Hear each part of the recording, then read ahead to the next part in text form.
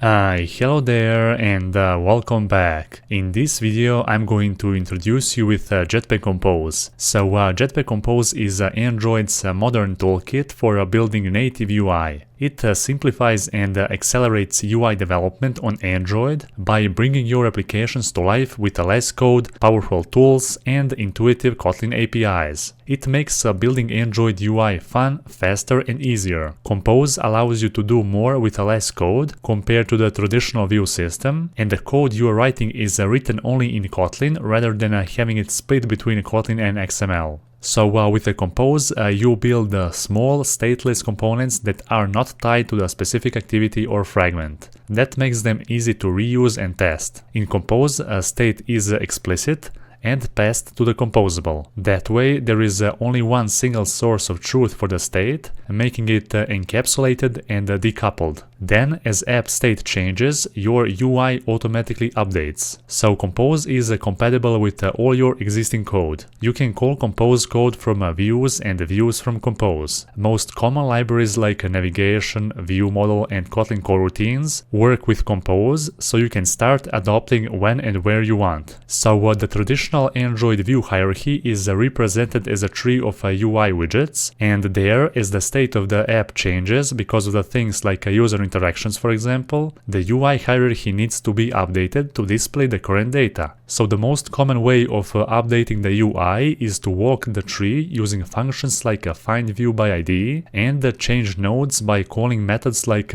button set text, image set image bitmap, and so on, and these methods change the internal state of the widget. However, manipulating views manually increases the likelihood of errors, and if a piece of data is rendered in multiple places, it's very easy to forget to update one of the views that shows it. It's also easy to create illegal states when two updates conflict in an unexpected way. For example, an update might try to set the value of a node that was removed from the UI, and over the last several years, the entire industry has started shifting to a declarative UI model, which greatly simplifies the engineering associated with building and updating user interfaces. So this technique works by conceptually regenerating the entire screen from scratch and then applying only the necessary changes. This approach avoids the complexity of manual updating a stateful view hierarchy. And now in Jetpack-compose, you define your UI by writing composable functions. Composable functions are just regular Kotlin functions annotated with a composable annotation. This annotation will inform Compose compiler that the annotated function is going to optionally take some data and emit a UI. The data is passed through the parameters of the annotated function, which allows you to display a dynamic content in your UI just by passing a state to your composable function. So, for example,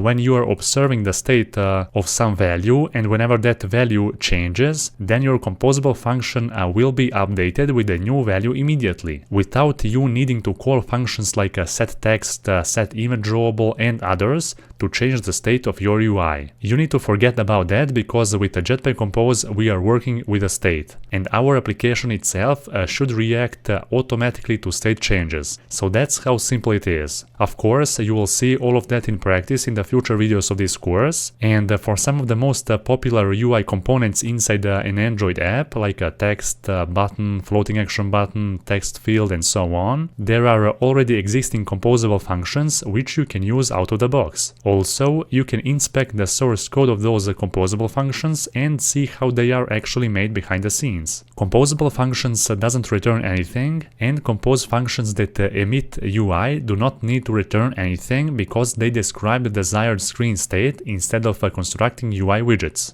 Now, in the traditional view system, we initialize the UI by inflating an XML layout file, and each widget maintains its own internal state and exposes getters and setters that allows the app logic to interact with the widget. Now, in the Compose, on the other hand, we have a declarative approach where widgets are relatively stateless and do not expose setter or getter functions. In fact, widgets are not exposed as objects. You update the UI by calling the same composable function with a different different arguments. This makes it easy to provide a state to architectural patterns like a view model. So the application logic provides data to the top-level composable function, and that function uses the data to describe the UI by calling other composables and passes the appropriate data to those composables, down in the composable hierarchy, of course. Now, when the user interacts with the UI raises events such as an on-click, and those events should notify the app logic, which can then change the application state.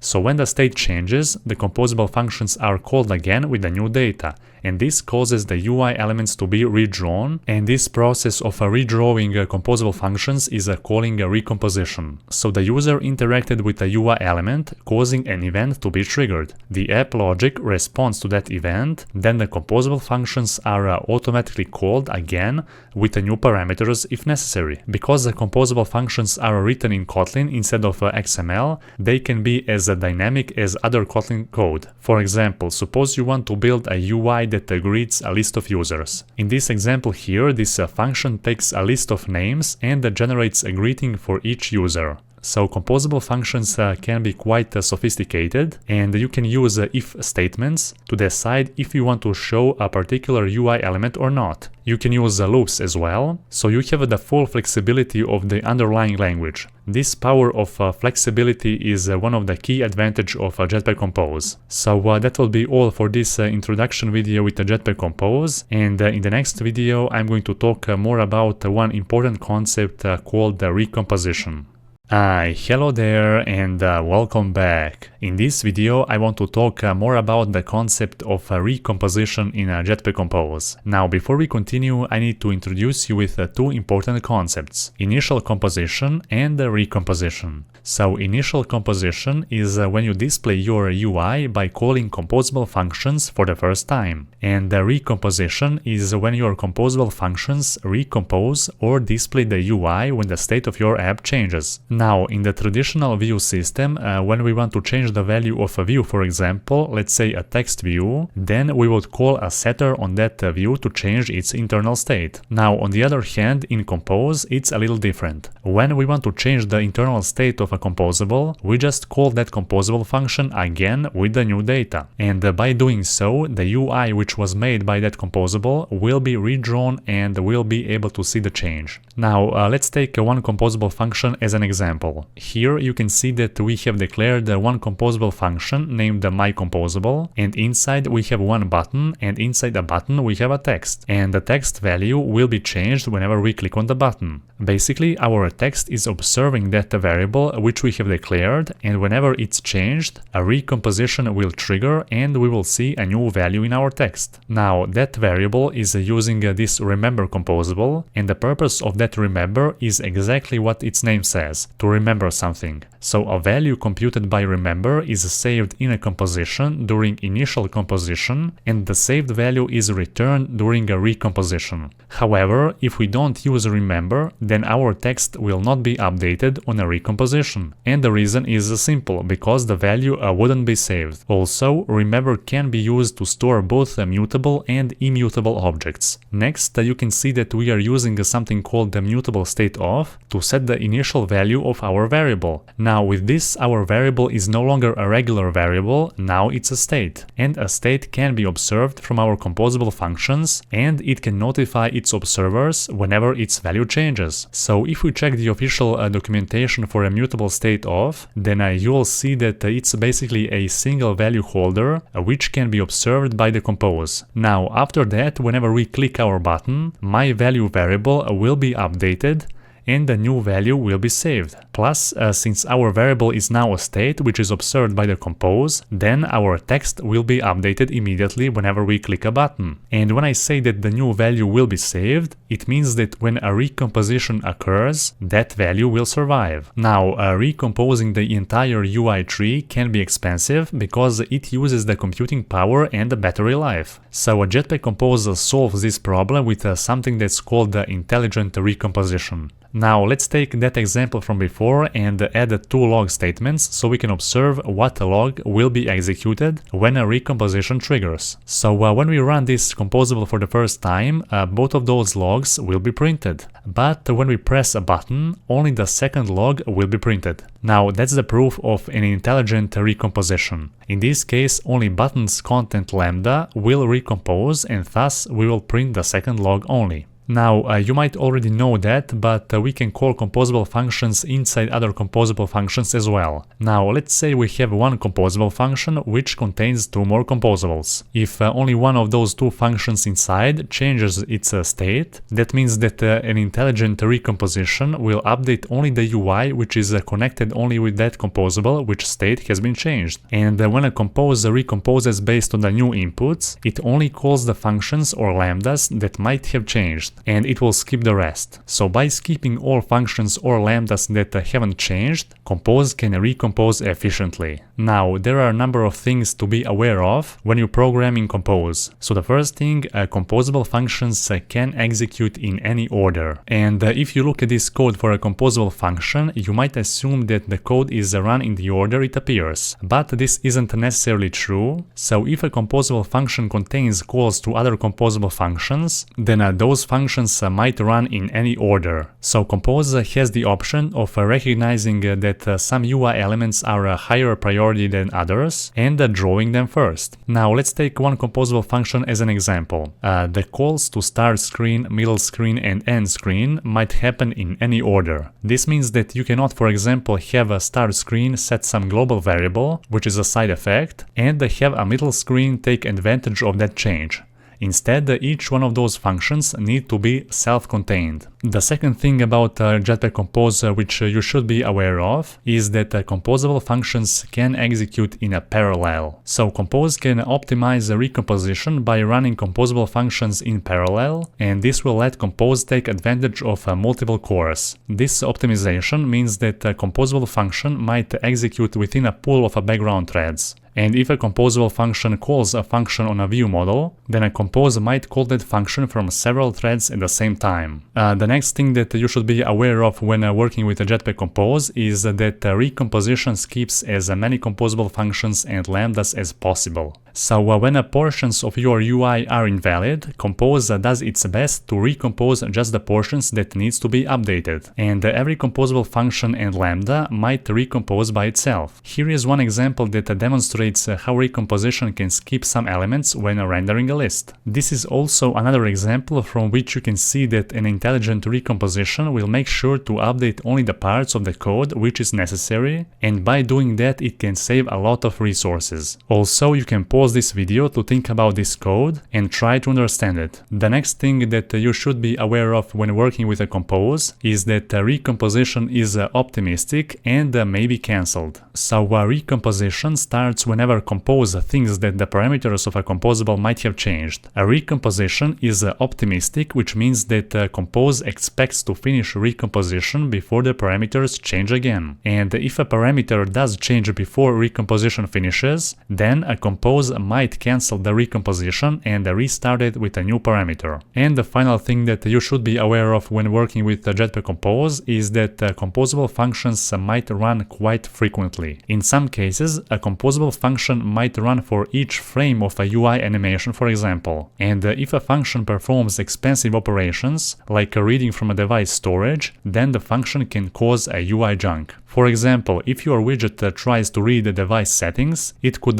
potentially read those settings hundreds of times a second, which is a disaster for your application performance. So if your composable function needs the data, it should define parameters for the data, and you can then move expensive work to another thread outside of a composition and pass the data to compose using a mutable state of or a live data. Okay, so that was a lot of information for you to process. I think that we have covered here a lot of important information regarding the recomposition. Also, it's quite useful for you to know all of this theory about Jetpack-Compose, because later when you start working on your own projects using Jetpack-Compose, whenever you come across on some bug or something, then you can think about how Jetpack-Compose actually works, and then that might help you to find a solution. And in the next video, we are going to continue exploring some other concepts like a state. So for this video, that will be all. Hello there and welcome back. In this video, I'm going to talk more about the concept of states in Jetpack-compose. So state is one of the most important concepts in a compose. And first, let's start with a definition. So what is a state in compose? Well, a state is any value that can change over time. For example, it may be a value stored in a room database, a variable on a class, or even the current value read from your device's sensor, for example.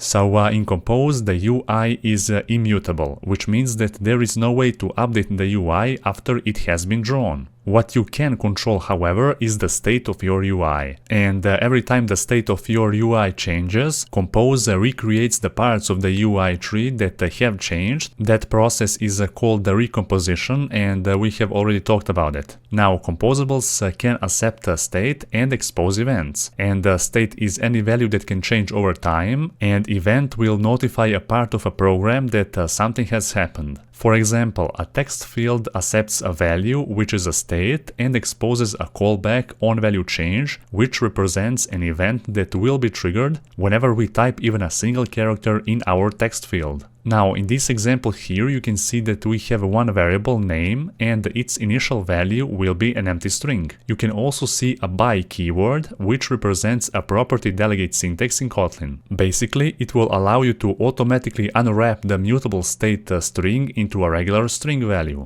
The type of our name variable is now a string, but if we replace this by keyword with a regular equal symbol, then you will see that the type of our name variable will become a mutable state of a string instead of a simple string. And I prefer using a by keyword so I don't have to type a name.value anymore. Next, we have a remember function, which will basically save the single object in a memory in a composition during initial composition, and the saved value will be returned during recomposition. Also, we see a mutable state of function, which is wrapping our initial value. Now with that, our variable will be transformed into a state, and the state is observed by the compose, which means that whenever we change that name variable, compose will be notified and a part of our composable function will be updated because of the recomposition process. So we are able to update our UI only by controlling the state, and in this example you can see that the onValueChange parameter of a text field will update the name variable whenever we type even a single character, which will then update the value parameter of the text field during a recomposition.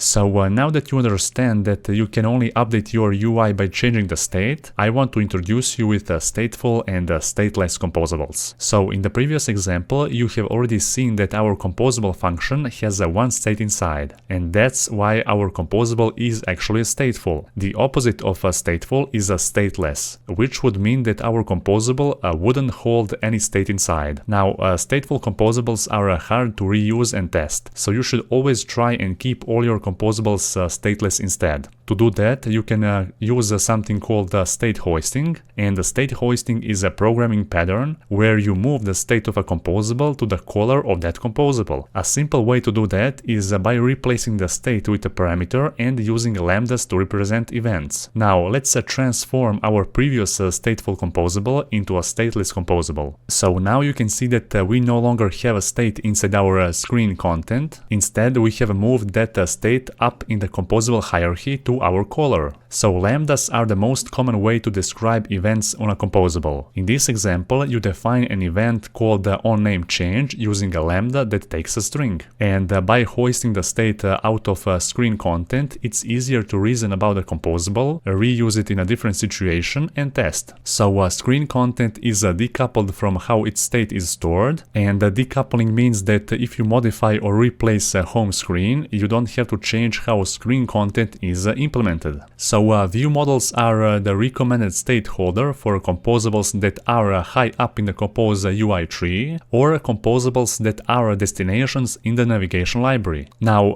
view models survive configuration changes, so they allow you to encapsulate a state and events related to that UI without having to deal with the activity or a fragment lifecycle that hosts your Compose code. So your view models should expose the state in an observable holder holder, such as live data and state flow. So you can have one or more observable state holders, and each one of them should hold the state for the parts of your screen that are conceptually related and that change together. That way, you preserve a single source of truth, even if the state is used in multiple composables. And in this example here, you can see that we have moved the state all the way up to our view model. So view model can be used to expose the state in an observable holder like a live data or flow, and also to handle events that affect that state. Here you can also see one new function which we are using it, and that is observe as state. So observe as state observes a live data object, and it returns a state object that is updated whenever the live data changes. And the state is an observable type that Jetpack-Compose can use directly. Now this example followed the unidirectional data flow pattern, where a state flows down the home view model and events flow up to the home screen. Now, this example followed the unidirectional data flow pattern, where a state flows down from home view model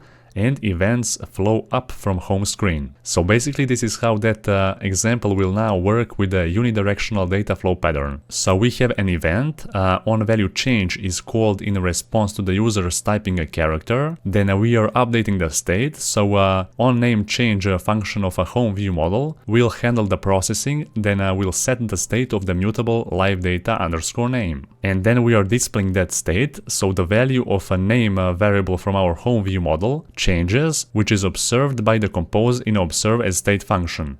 And then a home screen runs again or recomposes to describe the UI based on the new value of a name. Also, there are times when you actually don't need to reuse a composable and you wish to have an internal state. Now let's take one custom composable as an example. Here we have one expandable card as an example. So the expandable card contains the expanded internal state that defines whether the body should be shown or not. And by keeping expanded as an internal state, you limit the flexibility of the composable. For example, you cannot set a default value of expanded state to true in one composable usage and false in another, and you cannot persist the user's preference across app recreation. So now you have seen a couple examples on how to use states and events in a compose. You have also learned about stateful and stateless composables, about state hoisting, and the unidirectional data flow pattern as well. So for this video, that will be all. Hello there and welcome back. In this video, I'm going to talk more about the life cycle of the composables and how Compose decides whether a composable needs a recomposition or not. As we mentioned in some of the previous videos, we describe our UI by writing composable functions. And a composition is a tree hierarchy of the composables that describe our UI. Now, initial composition is when Jetpack-Compose runs your composables for the first time, and during that initial composition, Jetpack-Compose will keep track of all composables that you call to describe your UI. And then when the state of your app changes, Jetpack-Compose will schedule a recomposition, which is basically a process of recreating your UI by calling the same composable functions all over again with the new data. So bottom line, composition can only be produced by initial composition and updated by a recomposition. So the only way to modify a composition is through a recomposition. Now, a life cycle of a composable in the composition is pretty simple. It enters the composition, gets recomposed 0 or more times, and leaves the composition. So if a composable is called multiple times, then multiple instances are placed in the composition, and each call has its own life cycle in the composition. Now, the instance of a composable in a composition is identified by its call site. So the Compose compiler considers each call site as distinct, and calling composables from multiple call sites will create multiple instances of the composables in a composition. So a call site is the source code location in which a composable is called, and this influences its place in a composition and therefore the UI tree. If during a recomposition a composable calls different composables than it did during the previous composition, then a compose will identify which composables were called or not called, and for the composables that were called in both compositions, compose compose will avoid recomposing them if their input haven't changed. Now, in this code example here, a login screen will conditionally call the login arrow composable and will always call the login input composable. So each call has a unique call site and a source position, which the compiler will use to uniquely identify it. Now, this is a representation of a login screen in the composition when the state changes and a recomposition occurs. So the same color on both sides means that composables haven't recomposed. Even though in this compose tree a login input went from being called first to being called second, the login input instance will be preserved across recompositions. Additionally, because the login input doesn't have any parameters that have changed across a recomposition, the call to login input will be skipped by the compose. So calling a composable multiple times will add it to the composition multiple times as well. And when calling a composable multiple times from the same call site, compose doesn't have any information to uniquely identify each call to that composable. So the execution order is used in addition to the call site in order to keep the instances distinct. And this behavior is sometimes all that is needed, but in some cases it can cause unwanted behavior. And here I'm using the example from the official Android documentation because I think it's already well written so you can easily understand it. In this example, compose uses the execution order in addition to the call site to keep the instance distinct in the composition. And if a new movie is added to the bottom of the list, then a compose can reuse the instances already in the composition, since their location in the list haven't changed, and therefore the movie input is the same for those instances. Now, this is a representation of a movie screen in the composition when a new element is added to the bottom of the list. Movie overview composables in the composition can be reused, so the same color on both sides in a movie overview means that the composables haven't been recomposed. However, if the movies list changes by either adding a new item to the top or the middle of the list, removing or reordering items, then it will cause a recomposition in all movie overview calls whose input parameter has changed position in the list. And this is a representation of a movie screen in the composition when a new element is added to the top of the list. So movie overview composables cannot be reused and all side effects will restart. A different color in a movie overview here means that the composable has been recomposed. So if we reorder the list of movies, we would also want to reorder the instances of a composition tree instead of recomposing each movie overview composable with a different movie instance. So compose provides a way for you to tell the runtime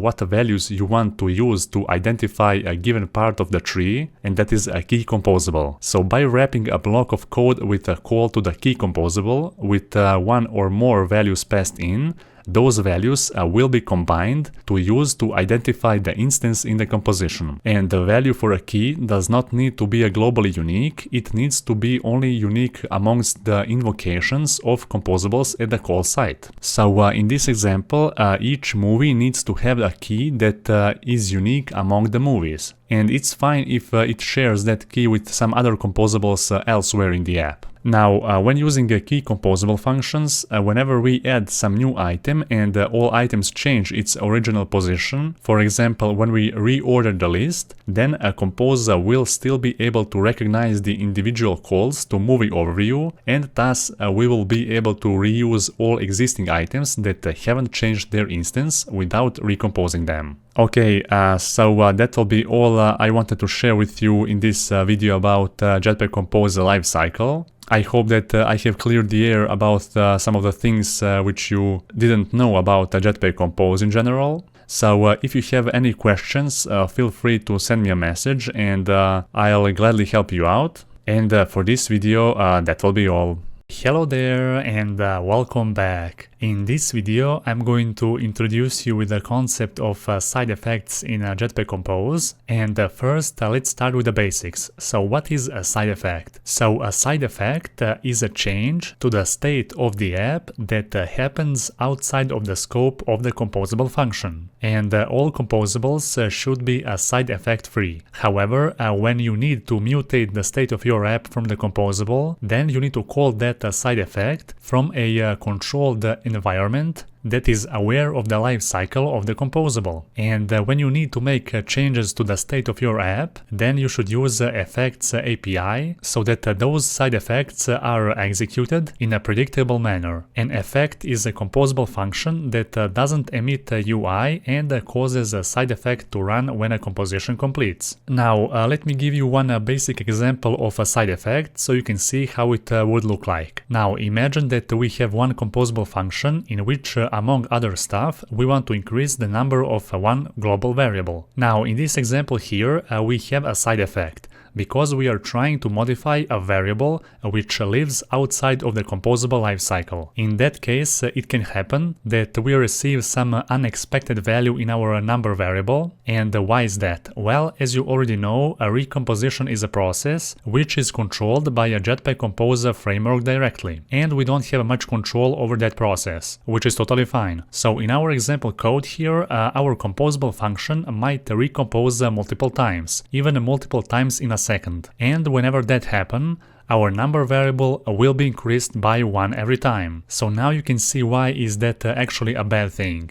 Instead, what we should do, we should call one of those functions from effects API, and inside its block we need to put all our side effect codes. Now, this was just one and simple basic example, but just imagine what would happen when instead of this incrementation line of code, you add a function which main purpose is to request a data from an API. Now, place that side effect directly inside the composable function, and imagine what would happen with that function if you already know that we don't have a control over a recomposition process. Well, the most likely outcome would be an app crash, because you would soon run out of resources. So it's really important to properly handle your side effects. And for cases when side effects are necessary, Compose has a bunch of methods to execute them in a controlled environment. And those functions are called effect handlers. That way we can control the lifecycle of these side effects so that they do not live longer than required and are cleaned up once no longer needed. Now we can put effect handlers in two different categories: non-suspended and suspended effects. And a non-suspended effect handlers run a side effect to initialize a callback when the composable enters the composition and dispose it when it leaves. And the suspended effects can load data from the network to feed some UI state, for example. Now, in the first non-suspended effect handlers category, we have functions like side effect and disposable effect, for example. There are a few more of them, but those were some of the important ones. And in the second suspended effect handlers group, we have functions like launched effect, remember coroutine scope, and so on. And I'm not going to talk in more details about each one of those effect handlers functions. However, you can check the official Android documentation and read about them in more details. Nevertheless, one of the most used effect handler is launched effect. And this effect accepts two parameters. The first one is a key and the second one is a coroutine scope block. So a launched effect will launch a coroutine tied to a scope of the composable. And when a launched effect enters the composition, it launches a coroutine with the block of code passed as a parameter. So the coroutine will be cancelled if a launched effect leaves the composition. And also, launched effect is quite useful because you can also pass the key inside its parameters. For example, you can pass a state as the key of a launched effect, and that would mean that the launched effect will execute the block you pass to it every time the key changes. And after the key changes, then the existing coroutine will be cancelled and the new suspend function will be launched in a new coroutine. So that will be all for this short video about side effects and effect handlers. So be sure to check the official documentation for more information about each and every effect handler functions. And in the future videos of this course, you will see in action some of those effect handlers. For this video, that will be all. Hello there and welcome back. In this video, I'm going to introduce you with layouts in Jetpack-Compose. Now, in the traditional view system, we have declared all our views along with the layouts in XML. So there was a little problem with that approach. Whenever you would create a nested layouts, then the performance of your application would slightly drop. Now, in a Jetpack-compose, everything is done in a Kotlin file, and we don't have that issue anymore, so we can nest the layouts without a problem. High performance in a Jetpack-compose is achieved by forbidding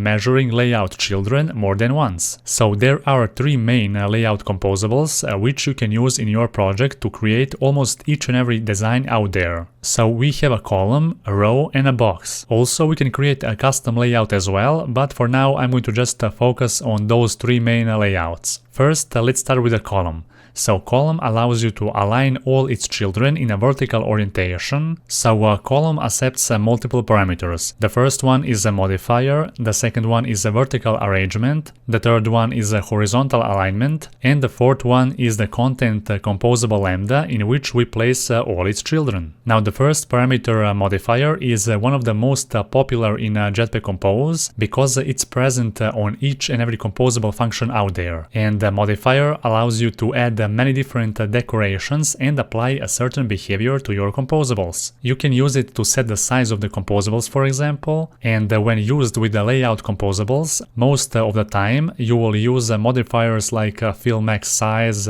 fill max height, fill max width, and padding, for example. There are also many more, so you would have to experiment with it by yourself. Plus, when we start building our application, you will see all of that in action. Now, the next parameter is a vertical arrangement, and it's used to specify the arrangement of the layout's children in a vertical axis. So, with a vertical arrangement, we are moving our elements vertically because we are talking about a column. And if you're using a row instead, then there should be a different parameter named the horizontal arrangement, because a row is going to display all its children in a horizontal orientation on a horizontal axis. Now let me show you a few examples of using a vertical arrangement with a column. And those examples could also be applied to a row as well, but with only one difference, and that is an orientation. Now let's say we have a column and 4 different elements inside. The column is taking a full screen size by specifying a modifier named fill max size. Now default vertical arrangement value is top, which means that all elements will be located on the top of the screen. So we can set the vertical arrangement to be on the center or on the bottom of the screen as well. And that way all of those elements inside the column will also be moved either on the center or at the bottom of the screen. Now there are 3 more interesting options available for the vertical arrangement. So we have a space between, space around, and space evenly. And now let me show you how those elements inside a column will be arranged when using each one of those 3 options. So if we specify a space between option, then our elements inside the column will take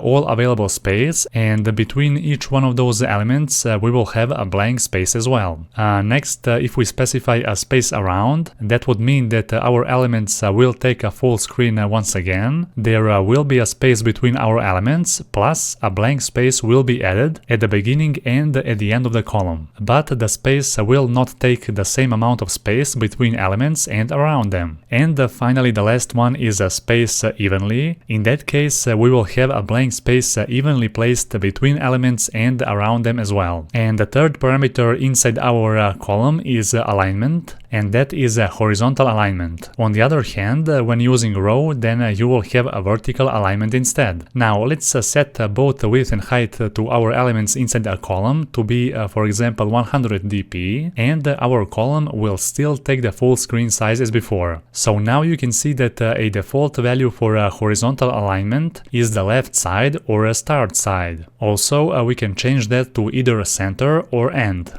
And this is how that would actually look like. Now, all those 3 main parameters which we have mentioned here on our column can be applied on the row composable as well, with just one more change, and that is an orientation. Now, column layout composable is a lot similar to the linear layout with a vertical orientation from the view system, and the row is similar to the linear layout with a horizontal orientation. So now that you have been introduced with the most important layout composables, let me show you the third one, which is a box. So a box can be compared to the frame layout which we have inside our traditional view system. And each new element we put inside our box will be placed on the top of the other. Also, one last important thing to remember is when using a modifier. So modifiers are applied and executed in the specific order, from first to last. And sometimes can happen that, for example, let's say you are adding two modifiers, a background color and a padding. Now, if you add a padding first and then a background, then the padding which we have specified will not be colored in the same color as the background.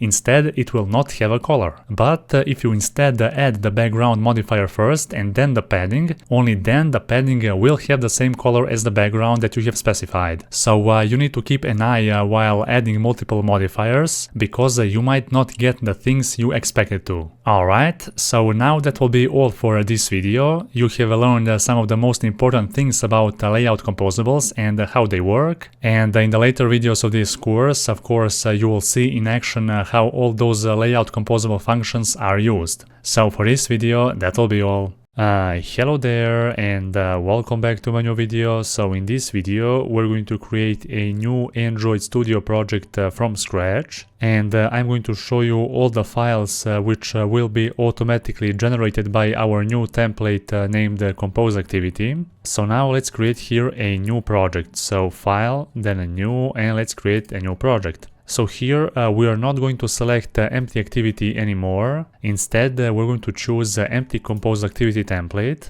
because this template will generate all the necessary files we need to actually create our application in Jetpack-compose. Now let's click next, and I'm going to name this project to-do-compose. Alright, so here the minimum SDK will be 21, and click finish. Alright, so let's just wait a few seconds until Gradle finishes its progress. So here you can see that in our project we have a main activity, and also here we have a UI package, and inside the UI package we have a theme package, and that theme package contains 4 different Kotlin files. So I'm going to show you each one of those files, but for now I'm going to just remove those 2 functions from our main activity, because we are not going to need them at this point. This is just some auto-generated code. Let's just remove that. Alright. And here also we can remove everything as well. We can just leave this to-do-compose theme composable function, which is actually located in our theme Kotlin file, which I'm going to show you right now. So the first thing you can see here, you can see that inside our own create function, we have a set content composable function. And if we click on that and press Ctrl B, then we can open up the source code of that set content composable function. And you can see that this set content function is an extension function on a component activity, and it composes the given composable into the given activity. So the content of this composable function will become the root view of the given activity. Okay, so we can just close that for now. And basically inside this composable function, we have our to-do-compose theme function, and inside that composable function we're going to basically add all our compose tree hierarchy, which you're going to see in the future videos. For now, let's just leave that as it is, and let's check out all other Kotlin files which were automatically generated by this compose activity template. So first let's open up the color Kotlin file, and here you can see that there are 4 different colors which were defined. So we have a purple 200, 500 and 700, and also this teal 200. So here you can see that each one of those variables are using this color function. So if we just select that color and press Ctrl B, then we can open up the source code of that function. And if you read the comment from above, then you can see that this function will basically create a new color instance from an ARGB color integer value. So basically this is the new 32-bit ARGB color integer value which we need to specify to this color function by using this specific format like here. Okay, and for now I'm going to leave those colors, but in the future we are going to add a few more colors in this Kotlin file. And all your new colors for this project can be defined right here. And now let's open up a new Kotlin file named shape.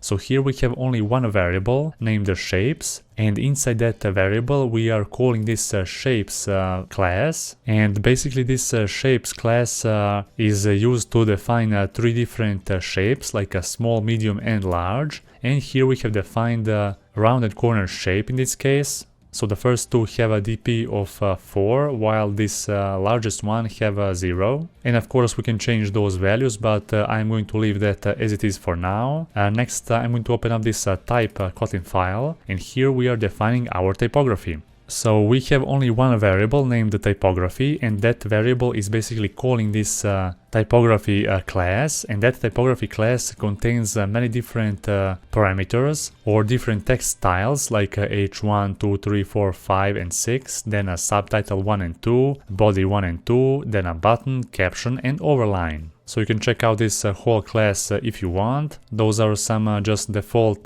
text styles which we can see here in this typography class. So from our Kotlin file here we can of course override other default text styles, and we can change of course their font size, font weight and even a font family. For now I'm not going to need that because I am going to use a default typography, but later in this course or at the end of this course we might just add a new font family and change our typography, so you can actually see how will that look like. But for now I'm going to leave that as it is. And finally let's check out our theme Kotlin file, which is basically one of the most important Kotlin files in our project here. And the first thing you can see here, we have two variables, dark and the light color palette. And each one of those variables are using different functions like dark colors and the light colors. So basically each one of those functions contain many different material color specifications. So here we have a primary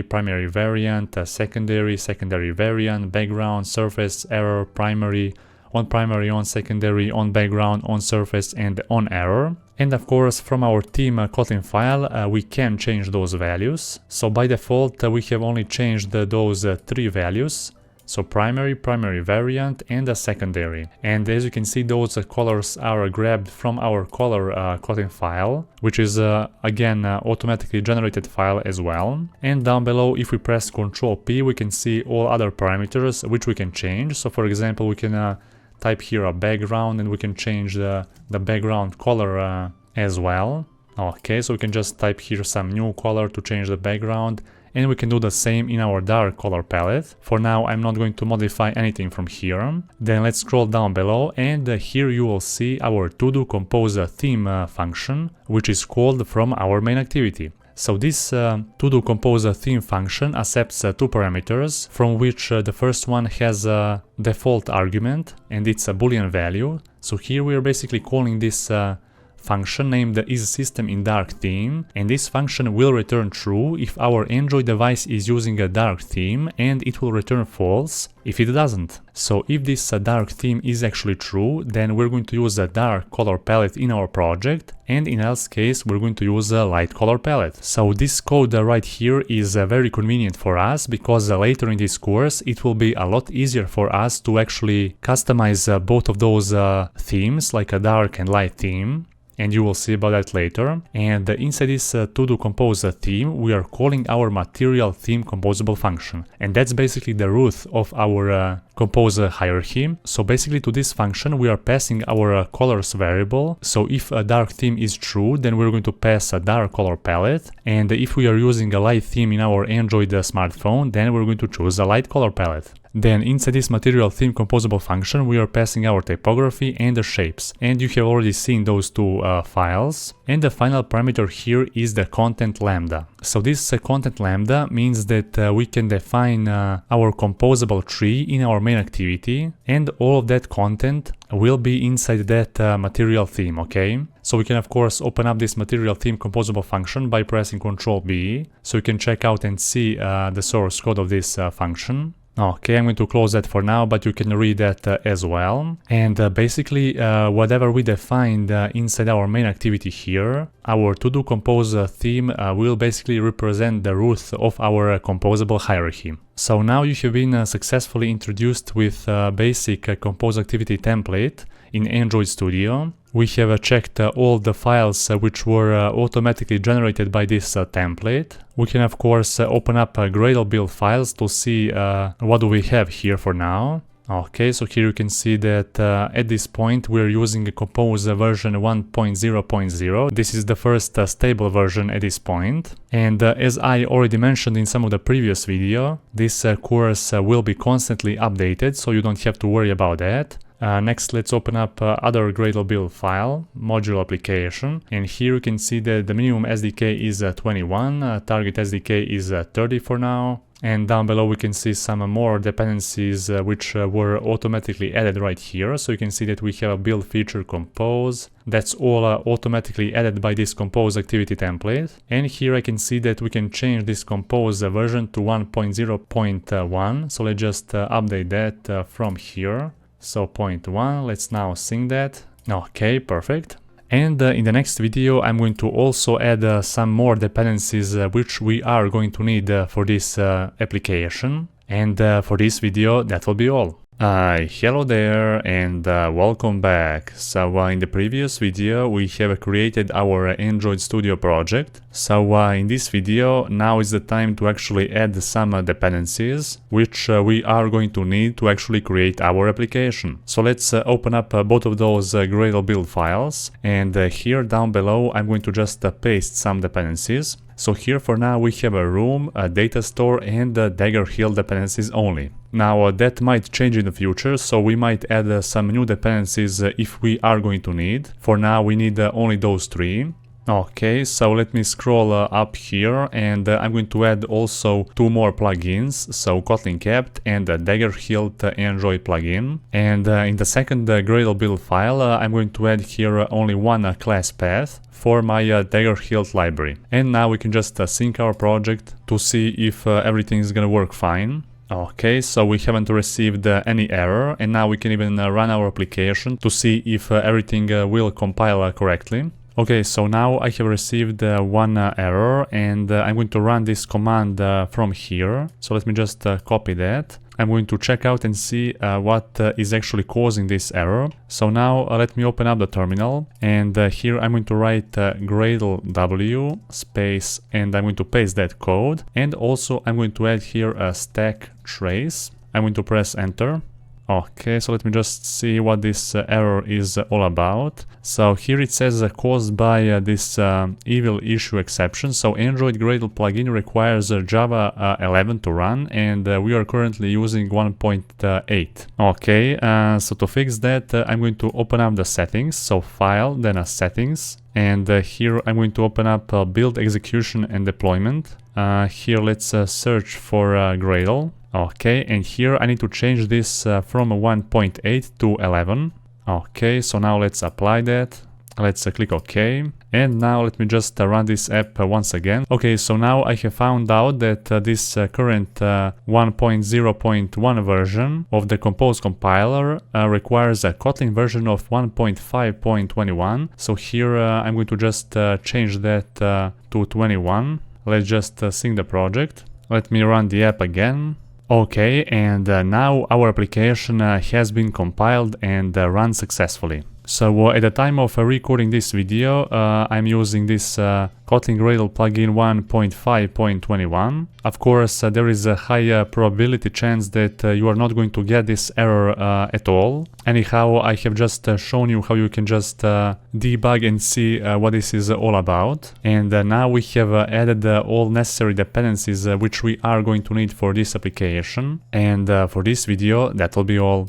Hello there and welcome back. So in this video we are going to create two model classes, from which the first one will represent an entity or a table in our database, and the other one will be a priority enum class, which will be used as a field in our entity class. So the first thing we're going to create here a new package. So let's add a new package named data. And inside that data package, I'm going to create a new package called models. And inside that new package, I'm going to create first one data class named to-do-task. And this class will be actually a data class.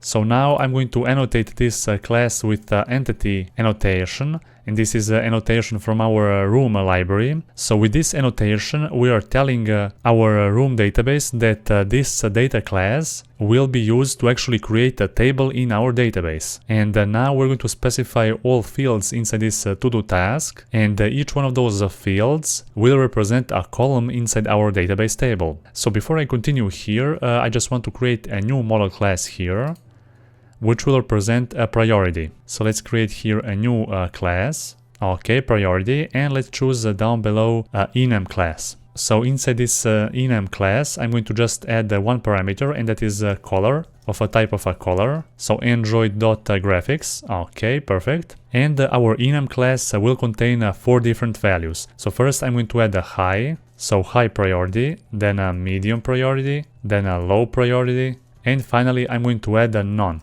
So we're going to need this later in this course, and you will see. So now, as you can see, inside each one of those enum entries, we need to specify a color. So I'm going to now open up our theme, and I'm going to open up a color Kotlin file. Okay.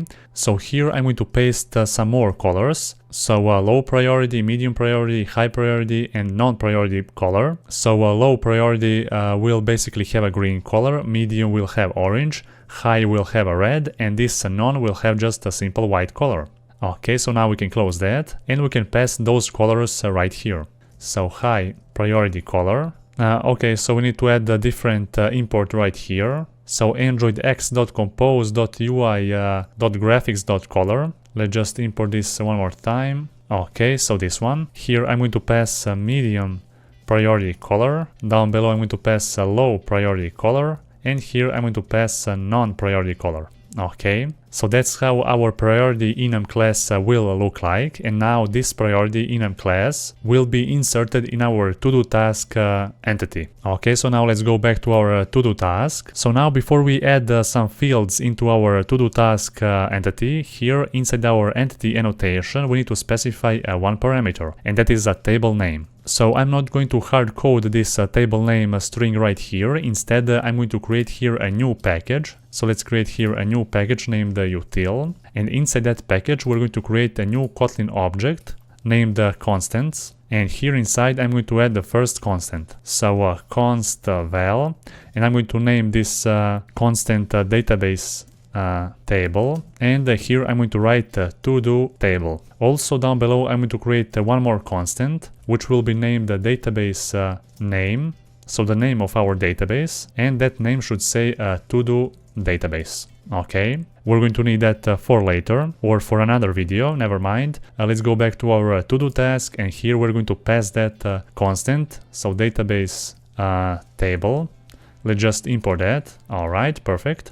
And now inside our to-do task entity, we are going to add 4 different fields, and each one of those fields will represent a column inside our database table. So the first one will be the ID of a type of integer, and we're going to set its default value to 0. So this ID field will basically be automatically generated by our room library, and in order to tell our room library to auto-generate that number, we need to annotate this field with a primary key. And here we need to specify auto-generate to true. Okay, so now this field or this value will be automatically generated by our room library, and whenever we create a new to-do task object, we are not going to need to actually specify that first ID.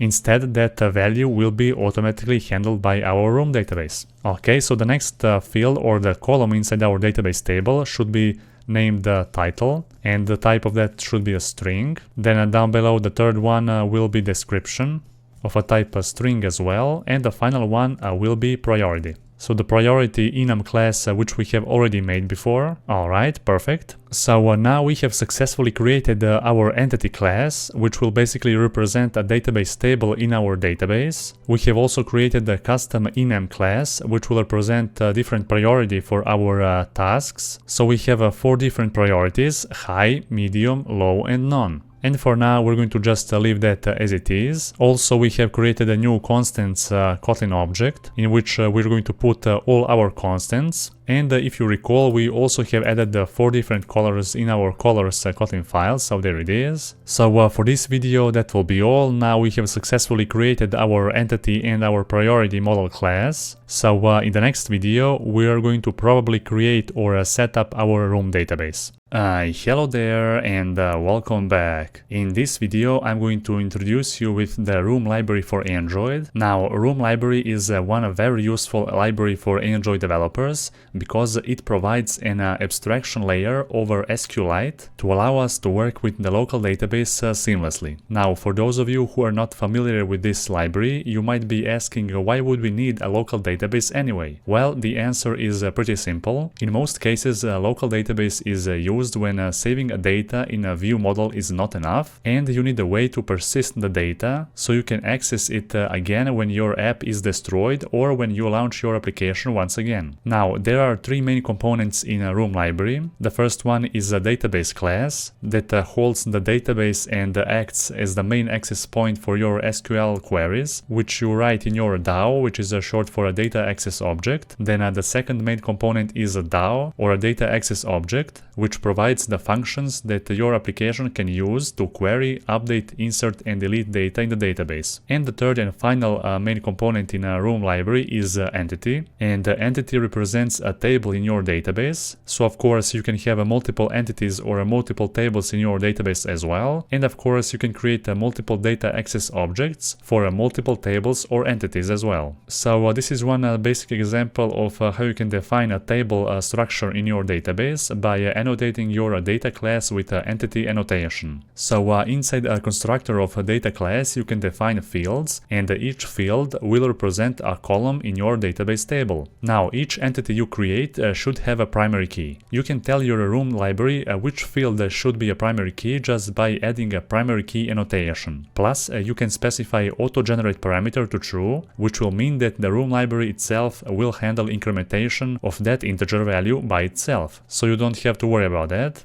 Next, inside this data class you can also see that we have defined 2 string fields, first and last name. So the name of the column in your database table will be the same as the name of those variables you have defined, unless you add a column info annotation to specify a different name for your column. Next, here we have just one simple example of a DAO interface. Now there are some predefined annotations in a Room library which can handle SQL queries by themselves, like insert, update and delete. Plus we can also define our own custom SQL queries by using this query annotation, like you can see here in this first read all function. And you can also see that on the insert query we have specified something that's called the on-conflict strategy. It basically means that you can specify what you want to do if a conflict happens in your database table. So there are 3 different conflict strategies which you can choose from. The first one is a replace, so it will basically replace the old data and continue with the transaction. Then we have abort on conflict strategy, which basically means that the transaction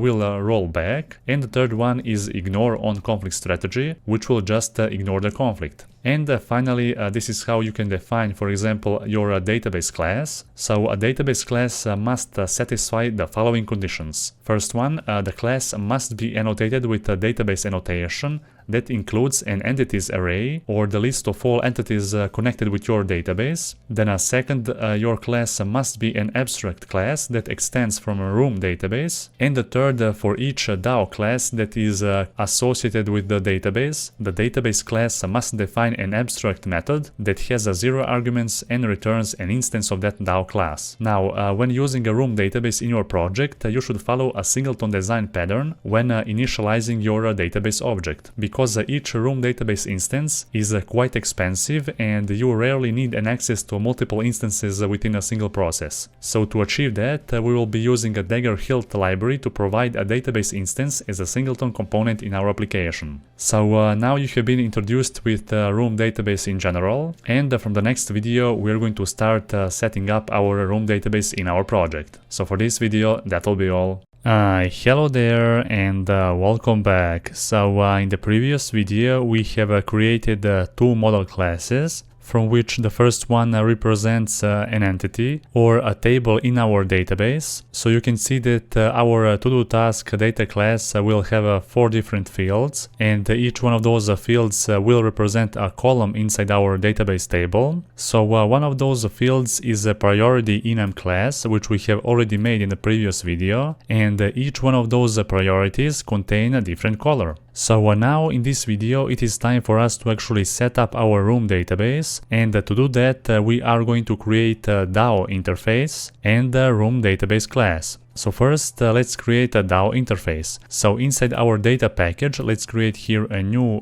Kotlin class or interface, and let's name this interface to-do DAO. Okay. So we need to annotate this interface with a DAO annotation. And for those of you who are not familiar with room database at all, DAO is a short for a data access object. And inside our DAO interface, we will need to define all our SQL queries, which we are going to use with our database table. So it's a good practice to create multiple DAO interfaces for basically each and every database table you have in your database.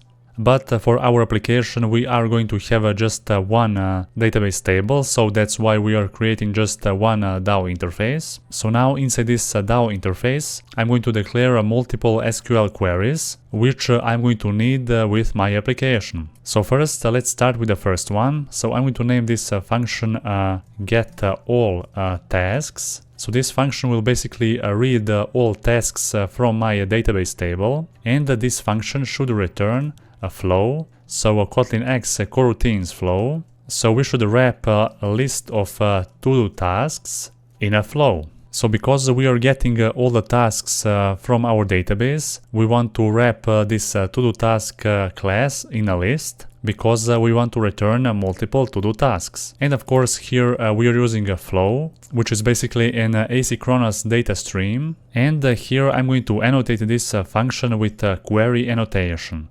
So there are multiple annotations which we can use from our room database, like insert, update, or delete, for example. But in this case I'm going to use one annotation named query, and this annotation will allow us to basically specify our own custom query inside the parameters of this annotation. And here I'm going to write an SQL query which will basically read all the tasks from my database table. So if you're not familiar with SQL queries, then I highly suggest you to check out this website, which is called w3schools.com, and here you can find many useful tutorials about using the SQL. So here I'm going to write a custom query. I'm going to write select, then I'm going to add this star, which is basically representing all. So select all from, and I'm going to type here the name of my database table, so to-do table. As you can see, as soon as I type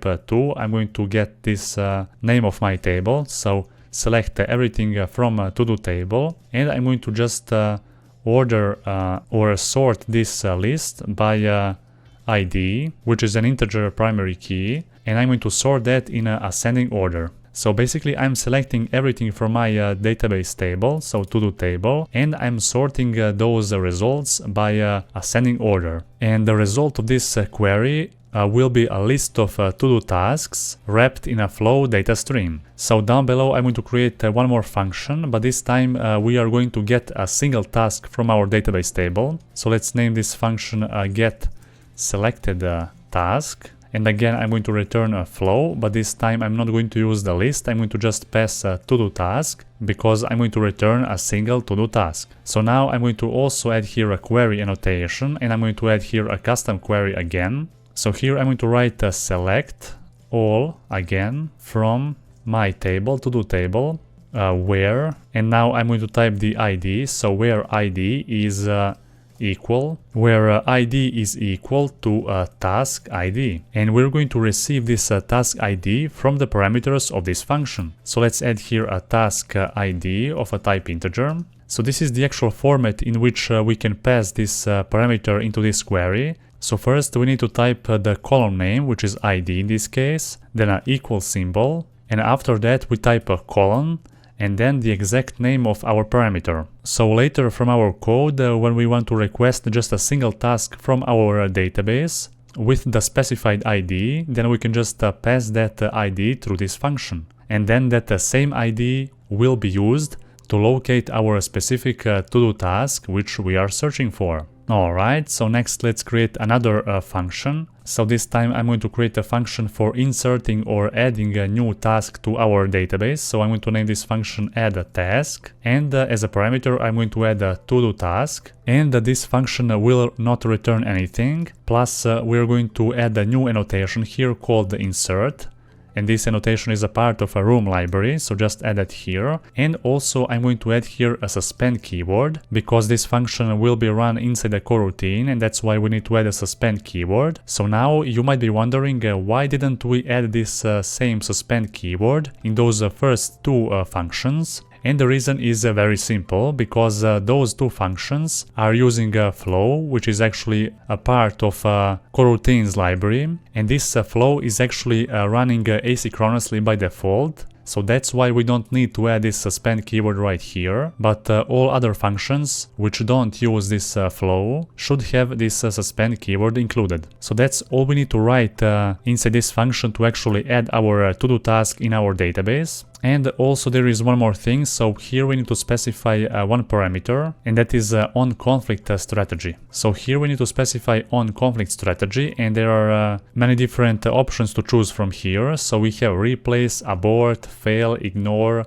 and a rollback. So for example, let's choose this ignore and let's press Ctrl Q here, so we can read more about that. So here it says an insert DAO method that returns the inserted row IDs will return -1 for rows that are not inserted, since this strategy will ignore the row if there is a conflict. So if there is a conflict in a to-do task ID, then we can select on conflict strategy to be ignore, so we can just ignore that. Or we can add, for example, a replace, so we can just replace the old one with the new one. And in this case, I'm going to just add this ignore conflict strategy, but of course you can use some different strategy if you want. Next, let's create another function which will represent an SQL query. So now I'm going to create another suspend function named update task, and here we're going to pass a to-do task which needs to be updated, and we're going to add here a notation named update. So that's all we need to do to actually update our to-do task from our database table. Next I'm going to add here another suspend function named delete task, so we can actually delete one of those tasks from our database table. Here we also want to pass this to-do task as a parameter of this function.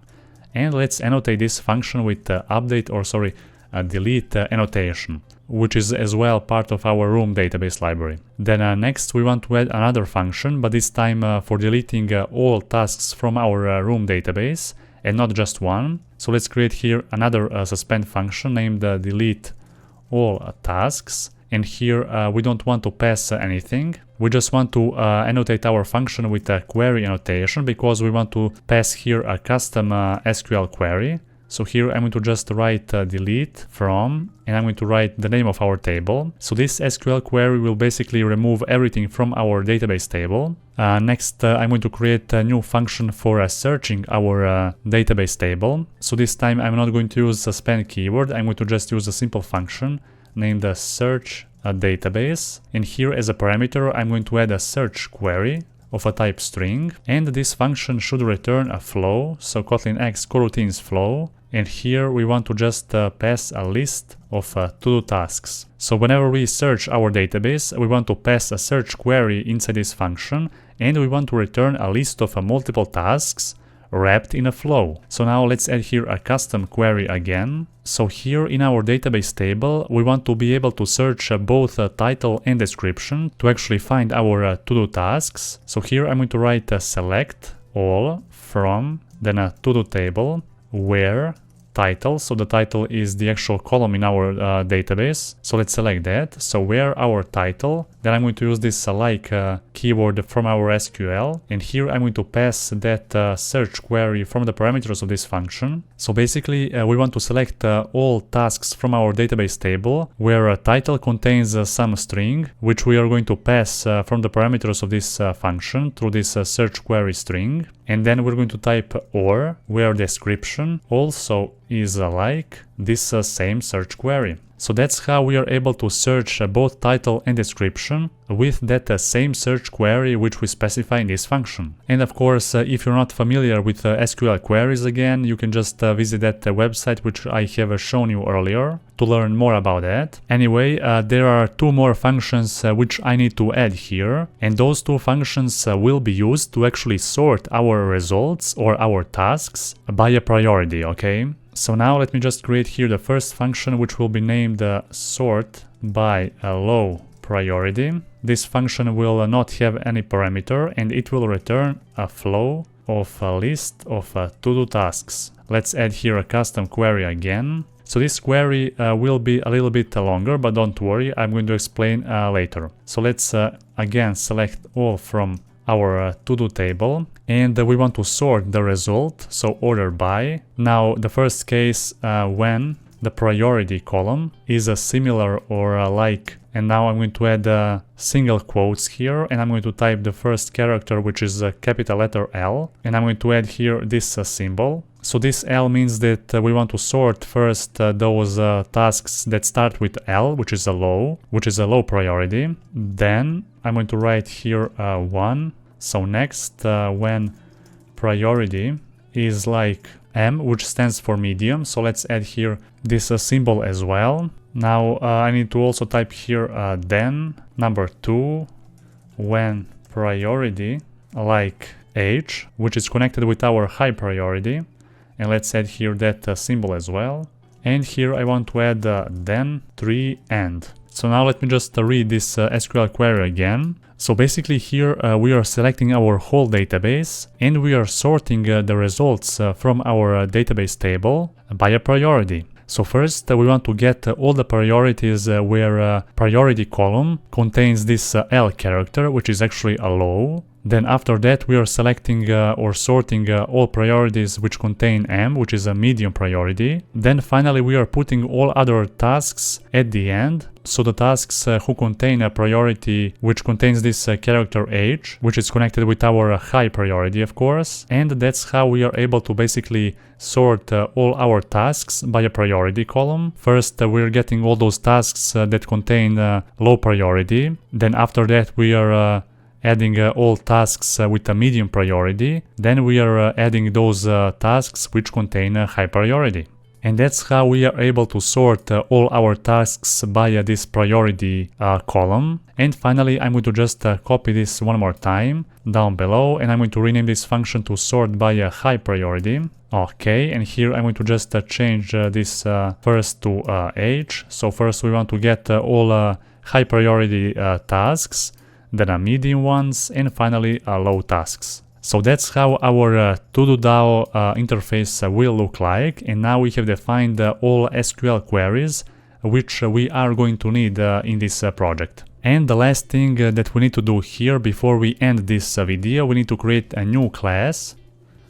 So this class will be named to-do database, and this will be actually an abstract class. So now we need to annotate this class with a database annotation, so this one. And here we need to specify multiple parameters. So the first one is entities, and here we need to specify all our entities or all our tables which we have in our database. And in this case we only have one entity or one table, and that is to-do task entity. Okay, the second parameter is the version of our database, which is just 1 because we have just created this database. And the third parameter will be an export schema, and here I don't want to generate this export schema, so I'm going to set that to false. Also, our class should extend from a room database, and here inside we're going to just add one abstract function called to-do-DAO, and this function should return a to-do-DAO interface. And that's all we need to add inside our to-do database class. So for this video that will be all. So now we have successfully created all our SQL queries or functions which we are going to use in our project later, and we have also created our database class. So now you might be thinking where should we actually create our room database builder, and that room database builder will be created in our dagger-hilt module, which we are going to create in the next video when we actually set up our dependency injection. So for this video that will be all. Hello there and welcome back. In this video I'm going to introduce you with the concept of dependency injection. So dependency injection is a popular technique used in programming and in Android development as well. By following the principles of dependency injection, you lay the strong groundwork for a good application architecture. And there are three main benefits of using dependency injection in your project. The first one is reusability of code. The second one is ease of refactoring, and the third one is ease of testing. Now let's start with the basics. So what is dependency injection anyway? Well, you know how classes often need a reference to other classes. For example, a class named computer might need a reference to other class such as a processor, for example. Now this processor class is called dependency, and it's dependency for our computer class because a computer depends on a having instance of our processor class. Now there are three ways for a class to get an object it needs. The first one, the class can construct the dependency it needs. In our example, computer would create and initialize its own instance of the processor. The second one, the class would grab it from somewhere else. For example, some Android APIs such as a context or a get system service work this way as well. And the third way is to pass it as a parameter. So the application can provide these dependencies when the class is constructed or pass them in the functions that need each dependency. In our example, the computer class constructor would receive processor as a parameter, and this third way is actually a dependency injection. So with this approach, you take the dependencies of a class and provide them rather having the class instance obtain them itself. So let me show you that example without dependency injection. So this is not an example of a dependency injection because a computer class is constructing its own processor class, and this can be problematic because two main reasons. The first one, computer on one side and processor on the other are tightly coupled, which means that an instance of a computer class uses one type of a processor and no other subclasses or alternative implementations can easily be used. So if a computer were to construct its own processor, you would have to create two types of a computer instead of just reusing the same computer instance for different type of processor. And the second reason is because the hard dependency on processor makes testing more difficult. Now let me show you how our class would look like with the dependency injection. So instead of constructing its own processor object, we can pass it as a parameter in its constructor. And now we can also create multiple subclasses of our processor class. So for example, we can create Intel and AMD subclasses for this example. And now we are allowed to choose which subclass we want to pass to our computer class when initializing it. So now we don't need to create two different computer classes. Now we can just initialize one of the subclasses for our processor, and we can pass that processor directly to our computer constructor. So in the previous example, we have created, provided and managed the dependencies of the different classes by ourselves without relying on a library, and this is called the manual dependency injection. In the computer example, there was only one dependency, but more dependencies and more classes can make manual injection or dependencies more tedious. Also, manual dependency injection presents several problems. For bigger apps, for example, taking all dependencies and connecting them correctly can require a large amount of boilerplate code. And in a multi-layered architecture, in order to create an object for a top layer, you have to provide all the dependencies of the layers below it. And second, when you are not able to construct dependencies before passing them in, for example, when using a lazy initialization, then you need to write and maintain a custom container that will manage the lifetime of your dependencies in memory. Now there is a solution for that, and that is a library called Dagger-hilt, which is a recommended library for dependency injection in Android development. And I'm going to talk about that library in the next video. For this video, that will be all. Hello there and welcome back. In this video we are going to set up our Dagger-hilt library and get everything ready so we can easily use dependency injection in our project. Now the first thing which we need to do is create a new class which will inherit from application class and annotate that class with a hilt Android app annotation. So inside our root package, let's create here a new Kotlin class named do application, and this class should inherit from application class, so this one. Okay, and we also need to annotate this class with hilt Android app annotation. So this annotation will trigger Hilt's code generation, including a base class for our application that will serve as the application level dependency container. So this generated Hilt component is attached to the application object's lifecycle, and it will provide dependency to it. So after that we can just go to our Android manifest file, and we need to add a name attribute to our application tag. So let's add here a name, and we need to specify here our application class, so this one. Okay, so now we can close that. And also we can close this application class as well. So next we also need to annotate our main activity with Android entry point annotation, and the main reason for that is so that Hilt can provide dependencies to that Android class that has Android entry point annotation. So let's open up our main activity, and here we're going to add the Android entry point annotation. Okay. So since we are using a Jetpack-Compose UI Toolkit, we will only have a single activity, 0 fragments, and multiple composables. That way we only need to annotate our main activity with this Android entry point annotation. So after all of that, we need to create here a new package inside our project, and I'm going to name this package DI, which is a short for a dependency injection, and inside that new package I'm going to create a new Kotlin object which will represent a Hilt module. And I'm going to name this object database module.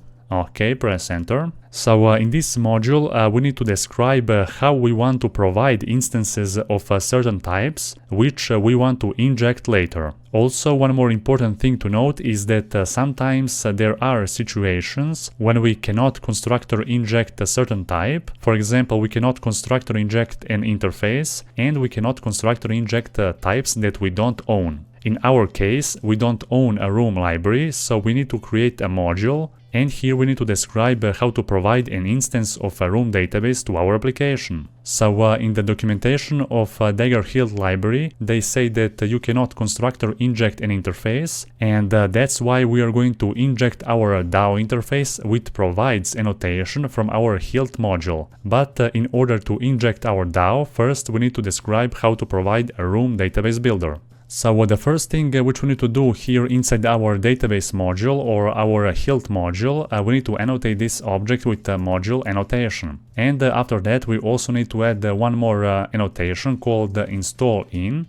And here as a parameter we need to pass in what component do we want to actually use this module. And since here we are going to describe how to provide the room database builder, I'm going to here use a singleton component, so this one. So now inside this database module I'm going to create a new function called provide database, and I'm going to annotate this function with a singleton annotation and also with provides annotation. So this singleton annotation means that we're going to have only one instance of our room database builder, which will be used across our application. And this is actually a good thing, because having multiple instances of a room database can be expensive for our application performance. And this provide annotation will basically describe how to provide the instance of our database. So here as a return type we're going to have our room database builder. So let's type here a room, so androidx.room, then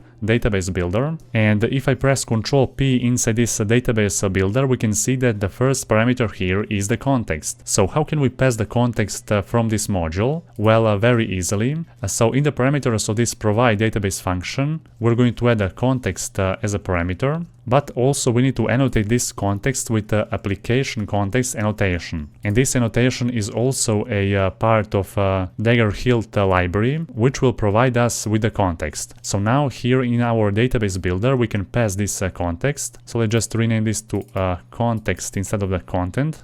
Okay, now let's pass here that first parameter. Then the second parameter is the actual database class, and in our case that's to-do database. So class.java, okay. And the final parameter here is the name of our database. So if you recall, I have already created the one constant for the name of our database, which is a to-do database, okay. Let's just pass here a database name, and let's import that constant, perfect. And finally, I'm going to call here a build function so we can provide our database. Now, that's how we have described here in our module how to provide the instance of our room database.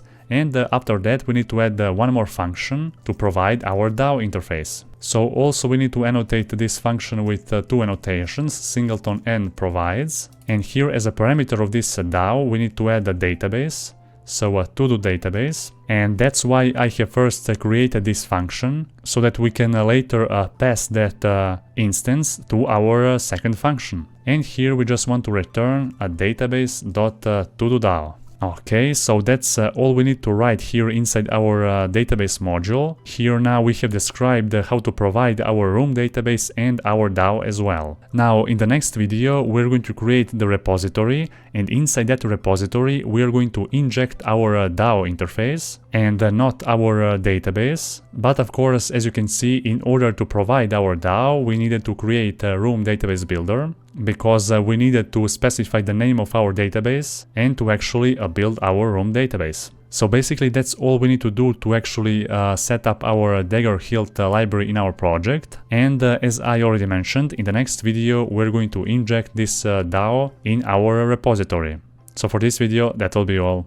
Hello there and welcome back. In this video I'm going to introduce you with a dependency injection library called Dagger-hilt. So hilt is a dependency injection library for Android that reduces the boilerplate of doing a manual dependency injection in your project. Now, doing a manual dependency injection requires you to construct every class and its dependencies by hand. Now, hilt provides a standard way to use a dependency injection in your application by providing containers for every Android class in your project and managing their lifecycle automatically. So hilt is built on top of the popular dependency injection library called Dagger to benefit from the compile time correctness, runtime performance, scalability, and Android Studio support that Dagger provides. So when starting with a hilt, the first thing you need to do is add a hilt Android Gradle plugin to your project level Gradle build file. Then after that you need to apply a Gradle plugin and add the following dependencies in your application module Gradle build file. So every application that uses a hilt must have application class annotated with a hilt Android app annotation. And that annotation will trigger hilt's code generation, including a base class for your application that serves as the application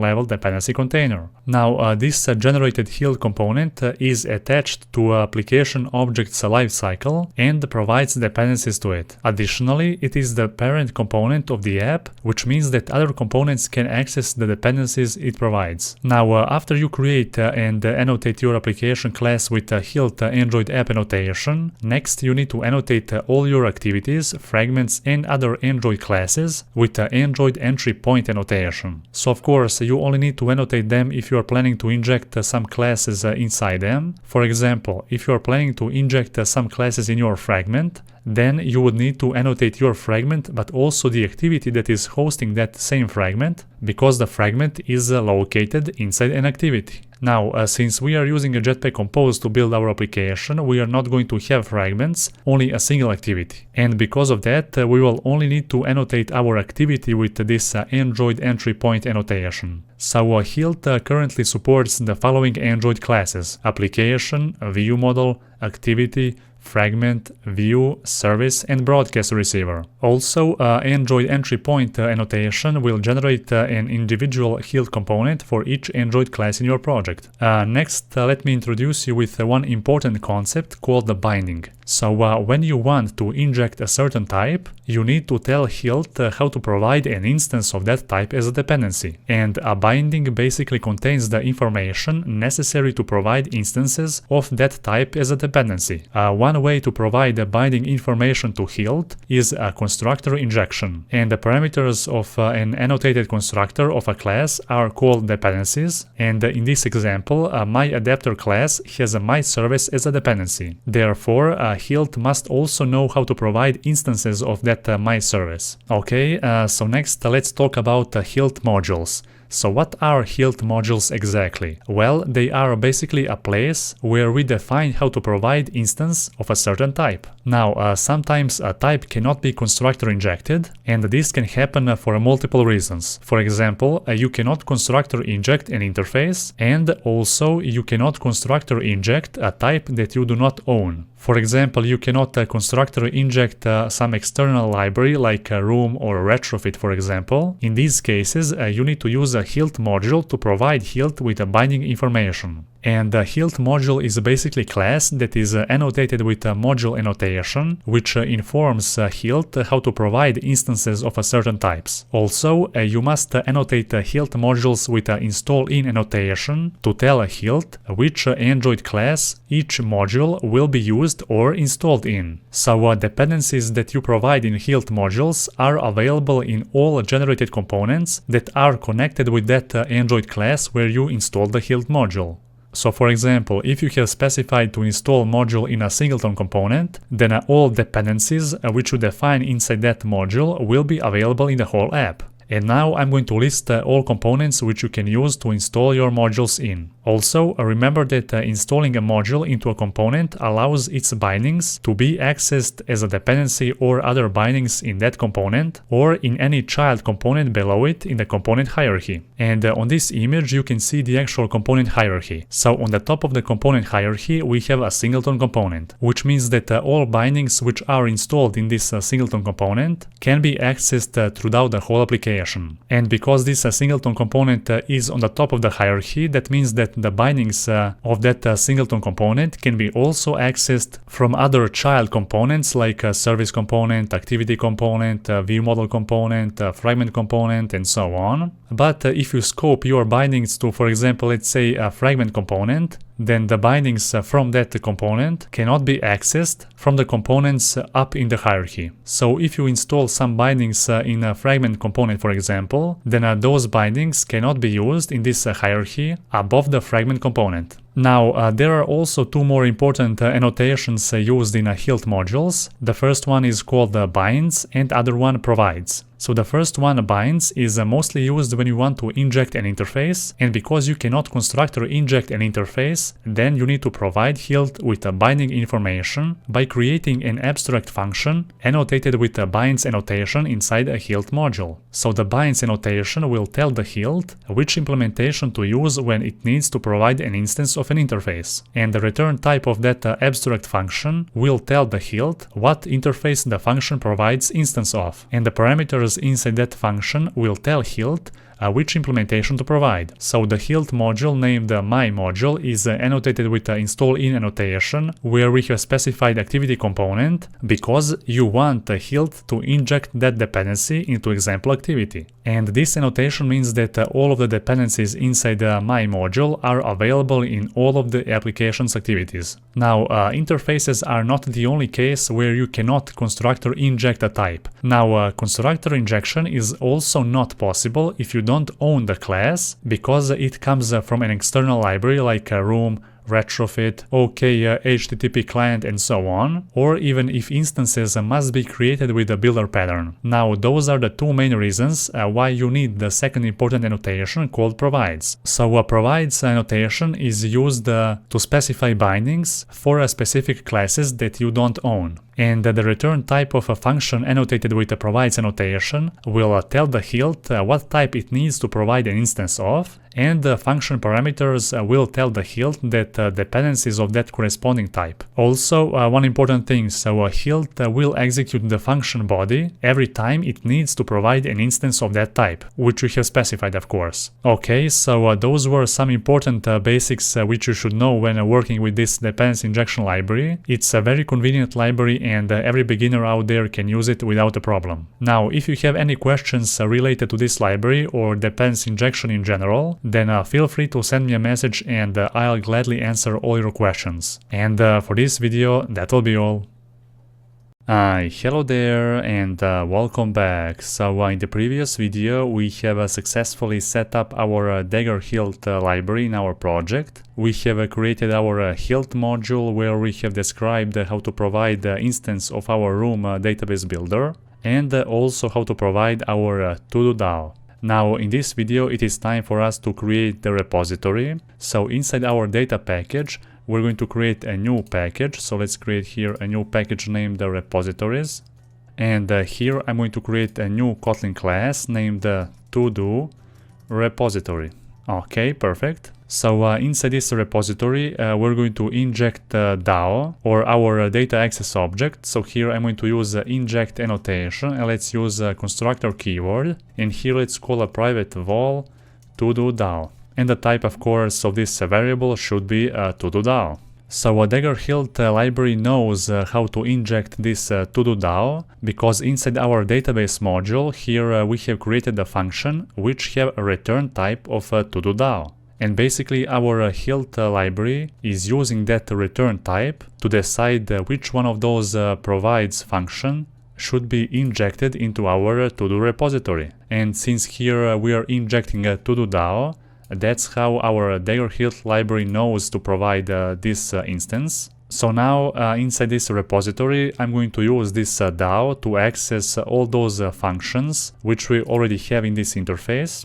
And of course this repository later will be injected inside the view model. And from that view model we're going to have access to all our SQL queries which we have already made. So first here I'm going to create a variable named getAllTasks. And the type of this variable should be flow. So Kotlin X coroutines.flow. And here I'm going to use a list of to-do tasks. So to-do task, okay. And here I'm going to call our to-do DAO.getAllTasks. And of course, if I select this function and press Ctrl B, then it will lead us to this DAO interface and this function, or this SQL query. Next here I'm going to also create two more variables, and this one will be named sort by low priority, and the type should be again a flow of a type of a list of a to-do task. And here I'm going to call to-do DAO, which we have injected, and then I'm going to call sort by a low priority. Down below I'm going to create one more variable. This time it will be sort by a high priority, and here I'm going to just call a different function, so this one. Next I'm going to create one function called getSelectedTask, and this function will basically have one parameter, and that is a task ID of a type integer, and it will return a flow of a to-do task. So it will return just a single to-do task, and inside the body of this function we just want to return to-do DAO.getSelectedTask, and here we want to pass that ID. So task ID from the parameters of this function, okay. Next I'm going to add a new function, so here I'm going to use suspend keyword. And in this first function we are not using suspend keyword because this function is returning a flow, and the flow is asynchronous data stream. So here I'm going to create a new function called add-task, and this function will take one parameter, a to-do task, and from here we are going to just call our to-do DAO and its function add-task. And here of course we want to pass our to-do task from the parameters of this function, perfect. Next let's call another suspend function named update-task. This function will also take to-do task as a parameter, and here we also want to call our DAO update-task, and here let's pass that to-do task. Okay, perfect. Next I'm going to just copy this function down below one more time, and this function should be named delete-task. It will again take the same parameter, and we're going to just call a different function, so delete-task. Okay, down below I also want to copy this function one more time, and I'm going to rename that to delete all tasks. This function will have no parameters, and we're going to just call a different function, so delete all tasks. Okay, perfect.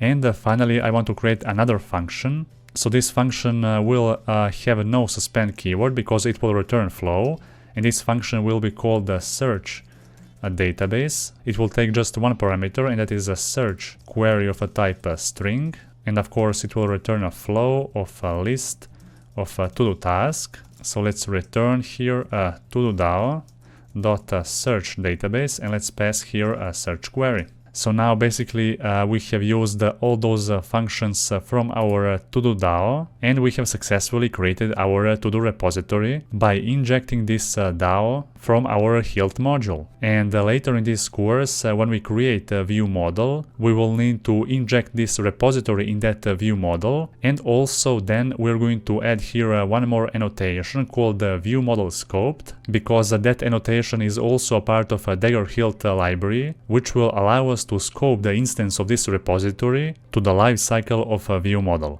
So for this video, that will be all. Hello there and welcome back. So in the previous video we have successfully created our to-do repository, and also we have successfully set up our dagger-hilt library. So the next step before we actually set up our navigation component, I want to create a view model in which I'm going to inject this to-do repository. So that new view model will be actually a shared view model, which means that it will be shared across multiple composable screens, and in our case we're going to have 3 composables, from which the first one will be just a simple splash screen. Nevertheless, that shared view model will be actually shared between 2 composable screens, a list composable and a task composable, which we are going to create in some of the next videos. For now, what I'm going to do here, I'm going to create a new package inside our UI package, and here I'm going to name that package view model or view models, and inside that package I'm going to create a new Kotlin class, and I'm going to name this class a shared view model. So the first thing here I'm going to inherit from a view model, and the next thing we need to actually inject our to-do repository inside a shared view model. But before we actually do that, we need to go to our to-do repository, and here I need to add just one more annotation, which is view model scoped. And this annotation is a part of a dagger-hilt library, which will basically tell that the instance of our to-do repository will be alive as long as the shared view model in which we are going to inject this repository. So let's open up our shared view model here, and now let's inject here our to-do repository. So constructor, and here let's just add a private val repository of a type of to-do repository. And now we have successfully injected our shared view model with this repository. There is just one more thing which we need to add here, and that is a hilt view model annotation. So if you want to inject your view model, then it is important to actually add this hilt view model annotation, so that our dagger-hilt library can generate some classes behind the scenes, like view model factory and so on. Nevertheless, you don't have to worry about those things, so dagger-hilt library will take care of everything. And now inside our shared view model, I just want to add a few lines of code, but later as we make progress, we are going to add some more code inside our shared view model. So the first thing here, I'm going to create a function named getAllTasks, and inside this function I'm going to call a view model scope. So this is basically a coroutine scope tied to a life cycle of our shared view model. And now I'm going to launch here a coroutine. So let's call our repository, which is a to-do repository, and from here I'm going to call getAllTasks, and I'm going to collect the value. And on top of that, I'm going to also add 2 more variables. So the first one will be a private variable named _all tasks, and it will have the type of a mutable state flow. So Kotlin X coroutines flow, and here I'm going to just add the list of to-do task. And here for now, default value will be an empty list, so we can just satisfy the type of this variable. And down below I'm going to create another more variable named all tasks without the underscore, and the type of this variable this time should be a state flow of a list of to-do task, and we're going to just get the value from our underscore task. So inside our getAllTasks function, I just want to update the value of this underscore tasks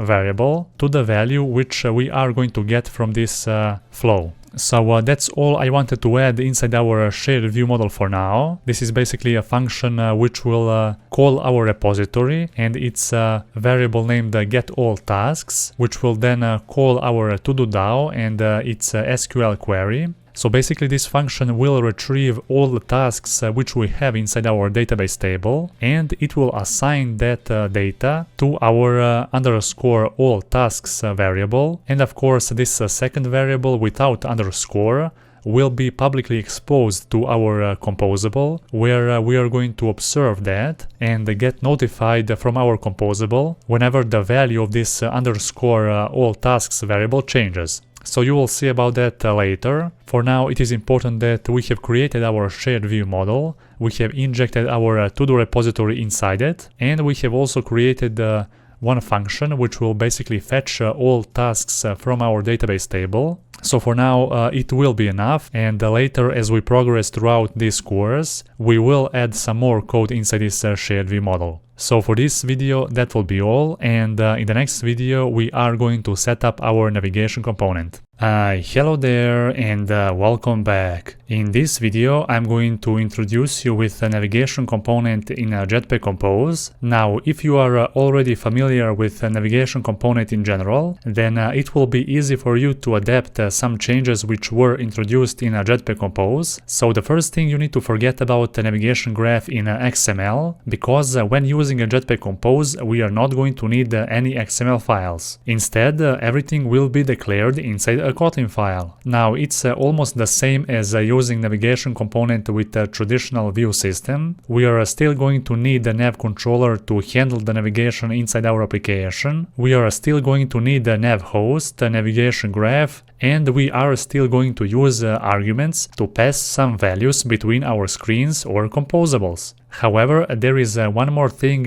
which we need to forget, and that is sending whole objects between composables. I mean, you will still be able to do it, but the official documentation says that you should send only primitive values in arguments like integer, strings, and so on. And instead of passing the whole object, you can just pass, for example, the ID of that object, and then in the receiving composables you can take that ID value to retrieve the whole object information from the database, for example. Now when you need to get a reference of a nav controller in your composable, then you need to use a function called the remember nav controller, and you should create the nav controller in the place in your composable hierarchy where all composables that needs to reference it have access to it. Now each nav controller must be connected with one nav host, and the nav host will basically link all your composable destinations which you defined in it with the nav controller, so you can actually navigate between them. And when creating a nav host, you need to pass a nav controller along with the start destination of your choice. So destinations inside your navigation graph or a nav host are defined inside a composable functions called composable, and each destination in your navigation graph should have a route.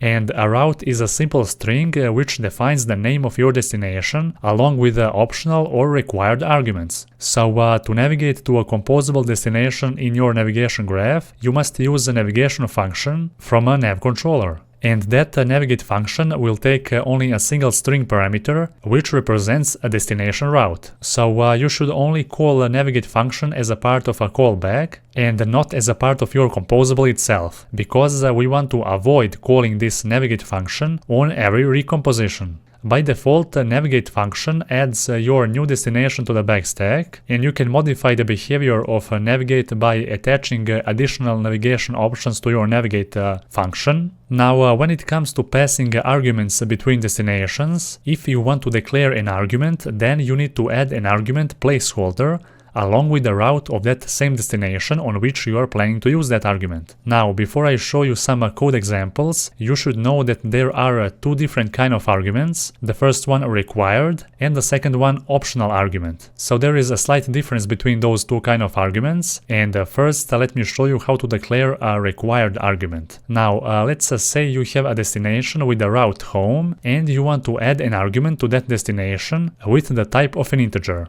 The way you define that argument is a route name / argument placeholder, and that argument placeholder should hold the key of that argument. For example, we can name the key of that integer value a number. Now that's how you can define an argument, and if you want to extract or read that argument value, which will be passed to that home composable, then you need to use a nav backstack entry object, which is available in the composable lambda. And finally, when you are sending that argument from some other composable, composable, then you need to pass that value inside a navigate function along with that route name of the destination which you are navigating to. Now those were some required arguments examples. And now let me show you how optional arguments work. So optional arguments differ from required arguments in two ways. First, they must be included using a query parameter syntax like question mark, argument key, equal, and in brackets the actual value which you want to pass. And the second, they must have a default value set or have nullability equal to true. Now, even if there is no argument passed to that destination, a default value will be used instead. So basically, a required arguments means that you need to pass a certain argument to a composable destination every time you navigate, and optional arguments means that you can pass some arguments to a composable destination, but it's not required. Now, in our application, we are going to use the required arguments only, but we could use optional arguments as well. Nevertheless, I might add some optional argument in some update videos for this course, just to show you how it works. Anyhow, I'm going to think about that. And now those were some basics about navigation in a Jetpack Compose. So from the next video, we are going to start implementing navigation component in our project.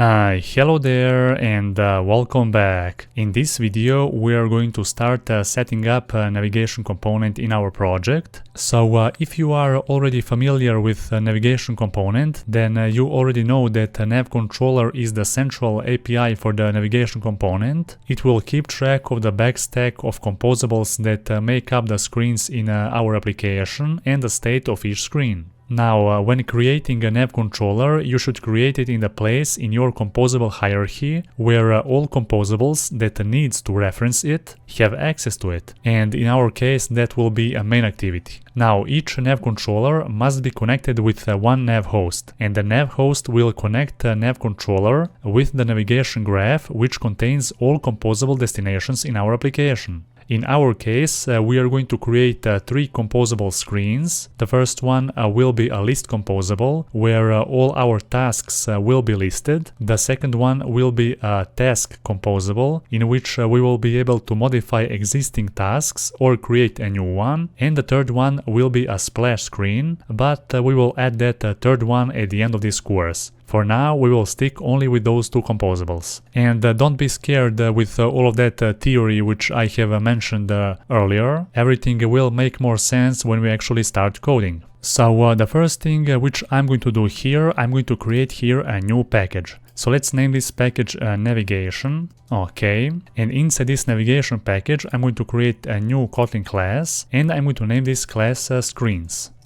So this class will have only one parameter, and that is a nav controller. But in order to use the nav controller, we need to add one dependency for our compose navigation. So let's open up our Gradle build file, and down below I'm going to just add here one more dependency, compose navigation.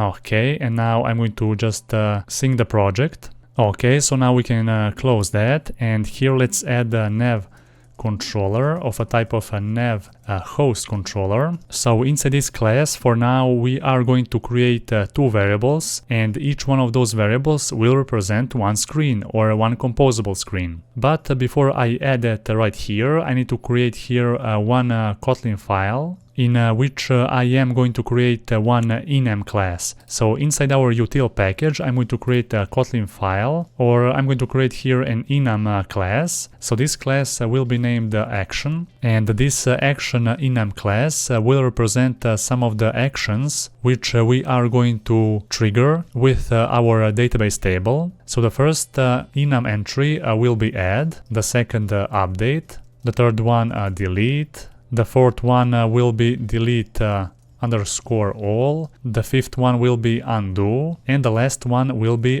named no action. So we are going to use this enum class to actually pass the action from our task composable to our list screen or a list composable. So you already know that our list composable will basically list all our screens, while our task composable will contain all the components that we need to actually trigger some of those actions. but instead of triggering those actions directly from our task composable, we want to pass some of those actions from our task composable to our list composable. And that's why I needed to create here this enum class named action. So now inside our screens class, I'm going to declare here one variable named list, and this variable will basically take an action, so this one, the action which we have just created, and then we're going to just here return a unit, so basically nothing. And then here I'm going to just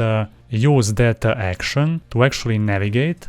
So we're going to use a nav controller, then navigate, and here we need to pass the route, and the route will be a list slash, and here I'm going to just use that action. So let me just name this lambda action. So action.name. So basically this variable will take action which we are going to pass from our task composable, and we're going to use that same action to navigate to our list composable, and that action will be passed as an argument to our list composable. So our list composable will have one argument which will be action, and our task composable will have argument of a type integer, and that argument inside our task composable will represent the ID of our selected task. So you will see about all of that later when we actually start implementing some more code. Now all of this might be confusing at this moment, but everything will make more sense later when we actually add some more code. And I'm going to explain all of that again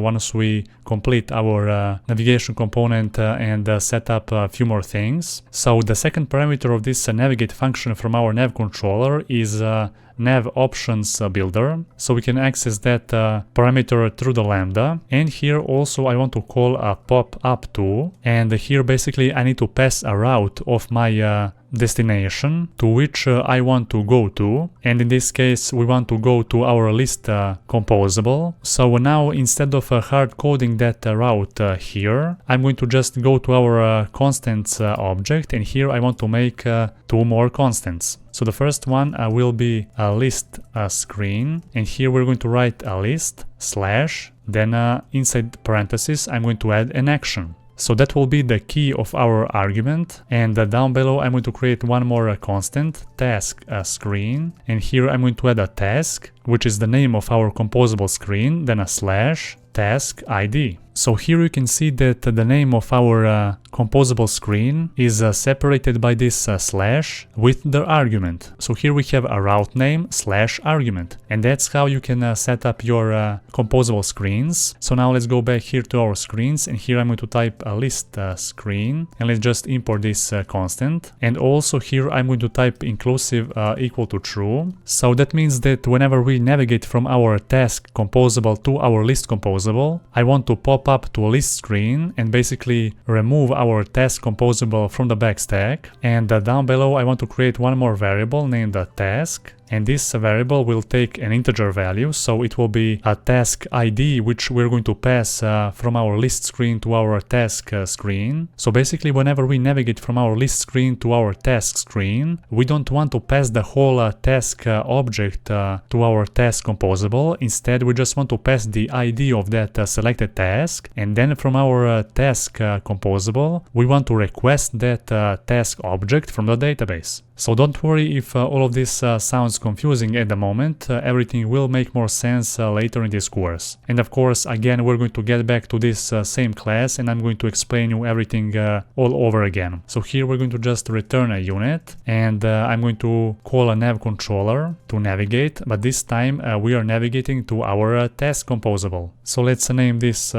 task ID, and here I'm going to write double quotes task slash task ID, and here inside this nav options builder we are not going to put anything, because whenever we go from our list screen to this task screen, we don't want to pop off our list screen from the back stack, we want to keep it alive. So the next thing inside our navigation package, I'm going to create a new Kotlin file named setup-navigation, and here I'm going to create a new composable function named setup-navigation, and this function will take two parameters. For now we are going to add only one, and that is a nav controller of a type of a nav host controller, and inside this function I'm going to add one variable named screen. And here I'm going to use a remember, and here I want to remember a nav controller because I want to pass that same nav controller to our screens class. So let's pass here a nav controller, and with this remember composable function we basically want to save our backstack of our composable screens throughout our application. And down below I'm going to call a nav host. So this is composable function in which we need to create our composable screens. So this function accepts two parameters. The first one is the nav controller, and the second one will be a start destination. So a start destination for us will be a list screen, and that's a constant which we have already defined inside our constants object. So let's just import that right here. Okay, let me just put those arguments in a separate lines. Okay, so now inside this nav host, inside this nav graph builder, we need to define our composable screens. And as I already mentioned, we're going to have 3 screens, but for now we're going to focus only on 2 composable screens, and that is a list screen and a task screen, or a list composable and a task composable. So instead of defining those composables right here, I'm going to create here a new package inside our navigation, and I'm going to name this package destinations. And inside this package, first I'm going to create a new Kotlin file named a list composable. So inside our setup navigation, we need to basically call our composable function, and that function is actually defined inside this nav graph builder. So if we try to call this composable function right here, we couldn't do that, and that's why we need to create here an extension function on that nav graph builder. So let's create here an extension function on nav graph builder, and let's name this function list composable. And now here we will be able to call this composable function, okay? So this function, as you can see, accepts multiple parameters, and the first one is a route. So the route is already defined inside our constants object, so let's just import that. And the route for this list composable is just this string, so list, the name of our composable, slash argument, which is action in this case. And the second parameter which we are going to define here is arguments. So this arguments is defined in a list, so that's why we need to call a list of. So a list of a nav argument, and here we need to specify the key or the name of that argument, and in our case that argument is named action, but of course we can create here a new constant for that. So let's open up our constants object and let's create here a new constant. So list argument key, and it will have the value of action, and down below I'm going to define a task argument key, which will have the value of task ID. Okay, we're going to need that later. For now, let's go back to our list composable and let's just specify that constant argument key. Okay, perfect. And the next thing here, I also want to set the type of this argument. So let's call here a type, and let's specify here nav type string type, because the type of this argument will be actually a string. So our list composable or our list screen will have one argument of a type string, and that argument will be action. And that action will be passed from our task screen whenever we trigger one of those actions. So you will see about that later. For now we have defined everything we need for our composable function or for our list composable. So for now I'm going to leave this composable empty, but later in this course we are going to start designing our first list composable. And now that we have created this list composable function or this extension function or a nav graph builder, now we can open up our setup navigation file, and here inside the nav host we can call that list composable. So now we're going to create the second composable screen, which will be a task composable. But before I do that, let me just here add one parameter, and the parameter will be called navigate to a task screen, and this will be a lambda which will take an integer value and it will just return a unit. So now from our setup navigation file, here we need to pass that argument. or that parameter. So let's just pass here navigate to task screen, and here I'm going to call this screen variable from the top, and I'm going to call task. So that way we are basically calling this task variable from our screens class, and as you already know, this screens class contains nav controller, which will immediately navigate us to our task composable with the specified ID. And of course we're going to pass that ID later. For now, let's just create here another destination, and I'm going to name this file task composable. Let me just copy the same thing from this list composable, and I'm going to just change a few things. So let's rename this to task composable, and in this case we're going to change this to navigate to a list screen, and it will take action instead of integer. Okay, so this one. And here for the route we're going to specify a task screen, and the argument will be a task argument key, and the type will be an integer.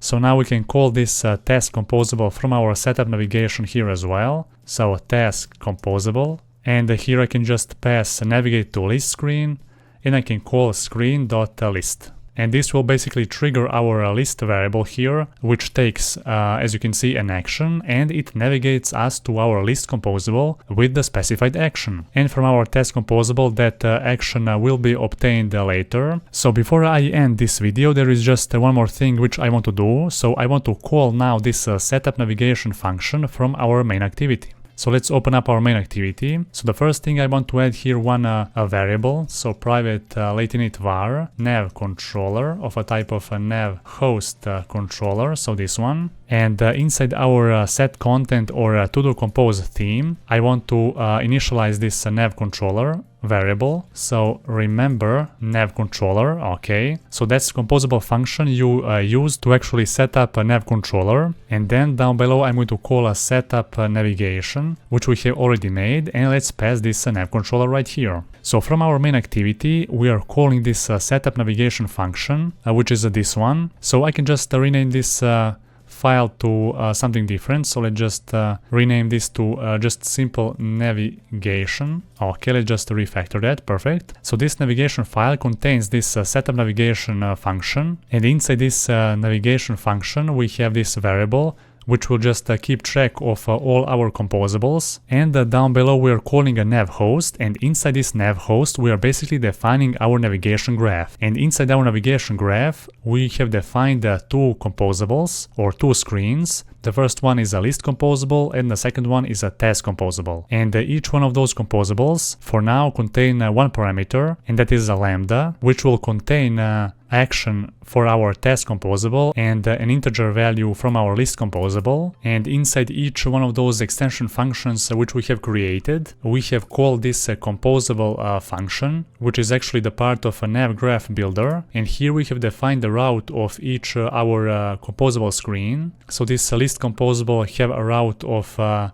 list slash action, and our task composable have a route of a task slash task ID. And everything behind this slash is actually an argument, and that's how you define this required argument. And after we have defined the route in each one of those composables, we have also defined the actual argument which we are going to use. So in our case, our list composable will have one argument of a type string, and the key of that argument is this constant, so action. And our task composable will have one argument of a type integer, which will have an argument key of a task ID. And we have defined all of that right here. So I know that it's a little different to set up navigation component inside the Jetpack-compose than it was with our traditional view system. Anyway, I know that this is a lot of information for you to process. Just be patient, and in the future videos, when we actually start adding some components to our screen, then everything will make more sense. Nevertheless, if you have any questions, feel free to send me a message, and I will gladly explain everything you need to know. So let's just recap once again what we actually did inside this video. So inside our main activity, which is the main entry point for our application, we have created one variable nav controller, and that nav controller is passed to our setup navigation function inside our navigation file. And we are using that nav controller to actually actually remember all our screens, which we have defined inside our screens class. So this screens class contains two variables, and each one of those variables are taking either action or integer value, and they are using that value to actually navigate to different screen. So in this first case, we are navigating to our list composable, and we are passing that action as an argument. Also down below we are just using this pop-up to function to pop up to a given destination, and here we are using inclusive to true, so we can actually remove our task composable from the back stack, and we can just leave our list screen. And down below we are using a route to actually navigate to our task composable, and of course we are passing this task ID as an argument. Also inside our navigation we have defined two composables or two screens. The first one is a list composable and the second one is a task composable. And inside each one of those we have defined the route and the argument. Here we have defined the key of that argument, and down below we have defined the type of that argument. So I know that this is a lot of information for you to process, just take your time, and later when we actually add some more code to our project, I'm going to explain everything all over again, so it will make more sense. And now I think that we should stop this video, and we will see each other in the next one. Hello there, and welcome back. So in the previous video we have set up the navigation component. We have created a navigation controller inside our main activity. We have added the nav host and also specified the two composable screens, list and the task composable. Plus we have declared what kind of arguments we want those two screens to have. So the first list composable screen will contain an argument of a type action, and the action is an enum class which we have already made, so you will see it in action later in this course. And our second task composable will have an integer value argument which will represent a task ID, and that task ID will be passed later from our list composable whenever we navigate to our task composable. Now in this video we are going to finally start designing our list screen, and before we start designing that list screen and get into the coding, first I just want to shortly introduce you with the scaffold. So you might have heard already about a scaffold either from a Jetpack-compose or even a Flutter. So a scaffold is one amazing composable function which comes with the material library, and basically scaffold will allow us to implement the basic material design layout structure in our application. And that basically means that we can easily create some material components like a floating action button, bottom app bar, top app bar, and navigation drawer, and just pass those components directly in the scaffold, which will then take care of everything and place them in their original position. Scaffold will take care of everything in order to make those components work together as expected. Okay, so now enough talking. Let's start and add one scaffold composable function inside our list composable. So as I already mentioned, first we are going to start with our list screen or a list composable. So let's just close everything from here except this main activity, or we can just close that as well. So inside our list composable here we need to start actually designing our screen. But of course, instead of designing our whole screen right here directly inside this list composable Kotlin file, I want to create a new package inside our UI, and let's name this package screens.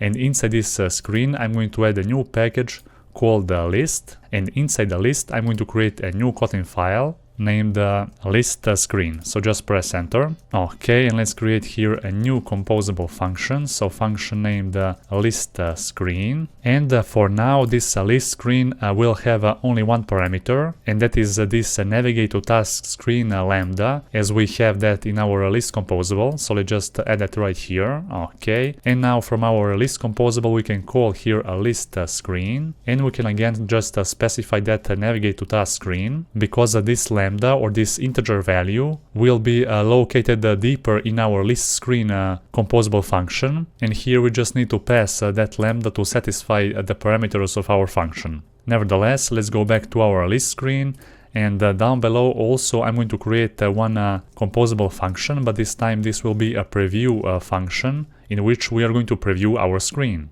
So let's name this function list screen preview. Okay, and here we're going to just call our list screen from above, and here as a parameter we're not going to specify anything. We can just add this empty parenthesis just to satisfy the parameters of this function, okay? So for the preview, it's not important to actually add here some value or anything. It's just important to satisfy the parameters of the function which you are calling in this preview function. So now inside this list screen, I'm going to finally add a scaffold. So there it is. And if I press Ctrl P in the parameters of this scaffold function, then you can see that this function accepts many different parameters. And we can even click on this scaffold and press Ctrl B to open up the source code of this composable. So now you can see that this composable scaffold accepts many different parameters, from which a few of them are actually composables, like a top bar, bottom bar, floating action button, drawer content, and a content. So in this specific video, we are going to design a floating action button, so I can just show you how this screen will actually look like. So let's just close that for now, and we can even remove the body of this scaffold function, because we're going to only need to pass some parameters inside this function. So first, I'm going to specify here a floating action button, so here it is, and here inside that we need to create our floating action button. So you can see that we have a warning here in our scaffold function, because a mandatory parameter is the content. So here we also need to satisfy that parameter, so content, and I'm going to leave an empty parenthesis here in our content, because at this point we are not going to define any content. We're going to do that in some of the next videos. For now, we're going to focus only on a floating action button. So down below, I'm going to create another composable function named list-fab. And inside this function, I'm going to define a floating action button. So we already have this composable function from material library. So we can just call this material floating action button. And here, as you can see, its default parameter is onClick. So for now, I'm going to leave this onClick empty. And inside our floating action button, we need to add one icon. So let's call icon composable function. And here we need to pass a painter or an image vector. So I'm going to pass image vector, and I'm going to call icon or icons.field. So I can use field icons.add. Okay, so I'm going to use this add icon, and also let's separate those arguments on a separate line. And for the content description, we can just pass something that will describe this icon, and in this case we can just type add button. So whenever we press Ctrl P on this icon composable function, you can see that this icon composable function has three different constructors, and the third one, which we are using, have this image vector object as a first parameter, content description as a second parameter, modifier as a third, and a tint color as well. Of course, those parameters are not mandatory, so we don't need to specify them if we don't want to. And here we have used this icons object to actually specify some default icons which we have by default. So there are different kind of categories for icons, like a field, outline, rounded, two-tone, sharp, and the default one, which is actually a field. So now we have used the field icons, and we have selected this add icon, and this add icon basically represents plus symbol. So now this list-fab function will have one parameter, and that is this navigate to task screen lambda. So let's add that lambda right here as well, and I am going to call this navigate to task screen, and I'm going to pass an integer value from our floating action button. So basically, whenever we press this floating action button, we want to navigate our user from our list screen or a list composable to our task composable. So whenever we click this floating action button, we are not selecting any existing tasks. Instead, we want to create a new one. So in that case, I want to pass here an integer value. So let's call this navigate to task screen, and here I want to pass a -1. So basically, whenever we press our floating action button, we want to pass integer argument to our task composable. So if you recall, inside our screens class, we have declared a task variable, and whenever we navigate from our list screen to our task screen, we need to pass this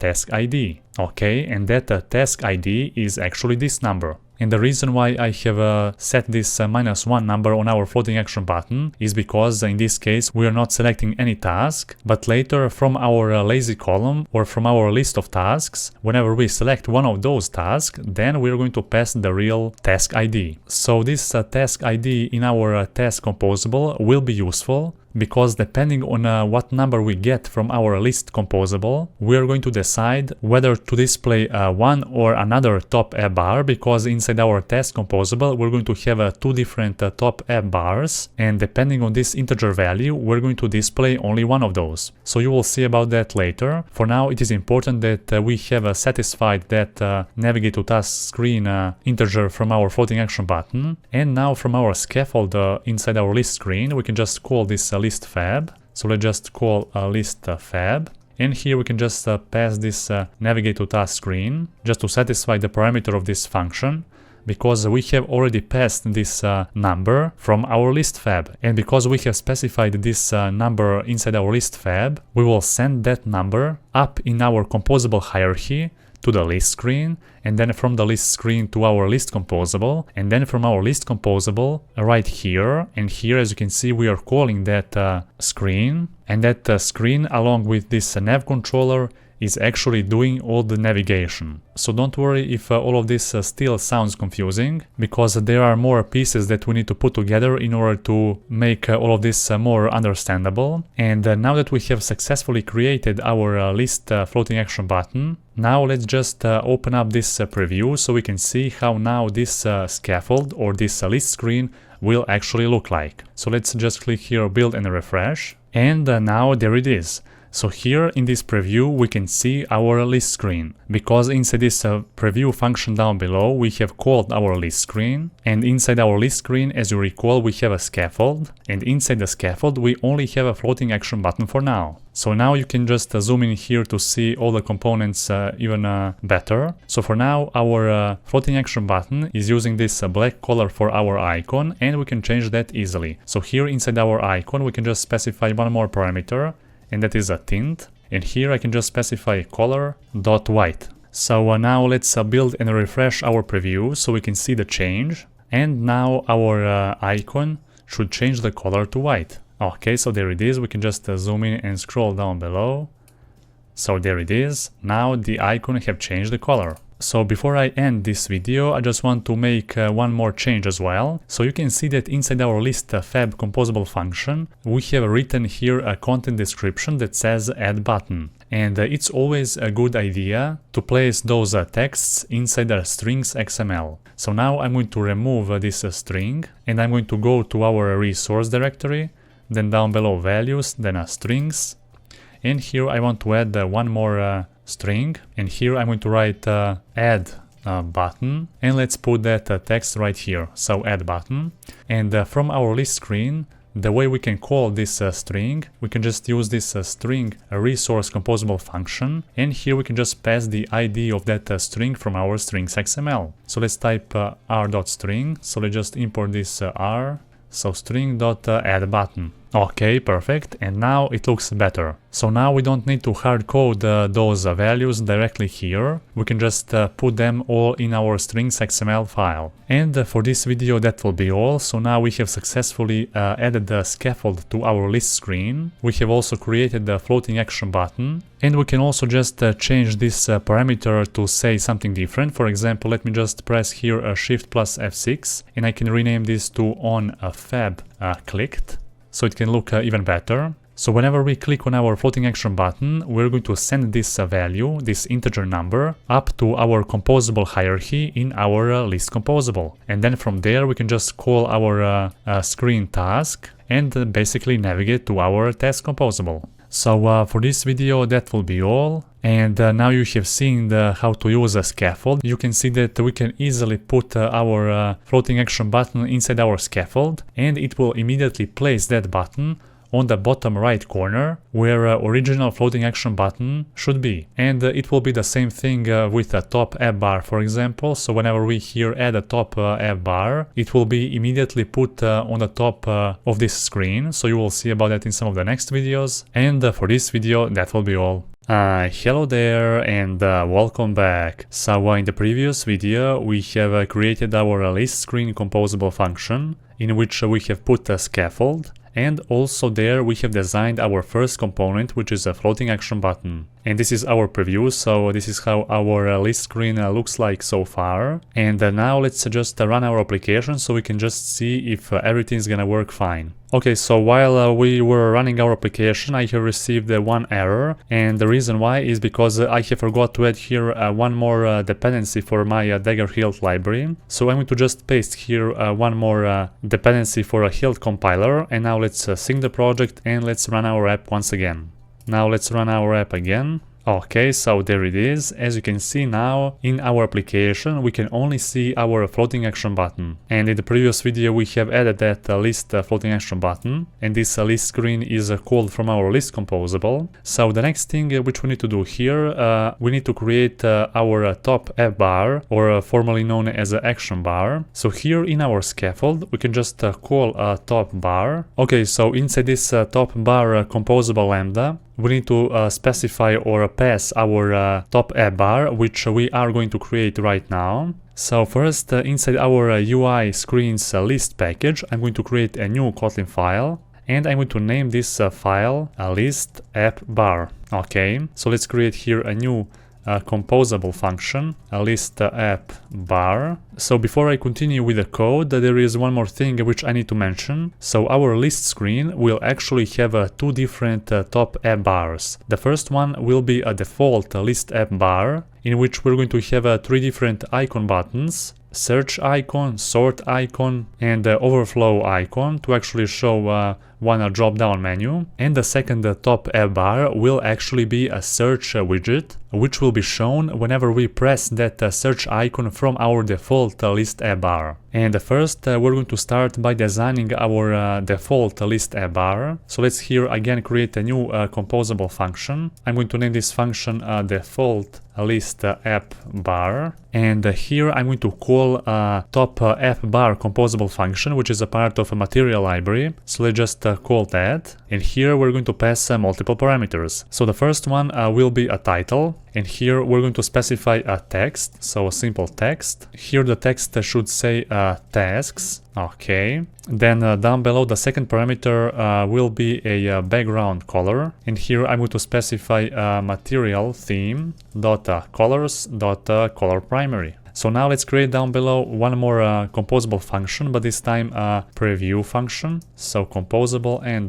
preview. Okay, and let's name this function default list app bar preview, and here we're going to call this default list app bar. So now let's check the preview, click build and refresh. Okay, so this is how now our default list app bar will look like. So basically this top app bar composable function will place this text on the left side, where the original position of this title on top app bar should be. Then also we have specified here a background color. And now let's call this default list app bar inside this list app bar function. And now this list app bar function should be called from our list screen inside this top bar in our scaffold. And now let's refresh and see how now this list screen will actually look like. Okay, so now this is how our screen will look like. So this is our top bar, and this is our floating action button. So by default, this scaffold will place this list app bar on the top, in the place where top app bar should be. Okay, so let's just run our app now to see how all of that will look like in our Android emulator. Perfect, so there it is. Now let me just switch to dark theme so we can see how now our application will react to this change.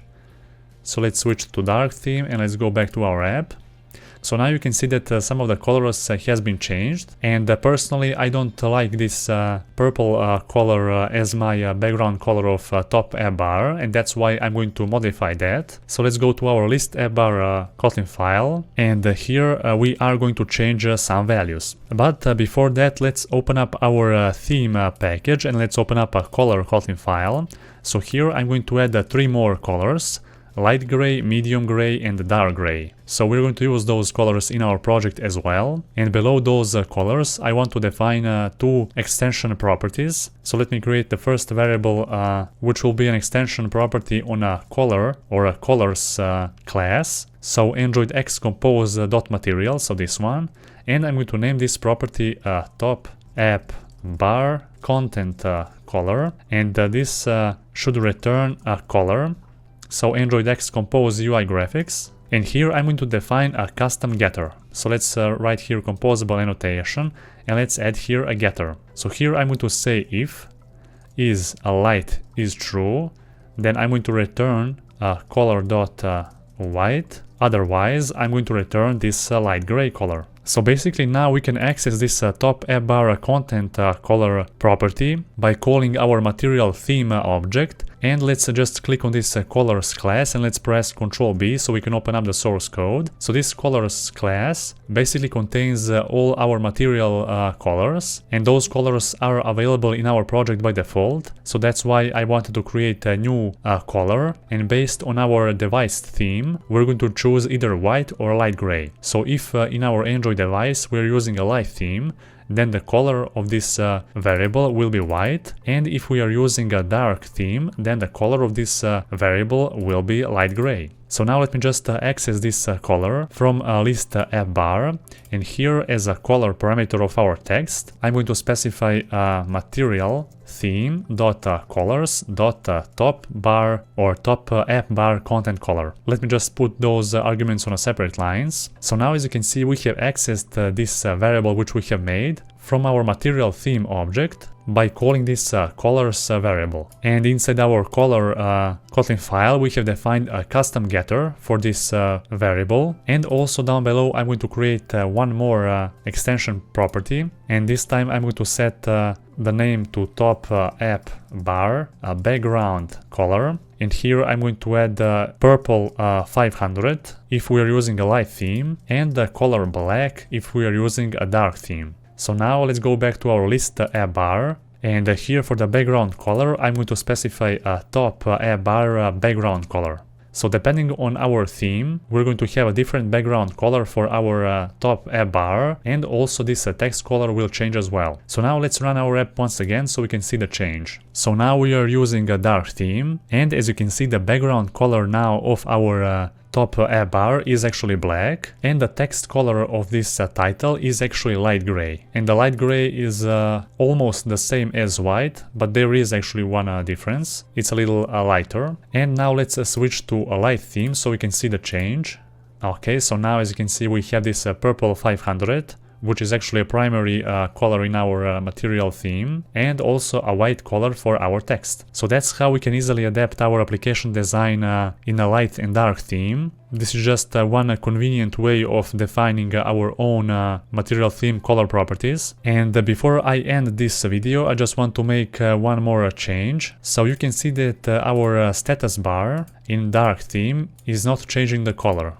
So as you can see everything has been changed except this status bar color, and now I'm going to change that. So to do that we can easily open up our resource directory, then values, then themes, and here we can open up both of those themes XML files. The one is for a light theme and the second one is for dark theme. So you can see that both of those themes XML files have this status bar color already set. And now I'm going to change that value from this night version, and here I'm going to just add color black. Let's now close all of that and let's run our app once again. So now the status bar of our application should change to black color when we are using a dark theme.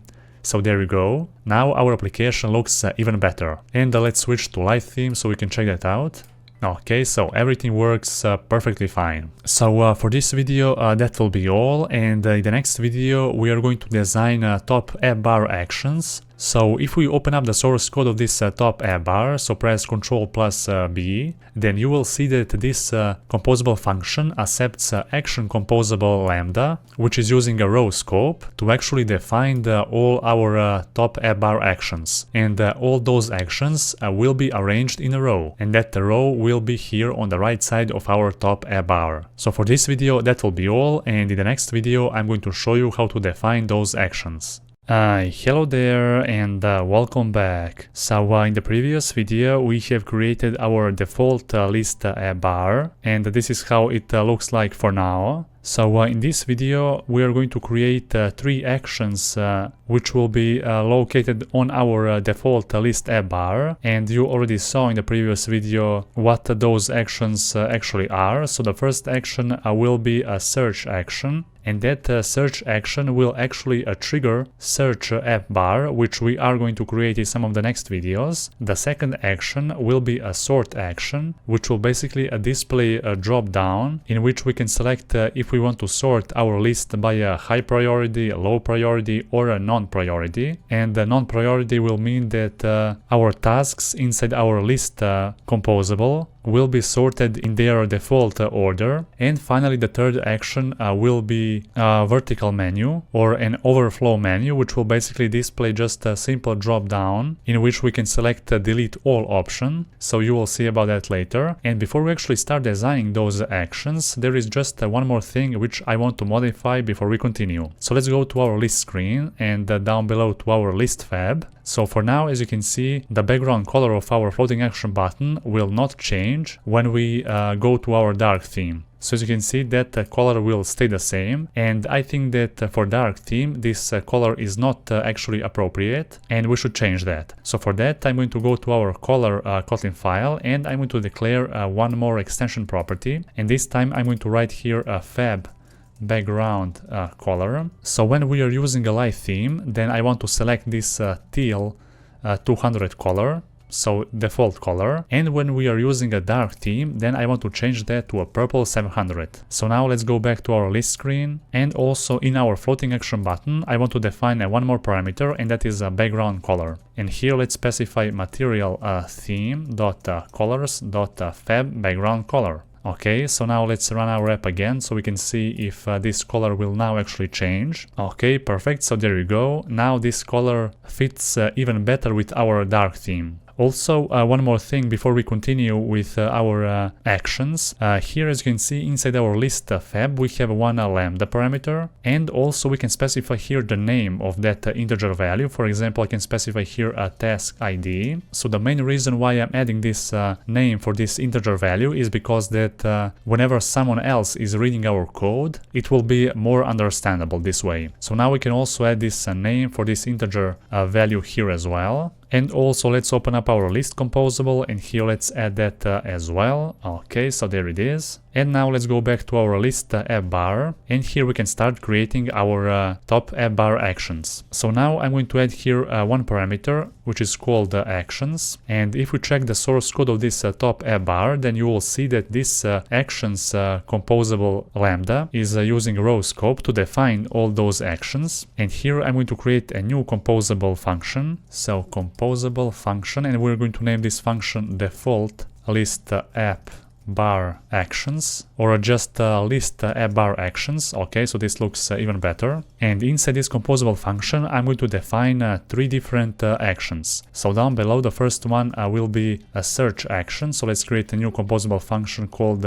search action. So this function will take only one parameter, and that is on search clicked lambda. It will return just a unit, of course. And down below, I'm going to define an icon button. And inside this on click parameter, I'm going to just specify this on search clicked lambda. And inside our icon button, we want to declare an icon. So let's call icon a composable function. And here, instead of the painter, I'm going to use image vector to call icons.field.search. So this is a search icon. Let me just separate those arguments on a separate line. And the content description for this search action should say, for example, search tasks. And the icon color should be, so let's say, material theme.colors.top app bar content color. So basically the same color as our title here. Okay. And now let's call this search action right here. And inside this list app bar actions, I'm going to specify this same lambda. So just copy that here and pass this on search clicked. Okay, perfect. And now let's call this search app bar actions from this row scope. Okay, and here just we need to pass one parameter or one lambda. I'm going to put that lambda in the parameters here as well. So let's just copy and paste that here again. And here we can just specify on search clicked and I'm going to add here empty brackets, so we can just satisfy the parameters of this function for now. Of course, the actual logic, which will trigger when we press this search icon, will be implemented later in this course. For now, we're going to just leave that as it is, and down below in this preview, we also need to define or satisfy that on search clicked parameter, so just add empty brackets. And let's just build and refresh to see how this preview will now look like. Okay, so there we go. As you can see, we have our first action inside our top app bar. So there it is. It looks very nice. And we're going to add 2 more actions. So before we create the second action, a sort action, let me just put this string in our strings XML. So let's open up our resource directory, then strings. And here I'm going to add another string, and I'm going to paste this text, so search tasks. Okay, let's close that, and here let's call our string resource composable function, and let's pass here that ID. So r.string.search action. Okay, so here if you don't see an import, you just need to go here and just paste this. So the name of your package, then a .r. Okay, and now that error will be resolved. Perfect. So the next thing, we need to create another action called the sort action. So let's create here a new composable function called the sort action, and this function will have one parameter. So on sort clicked lambda, and this lambda will actually have a priority. So this one, so our priority, and it will return a unit. And before I continue with this sort action, there is one more component which we are going to create in order to use this sort action. So inside our root package, let's create a new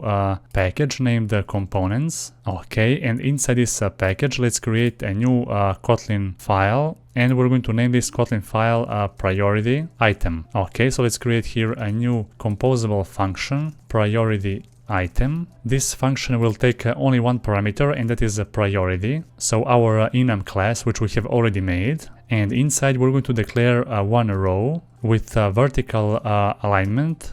So alignment center vertically. Okay, so inside this priority item or this row, we need to add 2 components. So the first one will be a simple circle, which will represent a priority color, and the second component will be a text. So let's here use a canvas to actually draw a circle. Here I'm going to specify a modifier. So modifier Android compose UI. So modifier, I'm going to call here a size. So the size of this canvas should be a 16 dp for now. Let's import that. And this onDraw lambda can be called in the body of this canvas, because it's the last parameter in the canvas. So when we open up this canvas, you can see that the last parameter inside this function is onDraw lambda. Okay, and when the last parameter of the function is a lambda, then you can call that parameter in the body of that function. So just as we did right here, okay? And inside this draw scope, I'm going to draw a circle. So let's call here a function draw circle. This function is only available in this draw scope. And then here I'm going to pass color for this circle. I'm going to type color, and then I'm going to call a priority.color. So I'm going to get the color for this circle from the priority which we are going to pass to this priority item. And below this canvas, I'm going to write one text composable function, and we're going to get the text here again from the priority parameter. So priority.name. Also here I'm going to add a few more parameters. So the second one is the text style. So I'm going to call typography, so our Kotlin file .subtitle1, and we can also specify here the color of our text. So let's add here a color. I'm going to get that color from our material theme .colors.onSurface. And now let's create down below one more composable function, this time a preview function, so we can actually see how this component will actually look like. So priority item preview, and let's call here this priority item, and let's pass, for example, priority.low. Okay, so let's preview this component. Okay, so let's just zoom in here a little bit. Okay, so as you can see, we have a simple circle which is colored in green because here we have specified a low priority, and the low priority, if you recall, contains this low priority color. which is actually a green color. And on the right side of this circle, we have a simple text. And that text will be received again from the name of this priority, which is in this case a low. But of course, we can change that to high, for example. So let's just build and refresh. And now the color of this circle will change, as well as this text on the right side. Okay, so here it is. And this priority item will be used inside a drop-down menu, which will be shown whenever we click on our sort action. So before we continue with our sort action, we need to finish this priority item. And the only thing that is left here is to add one more modifier or one more parameter called a modifier. And here I'm going to call a modifier, so Android-X-compose UI. And here I'm going to specify the padding, but only a start padding. And that padding can be maybe 12 dp. So we can have a little bit space between this circle and this text. Now let's build and refresh our preview again. Okay, so now we have a little bit space between those two components. So instead of hard coding those values like this padding and this canvas size, I'm going to create a new Kotlin file inside our theme package, and that Kotlin file will be named dimensions. And inside this file, I'm going to just paste some variables, and I'm going to assign them a value. So here we have a large padding, medium padding, and small padding, and also a priority indicator size. So now from our priority item, here for the size, I'm going to just write priority indicator size, which is actually 16 dp, so the same value as before. And here I'm going to call a large padding, which is actually 12 dp. The same value as before as well. Okay, so let's close that for now. And now we have successfully completed our priority item, and now we can continue with our sort action. So the first thing which we're going to add here is icon button, and for now I'm going to leave this onClick lambda empty, so just like that. And then inside this icon button I'm going to specify one icon, and instead of using image vector, now I'm going to use the painter. So the painter will be used for XML files, and in this case I am going to add one new XML file inside our drawbot directory. So I'm going to add a vector asset, and I'm going to get one new icon here. So let's type here filter, and I'm going to use this filter icon. And let's just rename this to filter list. Click next and finish. And here we're going to specify a painter resource composable function.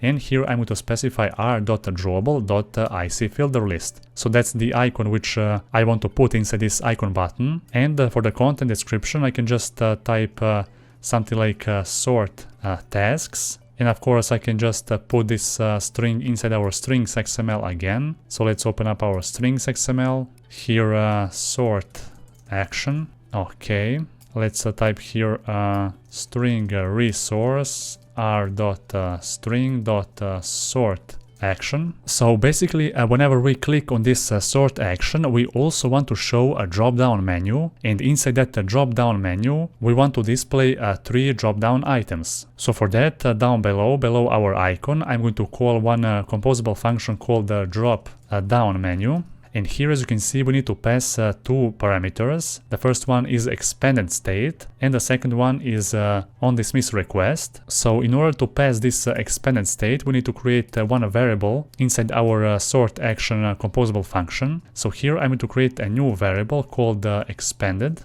And this variable will basically hold the expanded state of this sort action or this drop-down menu. So here I'm going to use a remember, and here I'm going to call a mutable state of, and I'm going to pass a false.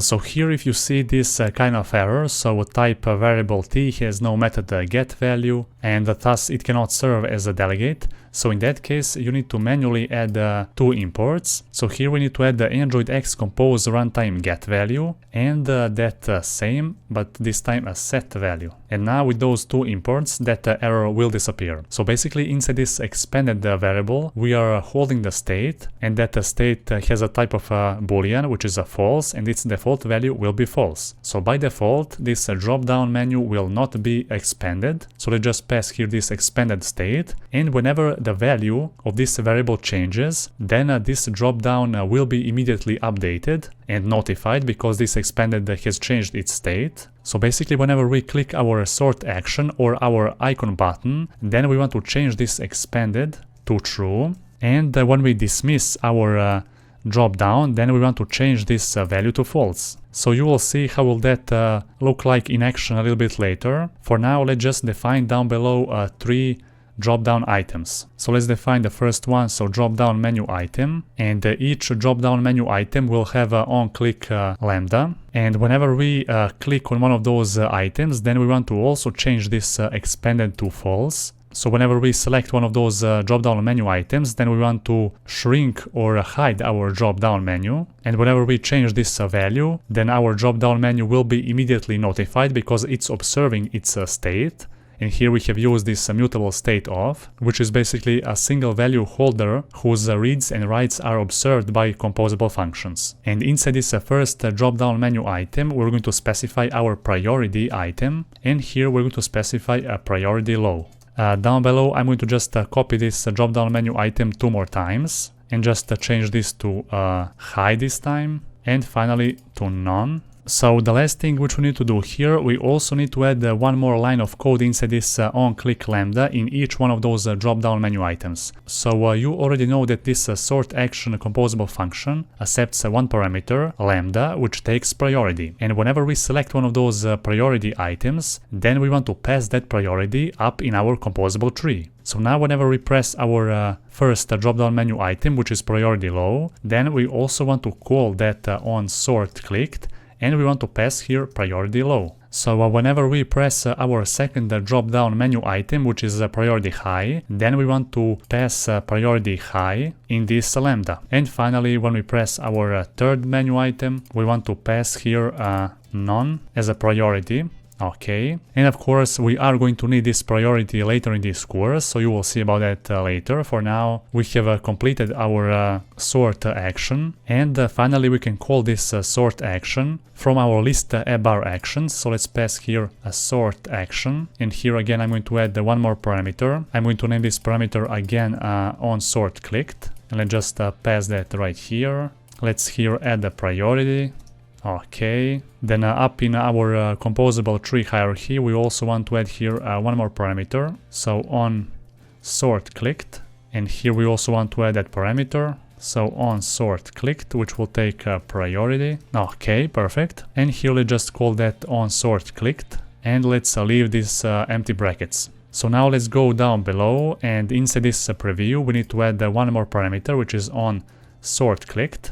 So we can satisfy all the parameters of this default list bar. And now let's rebuild and refresh our preview so we can see how this new action will look like along our search action. Okay, so there you go. Now as you can see, we can see our second sort action here. And also let's just add one more thing, so we can specify this tint color to our sort icon as well. So let's specify here top app bar content color. And now let's rebuild our preview. So now those two will have the same color of those icons. And let's run this app so we can actually see how this drop-down menu will look like when we press our sort action. Okay, so let's click on this sort action, and there you go. So now we can see all those 3 menu items, low, high, and non-priority items. And when we press somewhere else, then this on dismiss request will be triggered, and it will change this expanded variable state to false. And whenever we click this icon button, it will change its expanded state to true. And whenever this expanded state is true inside this drop-down menu, then this drop-down will be shown. And when this expanded is actually false, then this drop-down menu will be hidden. So whenever we press somewhere else here,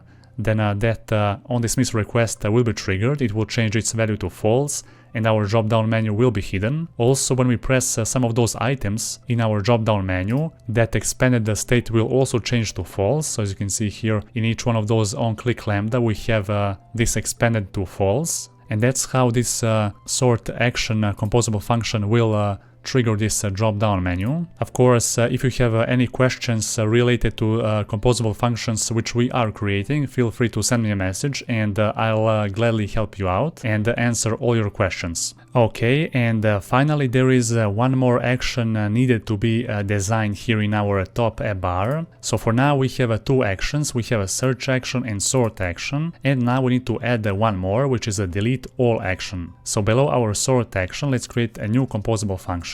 Let's name this function delete all action, and this function will take only one parameter, and that is a lambda. So on delete clicked, and it will just return a unit. Okay, so we can copy some of the code from the previous sort action function, because it will be the similar thing. So we're going to have a drop down menu. Let me just copy that.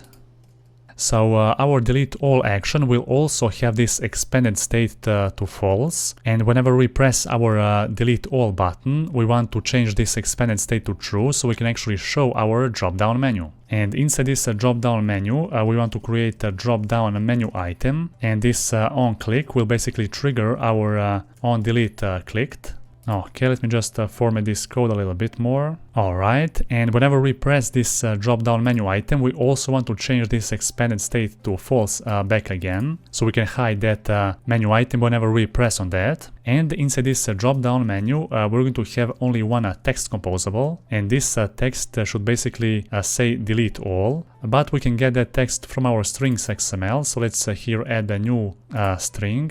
So a string delete all action, and here let's write delete all. Okay, here we're going to call a string resource to get the string from our strings XML, so delete all action. The second parameter will be a style, so a text style should be get from our typography dot subtitle2 should be the text style of this text, and we can also add here one modifier. So let's call a modifier, so Android Dex Compose UI, and let's set here a padding, but only a start padding, and that value should be a large padding, which is a 12 dp. Okay, perfect. And I think that now we have successfully created our last action, which is a delete all action. And here we just need to change two things. So the first one is the actual icon of this delete all, and the second one is this content description. So we can use the same string as we did down below, so delete all action. Okay, and let's just create here a new icon inside our drawable directory. So a new vector asset, and here I'm going to search for a vertical more or a more vert. Click OK, and I'm going to rename this icon to a vertical menu. Click next and finish, and let's add here that vertical menu as an icon of this delete all action. And now finally let's call this action inside our list bar actions. So here delete all action, and we can just pass this on delete clicked. We can add here one more parameter, so on delete clicked. We're going to return just a unit. Let's pass that right here, and from our list bar actions we can add here one more parameter to satisfy those parameters of our actions. So on delete clicked, and let's create here a new one. So down below on delete clicked, and here let's call just on delete clicked with empty brackets. And finally in our preview function let's also call this on delete clicked with empty brackets, so we can satisfy all parameters. Now let's just rebuild this preview so we can see how finally our default list app bar will look like. Let's just see. Perfect. So now we have those three actions on our top app bar. Let's run our app once again so we can check out and see how will that look like in our Android emulator. Okay, so when we press on our search icon, nothing will happen, and we're going to implement the logic for this first action later in this course. And basically whenever we press this search icon, we should trigger and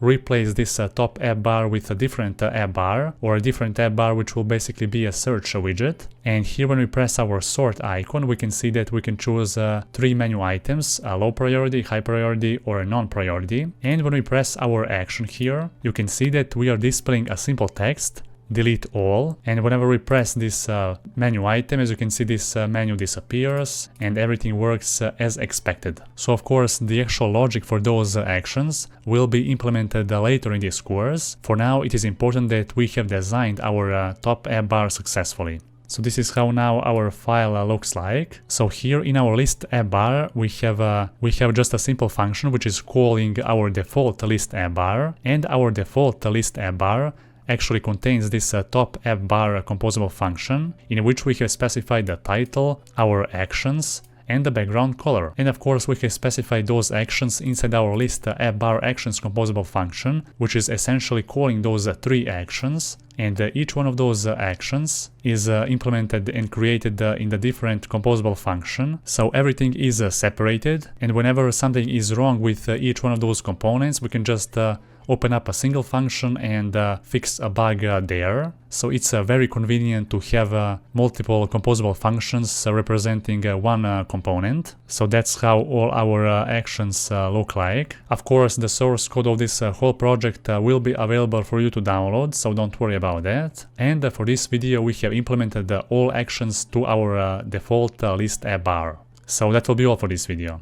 Hello there and welcome back. So in the previous video we have successfully designed our default list app bar along with all its actions, and now in this video it's time for us to create the second app bar in our list composable, which will be a search app bar. And this search app bar will basically be a search widget which will allow us to search through our database. Now before we go into the code and start designing this search app bar, first, let me take a moment to explain you and analyze how this search app bar will actually be created. So this search app bar will have a surface, and that surface will be this background behind this search widget. And on top of that background, we are going to add one text field. And if you are familiar with Jetpack-compose text field, then you already know that I'm talking about the material text field, which will allow us to basically add two icons on our text field. And this first icon, this search icon, is called the leading icon in our text field, and this second icon, close icon, is called the trailing icon in our text field. So by using our text field composable, we will be able to create a search widget for our search app bar. And in this specific video, we're going to only focus on designing this search app bar, and in the video after this one, we are going to implement some functionality of this search app bar. So now let me explain you how this search app bar will actually work. So the main thing on which we should focus here is this close icon, because this close icon will have two different functionalities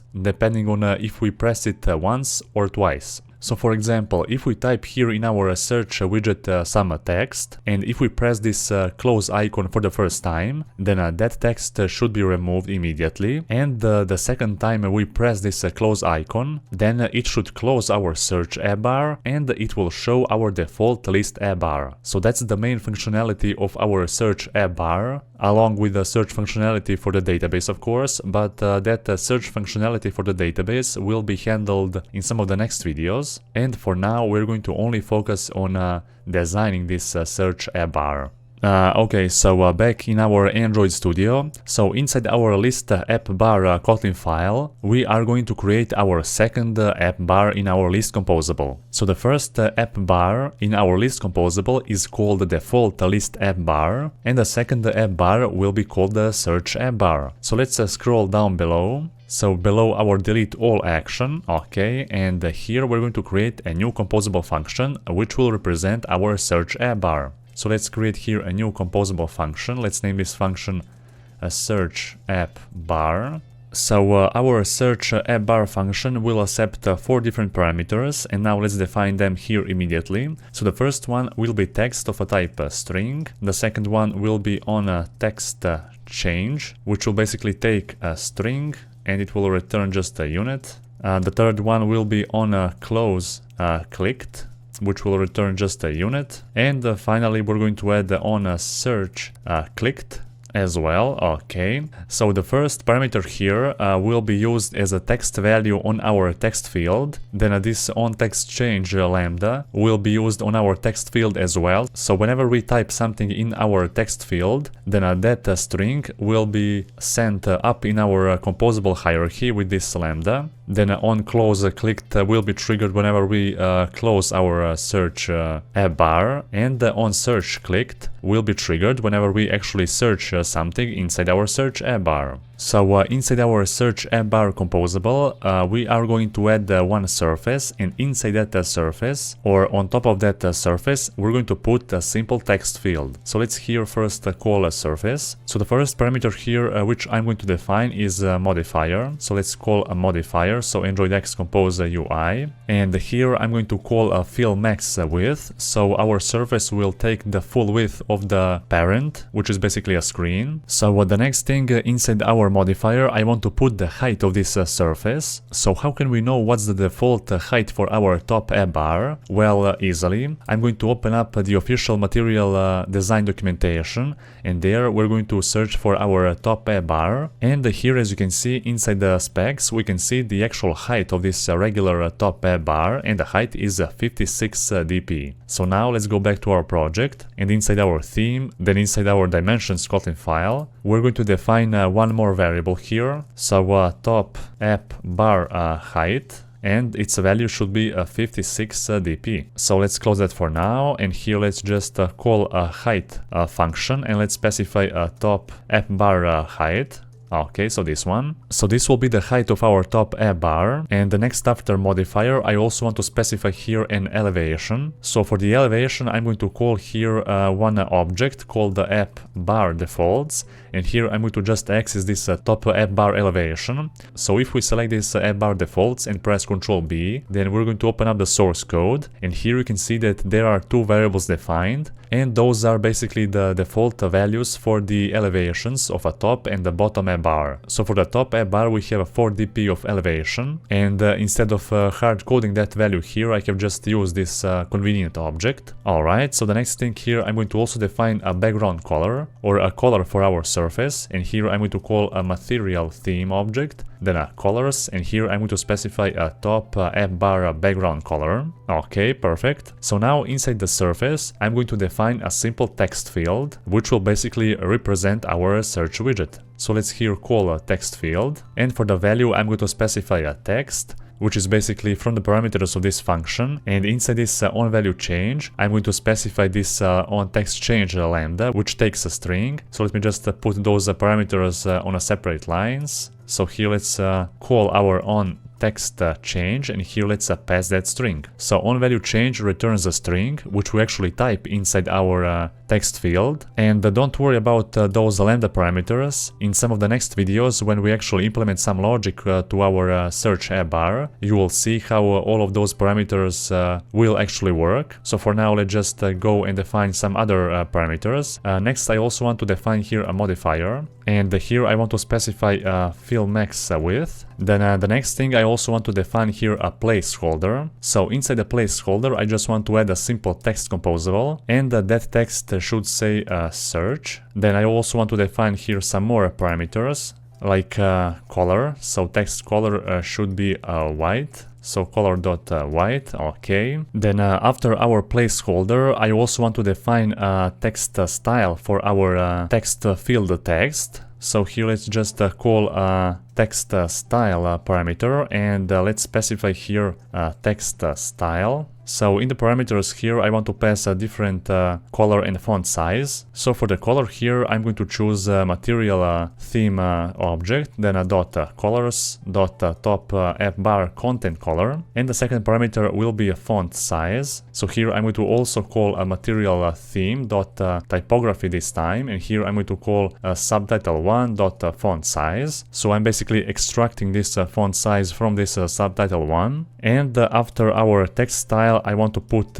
one more parameter called single line, and I'm going to set it to true. So basically all the text which we type inside this text field will be located in the single line and not multiple lines, which is the exact behavior which we need for our case. Okay, so next I'm going to define a leading icon, and the leading icon will be our search icon on the left side. So let's here call the leading icon, and here inside I'm going to call icon button. So I'm going to leave this onClick lambda empty, and inside our icon button I'm going to add a simple icon. So here I'm going to use image vector instead, and here I'm going to call icons.field.search, and let's put those arguments in a separate lines. Okay, here for the content description I'm going to just type search icon, and of course the tint color for this icon should be grabbed from our material theme object, so colors.top app bar content color. So now that we have created our leading icon, before we continue and create our trailing icon, let me just create here a new composable function which will represent a preview function, so we can actually preview our search app bar. So let's add here a preview. Let's here create a new function called search app bar preview. And inside this function, we're going to call our search bar. And here let's just specify some default parameters, like maybe search. Here I'm going to just add the empty brackets. Okay, let's put those arguments on separate lines. And also the fourth parameter is on a search clicked. Okay, perfect. So now let's build and refresh so we can actually see how this search app bar will look like for now. Okay, so there it is. And we can also notice that there is a slightly difference between the background colors of those two app bars, but don't worry, we are going to change that. Now, before we continue, I also want to change the alpha value of this icon. So this icon should not be visible in its full opacity. So let's go here and find our search icon. So here it is. And on our icon button, I want to add here a modifier. And here I'm going to set an alpha value.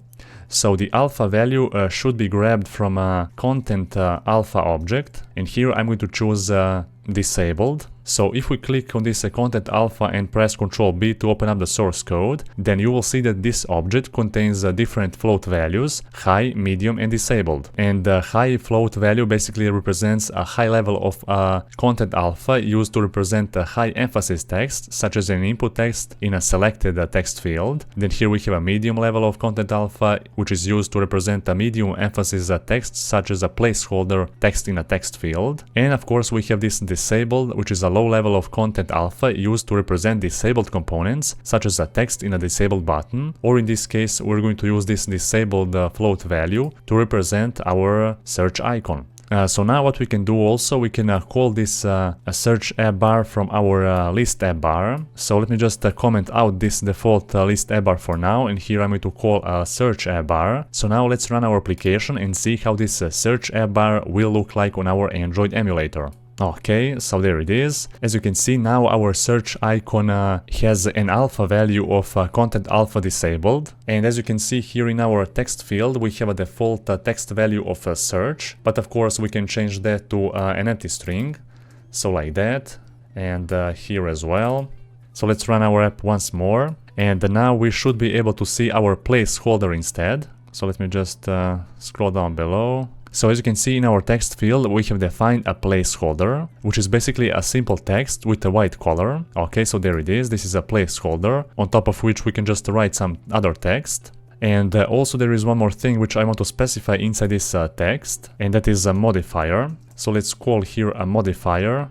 And again, I'm going to call this alpha, but this time I'm going to call a content alpha.medium. Okay, and now let's run our app once again so we can check it out. Okay, perfect. So now our placeholder is not that visible as before, and it looks now even better. So the next thing after our leading icon, I also want to add a trailing icon. So trailing icon, so that's the icon which will be visible on the end of our text field. And here again, I'm going to call icon button. And whenever we click on our icon button, I want to trigger our parameter or our lambda, which is on close clicked. So let's go down below here, let's put that in a separate line, and here let's call on close clicked, and inside our icon let's just specify an icon. Here we're going to choose image vector instead, and let's specify icons.field.close icon, so not clear but close. Let's put those arguments in a separate lines, and here I'm going to just say close icon. Then for the tint here, let's specify material theme object .colors.top app bar content color. And now let's run our app once again so we can check that out. Okay, so there we go. So now we have our leading icon, we have our text field, and here we also have our trailing icon. So for now, we're going to leave that as it is, and let's continue here and add a few more parameters on our text field. So the next parameter which I want to specify is called the keyboard options. So here I'm going to call keyboard options, so Android X compose. And here I want to specify an IME action. So IME action should be search. Okay. And now I'm going to show you what that actually means. Let me just here add one more parameter called the keyboard actions. And here let's call the keyboard actions again. So Android X compose. And let's call here on search. So whenever we press our search button on our keyboard, on our software keyboard, then I want to trigger on search clicked. And here inside this on search lambda, I want to pass the text. And I also want to set here string on our onSearch clicked, because I have forgot to do that. So our onSearch clicked will basically take a string, or the actual string which we type here inside our search widget, and then that string or that search query will be sent up in our composable hierarchy, so we can actually search our database. So let's just call this text here, okay. And before we continue, let me just open up our Android emulator. And here let's see now how our search widget or our search app bar will look like. Okay, so now whenever I click on this text field, then this software keyboard will open up. And now as you can see, we have specified this search icon as a keyboard option right here. And also this keyboard action on search, or our lambda on search clicked, will be triggered whenever we press this search button. So for example, when we add here some text and press this search button, then this on search clicked lambda will be triggered, and it will send this string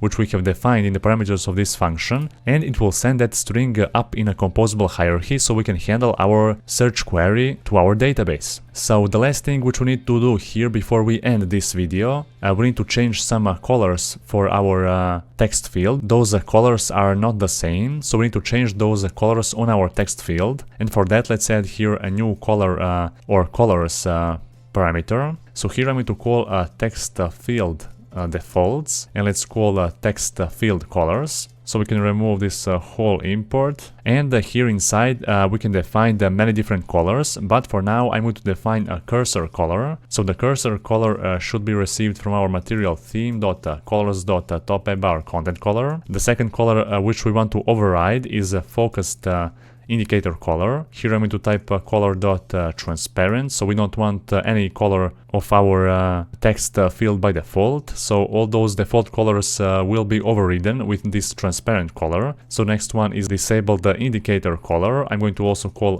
color.transparent. Then unfocused indicator color should be also color transparent. And finally a background color will also be set to color.transparent. So now let's run our app once again, and the background color of our search app bar should now be the same as our default list app bar. Okay, so you can already see the change here in our preview, and there you go. So now inside our emulator we can already see the change, and right now we cannot type here anything because we haven't implemented the actual logic to handle this on value change. We are going to do that in the next video. For now it is important that we have finally created our search app bar. So basically our search app bar contains a surface on top of which we have added our text field, and that text field of course contains two icons, so leading icon and a trailing icon. There are a few more things which we need to add here, but we're going to leave that for the next video. For now the bigger part of this search app bar is completed, and for this video that'll be all.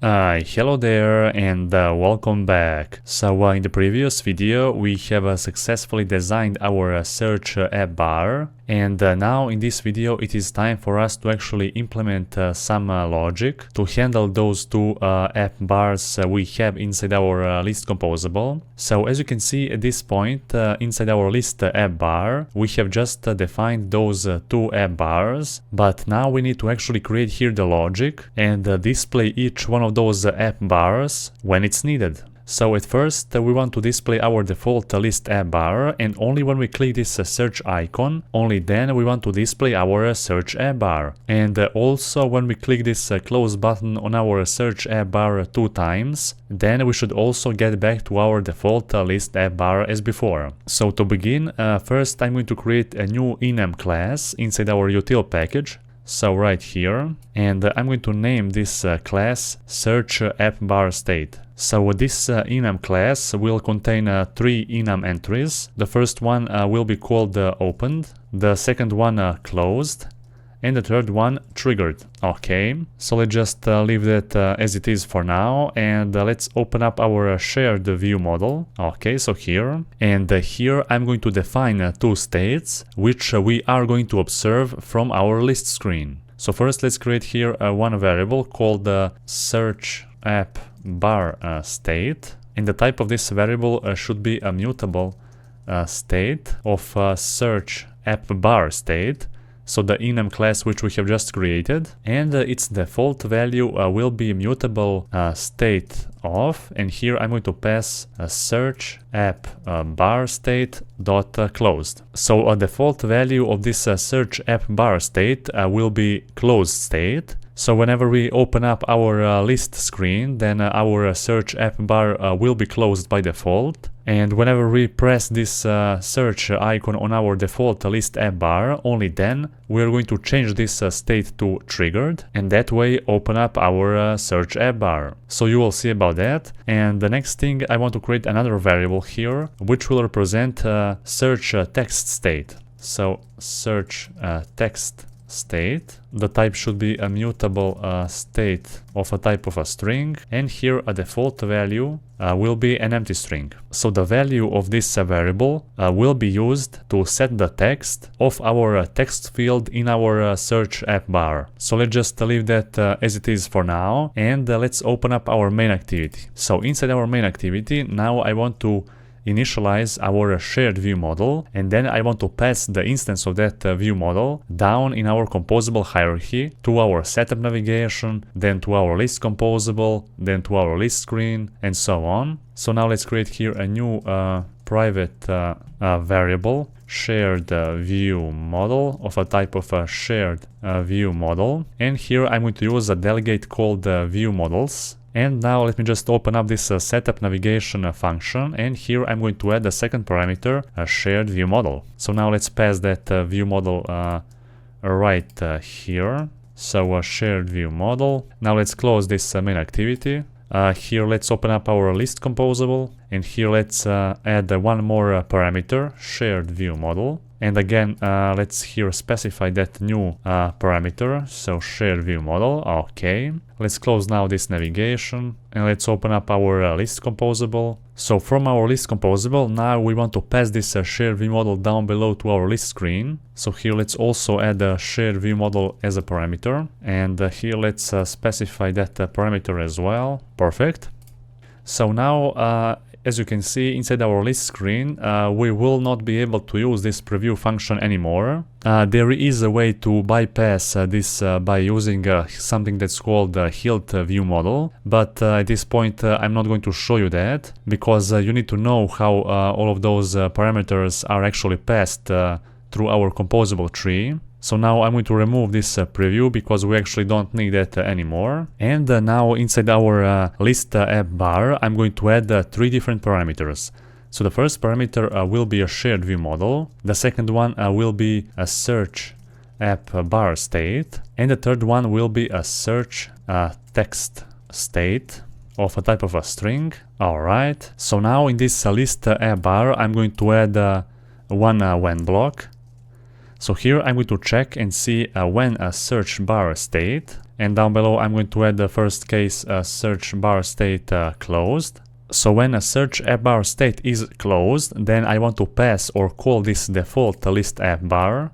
So let's comment out this for now. And here also I'm going to add an else block. And in else case, I'm going to just call this search app bar. So before we continue with this list app bar, I need to go back to our list screen. And here I need to pass those parameters to our list app bar. So from our list screen, here I'm going to create 2 variables. The first one will be called search app bar state. And the type of this variable should be search app bar state, and here I'm going to call a by keyword, and then here I'm going to call a shared view model dot search app bar state. But of course we cannot access that at this point, so let's go back to our shared view model and let's remove this private modifier and from this variable as well. So now let's call here a search app bar state. So basically now from our list screen, we are observing this search app bar state from our shared view model, because the type of this search app bar state from our shared view model is a mutable state of a type of a search app bar state, and this mutable state is basically a mutable value holder which can be observed by composable functions.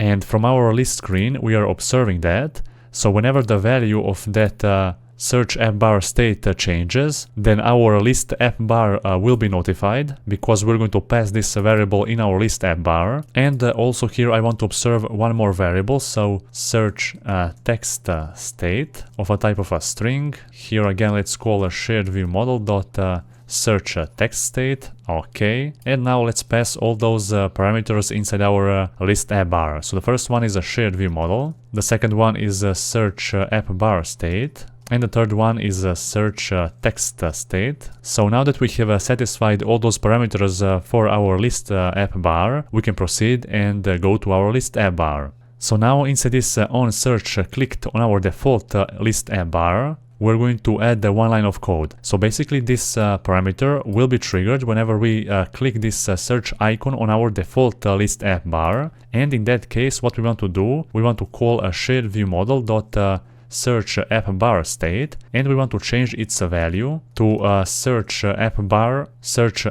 state opened. Okay, so like that. So what will now actually happen? So basically we have implemented here the logic in our list app bar, which will check this search app bar state. And its default value, as you already know, is a search app bar state closed. So from our list adapter, whenever we click this search icon, then we're going to change its value to opened, and then when that value changes from our view model, then from our list screen we are observing that value, and whenever it changes, it will recompose our list app bar with the new value. And then from here we're going to again check if this search app bar state is closed, but in that case we have changed that to opened, and then our else block will be executed, and we're going to call our search app bar instead. Okay, so for now I'm going to leave those two parameters empty, and we're going to implement the logic for those two parameters in the future videos of this course. The next thing here in our search app bar, in a text parameter, I want to pass this search text state, and its default value is an empty string if you already recall. Okay, then here in this on text change, I want to call our shared view model dot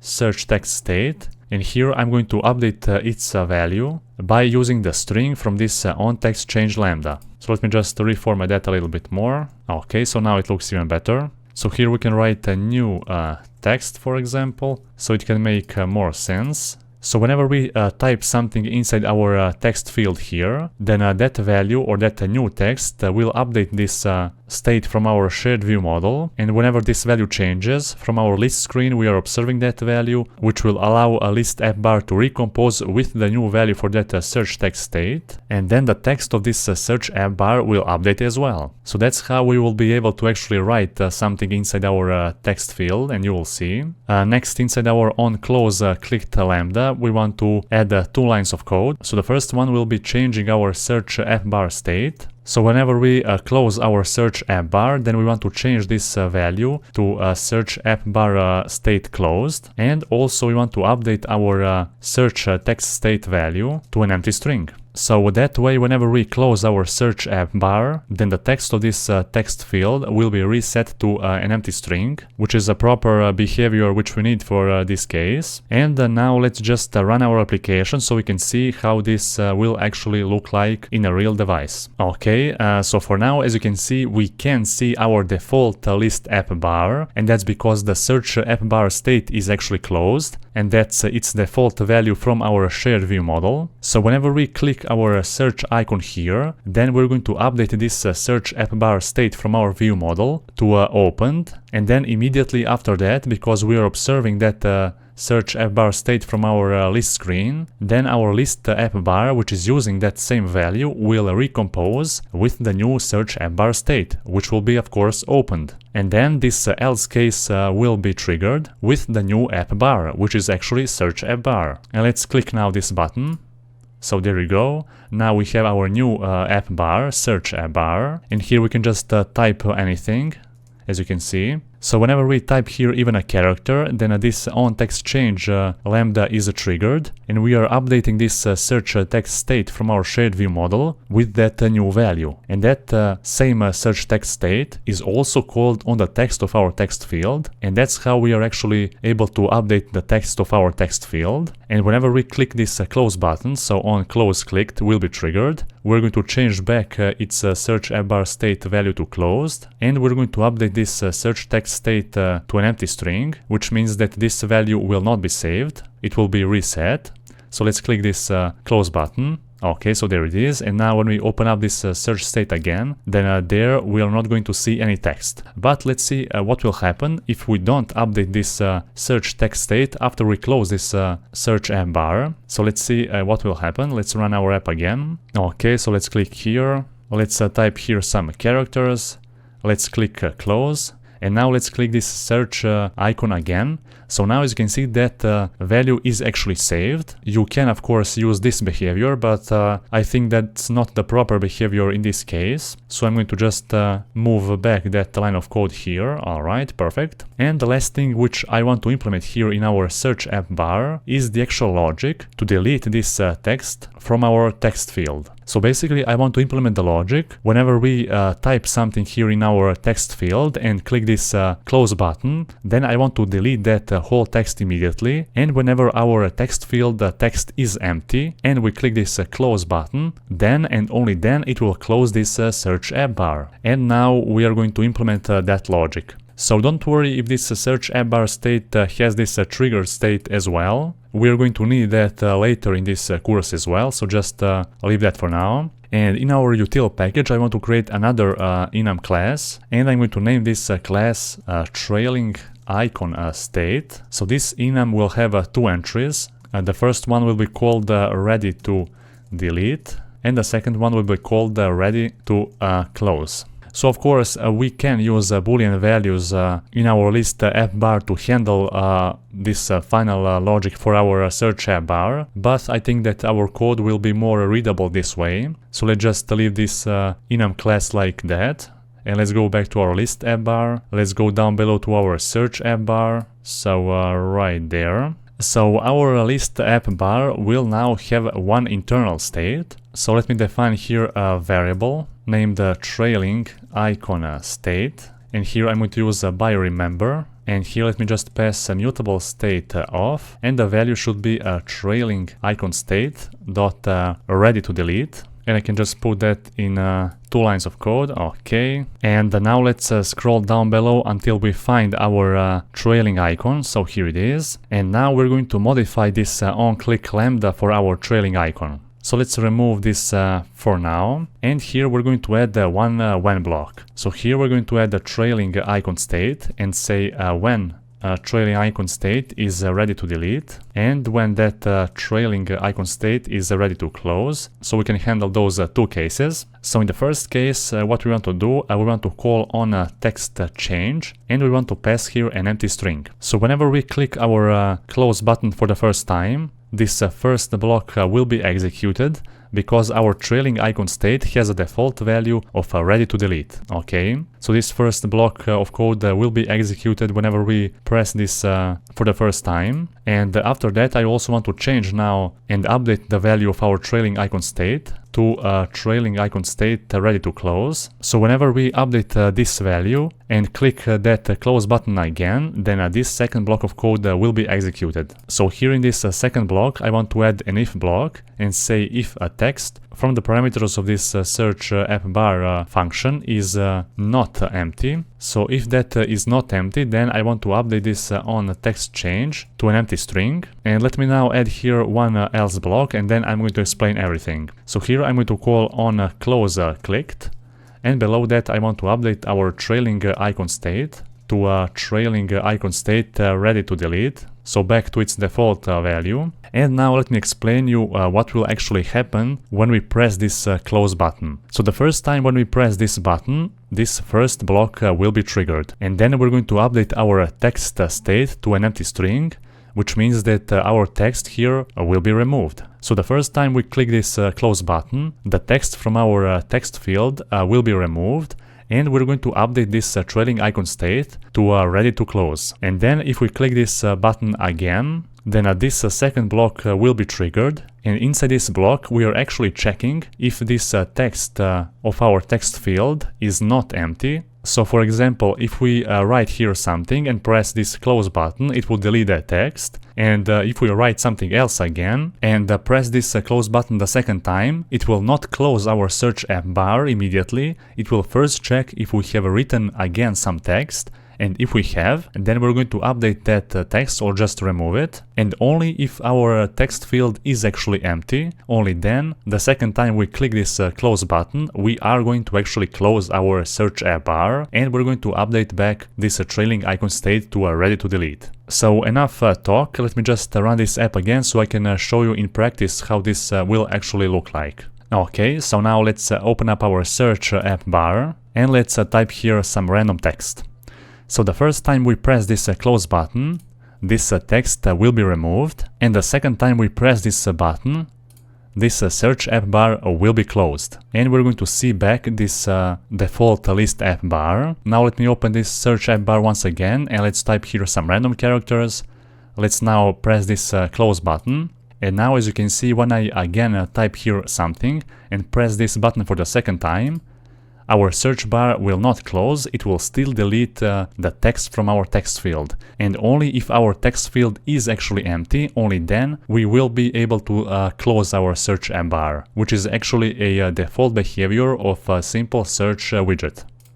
Okay, so everything works just fine. So we have almost completed our list app bar. There are a few more functionalities which we need to implement to actually fill up all those parameters of our app bars. For example, we haven't implemented here on sort clicked or on delete clicked, and also we haven't implemented here on search clicked, but we are going to do that in some of the later videos of this course when we actually start using our database properly. And if you are still confused about anything inside this code, I highly suggest you to watch this video once again, and after that, if you still have some doubts, then feel free to send me a message and I'll gladly explain everything from this code. So for this video, that will be all. Hello there and welcome back. So in the previous video we have successfully created our search app bar, and our search app bar is working perfectly fine. So now in this video we are going to design a task item which will basically represent one row inside our list. Now before we start with that, let me just go here in our list app bar Kotlin file, and here all the strings which are hard-coded should be transferred in our strings XML. So let me just scroll down below so we can see what strings do we have here. So the first one is tasks, and now I'm going to create here a new string for that. So I'm going to name this a string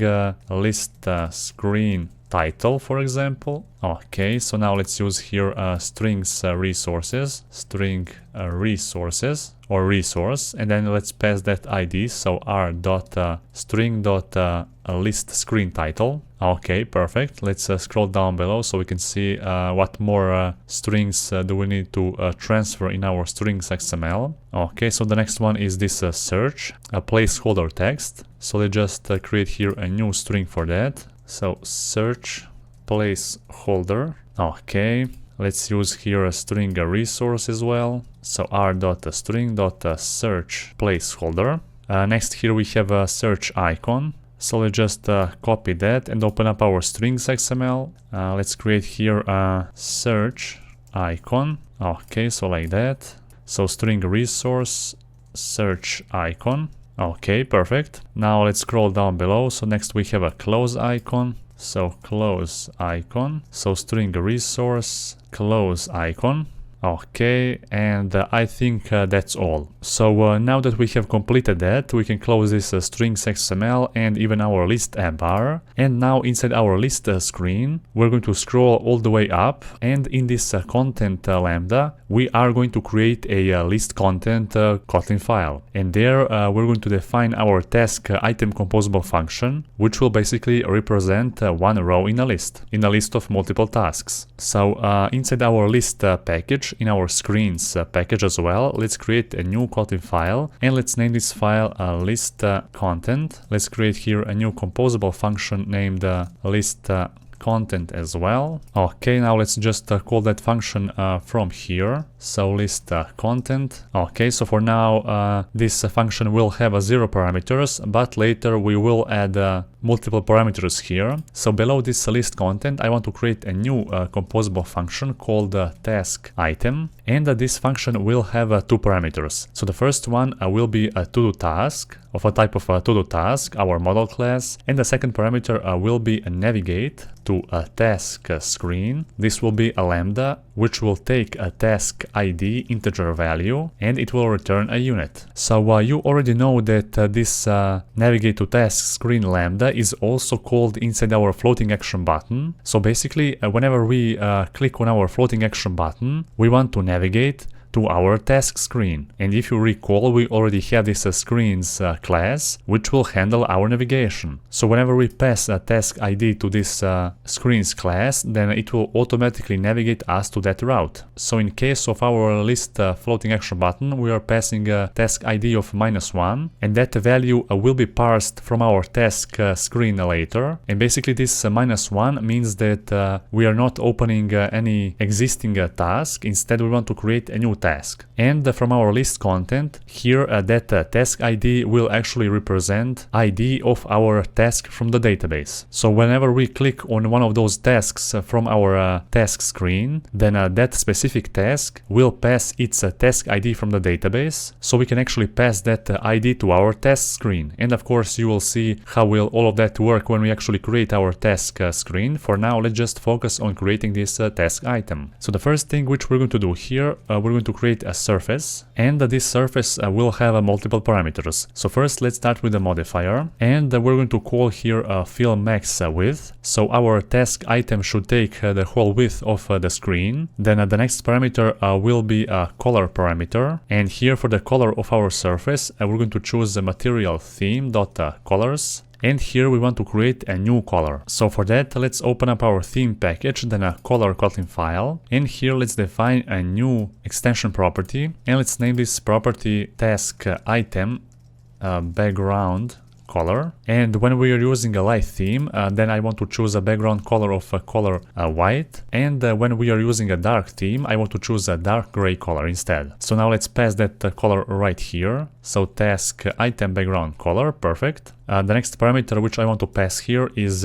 shape. So I just want to call a rectangle shape, and our task item should have a rectangular shape, so that's why. Next, I also want to specify an elevation for this task item, and that elevation can be, for example, 2dp, but also I can open up our theme package, then a dimensions Kotlin file, and here I can just define that value. So here let me just create a new variable called task item elevation, and it will have the value of 2dp. Okay, so now let's go here and let's just paste that. Let's import that. Next, finally, I'm going to add here on click lambda, and whenever we click this task item, then we want to navigate to our task screen. And here, of course, we need to pass a task ID, so that task ID should be get from our to-do task.id. So this will be a selected task or selected task ID, and then we're going to pass that up in our composable tree hierarchy to actually navigate to our task screen. So here you can see that we have a warning on this surface, and it says that this material API is experimental and it's likely to change or be removed in the future. So in order to remove this warning, we need to add this experimental material API annotation on our task item composable function, and basically on every other function on which we are calling this task item. So this is how our task item should actually look like. So we're going to have this surface as a background, and that background should be white if we are using a light theme, and that background should have a dark gray color if we are using a dark theme. Also, on top of that surface we should have one text which will represent a title, the second one which will represent a description, and a third element here will be just a simple circle which should represent a item priority. Okay, so now let's continue working on our task item furthermore. Next, inside this surface, I'm going to add a column. So first, let's here add one modifier, and on our column, I'm going to specify padding and fill max size. And I'm going to add the padding on all sides. The padding should be a large padding, which we have defined inside our dimensions Kotlin file, so 12 dp. And also, I'm going to add the fill max size, or sorry, fill max width. Okay, so our column will take the full width of the parent, and inside this column I'm going to add a row, and inside that row I'm going to add a text which will represent a title and a circle which will represent item priority, and below that row inside the column I'm going to add one more text which will represent a description. So first let's add a row here. We're not going to add here any parameter, and let's here specify a text composable function. So the text for this text composable function should be grabbed from our to-do task.title. Now below this text, I also want to specify a color parameter, and we also want to create a new color for that. So let's open up a color here and let's create a new extension property. Let's name this property task item text color. So when we are using a light theme, then we should use a dark gray color for the text and a light gray for the dark theme. Let's here now specify a material theme.colors.task item text color. Next, for the style, we also want to choose material theme.typography.h5 text style for our title. Then here we also want to specify a font weight. So font weight bold. Then max lines parameter should be also specified here to 1. So our title will have only one line inside our task item. Okay, so that's all we need to add for our text or our title. And below this text, I want to add a box composable function. And here for the modifier, I'm going to specify a few functions. So fill max width. And also later, I'm going to add a width modifier. For now, let's just leave that as it is. And inside this box, I'm going to call a canvas so we can draw a circle on the canvas. And here the first parameter modifier, so let's specify here a modifier, and the width can be grabbed from our priority indicator size, which is a 16 dp, and the height should also be the same, so priority indicator size. Okay, and now inside our canvas, in this draw scope, we are going to call a function called the draw circle. And the color of this circle should be grabbed from our to-do task priority.color. So that's how we're going to get the color of each and every task from its priority field. So now just below our row in which we have a text and a canvas, we are going to add our final text, which will represent a description. So here let's call a to-do task.description. And also we're going to add here a modifier. So modifier.fill max width. Then for the text color, we also want to specify a material theme.colors.task item text color. For the style, we want to specify a material theme.typography.subtitle1. Okay, so this one. Here for the max lines, I want to specify 2. So our description should have 2 maximum lines. And if the text is longer than those 2 lines, then we should display here a text overflow. So let's call here text overflow.ellipsize. And this will basically display 3 dots at the end of our text, which will basically indicate that this text or this description is way longer. And to see all the content from this description, we should open up our task screen instead. So this is how now our task item should look like. And let's create down below one more composable function, which should represent a preview function. So composable and preview. And let's name this function task item preview. Let's call here a task item. And here let's specify just some random values for our to-do task. For example, 0 for the ID, title for the title, some random text here. And for the priority, we can specify, for example, medium or let's say medium priority. Let's put those arguments on a separate line. Okay, and here let's just pass empty brackets so we can satisfy the parameters of this function. And let's add here also this experimental API annotation. And let's check our preview to see how will this actually look like. So click build and refresh. Okay, so this is how now this task item will look like. So there are a few things which we need to change here. So as you can see here, this priority indicator is taking too much space in this row, and we need to change that. So to change that, what we need to do, we need to add a modifier called width on our text and on our box. So on our box here, I'm going to specify one more function called the weight, and here I'm going to set 1f. Okay, and on our text here, I'm going to also call a modifier, and I'm going to specify a width of 8f. So now let's build and refresh to see if now our task item will look better. Okay, so now when we zoom in, then you will see that our title text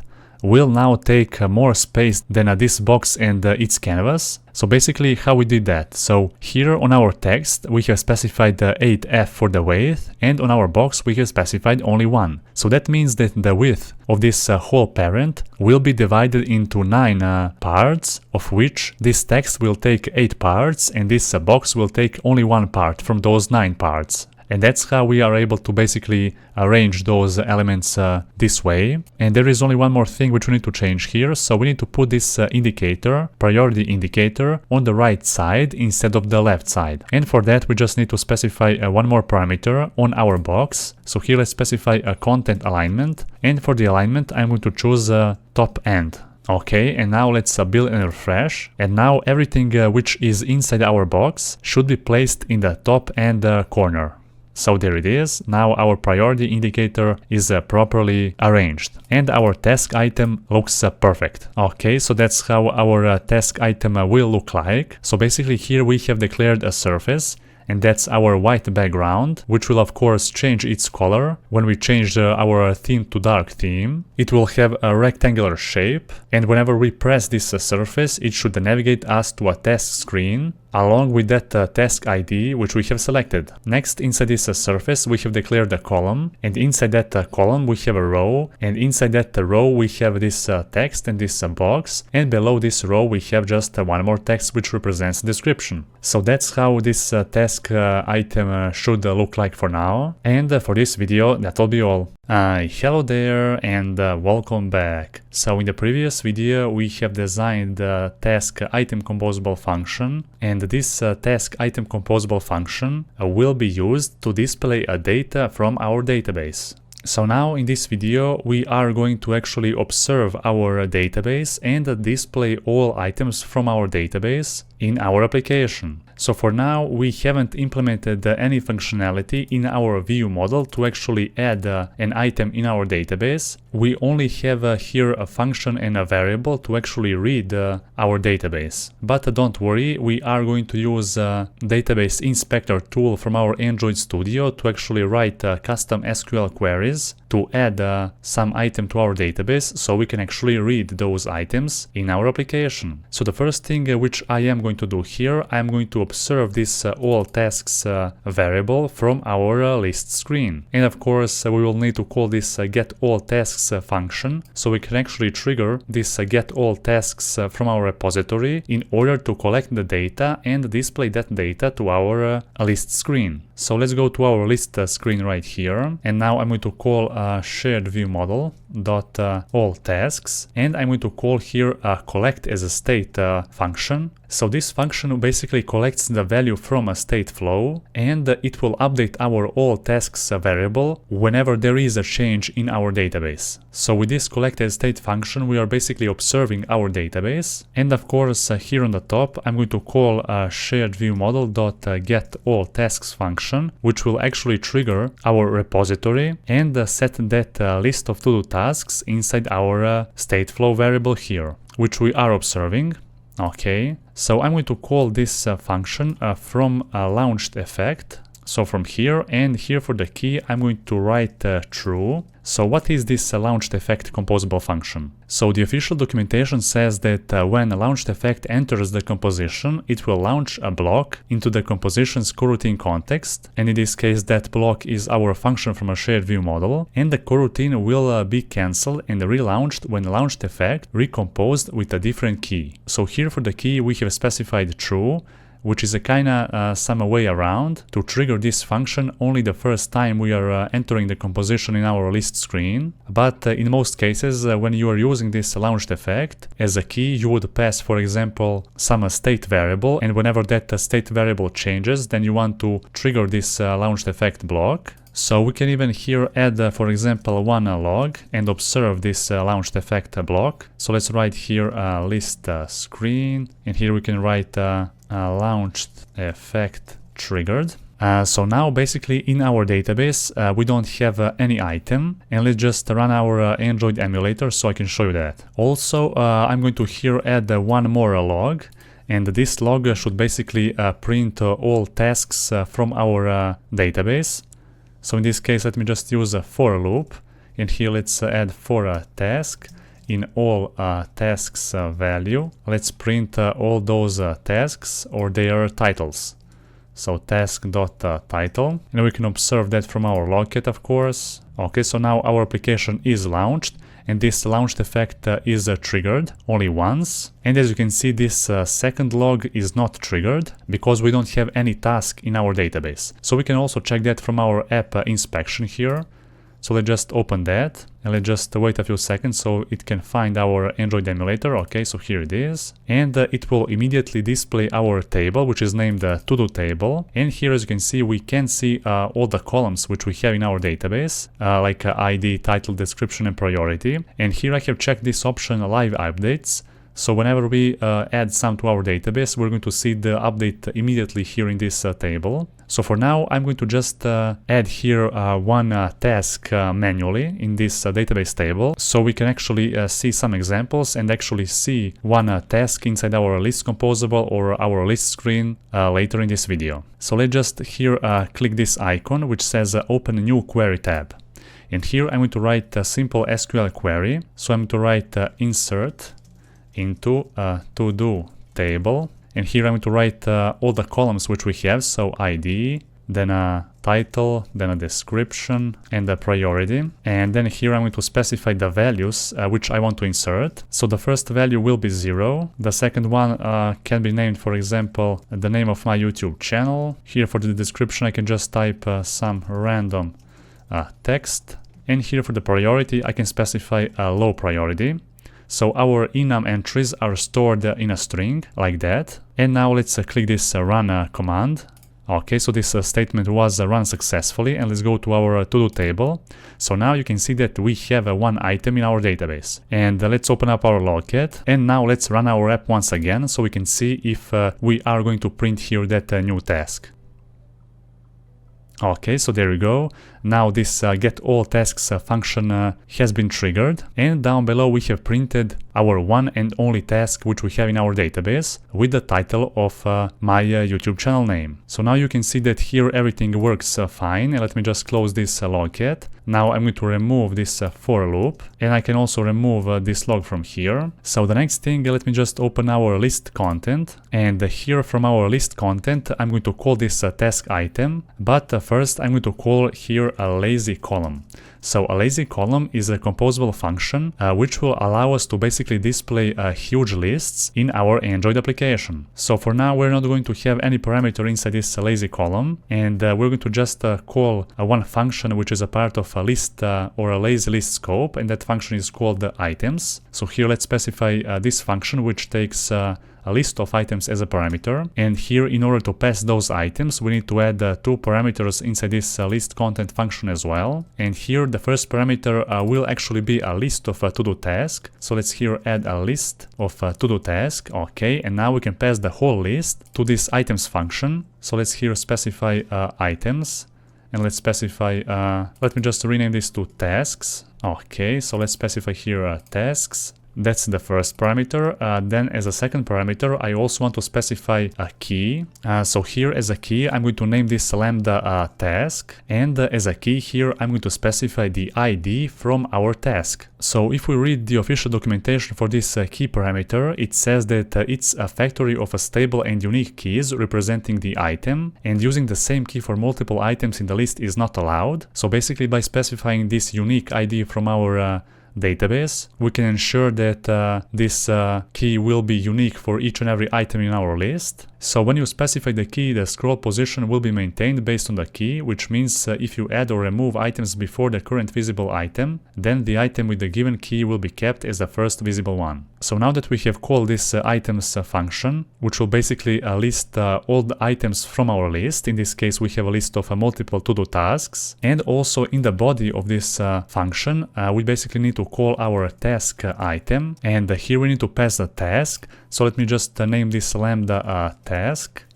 and this has a type of to-do task, so let's just pass that right here. And this second parameter can be passed from this function. Okay, let's just separate those arguments on different lines. Okay, so here we have a warning, and let's just add this material API annotation here. So there it is. And basically now with a few lines of code we're going to achieve the same functionality as the recycler view from the old view system. So here we're calling a lazy column in which we have specified what list of items we want to pass to our task item, and that list is grabbed from the parameters of this function, which is a list of to-do tasks, and each and every task from that list is passed to our task item composable function, which we have made in the previous video. And that task item will just grab those values from this to-do task, and it will display them in those elements. And of course, this second parameter, navigate to task screen, will basically pass this unique task ID up in our composable hierarchy, which will basically then navigate us to a task screen or task composable. But of course, we are going to handle task composable in some of the next videos of this course. For now, let's just focus on this list content.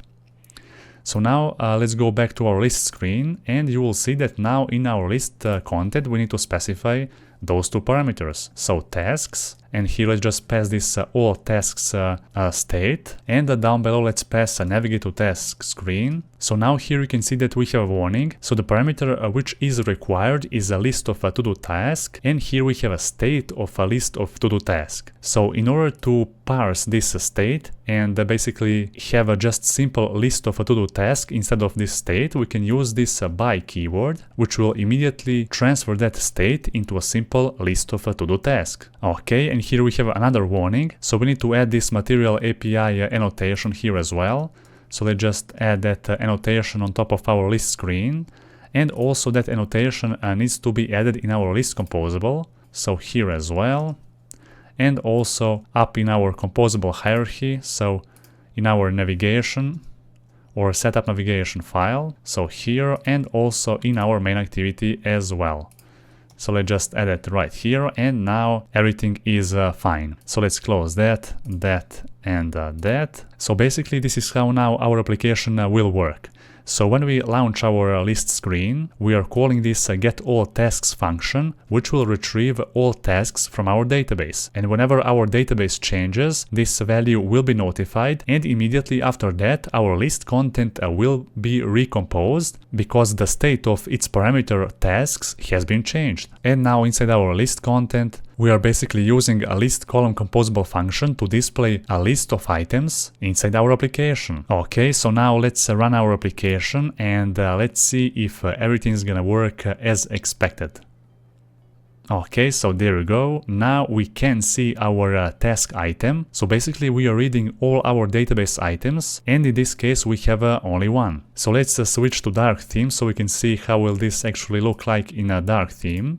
Okay, so there we go, everything looks nice. And now let's open up our database inspector, and here let's just add one more item so we can see how it will look like when we have multiple items. So here I'm going to create a new task with a different ID. I can just set here the different title, for example kotlin, and here the priority can be maybe medium, and let's just add that to our database. Okay, perfect. Now let's run our app once again. And now we should be able to see two items.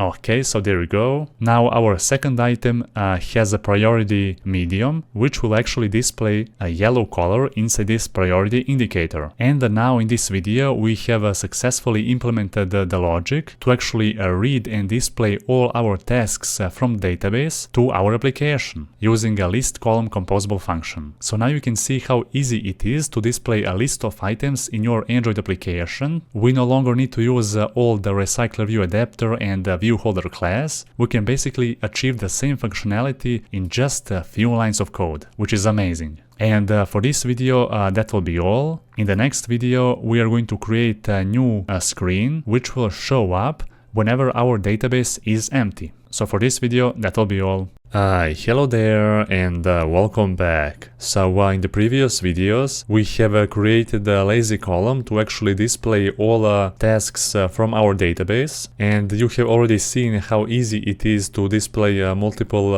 items from the list using this lazy column composable function. So it's a lot easier than before with the recycler view adapter. Now with just a few lines of code we have achieved the same thing. So in this video we're going to create a new composable function which will represent a list content when our database is empty. So for that I'm going to create here a new Kotlin file inside our list package. So right here, and let's create here a Kotlin file named empty content. So here let's create a new composable function as well. So empty content. This function will have no parameters, and basically we just want to display one icon and one text. The purpose of this empty content is just to let users know that the database is empty, and that's why they don't see any task inside our list content. So first I'm going to add here just one column in which we're going to put those two elements, icon and the text. So the first thing, I'm going to add here a modifier, and I want to fill the max size. So this fill max size function will basically expand this column to fill the whole parent, and in this case that parent will be our list content. Okay, let me just put this in the separate lines down below. Okay, so like that. Also, I want to set the background of this column, so let's call here a background, and let's specify a material theme dot colors dot background.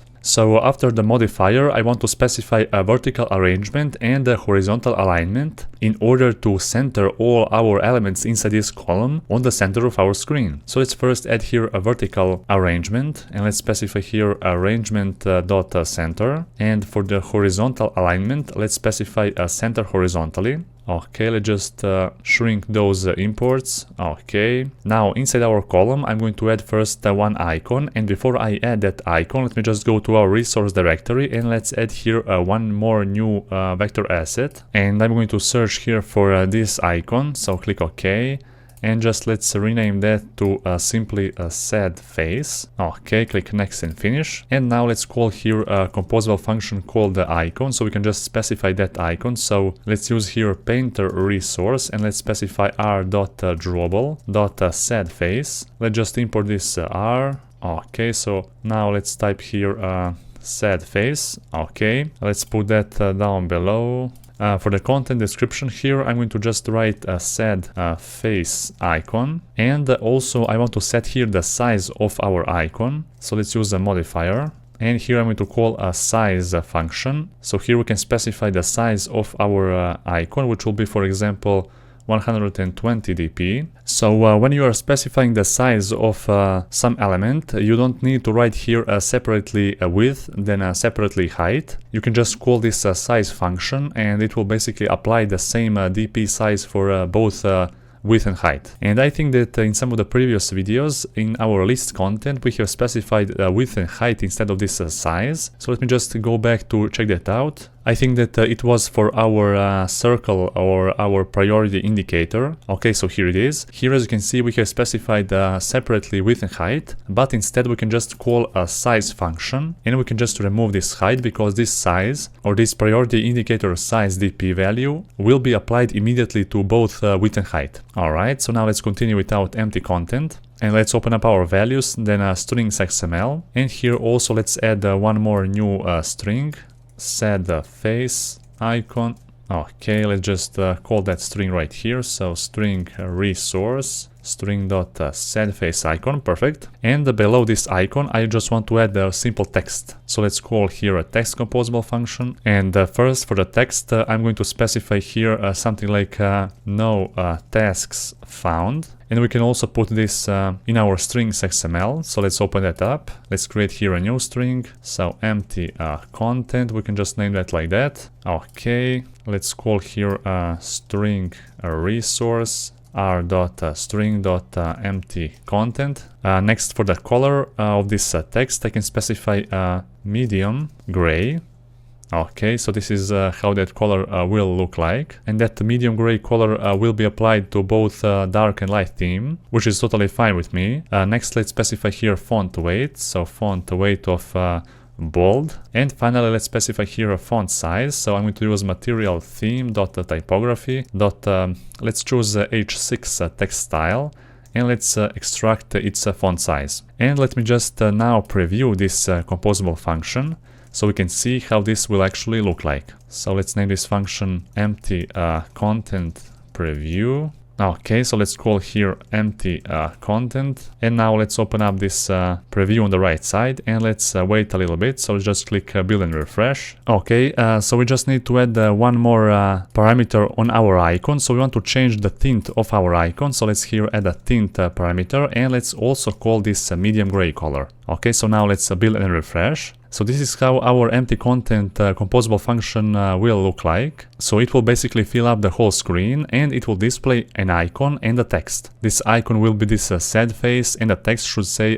no tasks found. Okay, so just like that. So now what we need to do, we need to go back to our list content and we need to apply the logic to actually display this empty content composable whenever our database is empty. So let's scroll all the way up here. And down below I'm going to create one more new function. I'm going to name this composable function something like display task or tasks. And inside this function I'm going to put all the content from our list content from here. So let's just cut and paste that right here. And of course this function will also take two parameters, the same parameters as our list content function. So let's also add here this experimental material API. And now from our list content we can just create the logic to check if our task list is actually empty, so is empty. And whenever this list which we are passing from our list screen is empty, then in that case we want to show empty content, and in else case we want to display our tasks. Okay, so let's just pass those parameters. Let's put them on a separate lines. So now whenever we pass this list of tasks from our list screen, first we are going to check if this list is actually empty, and if it is, then we want to show our empty content, and if it is not, then we are displaying our tasks. Okay, so now let's run our application. Okay, so let's see what will happen. Okay, so there for maybe a half of a second you saw that this empty content was actually displayed here. So let's just run our app again so we can see that once more. Okay, so now you saw that no matter if our task list is actually empty or not, it will first display our empty content. And the reason why is because whenever this list content first is called, then this list is actually empty, because maybe for a half of a second we are actually collecting those values, and that little space of a half of a second is used to pass this empty list. And only when we collect that data, then our list content is notified with the new values, and then we are displaying our data. So to fix that little half second space in our application, we are going to modify our function getAllTasks from our shared view model, but we are going to do that in the next video. For now, let me just show you how our screen will show up when we have an empty database. So now you already know that inside our database we have two tasks. And let's just here add some custom SQL query manually to delete all tasks from our database. So let's just open this database, check this live updates. Let's open up this query tab. And here I'm going to write one SQL query. So delete from to-do table. And this will basically delete everything from our to-do table. So now let's execute this SQL query. Okay, let's go back to our table.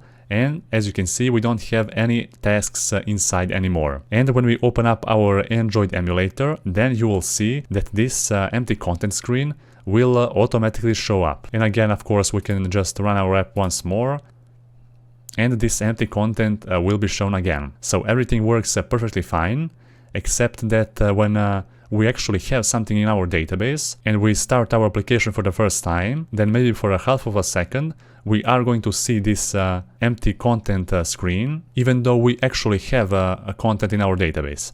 So we are going to fix that little issue in the next video. For now we have created our empty content composable function, which we are showing inside our list content when our list of tasks is empty. So for this video that will be all. Hello there and welcome back. So in the previous video we have designed our empty content composable function, and this composable function will display one icon and one text whenever our database is empty. So inside our list content composable function we have added the logic to display our empty content if a list of a to-do task is empty, and if our database or this list is not empty, only then we are displaying our tasks. and this is how our application looks like when our database is empty. So in the previous video we have seen one problem with this approach. So whenever we have at least one item in our database and we launch our application for the first time, then this empty content will be shown only for a half of a second. And the main reason for that is because inside our shared view model, as you can see, default value for our variable underscore all tasks is an empty list. And whenever we run our application for the first time, first this empty list will be passed to our list content, and that's why only for a half of a second we are going to be able to see this empty content even if our database is actually filled with tasks. And now let's just add here one more item to our database so I can show you that issue one more time before we actually fix that. So let's here select our emulator, let's select our table, and here let's check this live updates option. Let's also add here a new query. So insert into to-do table. Now here let's specify all columns, so ID, title, description, and priority. Then we want to insert here some values. So the first ID will be 0. Then title here should say the name of my YouTube channel, for example. For the description we can just type some random text, and the priority can be low. Okay, so let's just type here values instead of a value. Okay, and now let's run this SQL query. Okay, let's check our table, and there we go. So now we have this item, and let's run now our Android application once again, and you should see that our empty content will be displayed for a half of a second before we actually see our data from the database. And the main reason for that is because we have set the default value to be empty list for our all tasks variable here. And now let's fix that.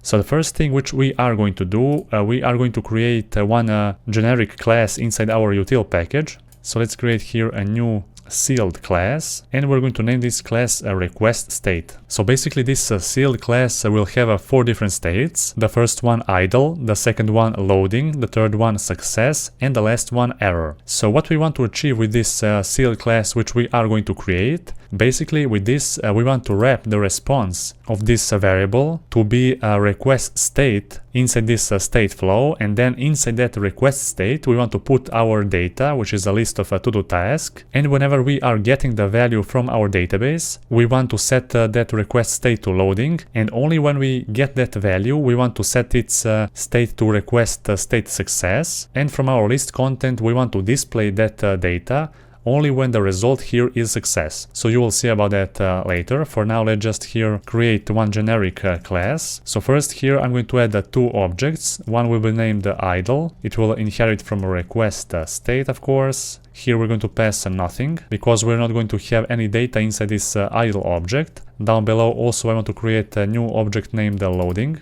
So loading, it will again inherit from this request state, and it will have nothing as a type. Then down below I'm going to create 2 data classes. So the first one will be named success, and here we're going to add just one variable named data of a type of t, and of course here we want to inherit from a request state, and here we want to pass that type. Down below I want to create another data class, this time named error, and here I'm going to add a new variable, so error, and the type of this variable should be trueable, and here I'm going to return nothing. So this error should only have this trueable type in its constructor. So now this request state sealed class will be used to wrap the response of our list of to-do tasks, so we can handle our flow collection even more easier. Okay, so now let's go to our shared view model, and here the type of this first variable should be a request state. So request state, and inside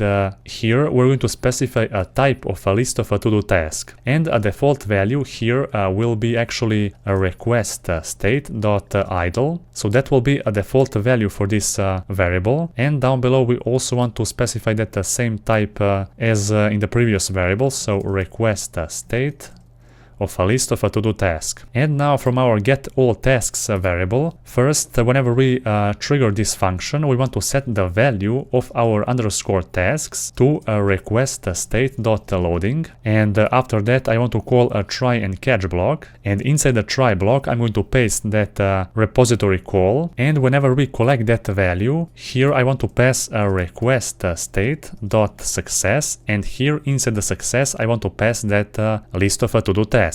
Okay, and if there is some error, for example here, let's type here exception, then we just want to set the value of our underscore task to a request state.error, and here we want to pass that error. So now from our list content, we want to check first if the response here from our variable is actually this success state, and only if it is, then we want to display our data. So now first let's open up our list screen.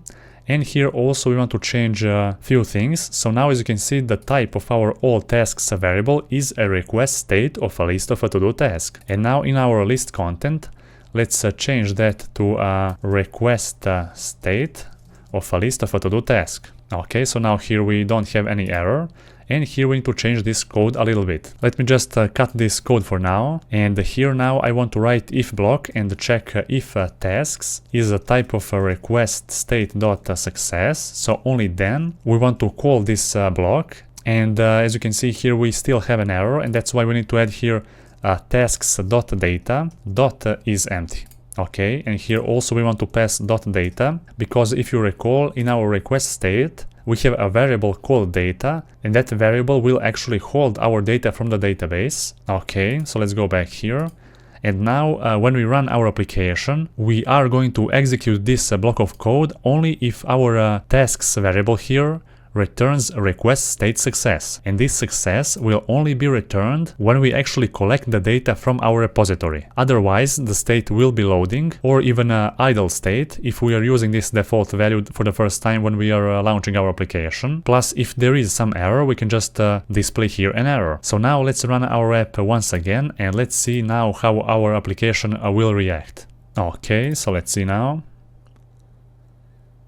And now we have successfully displayed our tasks without showing our empty content for half of a second. And that's how we have achieved to display our database items only when the request state is a success here. So we have modified our list content here a little bit, and now everything works as expected. So for this video, that will be all. Hello there and welcome back. So in the previous videos we have been focused on creating our list composable or our list screen. So far we have created our list app bar, floating action button, list content in which we are displaying all our content from the database, and also we have created an empty content which will be shown whenever our database is empty. Nevertheless, here in our list screen we also need to implement the functionality for searching our database, then sorting our list here, and also deleting all from our database from here. Now all those three functionalities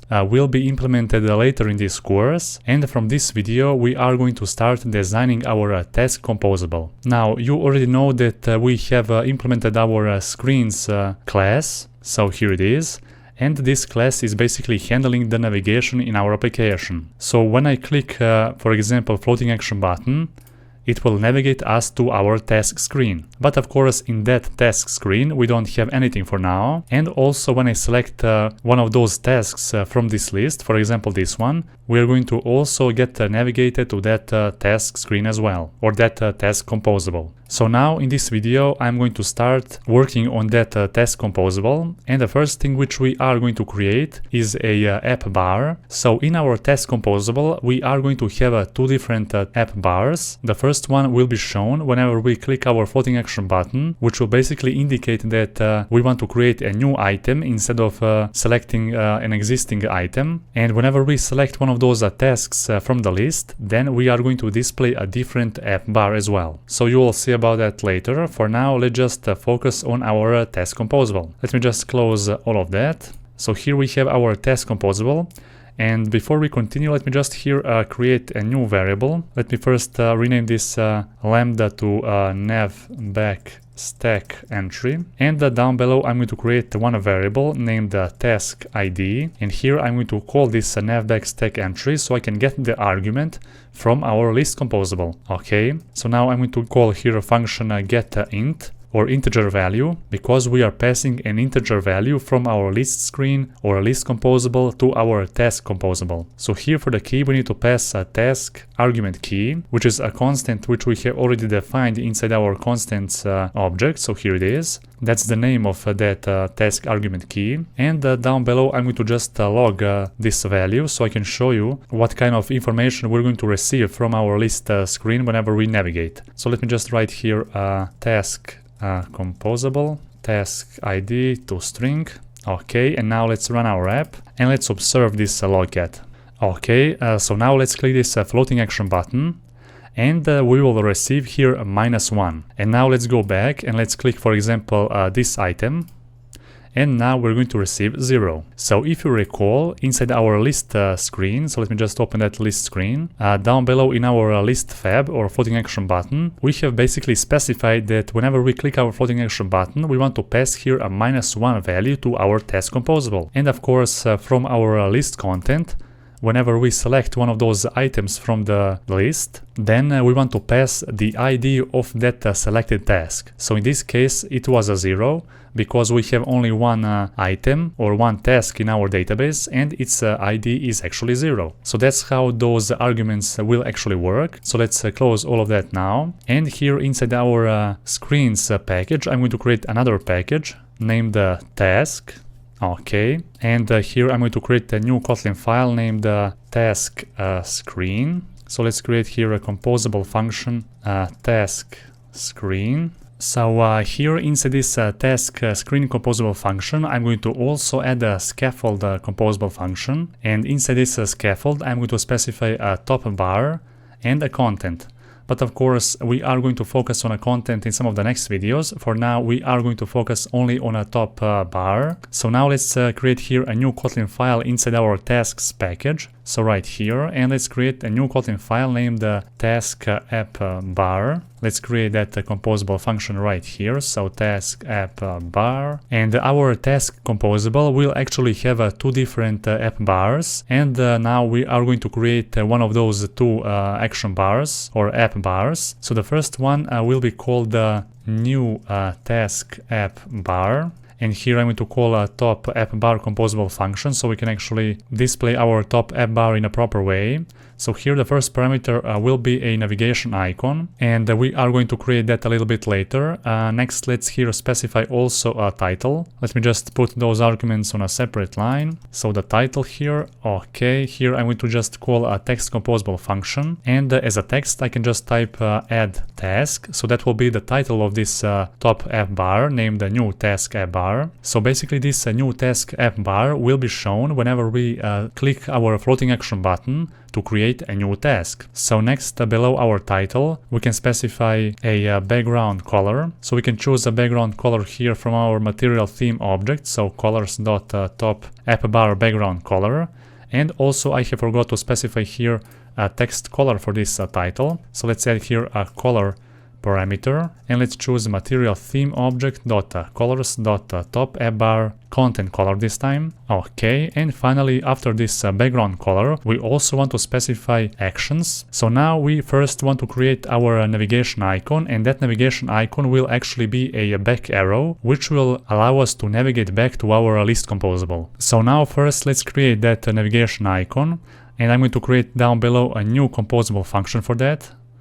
So right here, composable function called back action. This function will accept only one parameter on back clicked, and it will take one value action. So that's the model class which we have already made in some of the previous video, and it will return just a unit. So if you recall, this is how our action model class or enum class looks like. So here we're going to have multiple enum entries like add, update, delete all, undo, and no action. So basically we are going to pass those enum entries from our task screen to our list screen. And whenever we, for example, press this back arrow from our new task app bar. Then we want to pass one action that's called the no action, because when we navigate back from our task screen, we don't want to do anything, we just want to go back to the previous screen, and in that case we want to pass a no action. And for example, if we add here a new action named the add action, and when we press that, we want to pass a different action, for example add, and that will mean that we want to add a new task. So you will see about those actions in some of the next videos of this course. For now, let's just here implement an icon button. In this onClick lambda, I'm going to just call this onBackClicked, and I want to pass action dot no action. Okay, so I'm going to reformat the code like that, and inside our icon button, I just want to add one simple icon, and here we're going to choose image vector instead. So let's call here icons.field.arrowback. Okay. And for the content description, we can just write maybe a back arrow. Okay, let's just put those arguments on a separate line. And now we also need to specify a tint color for this icon. So let's choose the color from our material theme object called the top app bar content color. Perfect. And now let's call this back action in our navigation icon right here. So back action. And here we also need to specify that parameter. So let's add here a new parameter and navigate to a list screen this time. And it will just take, of course, an action, and it will return a unit. Okay, so now let's call this lambda right here, so we can satisfy that parameter. And down below, let's create one more action. I'm going to just copy this code and change a few things. So let's name this action add action, and it will take a different named lambda on add clicked. Okay, and this time we're going to send this add enum entry. I'm going to select a different icon here as well, and let's just write here something different. For example, add task. Okay, so now we can call this action in our new task app bar. So add action. And here we can also specify that parameter from this new task app bar. Okay. Now let me just open our strings XML so I can put those strings in one place. Okay, so let me see which one is the first. So add a task. Let me just write here a new string, add a task. So let's call here a string resource. So r.string.add task. Then down below we have a back arrow. Let's add here a new string. So back arrow. Okay, back arrow, and down below we have the same name, so add task. So let's call here the same string, so add task. Okay, perfect. And now we can create a new preview composable function so we can see how this new task app bar will actually look like. So let's create here a new composable function, new task app bar preview, and let's call here a new task app bar, so this one. And here we need to specify just one parameter, and this time I'm going to just pass empty brackets, so we can just satisfy the parameters of this function. Okay, now let's open up this preview, and we also need to call this new task app bar from here. Let me just call that here, and also I'm going to add here the same parameter. Let's just pass that here, because this action will be passed up in our composable tree hierarchy. Let's just build and refresh. Okay, so now let me just zoom in so you can see that better. Alright, so there you go. This is how our new task app bar will actually look like. So whenever we click on our floating action button here, we want to open up our task composable and show this new task app bar. So this app bar will have one navigation icon, a back arrow, and whenever we click this navigation icon, we just want to go back to our list composable, and with that we also want to send this no action. And when we press this add action, then in that case we want to send this add action to our list composable, and also of course get back to our list composable screen. So for this video we have created this first app bar, and in the next video we are going to create another app bar for our task composable, which will be shown whenever we select one of those existing tasks from this list in our list screen. And for this video that will be all. Hello there and welcome back. So in the previous video we have successfully created our task app bar Kotlin file, in which we have defined our first app bar named new task app bar, and this app bar will be shown whenever we click our floating action button from our list screen, because that way we will basically tell our application that we want to create a new task in our database, and in that case we should display this new task app bar. So now if you open up this task composable, then you will see that here we are basically grabbing that argument which we have passed from our list screen. And if you are thinking why shouldn't we pass the whole to-do task object instead of this ID, well, the official Android developers documentation says that you shouldn't put whole objects in arguments. Instead, you should just put simple values like IDs, strings, and so on. And on the other side, where you are receiving those arguments, then you should use that value, in this case a task ID, and this task ID will be used to actually request that to-do task from our repository. And of course from our task screen or our task app bar. In the previous video you have seen that we have added this lambda which takes an action, and this action will basically be passed from our task composable to our list composable, and then from our list screen we are going to take this action and handle our database work. So you will see everything about that in some of the future videos of this course. For now, let's just focus to create a new app bar. And before we start with the new app bar, let me just here from our task screen call this task app bar composable function, so we can actually see how this app bar will look like. Now inside this task screen I also want to add this lambda as a parameter. Okay, so in our task screen right here, and let's just pass here this navigate to task screen, and also we can just call this task screen from our task composable. And here we can also pass that parameter which we already have in our task composable. So now let me just run this app, and you should see that whenever we navigate from our list screen to our task screen, this new task app bar will be shown. So now, no matter from what component we navigate to our task composable, either from this task or from our floating action button, we will see that new task app bar. So let's just click, for example, here. So now you can see that this app bar looks the same as a previous app bar from our list screen. Let me just here change the theme from dark theme to light theme. Okay, and now we can press this back button as well. Okay, so the navigation is working perfectly fine, so we can navigate from our task here as well. Okay, and of course we can also press this button and we will navigate back to our list screen as well. Of course, we need to implement some more logic to actually handle this add action, but we're going to do that in the future videos of this course. For now, I just wanted to show you that we can actually see this new task app bar in our task composable screen. Okay, so now let's just start and create a new task app bar. So now inside our task app bar Kotlin file, let's scroll all the way down.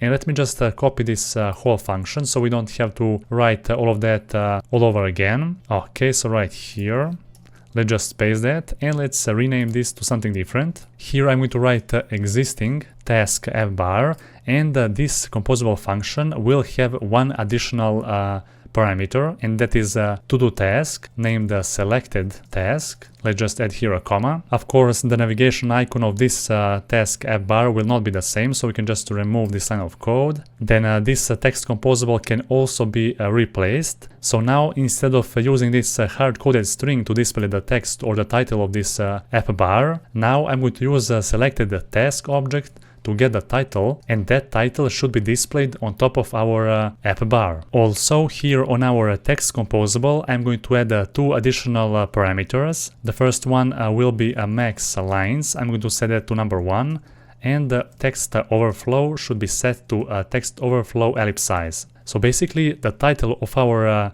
existing task app bar will be grabbed from a selected to-do task, and when this title is longer than expected text, then we should here add this text overflow to ellipse size, and the max lines of this text should be also set to 1. That way, whenever the title here is a little bit longer, then we are going to display just 3 dots at the end of this text, and everything will look perfect. So down below for actions, I'm going to remove this add action because we're going to have two different actions which we are going to create right now. So first, let's start with this navigation icon. I'm going to go here and just copy, for example, this composable function so we don't have to repeat the code from the previous video. let's just paste that right here, and let's rename this function to close action. Okay, let's rename this lambda to on close clicked. And here, whenever we click our icon button, we should also send this no action to our list composable. Now we can just change here the icon to say close, and we can rename this string to something else. So let's just open up our strings XML, and here let me just write a new string, so close icon. Okay, so we already have this string, so let me just remove that. And now let's go back here and replace this with close icon. So now we can call this close action right here in our existing task app bar. So close action. Here let's just call this navigate to list screen. Okay, perfect. And down below let's create two more actions. One action will be for deleting our task, and the second one will be for updating our task. Let's name this action first delete action. Let's rename this lambda to on delete clicked. Here we will call a different action, so delete. Now we can change this icon as well, so delete icon. And let's also add here a new string, so delete icon. Okay, let's go back here. Let's type delete icon. And finally, let's add one more composable function, which will represent an update action. So let's rename that to update action. Let's rename this lambda as well. So on update clicked. Here we can change this action to update. The icon should be this check icon. And let's now here add a new string. So update icon. Okay, let's type here update icon. Perfect. And now we can just call all those actions from our existing task app bar. So first here in our actions, let's call a delete action. Here let's pass just navigate to list screen, and down below let's call update action, and let's pass also this same parameter. Okay, and down below let's create a new preview function so we can preview this new app bar. So let's name this function existing task app bar preview, and here let's call existing task app bar preview, or just app bar. Okay, here we need to add two parameters. So the first one is a selected task, and here we can just type some random values for our to-do task. For example, ID 0, title, the name of my YouTube channel, description can be some random text, and the priority can be maybe priority low. Okay, so now let's just preview how will this new existing task app bar look like. Okay, so there it is. Let me just zoom in here, and this is how our second existing task app bar will look like. So here we're going to have one close icon, which will basically represent a navigation icon, and whenever we click this close icon, we're going to immediately get navigated to our list composable, and in that case we're going to pass just a no action, and whenever we press this delete icon, we're going to go back to our list screen and pass a delete action. And whenever we click this second update icon, then we're going to get back to our list screen and send back an update action, and our title will basically be dynamically displayed by getting the title from our selected to-do task. So that logic will be implemented in some of the next videos. For now, it is important that we have actually created both of those top app bars. In the next video, we are going to probably add some logic in our task screen to actually display either a new task app bar or existing task app bar. So for now, that will be all. Hello there and welcome back. So in the previous videos we have designed two task app bars. So we have a new task app bar and the existing task app bar. And each one of those app bars will be shown depending on the logic which we are going to implement in this video. So the first thing which we are going to do, we're going to open up our shared view model, and here we are going to create the new function to get the selected task from our database. So down below this function get all tasks, let me create here a new function, get selected task this time, and this function will take only one parameter, and that is a task ID of a type integer. And inside this function we're going to call a view model scope to launch a coroutine, and inside this function we are going to call our repository, then selected or get selected task, and here let's pass that task ID. Okay, perfect. So from here we're going to collect the value, and that value will be used to set up a value on one field or a variable which we are going to create right now. Let me just rename this lambda to task, because this getSelectedTask function will return a single task with the same ID which we have passed inside this function right here. So here on the top I'm going to create two variables. The first variable will be private variable named underscore selected task, and it will have the type of a mutable state flow of to-do task, and here we're going to add a question mark, so we are going to make this to-do task nullable, and here let's call a mutable state flow, and a default value here will be null. So down below let's create a publicly exposed variable called selected task, and it will have the type of a state flow of to-do task. Okay, so again let's add here a question mark so we can make this to-do task nullable, and let's just get the value of our underscore selected task. So now from our function right here, from the collection, we are going to set the value of our underscore task variable, so dot value. So whenever we call this getSelectedTask function, we are going to get that task with the same ID which we have passed inside this function from the database, and that task should be set inside this underscore selected task variable, and then this publicly exposed selected task variable will automatically get that value, and this task will be observed from our task screen. Okay, so for now we have created everything we need inside our shared view model. Now let's open up our task screen, or a task composable. So now I can just remove this log from here, and below that I'm going to call a view model. So our task composable will also have one additional parameter, and that is a shared view model. Okay, so now let's open up this setup navigation function, and here we also need to pass that shared view model. Okay, so the exact same thing like we did in our list composable. Perfect. Now let's close that.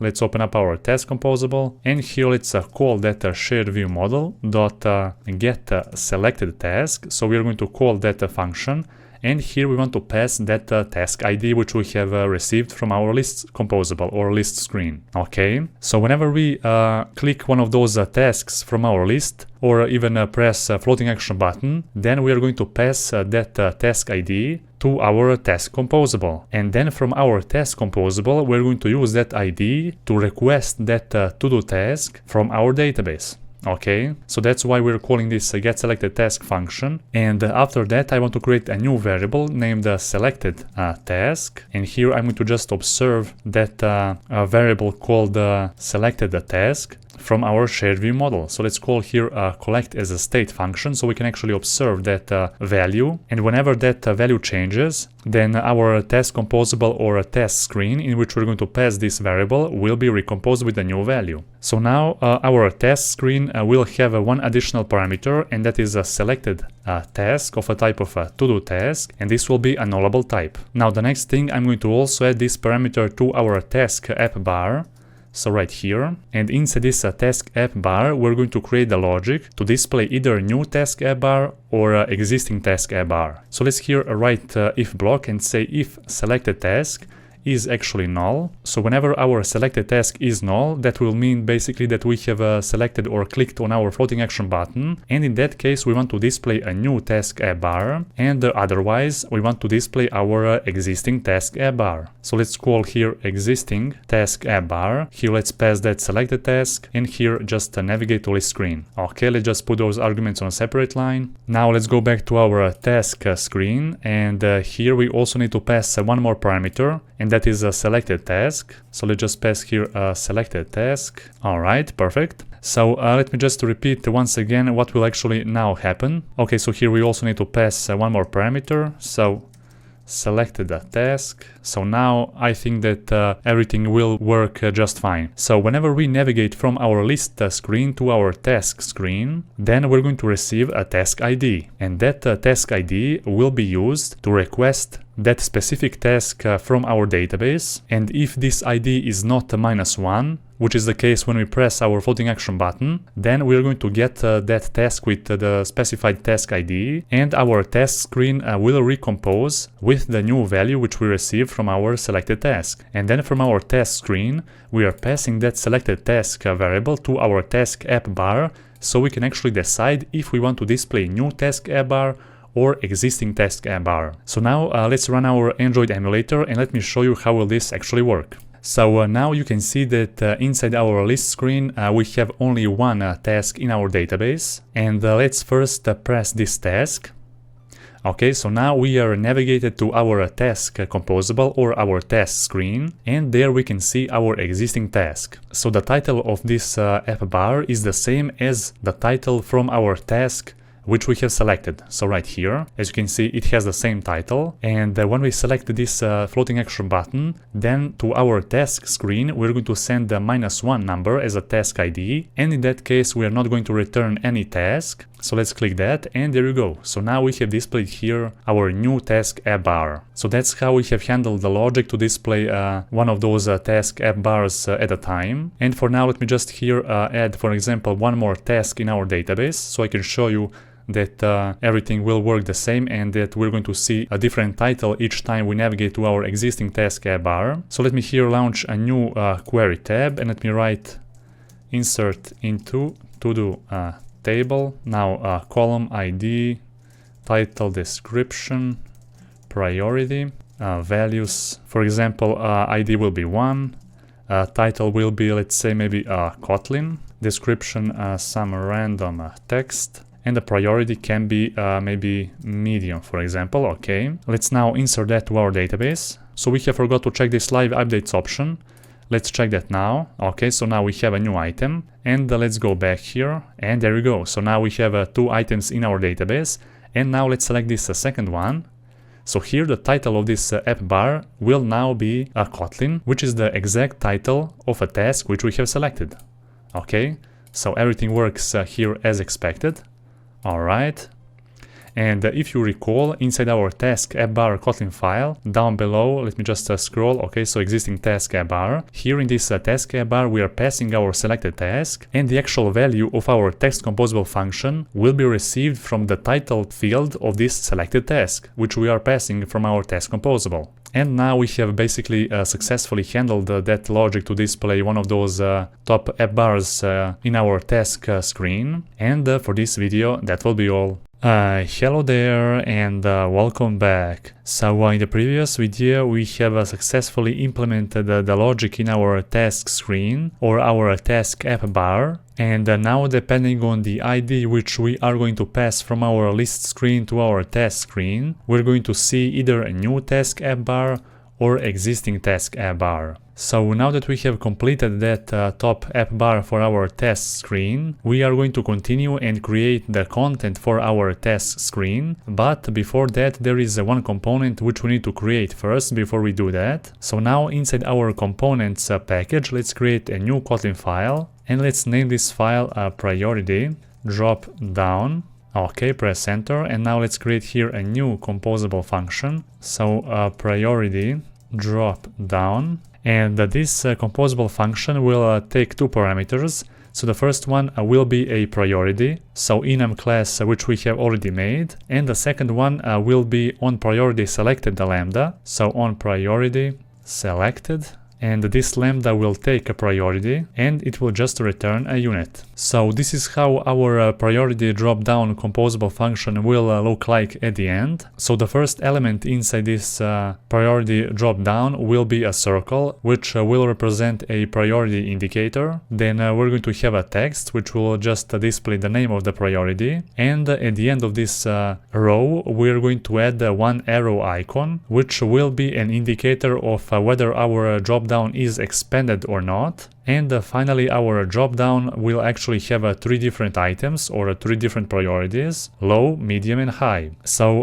now the first thing which we are going to do here, we're going to create a new variable named expanded, and this variable will represent the expanded state of our drop-down. So let's use here a remember, so we can actually remember a boolean value, so a mutable state of, and let's pass here a false, so this will be a default value. And here if you see this error, that means that you need to add here 2 imports. So here let's use android-x.compose.runtime. Here we need to call a get value, and the second one should be a set value. Okay, so now that error will disappear. And below that I'm going to add one row composable function. So let's add here one modifier. Okay, let me just put that right here. So our row will take full width of the parent, so fill max width. Then down below we're going to specify the height of this drop down. I'm going to say 60 dp, and I can also put this 60 dp size in our theme package, in our dimensions Kotlin file. So let's create here a new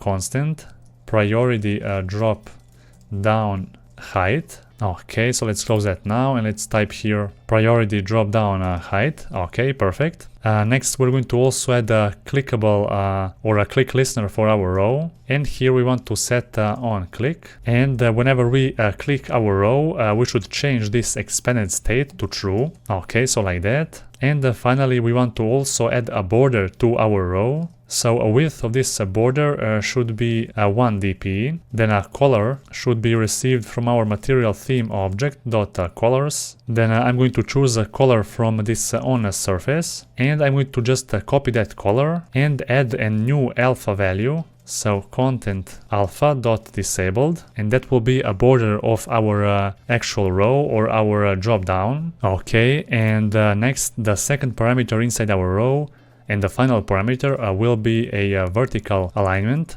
So let's add here alignment center vertically. And now inside our row, the first item which we are going to add is a canvas on which we are going to draw a simple circle. So let's call here a canvas. For the modifier, I can just specify the size. So size will be a 16 dp, so priority indicator size, and this on draw should be called in the brackets of this canvas. So here just call draw a circle, and let's choose the color for this circle. So the color of this circle should be extracted from our priority which we have passed from our function.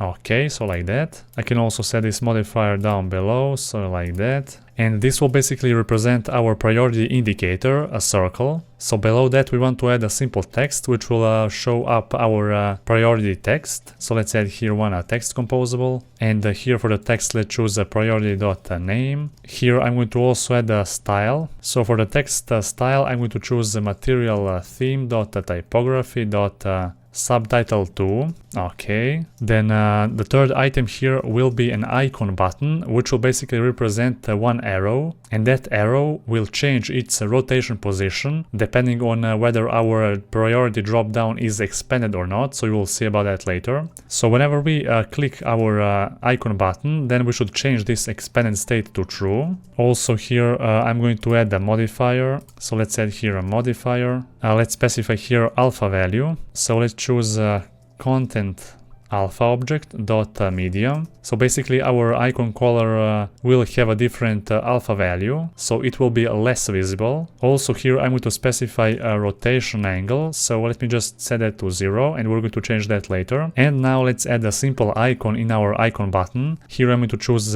image vector instead, so let's choose icons object dot field icon dot arrow drop down, so this one. And for the content description here I can write some text like drop down arrow icon. Let's also put this text in our strings XML. So right here, drop down arrow. Okay, so like that. Just call here string resource. So drop down arrow, perfect. And now before we add the drop down menu and all drop down menu items, let's create here a new function which will represent a preview function. So we can actually see how this composable function will look like for now. So priority drop down preview, and let's call here priority drop down. Here let's pass, for example, priority low, and here just empty brackets so we can satisfy the parameters of this function. Okay, now let's open up this preview and let's wait until we see this composable function right here. Okay, so let me just zoom in here so we can see this component a little bit more. So first here, as you can see, we have one row which is filling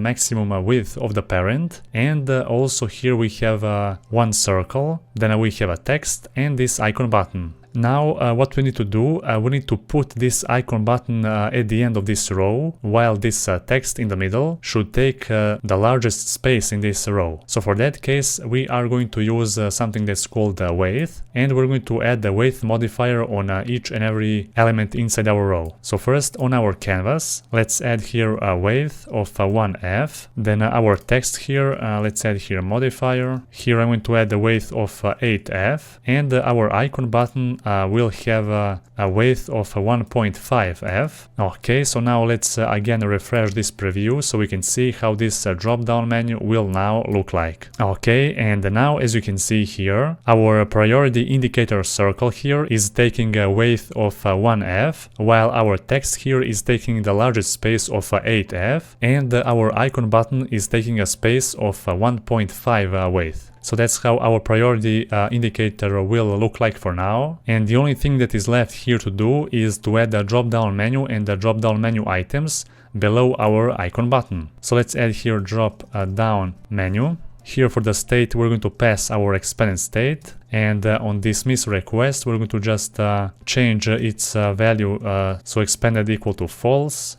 Let's put those arguments on a separate line. Let's just shrink this preview window here. So inside this drop-down menu, we're going to add 3 different drop-down items. So drop-down menu item, and whenever we click on one of those menu items, we just want to change the value of this expanded state to false. And whenever we click this drop-down menu, we also want to call our on priority selected lambda, and here we want to pass a priority low. So this will be our first drop-down menu item, and inside here, inside this row scope, we want to call our priority item component, which we have already made, and here let's just pass priority low. So now let's create those drop-down menu items 2 more times, and let's just replace those values. So here let's just add the medium, and here medium as well, and down below high. Okay, and that's basically everything we need to add to our priority drop-down item. Okay, so now what we are going to do, we're going to run this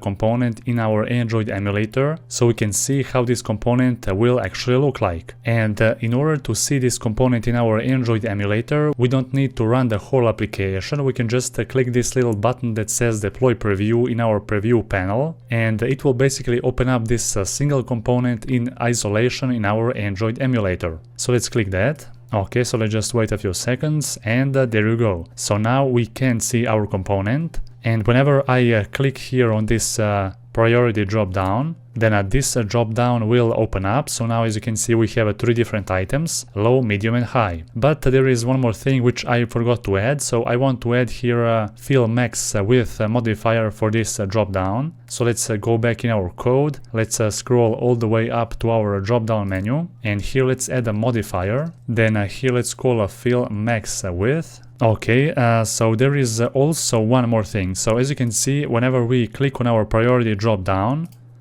this arrow on the right side will basically not move. And what we need to do, we need to make one animation. So whenever we select our drop down here, then this arrow should rotate for a 180 degree. And whenever we close this drop down, then this arrow on the right side should get to its original position. So to achieve that, first in our priority drop down composable function on the top, I'm going to create a new variable called the angle, and the type of this variable should be a float. Here we're going to use a by keyword, and then we're going to call a composable function that's called animate a float as a state. So here for the target value, I'm going to add if block and say if this expanded boolean value is true, then the value of this variable will be 180f, and in else case, its value will be 0. So this composable function is a part of an animation library, and it will basically fire and forget animation function for float. This composable function is overloaded for different parameter types such as DP, color, offset, and so on. And when the provided target value is changed, the animation will run automatically. So if there is already an animation in flight, when target value changes, the ongoing animation will adjust course to animate towards a new target value. So that means that our expanded variable will have a value of false by default, and in that case this variable angle will have a value of 0. So whenever this expanded state changes to true, then this angle variable will also change its value to 180 degree. And that's how we will be able to rotate our drop down arrow. So let's now go down below until we find this icon button, and here for the rotate degrees we are going to specify this angle variable from the top. Okay, so that's all we need to do, and you can see that inside this composable function, this expanded state is changed the first time when we press this row layout. So it will change its value to true. Then down below we can see that whenever we click our icon, it will also change its value to true. So no matter if we press this arrow or the whole row, this expanded state will change its value to true. And whenever we dismiss this drop down or click one of those drop down items, then we're going to change its state back to false. So now let me just run this component or deploy preview again, so we can test and see how will this component now react to our changes. Okay, so now when we click on this component, you will see that this little arrow will automatically animate from 0 to 180 degree. Okay, so there you go. As you can see, it is slowly animating. So here, as you can see, everything works as expected. Also, when we select one of those items from our drop down, then this drop down will hide as well. And also, if we click somewhere else, this drop down will hide as well. So our component is working perfectly fine. And from the next video, we are going to continue and create the content for our task screen. So for this video, that will be all. Hello there and welcome back. So in the previous video we have created a custom component named priority dropdown, and this priority dropdown will be used inside our task content, which we are going to create in this video. So now inside our task screen it is time to create a task content. So let's go ahead and inside our task package create a new Kotlin file named task content. Let's create here a new composable function named task content, and this function will take multiple parameters. So before we go into the code, let me just show you how our task screen will actually look like. So basically we are going to have two text fields and one priority dropdown. So the first field will be for a title, then below that we are going to add a priority dropdown, and below our priority dropdown we are going to add one more text field in which we are going to put all the text for that specific task. So first here let's start by adding a title as a parameter. The type should be a string. Then down below we're going to create a lambda on a title change. This lambda will take a string and it will return a unit. Down below let's create a description of a type of a string, and down below on description change a lambda which will take a string of course, and it will return a unit. Then finally we're going to add a priority of a type of a priority, so our enum class which we have already made, and down below we're going to add on priority selected, and this lambda will take priority and it will just return a unit. So those are all the parameters which our task content function will have, and down below let's start and create our content screen. So the first thing which we are going to add is a column, because inside our column we are going to add those three elements which I mentioned earlier, and our column will have one parameter, and that is a modifier.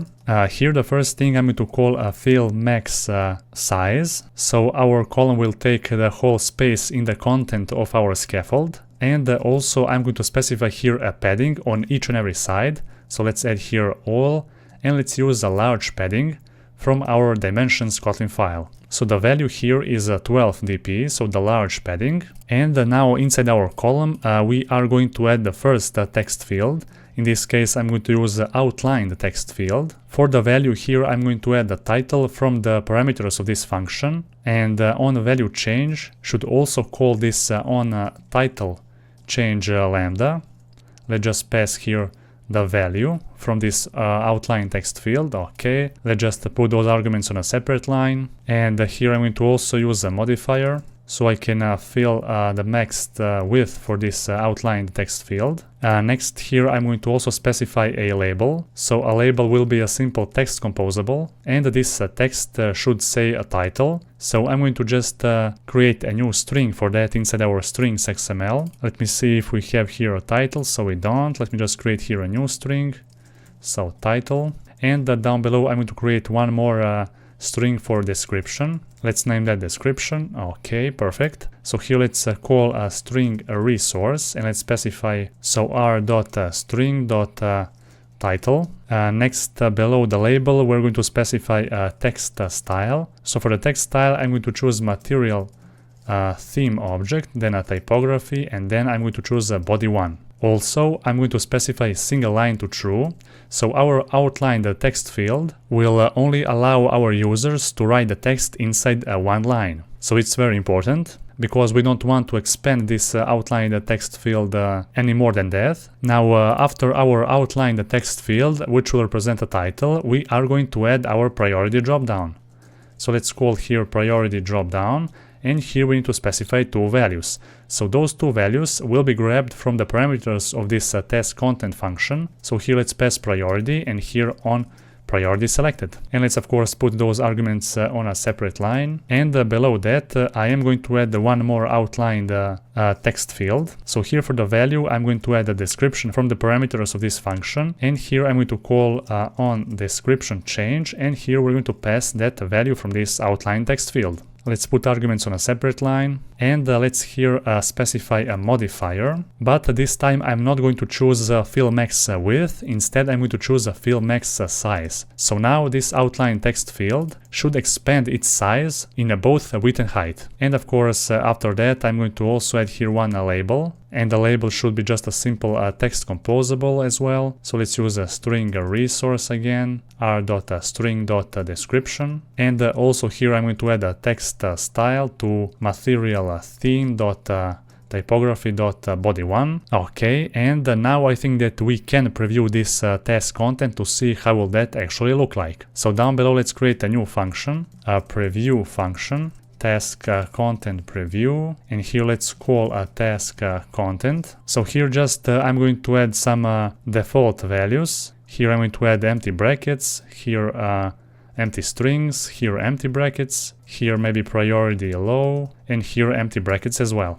Okay, so just to satisfy the parameters of this function, and let's open up this preview. Okay, so this is how it looks like, and of course here we haven't specified the background color for this task content, so that's why we don't see that. But let me just here on top of our column add here one more function, so a background, and here let's specify, for example, material theme.color.background, and let's build and refresh this preview once again. So now we should be able to see a white background here. So now you can see that this padding is not colored in this background color. So that's why we need to call first this background and only then apply the padding. So the functions inside this modifier are executed in ascending order. So first this function is executed, then this one, and then this one.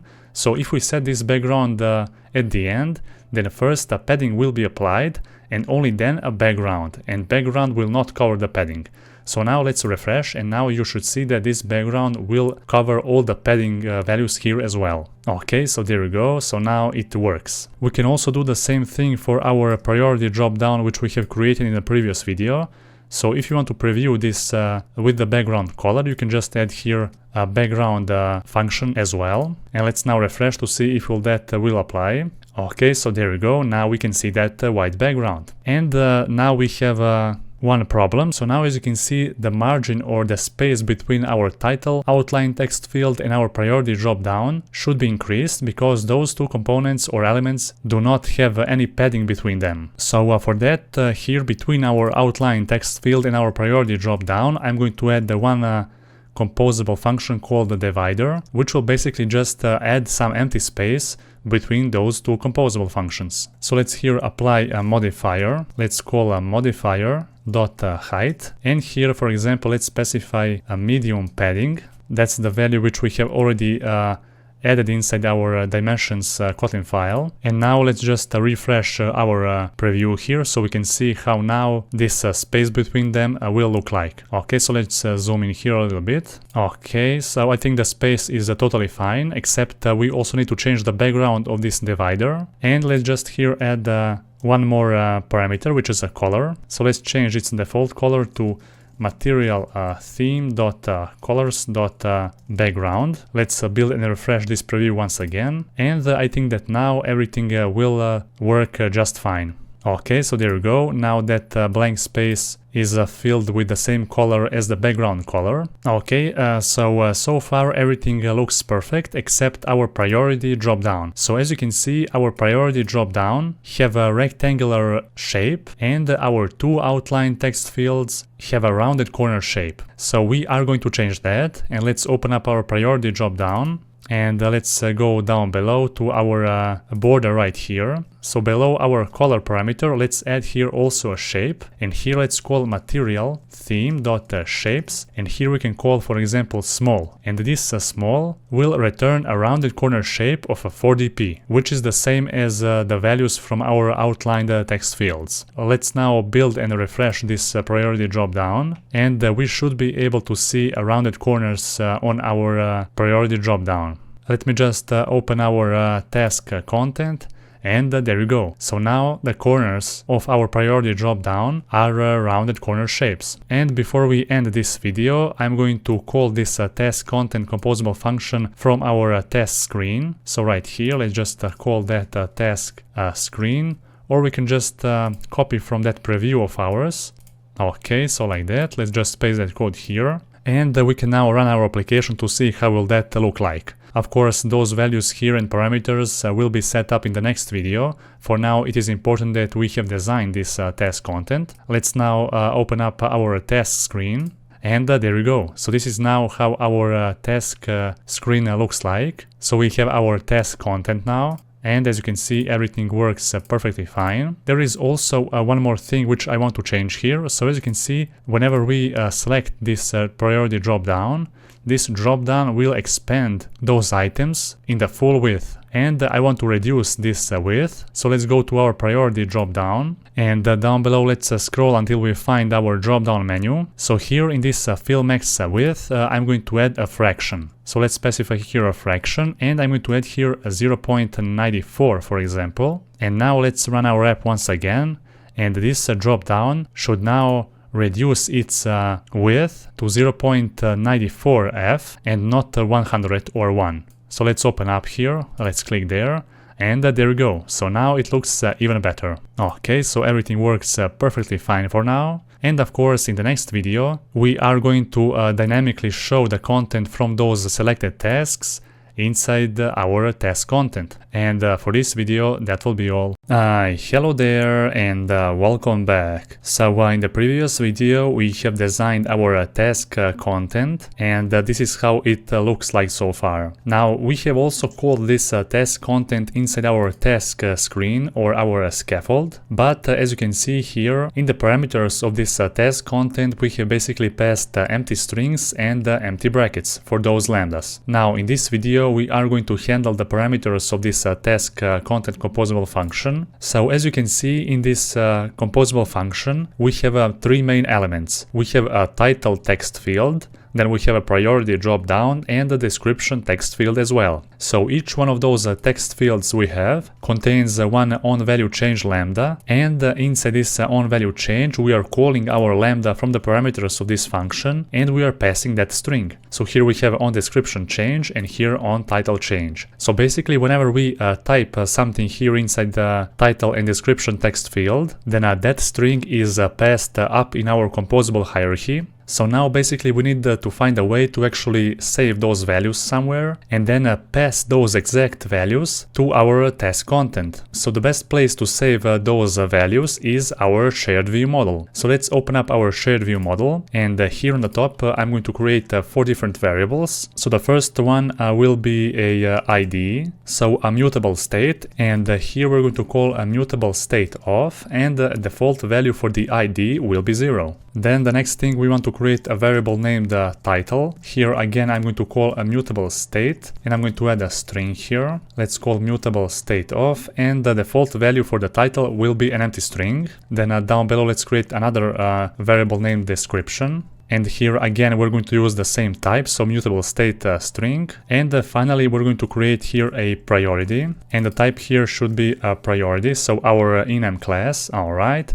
And the default value here will be, for example, priority low. So now from our shared view model we have created those 4 variables, and from our task screen, from those lambdas, so on title change, on description change, and on priority selected, inside those lambdas we are going to save the values inside our shared view model, and then those same view models will be observed from our task screen, so we can pass those values for the title, description, and the priority. So now what we need to do, we need to add one more parameter inside our task screen, and that will be a shared view model. So let's add here a shared view model, and from our task composable let's now pass that parameter, so shared view model. Okay, perfect. Now from our task screen, inside those 3 lambdas, on title change, on description change, and on priority selected, we need to call our view model and set the value of those variables by passing the value from our lambdas. So that's how we will be able to save those values in our shared view model. So here inside the on title change, let's call a shared view model, then a dot title, and let's set its value from this string from the lambda. Okay. Then here in the description or on description change, let's call again shared view model dot description dot value. And again let's pass that value from this lambda. And here on priority selected, let's also call a shared view model dot priority dot value, and let's pass that priority from our task content. Okay, so now it is time for us to actually fill up those parameters like a title, description, and priority. And for that we're going to use the same variables from our shared view model, title, description, and priority. But we need to find a way to actually observe those values from our shared view model. So now here let's create 3 different variables. The first one will be a title of a type of a string. Here we're going to use a by keyword, then a call a view model or a shared view model dot title. And now let's just import this get value. Okay, perfect. So now with this we are basically observing this mutable state variable from our shared view model, and let's create 2 more variables. The second one will be named description. Let's here observe description, and here let's observe a priority. Let's rename this to priority, and let's rename this type to priority as well. Okay, perfect. And now those 3 variables should be passed inside our task content. So here let's call a title, then here description, and here priority. So now whenever we open up our application and whenever we type here something inside our description or a title text field, those values will be automatically saved to our shared view model variables, and also the same applies for our priority here. So whenever we select one of those priorities from this drop down, that selected priority will be saved inside our shared view model, and also those same variables will be observed from our task screen, and those values will be passed to our task content. So right there. And whenever those values change, then our task content will be notified and immediately recomposed with the new values. Now the next thing which we need to do, we need to create one more function in our shared view model, and that function will be called update task fields. So that new function will basically update all those variables which we have created right here, and that update task fields function will be called from our task composable, and that that function will accept one parameter, and that is this to-do task or selected task. So now let me show you how will that actually work. So here at the bottom right there, let's create a new function. So update task fields, and this function will accept only one parameter, and that is a selected task of a type of to-do task, and this variable will actually be nullable. So let's add here a question mark, and inside the function here we are going to check if this selected task is actually null. So if this selected task is null, that would mean basically that we have clicked on one of those tasks from our list and we have passed that ID successfully. And if this selected task is actually null, that will mean that we have pressed this floating action button to open up a new task bar instead. So here, if the task is not null, then we want to set the values for each one of those fields which we have created. So first one is ID, and here we're going to get the value from that selected task, then a .id, then a down below title, value, selected task, title, then a description, a value, selected task, description, and finally priority value, selected task, priority. And if this task is actually empty or null, then in that case we want to set the values of each one of those variables to its default values, like an empty string and the priority low. So here let's call again ID value. This time that will be 0, a default value. Then a title value will be an empty string. Then a description value will be again an empty string. And the priority value will be a default priority low. So now this function will be called from our task composable. So right here, and I'm going to call this function from a launched effect. So whenever this task ID variable from above changes, then this block inside the launched effect will be triggered. And here we are going to call a sharedviewmodel.update task fields, and we want to pass our selected task. So now basically whenever we navigate from our list composable to our task composable, we are going to check if this selected task is actually null or not, and this selected task will not be null if we click on one of those items from our list, and in that case we just want to update our values from a shared view model with the values from that selected task. And of course, if we select for example this floating action button, then this selected task will actually be null, and in that case we just want to set those values to their default values. So now I think that we should run our application, and I'm going to show you how will this actually work. Okay, so here as you can see we have two tasks, and now whenever we click on one of those tasks, then this selected task from our task composable will actually contain the data from that selected task. And this block of code will also be triggered, so our shared view model will call its function update task fields, and whenever we select one of those tasks from the list, we are going to get the values from that selected task, and we are going to update those values. Then from our task screen, as you can see, we are observing those same values, and our task content will recompose with those new values, or that new selected task. So that's how we will be able to update our task content with the values from that selected task. So now let's choose for example this Kotlin one. And as you can see, our task content has immediately filled up those fields and this priority drop down with those same exact values. So now we can select this first one, and as you can see, it will recompose with the new values. And if we press this floating action button, then those fields will be empty, and a default value from our priority dropdown will be low. And that's because this update task fields is updating those fields from our shared view model every time we pass a new ID to our task composable. So our launched effect will execute its block of code every time this task ID changes. And this task ID will change every time we select either one of those tasks from the list or this floating action button. And of course our task screen is observing those values, and whenever we update them from our shared view model with this function, then our task content will also recompose with the new values. So that's the logic behind all of that. And as you can see, everything works here perfectly fine. And we have successfully managed to display dynamic content in our task composable or our task content. So for this video, that will be all. And in the next video, we are going to continue working on our app. Hello there and welcome back. So in the previous video, we have successfully displayed dynamic content in our task screen or our task content. And from this video, we are going to start implementing some CRUD operations. And for those of you who are not familiar, CRUD is an acronym which stands for create, read, update, and delete. And from now on, we are going to focus on implementing those operations. Anyhow, for now, we have already implemented the operation to actually read our database. So here it is. And we're going to only focus on adding, updating, and deleting our tasks from the database. But of course, before we start doing that, there is only one more thing which I need to add to our task screen. So as you can see, when we open up our task screen, here in this title text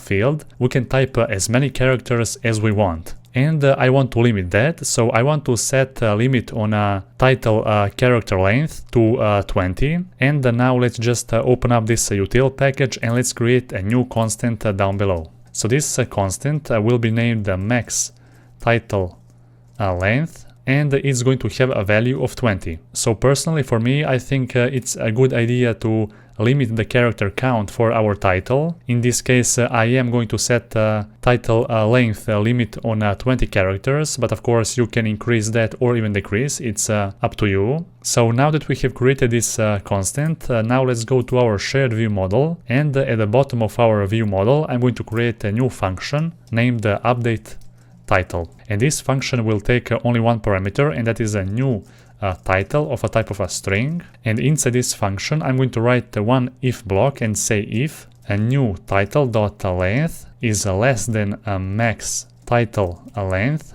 Let's just import this constant. So only if our title contains less than 20 characters, only then we will update our title. So let's just update the title with this new title from this function. And this function should be called from our task screen. Okay, so down below let's scroll. And inside this on title change lambda, instead of directly setting the value of our title variable in our shared view model, we are going to call here shared view model.update title, and here we are going to pass that string from this on title change lambda. So now our title variable from a shared view model will be updated only if the character length is less than 20. And now let's run our application on Android emulator and let's see how will this functionality actually work. So now let's open up one of those tasks. So for example this one. And here let's try and type here some longer title. Okay, so as you can see now, if I try to type here something, I cannot do that because I have set the limit on this title text field to 20 characters. So even though I'm typing now on my keyboard, nothing is happening here because our title variable from a shared view model is not updating. Okay, so this variable is not updating because we have reached the maximum threshold of 20 characters. And that's how we can easily limit the character count on our text fields. So it's an elegant way of doing that. And now everything works here as expected. So now for this video that will be all, and in the next video we are going to probably focus first on this add functionality or a CRUD operation. Now in the next video we are going to probably implement the logic whenever we click this check mark icon in this new task app bar. Then we want to send the add action to our list composable or list screen, and from there we want to basically trigger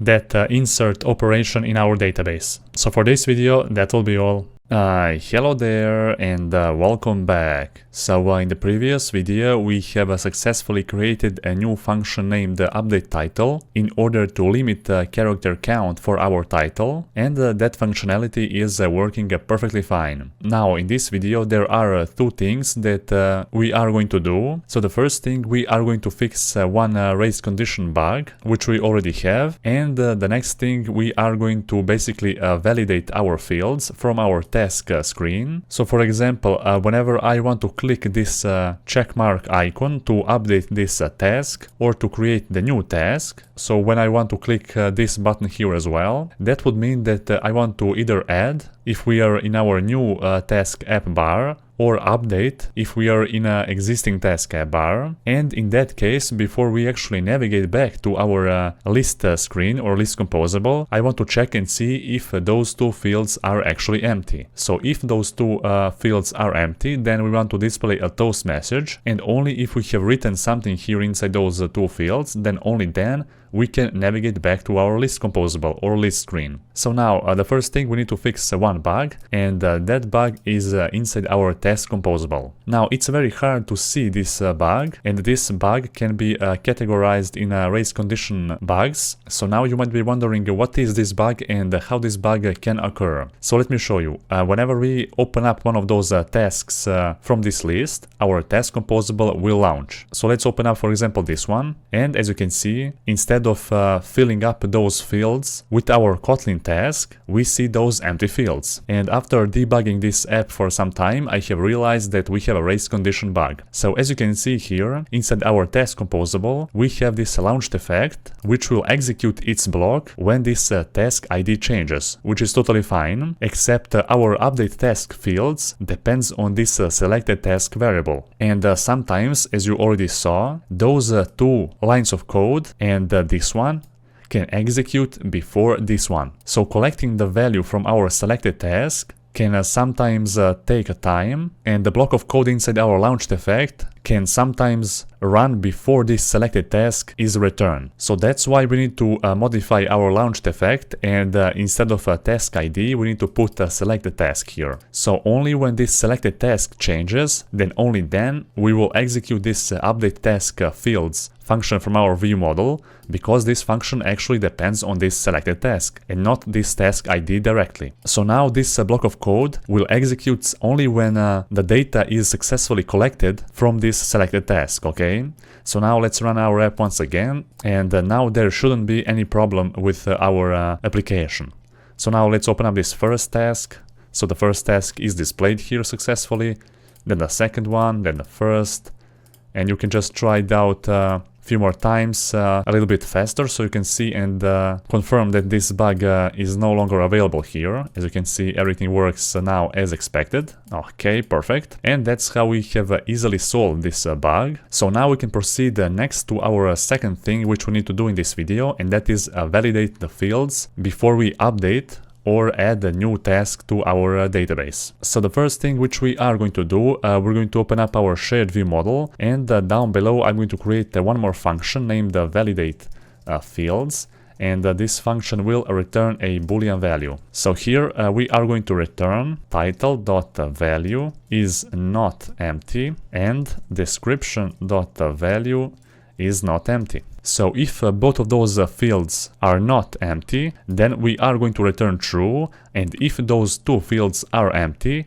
then we are going to return false. Now the next thing, we are going to open up our task screen. So as you can see, we have here our task app bar, and we have two task app bars. So we have a new task app bar and existing task app bar. So now instead of creating the logic in each one of those task app bars, we are going to create the logic inside our task screen, and that way we are going to validate fields for both of those task app bars. So here in our task app bar, we're going to remove that, and we're going to add the brackets. So this lambda will give us an action, and here I'm going to add some code, and then I'm going to explain. So first let's here check if this action is actually action.noAction. So if that's the case, then we just want to navigate back and also pass that action, of course. And in else case, we want to also create one new if block and check if a view model, so shared view model dot validate fields is true. So if it is true and our fields are not empty, only then we can navigate back to a list screen with that specified action from the lambda, of course. And here we are going to create a function to display a toast message. So let's create down below a new function display toast. So I have forgot this function will take only one parameter, and that is a context. And here let's just call toast, then a make text. Here let's specify the context from the parameters of this function. Then here for the text or for the message, I can just type fields empty. And a toast can be toast.length short. Okay, just show that toast, perfect. And let's call this display toast right here. So we need to pass one parameter, and that is a context. So how can we pass the context? Well, very easily. Now here I'm going to create the new variable named the context, and here I'm going to call a local context.current. So that's how we can fetch the context from our composable function, and let's just call here that context. So now how this code will actually work? Well, you can see that here we have one if block, and first we are checking if the action from this lambda is actually no action. So that means that we have clicked either this close button or this back arrow.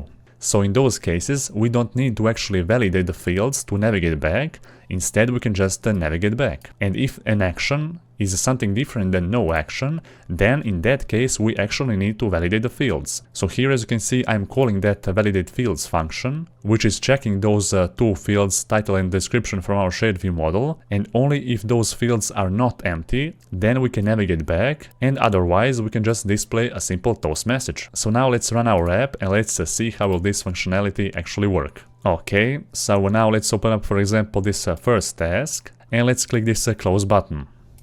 Okay, so as you can see, it works perfectly fine. And now let me try and delete here the characters. And now let's press this close button as well. We are going to again navigate back because that close button is sending no action. But what if we try to send a different action with empty field? So for example, this action. Now let's click this button, and we have received a toast message saying fields empty. Okay, so whenever we want to update our field by pressing this button, then those fields must not be empty, okay? So that's why we have added this validate fields function, and also that same applies to our new task app bar. So whenever we want to add a new task, we need to check and see if those fields are empty. And if they are, we are going to display this toast message, and we are not going to allow our users to send that action back to our list composable. So only if we write here something, only then we will be able to send that add action back to our list composable and get back to our list composable as well. So there you go. So now, of course, we haven't added any task here in our database because we still haven't implemented the logic in our list composable or list screen to handle those actions which we are sending from our task screen. We are going to start doing that from the next video, and in this video we have successfully fixed that race condition bug, and also this validate fields function is working perfectly fine with our both action bars in our task screen. So for this video that will be all. Hello there and welcome back. So in the previous video we have successfully created a function to validate the fields from our task screen, and that functionality is working perfectly fine. So now from this video it is time for us to actually handle those actions from our list composable. So you already know that inside our list composable, let me just open that, here we have one argument, and that argument has a type of a string, and basically we are sending that string argument from our task composable to our list composable, and that string is actually the action which we are sending from our task composable. So now in this video we are going to get that action from the argument, and then we're going to create the logic to actually add one task to our database. So the first thing which I'm going to do here, I'm going to rename this composable lambda to nav back stack entry. And before we go and get that argument which we are going to receive from our task composable, let's just open this action enum class, and here I'm going to create one extension function which will basically convert a string to this action. So just below that I'm going to create a new extension function on a nullable string, and that function will be called the toAction. So this function should return an action, so this enum class, and here I'm going to return when. So here I'm going to write when this string is equal to add, then I'm going to return here action.add. Next I'm going to copy those 3 lines of code down below a few more times. So when this string is equal to update, then I'm going to return here action update. Then when this string is equal to delete, I'm going to return delete action. Then when this string is equal to delete underscore all, then I'm going to return delete all action. Then when this string is equal to undo, then I'm going to return here undo action. And also I'm going to handle here else case. And I'm going to here just return action, no action. Okay, so like that, perfect. So now that we have created an extension function on a nullable string, now we can close that and we can go to our list composable, where we can create a new variable called the action. And here I'm going to just call this nav back stack entry, so we can get the arguments and get that string So get a string, and here for the key we're going to type a list argument key. So basically this argument will be received from our task composable in a format of a string. But of course now we want to convert that string back to its original type, which is action. So now let's call that a toAction extension function which we have just made, and down below I'm going to just log this action which we are going to receive. So let's just type here a list composable, and then I'm going to write here action.name, and here now let's run our application and let's observe the logcat. Okay, so now as you can see, when we run our application, we are going to receive here a no action, because inside our action Kotlin file, as you can see, in else case, when there is no any valid action, then we want to return no action. Okay, so that's why we are seeing this no action when we first time launch this application. Now let's go here in our task composable and let's click this update button. So now we are going to receive a new action, which is update action. Now let's click this floating action button and let's click this add button. So now we first need to add some fields.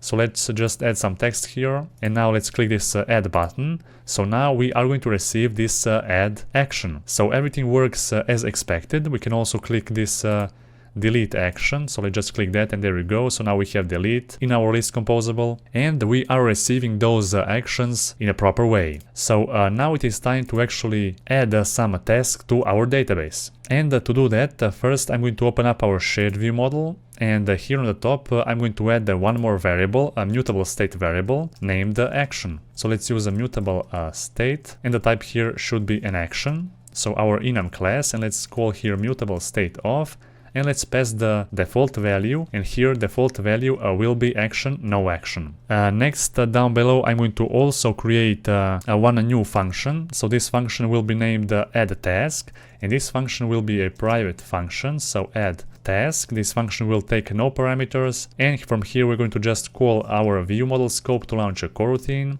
And of course here we can specify dispatcher's IO. So here inside this function I'm going to create a new variable named to-do task, and here I'm going to create one to-do task object. So here we are not going to specify the ID, because the ID will be automatically generated by our room database. Then here for the title, I'm going to specify a title variable from this shared view model.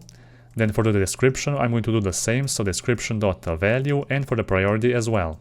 So now basically we have created a to-do task object from those values which we already have in our shared view model. Okay, and down below I'm going to call repository.add-task, and here I'm going to pass that to-do task. Alright, now after that I'm going to create another function. This will be a public function named handle database actions, and here this function will take only one parameter, and that is action. So here I'm going to add the one when block and say when action is action add. Then in that case we are going to call our function named add task. Then down below I'm going to add a few more cases to handle each and every action enum entry. So the next one is update. Of course I'm going to just remove this function for now. Then the next one is delete. Then the next one here is delete all. Then undo. And also here I'm going to specify an else case. So that's how this function will actually look like for now, and all those cases will have empty body for now. For now we have only handled this add task functionality,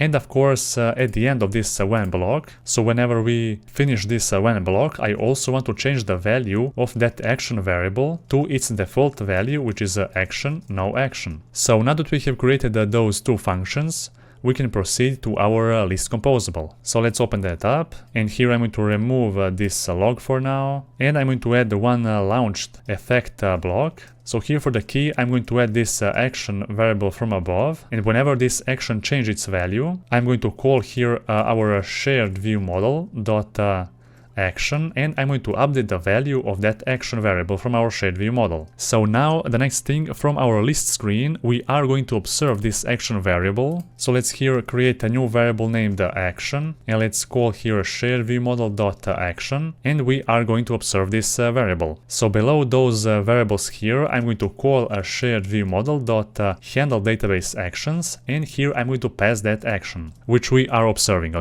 Okay, so now I'm going to repeat everything we did inside this video, so I can explain you even better. So the first thing, inside our list composable, as you already know, we have one argument of a string type, and we are receiving that argument from our test composable. But of course, we are receiving that argument in a form of a string, and here we are converting that string to an action. And this is an extension function which we have already made, so basically it's taking the string and it's returning an enum entry, depending on which string we have received, of course. So basically that action variable is passed inside this launched effect block, and whenever this action changes its value, which is basically whenever we send a new action to our list composable, then this action variable is updated from our shared view model. And then from our list screen, that same variable is observed, and it's directly passed to our handle database actions function. And this handle database actions function will basically receive that action, and depending on which action we receive, we're going to call a specific function. So in this case, we are going to have only one action, and that is add action. And whenever we get that action, we're going to call add task function, which we have already made, of course. And that function will create a to-do object out of those values which we already have in our shared view model. And after we create that to-do task object, then we are going to call repository to add that to-do task to our database. So simple as that. And now let's run our app once again, and let's see if we are going to actually add the new task to our database. Okay, so let's click this floating action button, and let's try and add some new task without filling those fields. So now we are going to receive that toast message, so that functionality is working perfectly fine. And let's create here a new task. For example, I'm going to name this task gym, and here I'm going to just write some random text. For example, I need to go to the gym tomorrow. And now let's click this button, which will basically send that action add back to our list composable. So click that. And now, as you can see, there you go. So now we have successfully added a new task to our database. So everything here works as expected. And of course, if we open up this task and then click this back button, then nothing will happen because we have sent a no action to our list composable by clicking this button. And this handle database actions will basically recognize that that action is a no action, and in that case nothing will happen. And for this video we have successfully implemented the add task functionality in our application. In the next video I'm going to also show you how to add a snack bar message here. So whenever we add, update or delete some task from our database, we are going to see here a snack bar message. So for this video, that will be all. Hello there and welcome back. So in the previous video we have successfully implemented the logic to handle database actions from our list screen, and you have already seen that everything is working perfectly fine with our list screen whenever we send an add action from our task screen. But whenever we add here that action, we don't see any feedback from our application that that task has been successfully added. So now in this video we are going to display a snack bar, so we can show a message whenever we receive some action in our list screen other than no action, and you will see about that. So first thing which I'm going to do here, I'm going to create a new function inside our list screen. So below our floating action button composable function right here, I'm going to create a new composable function, and this function should be named display a snack bar. Okay, let me just add here some blank space. So this function will accept multiple parameters, and now we are going to specify the first parameter scaffold state of a type of a scaffold state, and this scaffold state basically represents a state of our scaffold composable component, and we are going to need this scaffold state to display our snack bar. The next parameter will be a lambda called handle database actions. This lambda will just return a unit. Then down below I'm going to add a task title of a type of a string and also an action. So our enum class, alright. So down below, the first thing which we are going to do, we are going to call this handle database actions lambda. Then after that I'm going to create a new variable named scope, and we're going to use remember coroutine scope because we are going to launch a coroutine inside this function. So now I'm going to also call the launched effect, and for the key I'm going to specify an action. So action from the parameters of this function, and inside this launched effect I'm going to add one if block and check if action is not action.no action, So everything except this no action. So whenever we get an action except this no action, then we are going to call our scope or coroutine scope to launch a coroutine. And here I'm going to create one variable named snack bar result. And now let's call our scaffold state dot snack bar hoist state. Then a show snack bar, and here we can specify multiple parameters. For now I'm going to just add a message and a label. So let's add here a message. So here for the message I'm going to get the reference of our action dot name. So first inside the message of our snack bar I'm going to add the name of our action, then a colon, and then a task title. Okay, and down below for the action label I'm going to just specify OK for now. So now let's call this function from our list screen. So right here let's call display snack bar. So the first parameter here needs to be a scaffold state, and for that let's create here a new variable scaffold state, then remember scaffold state composable function. Alright, so now let's pass this variable right here. Then here in this lambda handle database actions, I'm going to call our shared view model dot handle database actions, and here I'm going to pass that action from our list screen. Okay, so the third parameter here is task title. So a title for a task which we are going to update, add or delete. So let's call a view model or a shared view model dot title dot value. Alright, and here for the action I'm going to just pass that action. And now of course we can remove this line of code from before. So now whenever our list screen composable function triggers, then we are going to call this function. And if we check this function once again, the first block of code which will be executed here is this handle database actions lambda, and that is actually this line of code. And then after that we're going to create a remember coroutine scope. We are going to create a launched effect in which we're going to pass action as a key. So whenever this action changes, then this launched effect will be triggered. And inside this launched effect, we are checking first if our action, which we are passing inside this function, is not no action. Only then we are going to show our snack bar. So don't worry if we are not using this snack bar result variable which we have created. We are going to need this variable later in this course. And the last thing that is left here to do before we run our application is to add the scaffold state to our scaffold. So here let's just call a scaffold state, and let's pass that scaffold state variable which we have already made. So without this scaffold state parameter in a scaffold, you will not be able to display a snack bar, so remember that. And now let's run our app once again, so we can see that snack bar. Alright, so let's go to our task composable, and let's create here a new task. So I'm going to just name this task homework, and for example here some dummy text. So this is my homework. Now let's click this add action,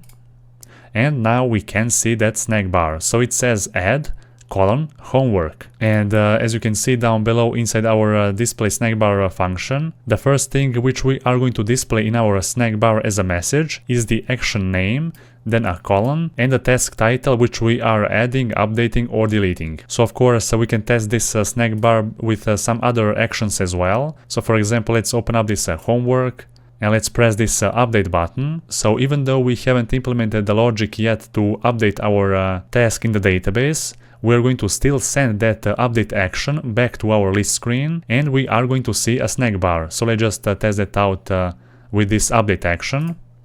Okay, so here we have update homework, and we can of course change this action label to OK capital letters, and of course we can click here delete action as well. So there you go, delete homework, and everything works as expected. So of course we're going to implement the logic to update and delete our task from the database in some of the next videos. For now it is important that we have made a function to display a snack bar to our list screen whenever we send some action to our list composable as well. Now we are not going to display a snack bar when we have no action, so you don't have to worry about displaying some unknown snack bar. And for this video that will be all. Hello there and welcome back. So in the previous video we have created a function to display a snack bar whenever we insert, update or delete a task from our database, and that functionality is working perfectly fine, as you can see. So now what we want to do, we want to implement the update functionality in our application. So for that we need to open up our shared view model, and let's scroll down below. So below this add a task function, I'm going to create a new function. So down below, the function should be named update task. This function will have no parameters, and now let's just call a view model scope here inside. So we can launch a coroutine, and we can call here dispatchers IO, so the same thing as the previous add task function. Okay, so let me just remove those brackets. All right, and here inside I'm going to create a to-do task object. So now here I'm going to just copy those values from the previous add task function here inside. So basically we are creating a new to-do task object with those values from our shared view model. The only difference between those two functions will be that inside our update task, or this to-do task object, we are going to also specify the ID. So let's call the ID.value. So this ID field is also located here as all other fields as well. Okay, let's scroll down below. So the only reason that we need to specify this ID is because we need to update the same task which we have selected, and we can specify the same to-do task by using the same ID. So down below, let's just call repository.update task, and let's pass this to-do task object. Okay, perfect. And of course, this function should be called from our handle database actions function. So let's call here update task. All right. So now whenever we receive update action from our list composable, then we are going to update our action variable from a shared view model. Then from our list screen, we are going to observe that same action. And also we are going to trigger this display snack bar function, which will then call this handle database actions function with a specified action. And that's how we will be able to update our item from the database. So now let's just run our application. And let's try and see if we are going to update one of those tasks successfully. Okay, so now let's open up, for example, this third one, homework. And now I'm going to change the priority of this task to high. All right, so now let's click this update button. And now we have received this snack bar message, so update homework. The priority color of this task, which we have selected, has been changed. So that means that we have successfully updated the values for this same task. And of course we can select that task once again, and we can just now update, for example, the title. So let's just write here 1, 2, and let's update that. Okay, so there we go. Now we have updated the title here as well, and everything works as expected. So for this video that will be all, and in the next video we are going to implement the function to delete one of those tasks from our database. Hello there, and welcome back. So in the previous video we have successfully implemented our update task operation for our database, and everything is working perfectly fine. So now we can update each and every task from our list just by selecting that. And by changing here some values. Whenever we change those values and press this update button option, then all those exact values will be updated for that selected task. So as you can see in our update task, we are basically grabbing all those values from our shared view model, and we are creating our to-do task object out of those values, and then we are just calling our SQL query to update our database with that task. So let's recap once again so you can see how all of those variables from here are actually updated. So you already know that whenever we open one of those tasks from our list and open up our task composable, let me just open here a task composable. Okay, so whenever we open one of those tasks from this list and go into our task composable, then from our list screen we are receiving a task ID of that selected task, and we are using that ID to get the selected task from our database, and then we are observing that selected task from here, and immediately after that, whenever our selected task is changed, then we are also calling this update task fields function from our shared view model, which is actually updating all those values which we already have in our shared view model. So that's how all those values or variables will be up to date whenever we call some of those SQL queries for working with our database. And now it is time to create a new function to delete one of those tasks from our database. So now let's create here a new private function named delete task. This function will have no parameters, and again we are going to call here a viewModel scope to launch a coroutine on a dispatcher's IO. Now inside we're going to also create this to-do task object, so let's just copy this from before. And down below this to-do task, we are going to call our repository. And here we are going to call a delete task function, and let's just pass here our to-do task. So let's pass that right here. Alright, perfect.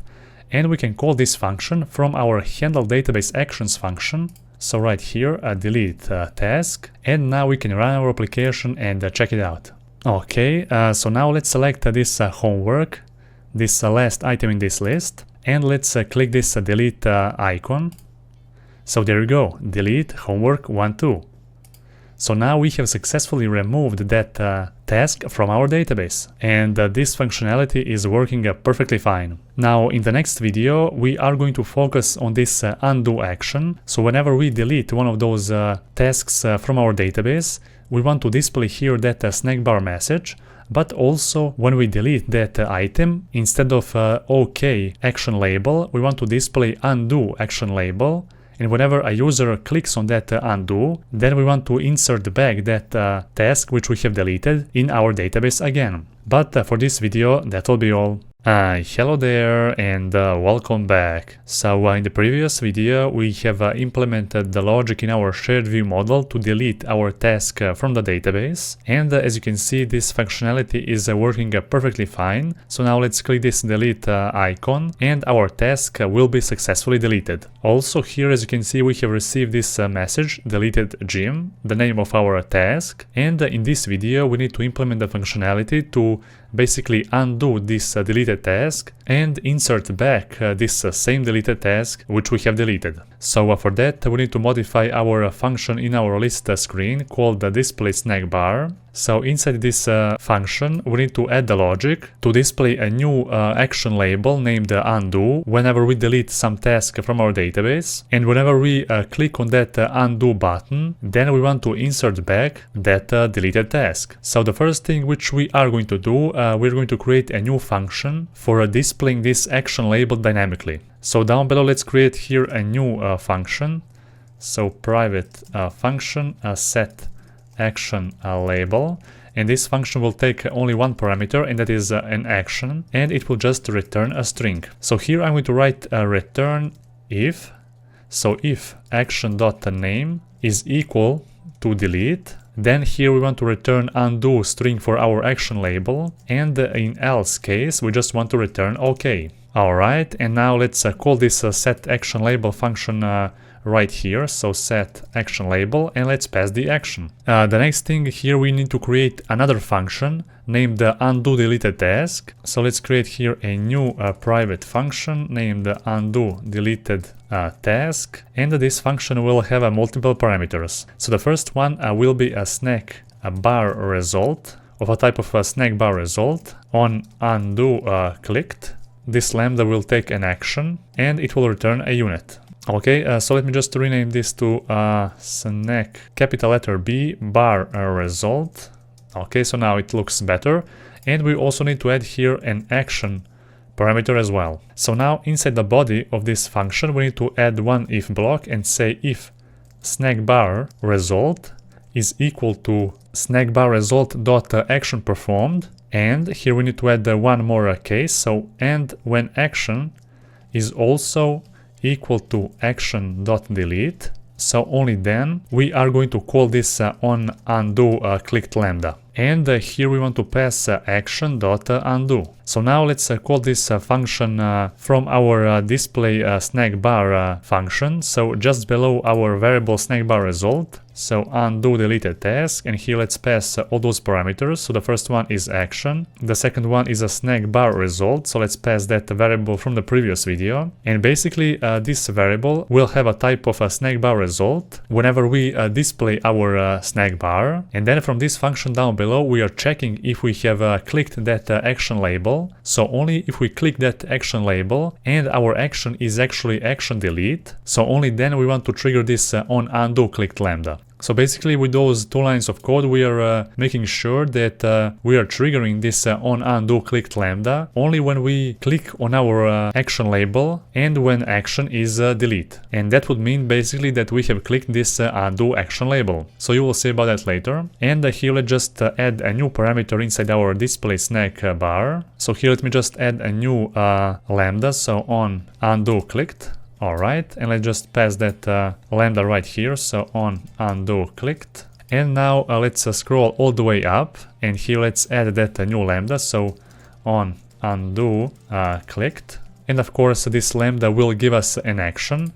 And from here we need to call a sharedviewmodel.action, and we need to set the new value on that action. And of course we are going to update our action variable from the sharedviewmodel with this undo action, which we are passing from a function down below. So there it is. We are basically updating our action variable from a sharedviewmodel with action undo whenever we click undo action label. So now before we run our application and test this logic, there is only one more thing which we need to do. So let's open up our sharedviewmodel. In this undo case, in our handle database actions, we just want to call this add task function. So whenever we click undo, we want to basically add that task which we have deleted back in our database, of course. So let's run this app and let's test this out. Okay, so now let's select one of those tasks from our list, for example this second one. And now whenever we press this delete button, then we're going to go to our list composable or a list screen, and there we should see a snack bar message with the new action label that says undo. And that action label will say undo because from here we have sent that action delete. And whenever we click that undo action label, then we should just add back that task which we have deleted. So let's click this button. Okay, so there we go, undo, let's click that. And now, as you can see, it appears that we have a bug in our application. So somehow those task fields in our sharedviewmodel were erased before we got to add that deleted task back in our database. So I think that the bug is inside our task composable. So let's open up here a task composable, and I'm going to add one a log here inside this launched effect. I'm going to name that update task fields, and let's just log here this task. So let's convert that to string. So the only place where we can reset those task fields from here is from our update task fields function. So this one. Okay, so now let's run our app once again and let's observe this log. Okay, now let's open up this task and let's just add here some random values. Never mind. Let's update that. Okay. So as you can see, for now we can see that our selected task contains actually a task. So now let's open up this task, and now let's press this delete button. Okay, so now you can see that here we have received a null for our selected task. And that's why we are adding here an empty task to our database, because our task fields are actually empty. And of course our update task fields function is called whenever this selected task variable is changed. So now let me just add here one more log below this get selected task. So here I'm going to just log this task ID, and I'm going to write here get selected task. And now let's run this app once again, and we are going to observe now those two logs. So let me remove that for now. Let's just delete everything from here. I'm going to update this with some new values, just to have some values here. Let's delete log again. Let's open up that task once more. Okay, so now as you can see, when we select that task, we are printing its ID here with that first log with this one, so get selected task, and our second log, update task fields, is printing our to-do task. So now let's just click this delete and see what will happen. Okay, so now as you can see, we have printed the ID of that selected task. However, our task fields were reset. So now I'm going to fix this with one block of code.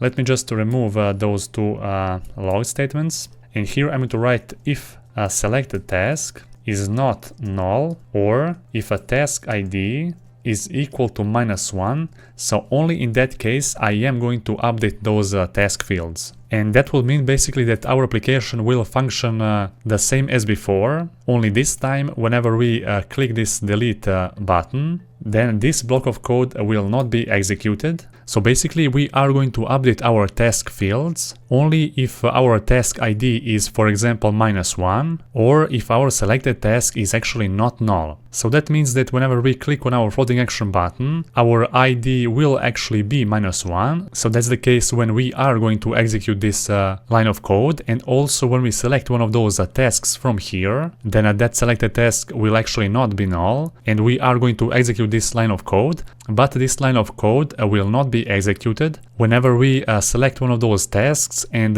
click this delete button, because in that case our selected task will actually be null and our task ID will not be -1. So now let's run our app once again and let's test this theory. Okay, so let me just update this empty task from here. Let's write here, for example, kotlin medium, some random text here for the description, and let's update that. Okay, so as you can see, everything works fine as before. We can open up our task screen with the provided values perfectly fine. Now let's, for example, select this one, and let's click this delete button, and now click undo. So there we go. So now we have successfully executed this add SQL query for that deleted task. So now our undo functionality is working just fine. So if you have any questions related to this bug which we have fixed right now, feel free to send me a message and I'll gladly explain one more time. So for this video we have successfully implemented our undo functionality in our application, and as you can see it works perfectly fine. Plus we have also fixed one bug connected with that functionality. And for this video that will be all. Hello there and welcome back. So in the previous video we have successfully implemented a functionality to undo deleted task in our application, and for now everything works as expected. So now in this video we are going to implement a search functionality in our application. So as you can see, we have already created this search app bar, and from here we can just type anything we want, and we can delete that text and close this app bar as well. But in this video now we need to implement the logic to actually handle the case when we want to search something here in our search app bar. So whenever we search something here in our app bar, we want to take that search query and search our database. And if we find something in our database, then we want to return here the result in this list. So for that, first what we are going to do, we're going to open up our shared view model, and here I'm going to create two more variables in which I'm going to store the result of that search query. So I'm going to copy those two variables from our all tasks variable, because we're going to have the same type in those variables. Let me just paste that right here, and I'm going to rename this first one to searched tasks, and down below I'm going to just add that same name but without the underscore. Okay, let's just rename this to underscore search tasks. So the type of this search tasks variable will be a state flow of a request state of a list of a to-do task. And now I'm going to copy this function from before, so right there, and I'm going to rename this function to simple as a search database. And of course this function will have only one parameter, and that is a search query of a type of a string. So of course from here, from this try block, I'm going to remove everything, and I'm going to call a different function from our repository.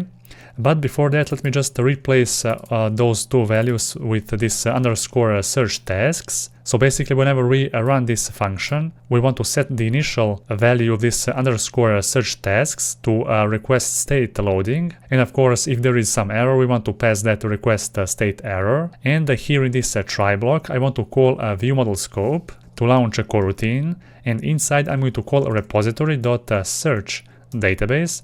And here we need to pass one query, and that is a search query.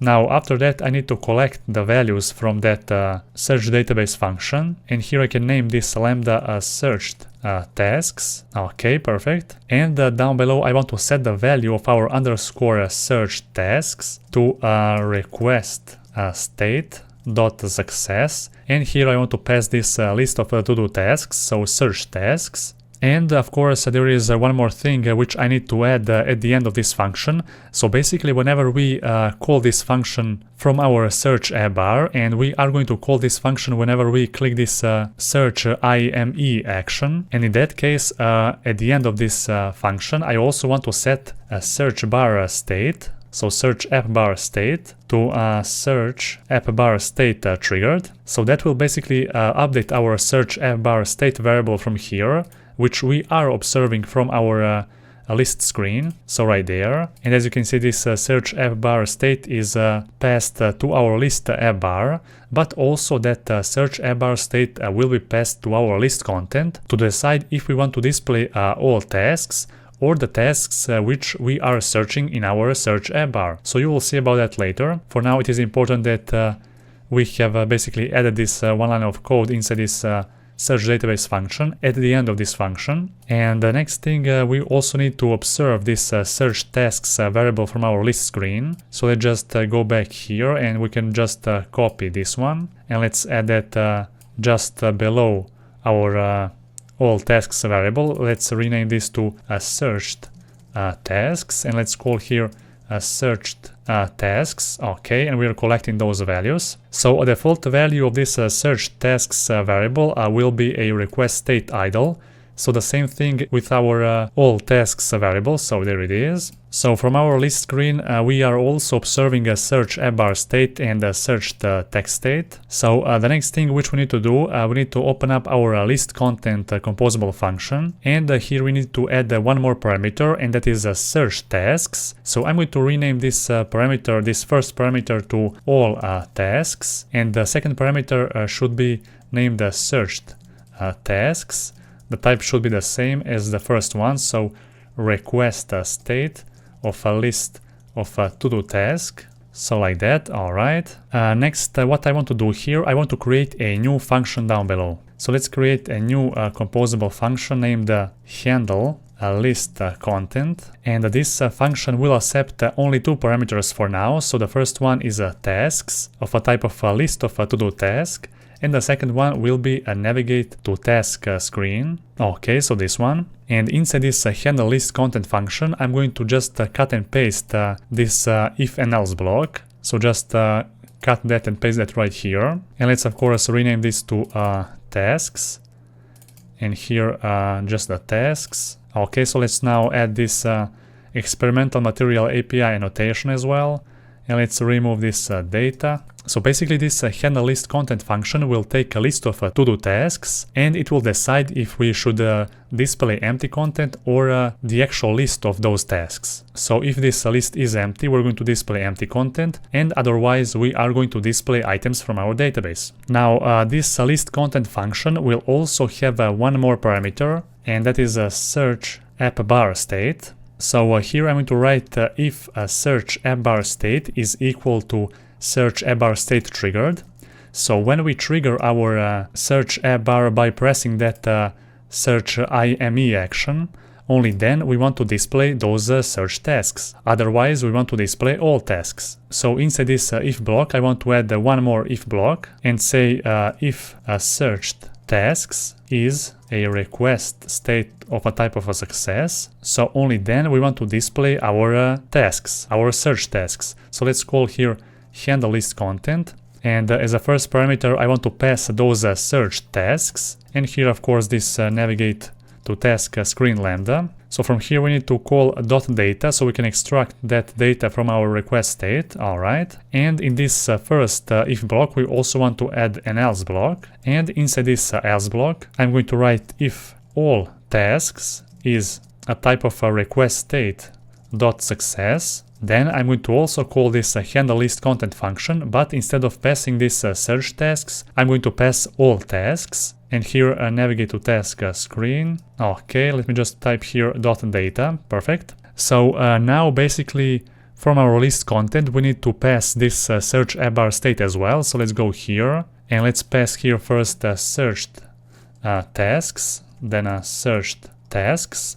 Next we need to pass a search app bar state. Okay, perfect. So now as you can see inside this list content, we are also passing this search abr state and those search tasks. Now from our list content here we are deciding if we want to display all tasks or our search tasks. So those search tasks will be displayed only when our search abr state is triggered. And this fbar state will be triggered whenever we click this search IME action in our search abr. So the last thing that is left to do, we need to open up our list fbar, and here we also need to go to our search fbar. So there we go. And now inside this onSearch clicked lambda, so here we need to call our sharedviewmodel.search database, and here we need to pass a search query. Okay, so there we go. So now whenever we press this button in our search abr, we are going to also pass that string which we have typed here inside, and that string will be passed to our search database function from our shared view model. And from there we basically want to update our search tasks variable with the result from our search database query from our repository. So we are passing this search query to our search database function from our repository as well, and we are collecting the result of that search query inside a list of a to-do task, and then we are updating our underscore search tasks variable with that result. And then this search tasks is observed from our list screen. So let me just scroll here. So search tasks, okay, so we are observing that variable, and whenever that variable changes, we are immediately updating our list content, and then from our list content we are deciding if this search abr state is actually triggered, and it will be triggered because inside our shared view model at the end of this function we are setting this search abr state to triggered. Okay, and of course whenever we close this search abr, we should change back this search abr state to closed. So as you can see in our list abr, whenever this onClose clicked lambda is triggered, then we are immediately saving a new value to our search abr state to search abr state closed. And also we are resetting the field or the search text state from our shared view model as well to its default value. So finally I think that now we can run our application and see if all of this will actually work. So now let's open up our search abr and let's type the first two characters, which are the same two characters as the title from our second task from this list. So now let's click this search button. Okay, so nothing will show up here. And apparently there is some error which we have made, and now we are going to fix that. Okay, so I have found where the problem actually is. So the problem is in our shared view model, in our search database function. So as you can see inside our function, we are calling this search database function from our repository, but instead of passing this search query like that, we need to pass this search query inside the two percentage symbols. So just like that. Here let's just get a reference of that search query. Okay, so before I explain you why we have added those two percentage symbols on start and on the end of this search query, first let me open our data package, then a to-do-DAO, and here let's check our search database SQL query. So here we have typed select all from our table where title or description is like this search query which we are passing from this function. Now, for those of you who are not familiar with SQL queries, let me open this W3 Schools website so I can show you why you need to add those two percentage symbols. So when you are using this like operator to find a similar string like the searched string in your database, then you need to make sure that you are using those symbols properly. So in this case, we are using this third example. So we are passing the name of our search query inside those two percentage symbols, and in SQL query language it basically means that we are searching for values that have that search query in any position in our database. Of course you can use some other strings like for example only one percentage symbol at the beginning of the word will mean that you will find any value that ends with this character after this percentage symbol, and if you add the percentage symbol after the search query, then it will find and search all the values that starts with that search query which you have specified. Also, as you can see, you can add those underscores as well, and also there are some other examples, but for now this third example is the exact thing which we need in our project. So we want to search for values that have this search query in any position in the title or description column. So that's why we need to pass that search query inside those two percentage symbols. And now let's run our application and check that out again. So here let's open up our search app bar. Let's type here, for example, the first two characters, and now click this search button. So there you go. Now we have successfully found a task in our database that contains those two characters, either in a title or a description. And of course, if I press this close button once, we're going to remove that text. And if I press this button once again, we are going to see all our tasks from before, because we have changed this search app bar state to closed. As you can see here, whenever we click that close, we are resetting this search app bar state to closed. And if this search app bar is closed, then our list content will display our all tasks, because this first case was not satisfied. Also, there is one more thing which I want to fix here, so let me show you. Let's here also type, for example, some characters, and let's search for that specific item. So we have found that item, okay. Now let's go and here open up our task composable, and let's here add a new task. Here I'm going to write for the title homework, and here some random text. Let's now add that. So now, as you can see, we have successfully added that task. But we cannot see that, because still we are seeing this search app bar and those search tasks. So let's close that. And now basically we need to just add one more line of code inside our shared view model. So now let's scroll down below until we find the add task function. So whenever we add a task to our database, we also want to set the new value of our search app bar state. So let's update that value to search app bar state closed. And now let's run our app once again. Okay, so now let's search here for this Kotlin task again. Alright, so now let's go to our task screen. And now if we go back, nothing will change here. But if we decide that we want to add a new task here, let me type here some random text as well.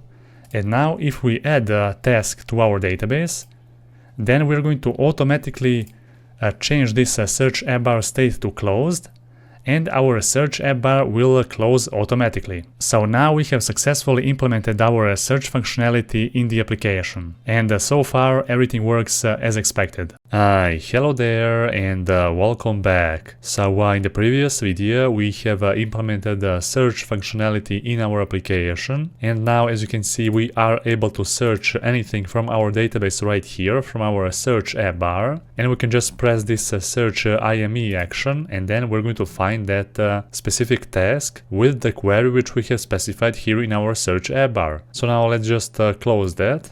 Okay. And in this video we are going to implement the function to actually delete all items from our database. So as you can see in our list app bar, we already have this action or this drop down named delete all. And now we need to implement the function to basically delete everything from our database whenever we click that. Okay, so now let's open up our shared view model first, and let's scroll down below because we need to create another function. So let's create here a new function named delete all tasks. So here now let's call view model scope to launch a coroutine, and here I'm going to call dispatchers IO. Alright.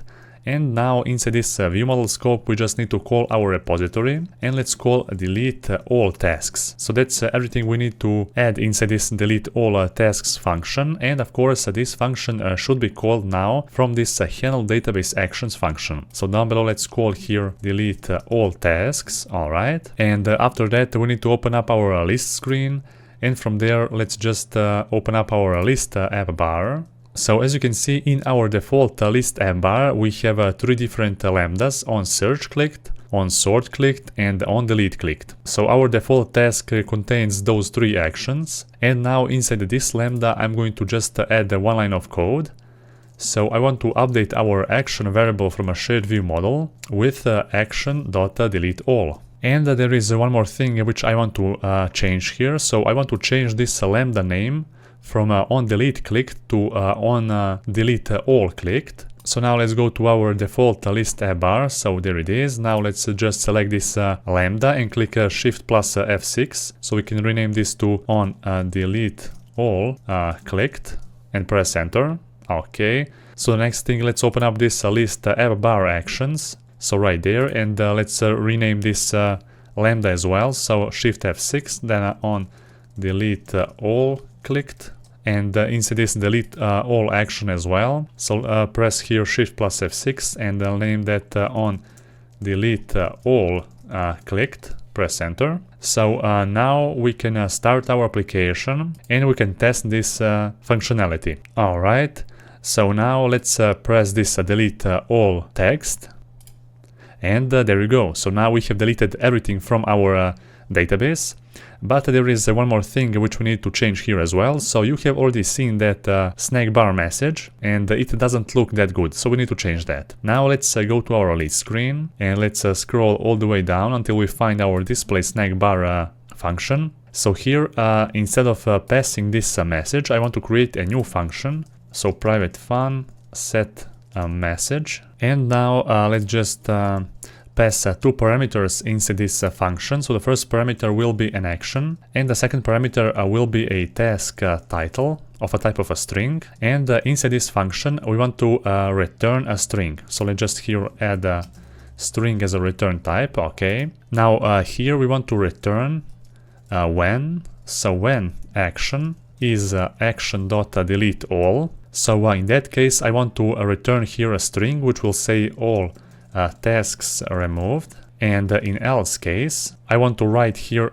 action.name, then a colon task title. So now we need to call this function right here in our display snack bar function in this message parameter. So let's just remove that and let's call a set message. Let's pass here an action and a task title as well. Okay, perfect. And now let's run our app once again and let's see what message we are going to see in our snack bar when we delete everything from our database. So here, as you can see, this function is basically going to set the message on our snack bar, all tasks removed, when we have action delete all.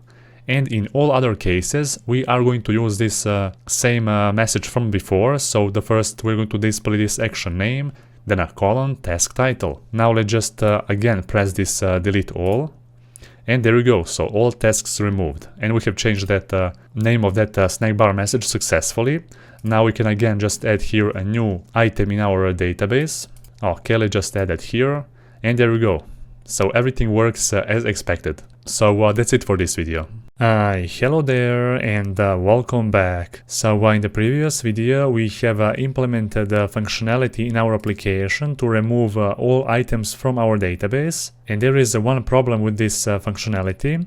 So whenever I press this delete all drop down from here, I'm going to immediately remove all tasks from my database. And instead, before I delete those items immediately, I want to display here an alert dialog so that a user can confirm that he wants to remove all those tasks. And also I want to do the same thing for our task screen. So whenever we click this delete button for our task, then I also want to show and display that alert dialog so that user can confirm its removal. So for that, I'm going to create a new Kotlin file inside our components package. Let me just create here a new Kotlin file, and I'm going to name this file a display alert dialog. So let's create here a new composable function named the display alert dialog, and this function will take multiple parameters. So the first one will be a title of a type of a string. The second one will be a message of a type of a string as well. Then here I'm going to add the open dialog of a boolean value. Then here we're going to add two lambdas. So the first one will be close dialog, and the second one here will be on yes clicked. Okay, so those are all the parameters which we are going to have in this function. And now here in the body of this function, first I'm going to add one if block and say if this open dialog boolean value is true. So now whenever this open dialog boolean value is true, only then we are going to call alert dialog composable function. Let me just remove this to do from here. Okay, so this alert dialog composable function accepts multiple parameters, and the first parameter which I'm going to specify here will be a title. So here for the title, we are going to add just one simple text composable function, and the text of this text will be basically the title which we are going to pass from this function. Next, I'm going to specify here a font size for this title. So I'm going to choose a material theme object dot typography dot h5 font size. Okay, let me just add here a comma. And the third parameter here will be a font width. So let's add here font width bold, and let's move those arguments on a separate line as well. So here for the title, we have specified just one text, and that text will be received from the parameters of this function. We have also specified the size of h5 font style and a font weight of bold. Next here I also want to specify a text. So here we basically need to pass the text or the message for our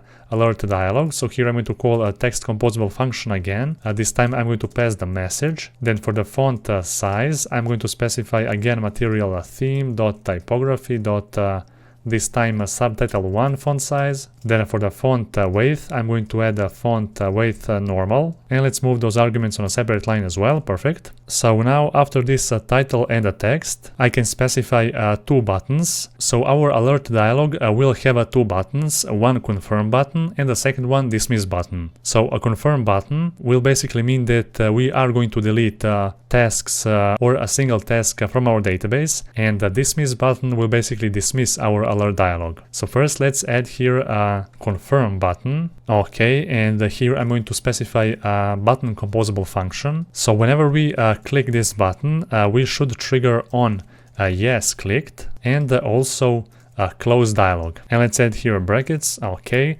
so now inside this button, I just want to add the one text composable function, and here I just want to say yes. Okay, perfect. Next I'm going to just copy this button, and then I'm going to specify down below dismiss button, and here I'm going to paste that same button, but this time I'm going to add here a different text, so no, and here I'm going to trigger just this close dialog, and of course inside this on dismiss request I also want to call this close dialog. So this on dismiss request will be triggered whenever we close our alert dialog by pressing somewhere else outside of that alert dialog. Then this dismiss button will be shown as a negative button for our alert dialog, and this confirm button will be shown as a positive button in our confirm dialog. So now we have specified everything we need for our alert dialog to show up, and before we continue and call this display alert dialog, I want to put those strings in my strings XML. So let's open up here values, then strings. So here let's create two strings. So the first one will be named no, and here we're going to write just a simple no. Then down below we're going to write yes, and here we're going to write yes as well. Okay, so now let's go here and let's call a string resource, and then for the ID let's specify r.string.yes, and down below let's specify again a string resource r.string.no. So the next thing which we need to do, we need to call this function first from our task bar, because first I want to call this alert dialog in our task bar or existing task bar whenever I press this delete button to delete that single task. Okay, so let's open up here a task, then a task app bar, and let's scroll down below until we see existing task app bar. So here it is. Then here we have two actions, delete action and update action. So now I'm going to create here a new composable function, and inside that new composable function I'm going to just call those two actions. So right here I'm going to create a new composable function named existing task app bar actions, and here I'm going to pass those two values. So let's just add here one parameter for now, or we're going to add two parameters exactly. So let's add those two parameters here. Perfect. And now I'm going to call here or create first a new variable named open dialog, and I'm going to use the remember. Then I'm going to call mutable state of, and I'm going to add a default value of false. Okay, so if you're seeing this error, you just need to add the one import here in our file. So let's add here import androidx.compose.runtime.getValue and set value as well. Okay, so now let's scroll down below. So here it is. So now here I'm going to call a display alert dialog function which we have just created. Let me just move those arguments on a separate line. And before I add those two parameters, I need to go to strings XML, and here I need to add two more strings. So the first string here will be named delete task, and here I'm going to write remove. Then I'm going to add here escape character for this single quote. Then I'm going to add a percentage symbol, then a 1, then a dollar symbol, then a S, and after S I again need to add this slash, then a single quote character to escape this single quote character, and then I need to add a question mark. So below that string I want to create a new string as well, named delete task confirmation, and here I'm going to add are you sure you want to remove.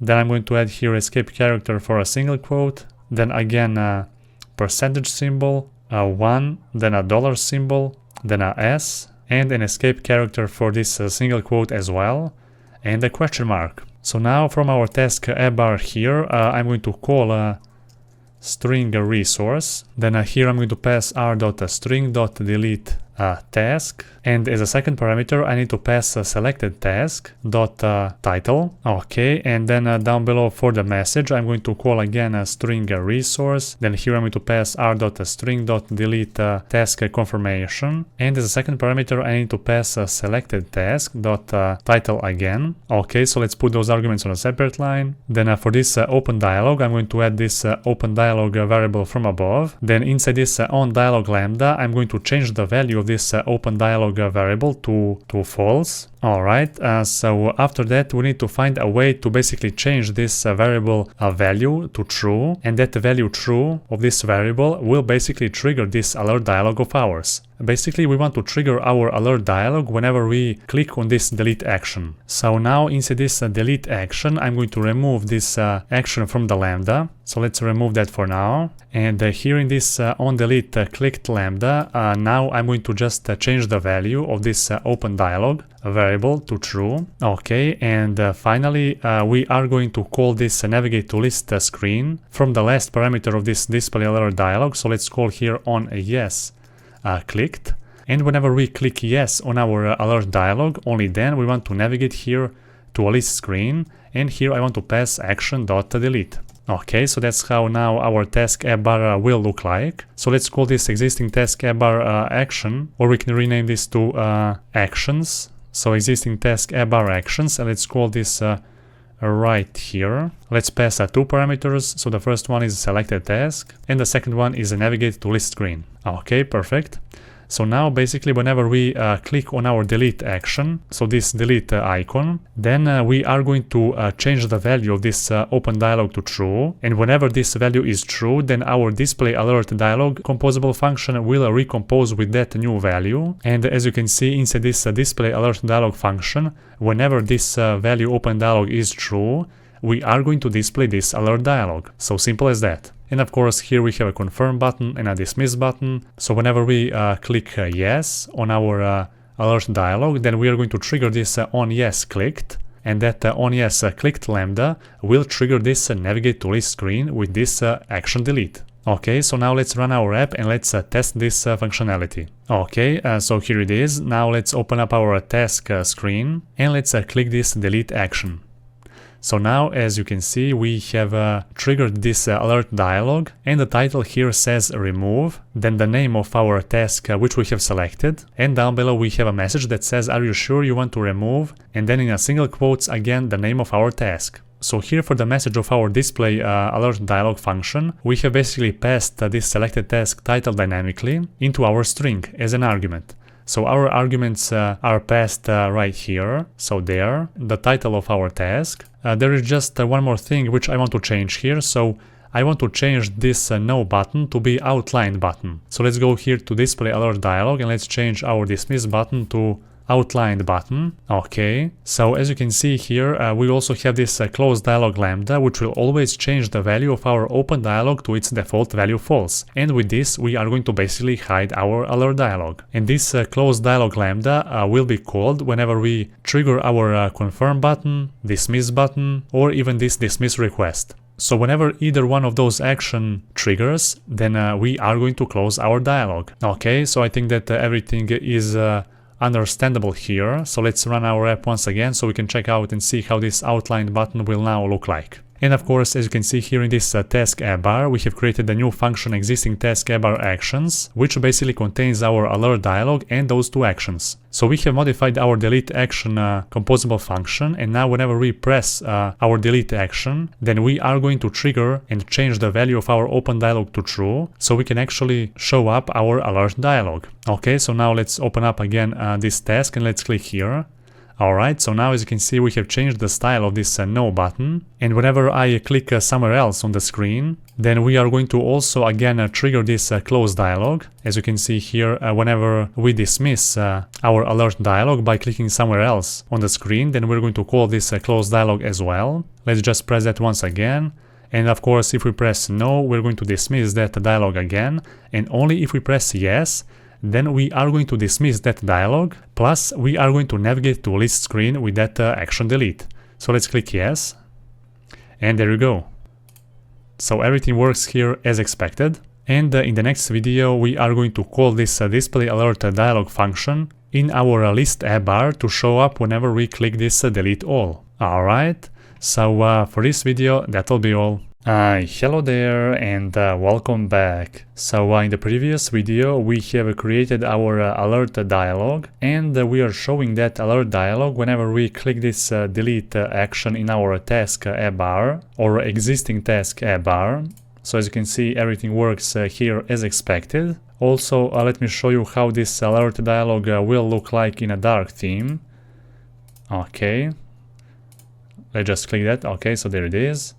This is how this alert dialog looks like on a dark theme. Let's just go back to original light theme. Okay. And now in this video we are going to implement that same functionality to show up alert dialog whenever we click this delete all drop down. So the first thing which we are going to do, we're going to add two more strings in our strings XML. So here let's create the first string. It should be named delete all tasks, and here I'm going to add remove all tasks and a question mark. This second string will be named delete all tasks confirmation, and here I'm going to write something like are you sure you want to remove all tasks? There is no going back after this action. There is no going back after this action. Okay, perfect.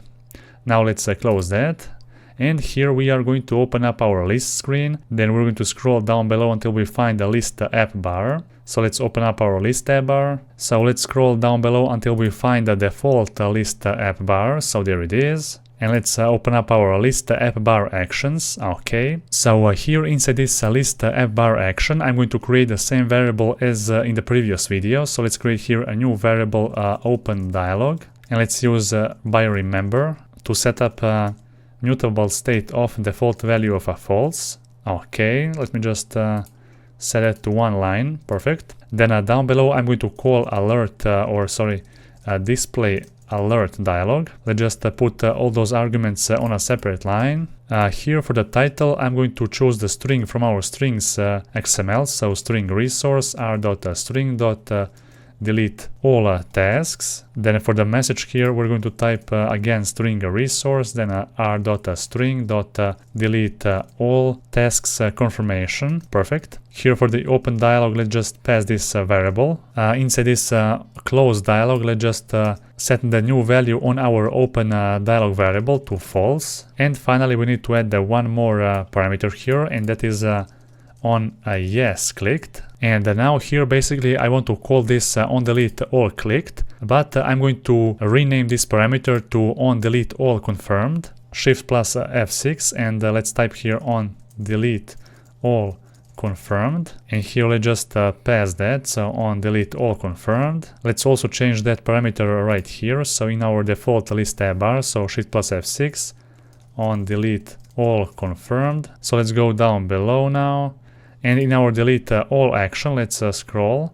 So let's rename this to on delete all confirmed. And here let's scroll back again. So in our list bar actions, here for this onDeleteConfirm parameter, I'm going to pass or update the value of our open dialog to true. Okay, so we can reformat code like that. So basically now whenever we click this delete all drop down, then we are going to open that dialog. And whenever we click yes on that dialog, then we're going to call this onDeleteAllConfirmed lambda. And that lambda is passed up in this composable hierarchy. So up all the way here to our list bar. So we have here default list bar. And whenever we click that yes button on our alert dialog, then we are going to update our action variable from a shared view model, and everything will work the same as before. Only this time we are going to have alert dialog. So let's run our app once again and let's see if all of this functionality will actually work. Okay,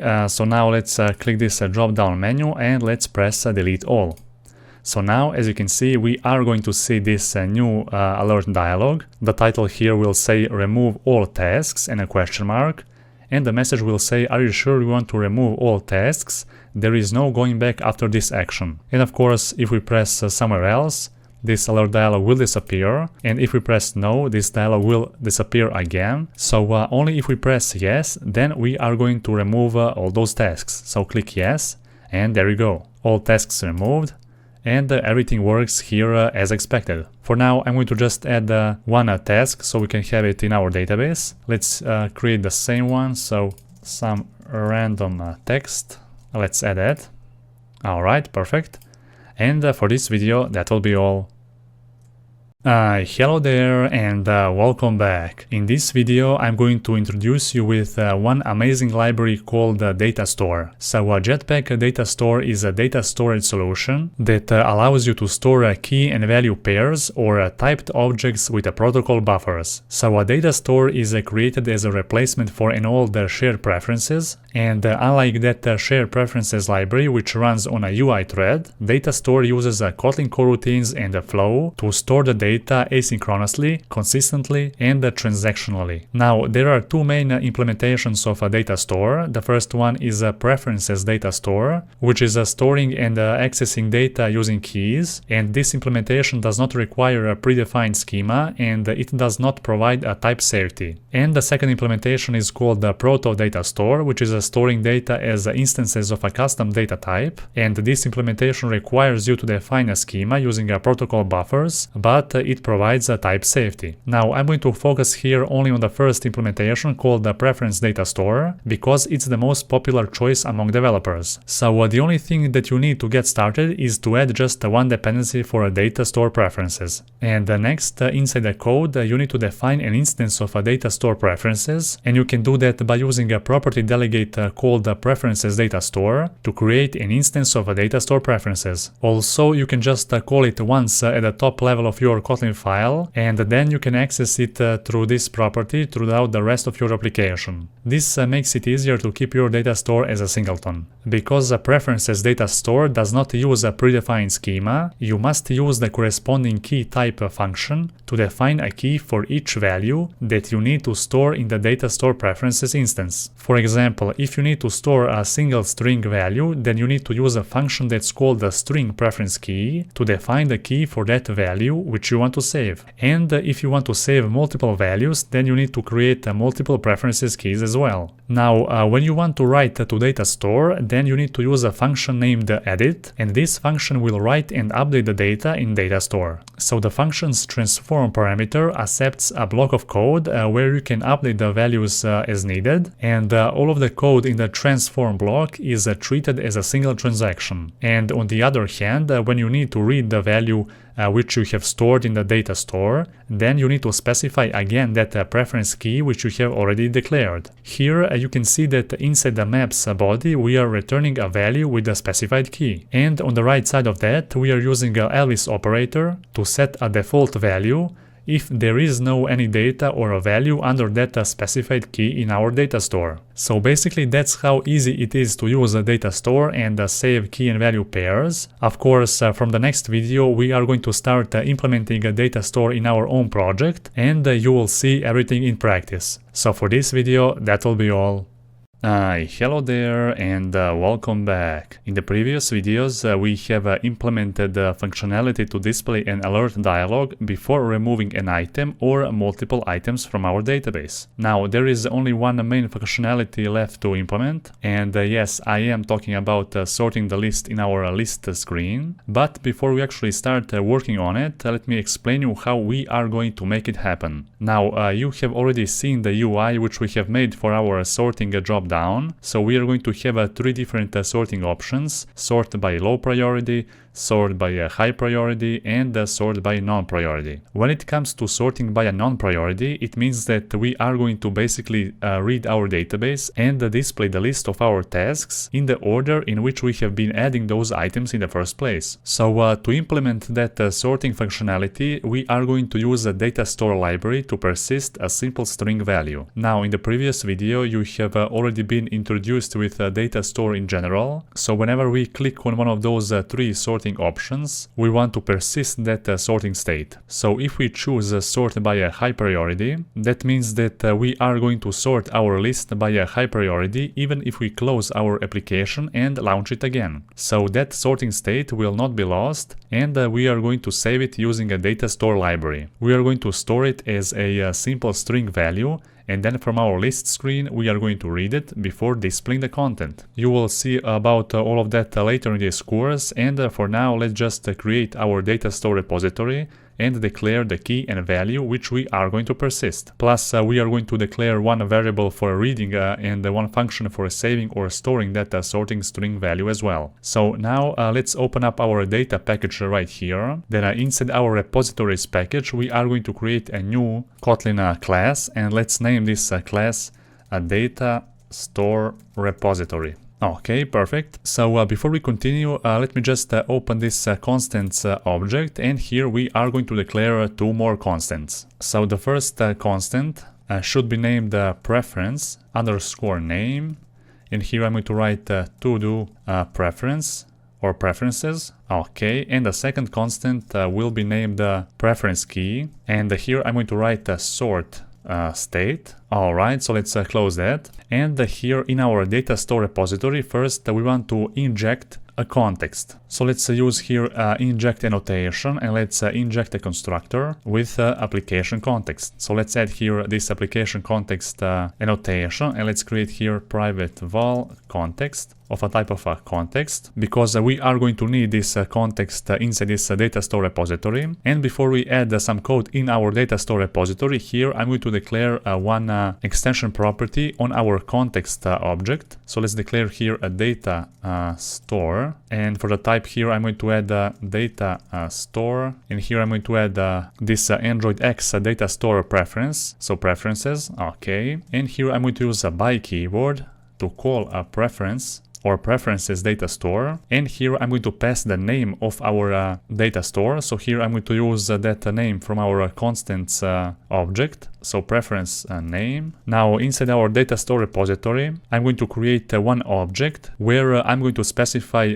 the actual key for our sort state, or for our string which will represent a sort state. So let's create here private object named preference keys, for example, and here I'm going to create a variable named sort state. Then I'm going to call here a string preference key. So of course you can pass some different value. For example, you can use int preference key or some other type which you want to save. So in this case I just want to save a simple string value, so I'm going to use a string preference key, and here I'm going to pass the name of that key. So let's type here preference key. So basically we want to store just a simple string value using this key which we have specified in our constants object, so sort state. So that will be the key, and the actual value which we are going to save we are going to get from a function. Okay, so down below let's create another variable. I'm going to name this variable data store, and here I'm going to call a context.datastore. So that's our extension property which we have created on our context. Okay, and down below now I'm going to create a new function for saving or persisting that source state. So we have already declared the key, and now we need to use that key to save a specific value. So let me just create here a new suspend function named persist sort state. And here as a parameter, I'm going to pass a priority. Okay, so now inside I'm going to call this data store variable, and then I'm going to call this edit function so I can actually save the value in our data store. So let's call here this variable or this lambda, and let's specify here the key. So I'm going to call here now this object, so preference key, and I'm going to specify this sort state as a key. Then as a value, I'm going to get the priority, which we have passed from this function, and I'm going to get its name. So basically with this function, we are going to save or persist that priority name, which we have passed from the parameters of this function. And of course, as a key of that value, we have specified this preference key object, then a sort state, which we have already declared here, okay? So now that we have created the function to actually persist that priority or a sort state, now let's create down below a variable from which we are going to read our sort state. So let's create the variable named read sort state, and the type of this variable should be a flow. So Kotlin X coroutines flow of a type of a string. Alright, and here let's call datastore.data, and down below I'm going to call a catch function so I can catch if there is some exception. Here I'm going to write if exception is IO exception. Then I want to emit here empty preferences, and in else case I just want to throw an exception. The next thing I'm going to call here a map function, and here inside I'm going to create a new variable. And first let me just rename this lambda to preference or preferences. Now here I'm going to create the variable named the sort state, and here I'm going to call this lambda to get the value by specifying here the key. So let's specify the key, so preference key dot sort state, or we can just rename this key to a sort key. So let me just rename that to hold down Shift and F6, and let's name that to a sort key. Okay, so now it looks even better. And here I'm going to add the Elvis operator. So basically, if there is no any value saved in our data store, then I want to return priority.none.name, and let's just emit this value sort state. Okay, so now we have created our data store repository successfully. We have specified only one key, which will be used on only one value, which we are going to persist in a data store. And also the last thing that we need to do here, we need to annotate this data store repository with the view model scoped annotation, because we are going to inject this data store repository inside our shared view model. So now let's do that. Let's open up our shared view model, and here let's just add one more parameter here, data store repository of a type of a data store repository. So for this video that will be all, and in the next videos we are going to use this injected data store repository from our shared view model to actually read and write or persist that sorting state string to our data store. So for this video that will be all. Hello there and welcome back. So in the previous video we have created our data store repository, and now it is time for us to actually implement sorting functionality in our application. So let's open up our shared view model, and here as you can see we have already injected this data store repository to our shared view model. So down below I'm going to create a new function here. So I'm going to name that function persist sorting state, and this function will take only one parameter, and that is a priority, so our enum class. And now inside this function I'm going to launch a coroutine. So let's call our viewModel scope.launch. Here I'm going to call dispatchers IO, and inside I'm going to call a data store repository dot persist sort state. And I can rename this function the same as this function in our data store repository, so persist sort state. And here we need to pass only one parameter, and that is a priority from the parameters of this function. So basically from this function we are going to pass that priority to our data store repository, and from there we are going to get that priority, get or extract its name, and store it in our data store preference with this specified key which we have already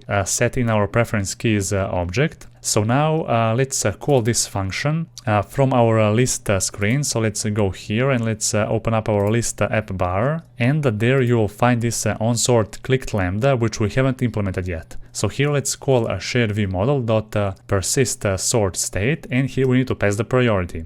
So here let's just pass that priority from our onSort clicked lambda. And now whenever we select one of those 3 sorting options, then this onSort clicked lambda will trigger, and we're going to get one of those priorities and pass to our persist sort state function in a view model. And from there, of course, we're going to call our data store repository and then extract that name from that priority and save it in our data store preference. So now we need to implement the logic to actually read that sorting state. So let's open up our shared view model. And here I'm going to create 2 variables. So the first variable will be named underscore sort state. And here I'm going to just set the mutable state flow. The type here should be a request state of a priority. And the default value here will be a request state.idle. Then below that I'm going to create another variable, this time without underscore, so sort state. And it will have the type of a state flow this time, of a request state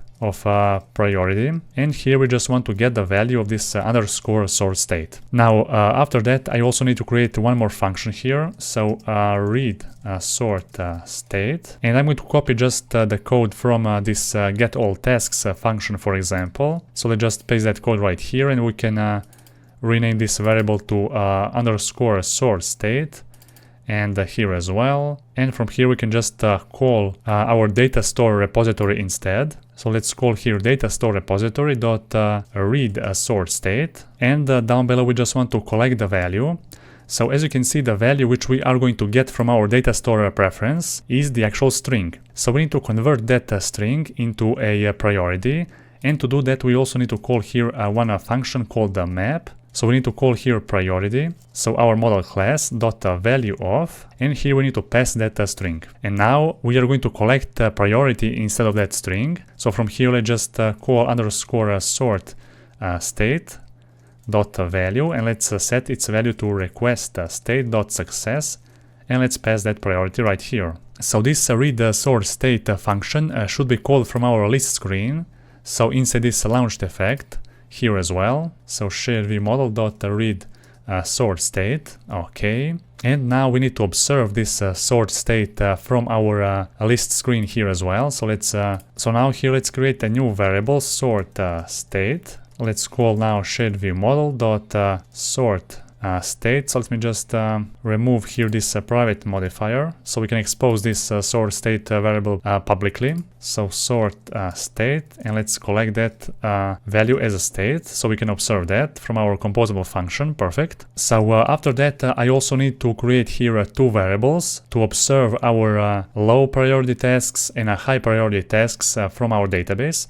And for that, let's go here to our shared view model, and here I'm going to create a new variable, publicly exposed variable named low priority tasks. The type should be a state flow of a list of to-do task. And here I'm going to just call a repository dot sort by a low priority. Then I'm going to call a state-in function to convert this flow into a state flow. And here we need to pass multiple parameters. So the first one is the scope. We're going to pass a view model scope here. Then the second parameter is sharing state. So let's pass here sharing started dot while subscribed. And here as a third parameter we need to pass an initial value for this variable, and I'm going to pass here just an empty list. So now I'm going to just copy this variable one more time, and I'm going to rename that to high priority tasks, and here I'm going to call sort by a high priority. And now we want to observe those 2 variables. So if you recall from our repository, those sort by high priority and sort by low priority are SQL queries which we have written earlier in this course. So basically here with this sort by low priority, we're going to sort or retrieve the tasks from our database by first displaying low priority tasks, then medium priority tasks, and finally high priority tasks. And with this other sort by high priority, it's the opposite. Okay, so let's close that for now. And let's observe those 2 values from our list screen as well. Low priority tasks. Here I'm going to call shared view model dot low priority tasks. And I'm going to observe that by using this collect as a state function to observe a state flow. And down below I also want to just rename this to a high priority task and just observe a different variables, so high priority tasks, alright. And now I'm going to pass all those 3 variables to our list content. So let's open up our list content, and here I'm going to add 3 new parameters, and then I'm going to implement down below the logic to display either all tasks, high priority tasks, or low priority tasks, depending on that sort state. So here let's add 3 new parameters. So low priority tasks of a type of a list of to-do task. Down below the same, so just rename this to high priority tasks. And finally a sort state of a type of request state of a priority.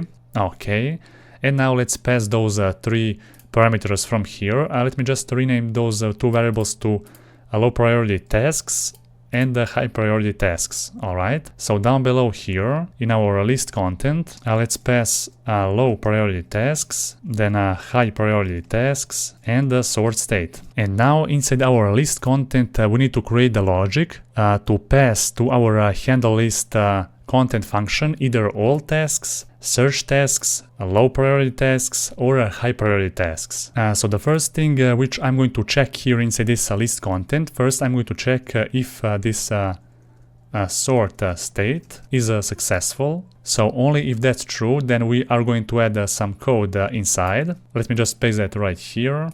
So now I'm going to remove this if and else block for now, and here I'm going to add the when block. So the first thing which I'm going to check here, I'm going to check search abbar state. So when a search abbar state equal to search abbar state triggered, so then I'm going to just call this if block, so here. Then as a second case here, I'm going to add a sort state. So when a sort state is equal to priority.none, so source state.data, alright. So in that case, I want to call this if block to display all tasks. Then the third when case will be when a sort state data is equal to priority low this time. So when that's the case, then I'm going to just call this handle list content and send here low priority tasks. And then when a sort state data is equal to priority high, so in that case I want to show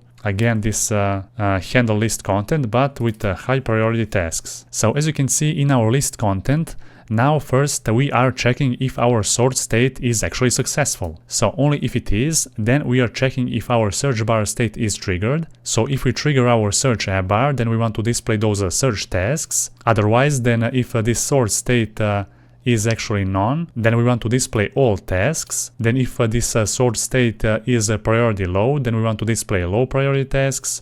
And if our source state is priority high, then we want to display high priority tasks. So I think that now our list content Kotlin file is finally completed, and now we can run our application to see if everything is gonna work as expected. Okay, so for demonstrating purposes, let me add here 2 new more tasks. So this task can be low priority task. Let's just type here some random text. Let's add that. And let's add one more task with a high priority task.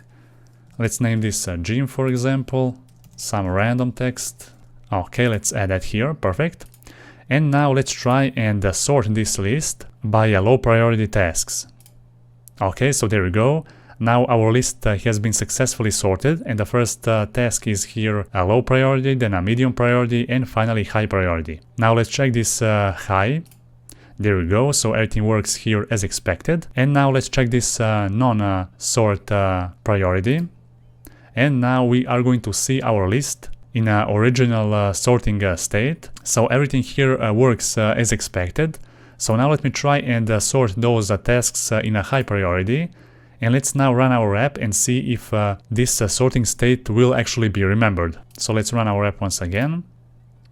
So everything works perfectly fine, even if we close our application and run it again. And the reason why is because whenever we click one of those drop-down items, we are saving that sorting state to our data store preference, and then whenever we run our application again, we are going to open up our list screen, and from there we are observing those three new variables as well, so a sorting state, low priority and high priority tasks, and also we are reading that sorting state whenever we call this list screen, and then from our list content we have implemented here the logic to display either search tasks, all tasks, low priority tasks, or high priority tasks, depending on the values from those parameters. And as you have already seen, everything here works just fine. So for this video, that will be all. Hello there and welcome back. So in the previous videos, we have successfully implemented our sorting functionality in our application, and all of that is working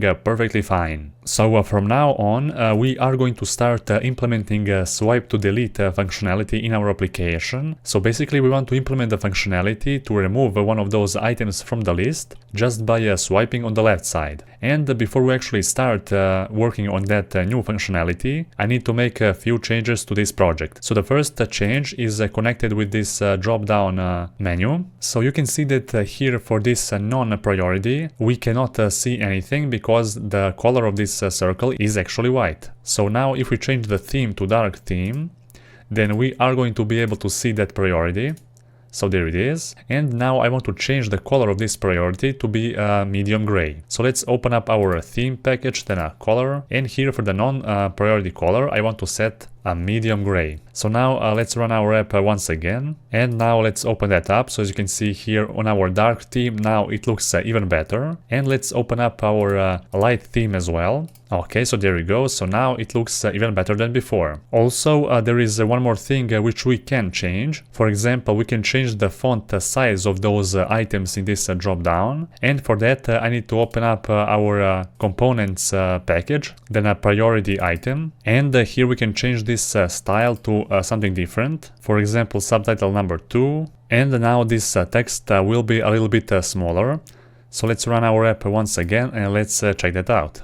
Okay, so click here, and now I think that our priority dropdown looks even better. Plus this priority item component is also used in our task screen, so right here. As you can see now it has changed the text style here as well, and now I think that it looks even better. Alright, so the final thing which I want to fix in this project is basically one line of code which is located in our task composable.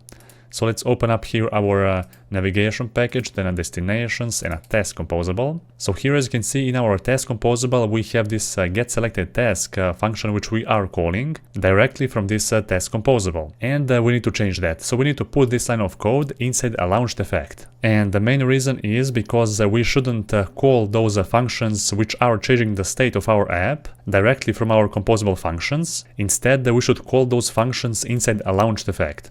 So now let's call here a launched effect, and for the key I'm going to specify a task ID. And inside this launched effect, let's just paste that code. Alright, so now I have fixed everything I needed so far. And from the next video we are going to start implementing swipe to delete functionality in our application.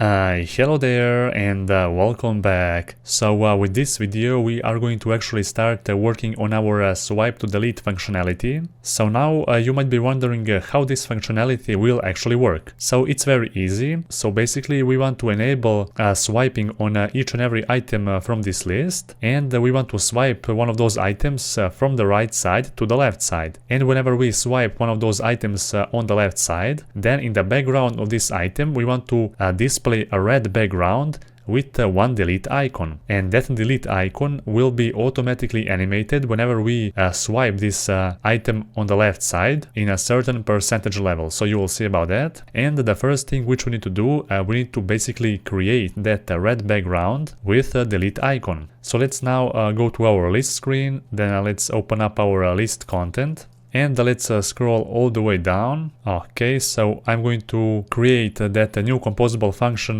named the red background right here. So let's create here a new composable function named red background. And this function will take only one parameter, and that is degrees. of a type of a float, because we are going to animate a rotation on that delete icon which I have talked about earlier. You will see about that later. For now, let's just here add one box composable, and this box of course will have one modifier. Now on that modifier I want to call a fill max size. Then I also want to add here a background color for this box, and that color should be a high priority color.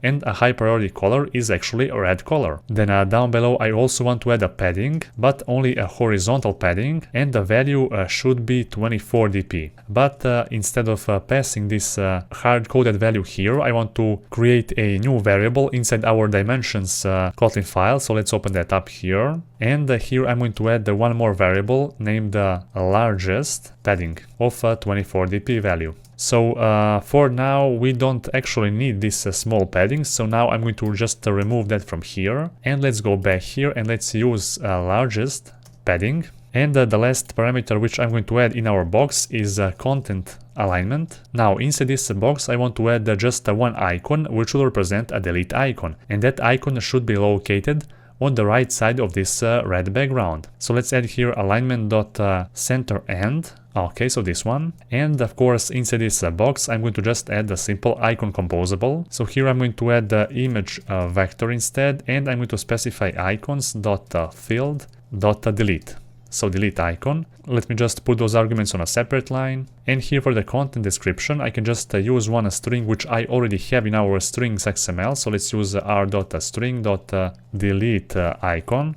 So right there. Next, for the tint color of this icon, I'm going to choose color white, and also I want to add here one modifier. Then I'm going to call here a rotate function, and here I'm going to pass a degree from the parameters of our function. Okay, perfect. So that's how this red background will actually look like. So it will take a full max size of our item here. It will be displayed in the background of that item, and whenever we swipe that item on the left side, then that red background will appear along with this icon, which will be visible here on the right side. And of course we are going to implement one animation on our delete icon, which will change its rotation angle whenever we swipe that item on the left side. So you will see about that. Now the next thing, we need to go here in our display tasks function, and inside our body of a lazy column we need to add one composable function called swipe to dismiss. And let me just remove that for now.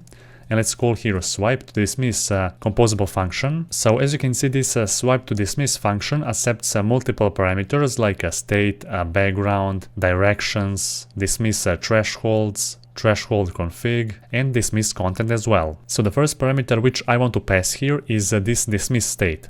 So here I need to create a new variable, so dismiss state, and I'm going to call remember dismiss state composable function, which will basically create and remember a dismiss state of one of those items from the list. And let's pass that dismiss item right here. Alright, next I want to add here one more parameter, and that is directions. So here we need to specify in which direction we want to be able to dismiss our task. So of course we can use both directions, left and right, or start and end, but in this case I want to choose just one direction, so I want to be able to swipe that from the right side to the left side. And here we need to add a set of, and here inside we need to specify a dismiss direction and to start. So that means that we can dismiss our item by swiping in the reverse of the reading direction. And that's actually swiping from the right to the left side. Next parameter which I want to add here is dismiss thresholds. And here I'm going to just call a fractional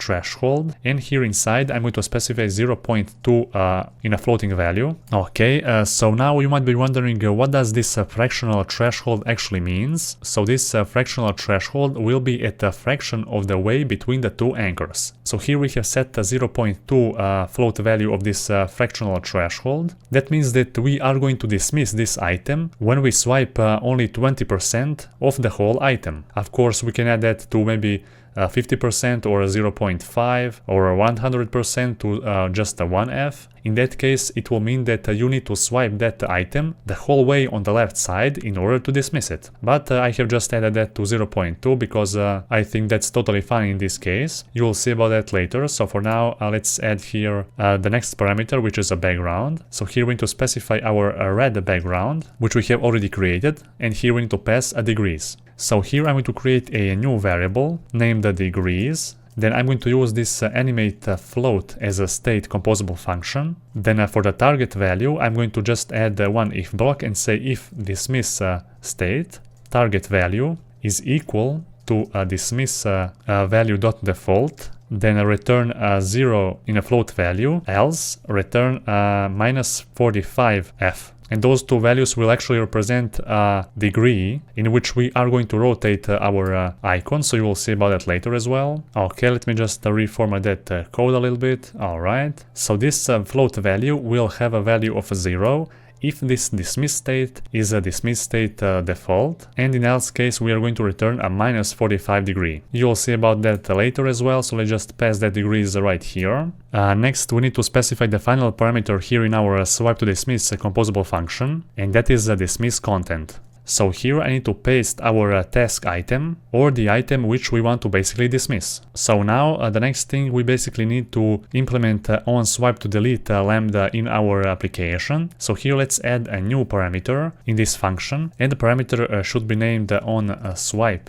to dismiss or on swipe to delete. This lambda will take two parameters, action and a to-do task, and of course it will just return a unit. And also we are going to specify that same lambda right here in our up in our composable hierarchy. So there, let's also specify here on swipe to delete. Alright, let's also pass that in each and every case here. So let's just pass that here and here and here, and let's add here a new parameter as well to our list content. And let's open up now our list screen.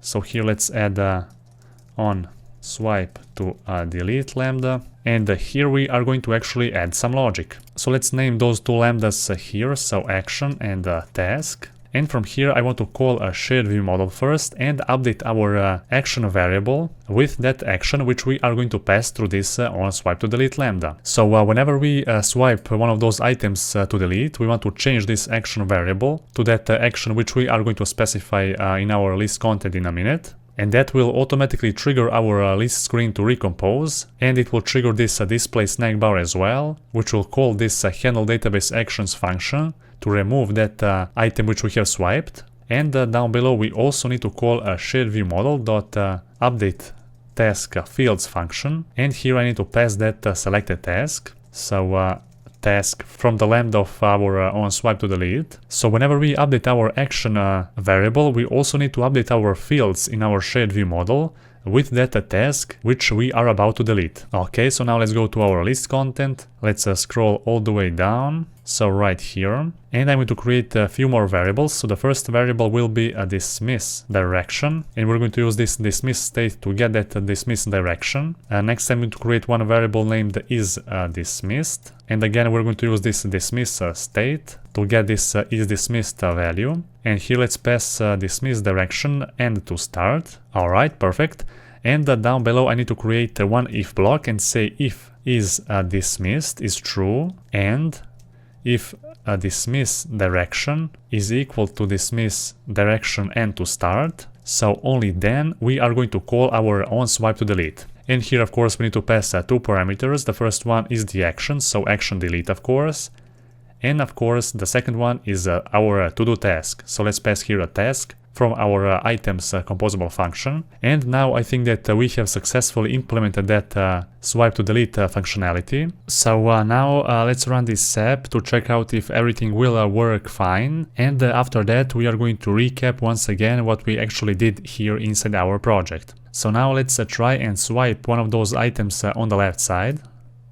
So there we go. Now watch this delete icon, how it will change its angle when we swipe this item for the threshold of 0.2 float value. So there we go, as you can see this icon is rotating perfectly fine. And let's try and swipe this all the way here. Okay, so now let's click undo. And there we go, so everything works as expected. Also, I have talked about this fractional threshold. So here I have set that threshold to only 0.2f, which is basically a 20% of swiping this item. So now as you can see, when I swipe only 20%, I can just release this and it will be automatically swiped. But if you set this threshold to maybe, let's say, 0.7, which is basically 70% of swiping this item, then we are not going to be able to swipe this item on this 20% as we did in the previous example. As you can see, it will just get back to its original position. So only when we swipe to 70%, then this icon will rotate, and only then we will be able to remove it. But anything before that will basically get back our item to its original position. So that's why I have set that threshold to 0.2f, and I think that this 0.2 is a perfect value for this case. And as you can see now, we can just remove that on a 20% swiping of this item. So there we go.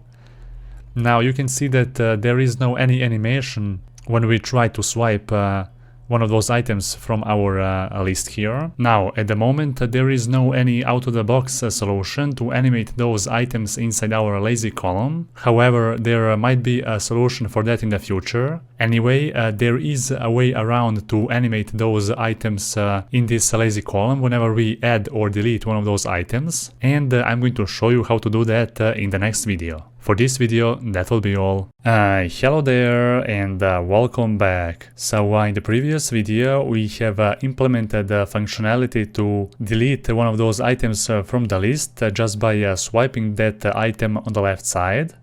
And as you can see, that functionality is working perfectly fine. So before we continue and add here some animations to our list composable, let's first recap once again what we actually did in the previous video. So as you can see in our list content, we have our display tasks function, which is actually called from our handle list content. And then our handle list content is called from our list content function. So based on this search abar state and the source state, we are displaying either search tasks, all tasks, low priority tasks, and high priority tasks as well. Now inside each one of those, we are calling a handle list content, which accepts on swipe to delete. And this on swipe to delete lambda accepts two parameters, so action and to do task. And from our list screen, let me just scroll down below. Okay, so here it is. Inside this list content, we are grabbing those values from that lambda, and we are passing first this action to our shared view model to set the value of our action variable, so we can actually trigger a recomposition and display a snack bar, and also call this handle database actions function to actually delete that task. But of course, we wouldn't be able to delete that task which we have swiped if we didn't add this line of code. So it's very important to update your task fields with that task which we have swiped. So that's why we need to call this line of code as well. Alright, let's go back to our list content. Let's scroll all the way down to our display tasks function. And here, as you can see, we have basically put our task item inside this swipe to dismiss composable function. So as a dismiss content, we have specified our task item. Then as a background, we have specified our red background. And let me just create one preview function for this red background. So let me just add here a new composable function, preview, private fun, red background preview. And let's call here this red background. For this degrees, I can specify just 0f. Okay, and now let's preview just to see how will this red background look like here in our preview. Okay, so as you can see, this is how that preview actually looks like, but we can just wrap this function inside one column, for example. Alright, I'm going to just set the height of this column to 120 dp, so we can reduce the height of this preview. Okay, so we can reduce that even more to 100, for example, and there it is. So that's how our red background will actually look like. Okay, now let's scroll all the way up here. So display tasks, alright. So next we have also specified here this dismiss threshold, and now we can just swipe, for example, only 20% of the full width of this whole item, and then our item will be successfully dismissed or deleted. Also here we have specified a direction and to start, so that means that we can swipe from the right side to the left side. And of course the first parameter is dismiss state, which we have already declared here on the top. Then down below we have also created two variables, dismiss direction and is dismissed. And this on swipe to delete lambda only if we successfully dismiss this whole item. And of course here we have this degree which will be animated whenever we try to swipe our item. So now we need to find a way to animate those items in our lazy column. And for that I'm going to just cut this swipe to dismiss composable function, and I'm going to call here animated visibility. So inside the body of this animated visibility I'm going to put this swipe to dismiss, and then I'm going to specify here multiple parameters inside our animated visibility. So for now let me just pass here true, and then down below I'm going to specify two animations, exit animation and enter animation. Let me just add here this experimental annotation on our display tasks, and also we need to add that annotation right here and up in our composable hierarchy as well, and in our list screen here again. Okay, and in our list composable as well. Then also we need to open up our navigation file, and there we also need to add that annotation, and in our main activity as well. Okay, so now we can close our main activity. Let's go back to our list content. Let's scroll down below. So let's specify here the first parameter, enter animation. So for the enter animation, I'm going to choose expand vertically animation. And here for the parameters, I'm going to specify animation spec. Then here I'm going to choose tween. And for the duration, we can add just 300 milliseconds. All right. Next down below, let's specify exit animation. So here I'm going to add shrink vertically. Then animation spec should be tween as well. Duration should be 300 milliseconds again, so the same thing. And now here we need to create one more variable. So that variable can be named item appeared, and let's use a remember here. Then let's use a mutable state of, and the default value will be false. So immediately after that I want to call here a launched effect, and as a key I'm going to pass true, so that means it will just trigger the first time it enters the composition. So inside that I want to immediately change the value of this variable to true. And after that, here inside our visible parameter, I'm going to specify this item appeared value, and I'm going to add here a dismiss or is dismissed variable, so its opposite value. And now the animation will start only if this item appeared is true, and it will be true whenever we call this launched effect to change its value. So if we set the default value here to true and we don't add those 3 lines of code, then our animation will not work as expected. So by setting here its default value to false means that our item will be initially hidden, and the animation will start when we change its value, and we're going to change its value immediately after that. So basically with this animated visibility composable function, we are able to animate our items in the list by specifying here enter and exit animation. Also, if this visible parameter is true, then it means that it will show this item which we have specified in its body, and if this visible is false, then we are going to hide this item. So this visible parameter basically defines whether the content should be visible, and here we have added a new variable which initial state will be false, and that means that our item will be hidden at the beginning, and immediately after that we are going to change its value to true, and if that value is true and this is dismissed value is false, so only then we are going to show up this item. And finally there is only one more thing which we need to add here. So inside this first if block I need to add just one coroutine. So let's create here a new variable named scope, and let's use remember coroutine scope. So now we're going to call this scope to launch a coroutine, and inside this coroutine I want to add one delay of 300 milliseconds. And immediately after that delay I want to call this on swipe to delete lambda. So the reason why I'm adding this delay is because we have specified that our animations will last for 300 milliseconds, and if we want to see our animation, then we need to add that delay so we can show up the animation before we swipe to delete that. So now let's run our application and let's check that out. So now you will see that whenever we launch our application and when we open our list screen, then our list will actually animate. So there we go. Now let me run this app once again so you can see that animation once more. Okay, so those animations basically expanded vertically, and now if I try to swipe one of those items on the left side, let's see what animation will trigger. Okay, so there we go. As you can see, now we can see that animation. So whenever we swipe one of those items, that item will trigger exit animation, and exit animation will basically shrink that item on the top, so like that. And if we add that item back, it will just expand vertically the way you have seen right now. And of course, if we don't add this delay, so if we remove this delay, then that animation will not be shown. Let's now test that out.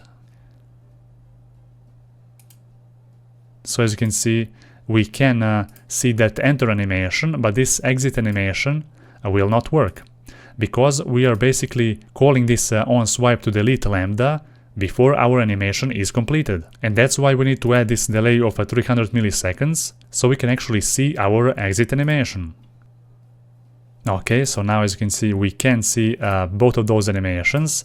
And whenever we go to our test composable and get back, then we are going to see that animation once again. So even though there is no out-of-the-box solution for animating our lazy column, we have still found a way to animate those items whenever we add or remove one of those tasks from our database. And everything works as expected. So for this video, that will be all. Hello there and welcome back. So in the previous videos, we have successfully implemented swipe-to-delete functionality in our application. Plus, we have added here some animations as well, so as you can see, everything works fine. And now it is time for us to actually create a splash screen in our application. And before we start designing here a splash screen, let me just open my design project so I can show you how our splash screen will actually look like.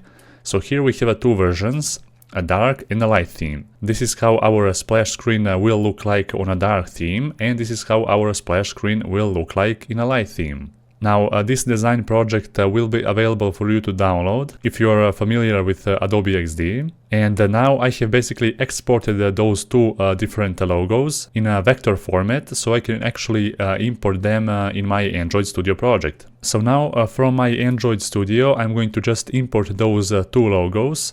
So let's open up our resource directory, and inside the drawable directory, let's click a right click, then a new vector asset. Here let's choose a local file. Let's select that logo. Let me just find that here on my desktop. Okay, so here it is. Now I'm going to first import this dark logo. So just click next and finish. And now let's import a light logo as well. So vector asset, then I choose a light logo. Okay, so next and finish. And now we have successfully added those two logos, and we have converted those vectors in XML. Okay, so there it is. So now let's close that, and we are going to start designing our splash screen. So inside our screens package, inside the UI package, I'm going to create a new package named splash. Okay, and here inside I'm going to create a new Kotlin file named splash screen. And now let's create here a new composable function. Let's name this function splash screen, of course. And the first thing which we are going to add here is a box. So let's add here one box in which we are going to put just a simple image. So here let's add one modifier. So compose UI, alright. Then here I'm going to call a fill max size so that our box can take the whole screen. And this box will basically represent a background of our splash screen. So now let's add here a background function as well. And for the background we are going to create one new color. So let's open up our theme package, then a color Kotlin file. And here let's create a new extension property. I'm going to name this property splash screen background. So when we are using the light theme, then I'm going to choose a purple 700 color, so this one. And when we are using a dark theme, then I want to choose a color.black, so black color. Okay, now we can close that. Let's specify that color here in our background function. So material theme dot colors dot splash screen background. Okay, let me just put those arguments on a separate line.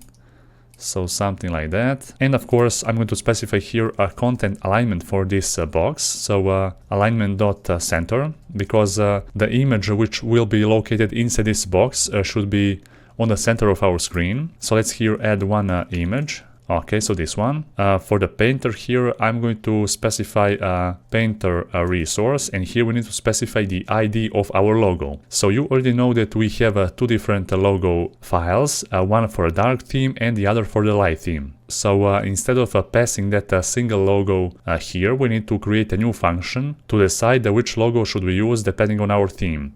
So let's create here a new function. I'm going to name this function getLogo, and this function should return an integer value. So let's write here return if. So if system, so is system in dark theme is true, then we are going to return a dark logo, and else we are going to return a light logo. So logo light. Alright, perfect. Let me just separate those arguments on a separate line, and here we can pass this get a logo composable function, which will basically return our dark logo if we are using a dark theme and the light logo if we are using a light theme. So basically this composable function will return true if we are using a dark theme in our Android smartphone, and it will return false if we are using a light theme. So simple as that. And now here for the content description, I can just write something like to-do app logo, and for that let me just open our strings XML. So we can write here another string. So let's name this to do a logo. Okay, so like that. Now let's close that, and here let's specify a string resource r.string.todo logo. Alright, perfect. Now the last thing that is left here to add is one modifier, so we can actually specify the size of our logo. So let's add here a modifier. Let's call a size function, and let's specify a 100 dp. So of course we don't need to hard code this value right here. We can open up our dimensions Kotlin file, and here let's add a new variable. I'm going to create here a new variable named logo height, and the value should be 100 dp. So let's close that now, and let's add here a logo height. Okay, so this value. And finally let's just add here one more preview composable function. Let's name this function splash screen preview, and let's call here our splash screen composable function. Now let's open up this preview panel, and let's see how our splash screen will look like. Okay, so here it is. This is how our splash screen will look like in a light theme. Now if you want to see one more preview on a dark theme, then let me show you how you can achieve that. So I'm going to create here another preview function down below. I'm going to name this function splash screen preview number 2, for example. And now I'm going to wrap this splash screen in our theme. So let's open up our theme package here.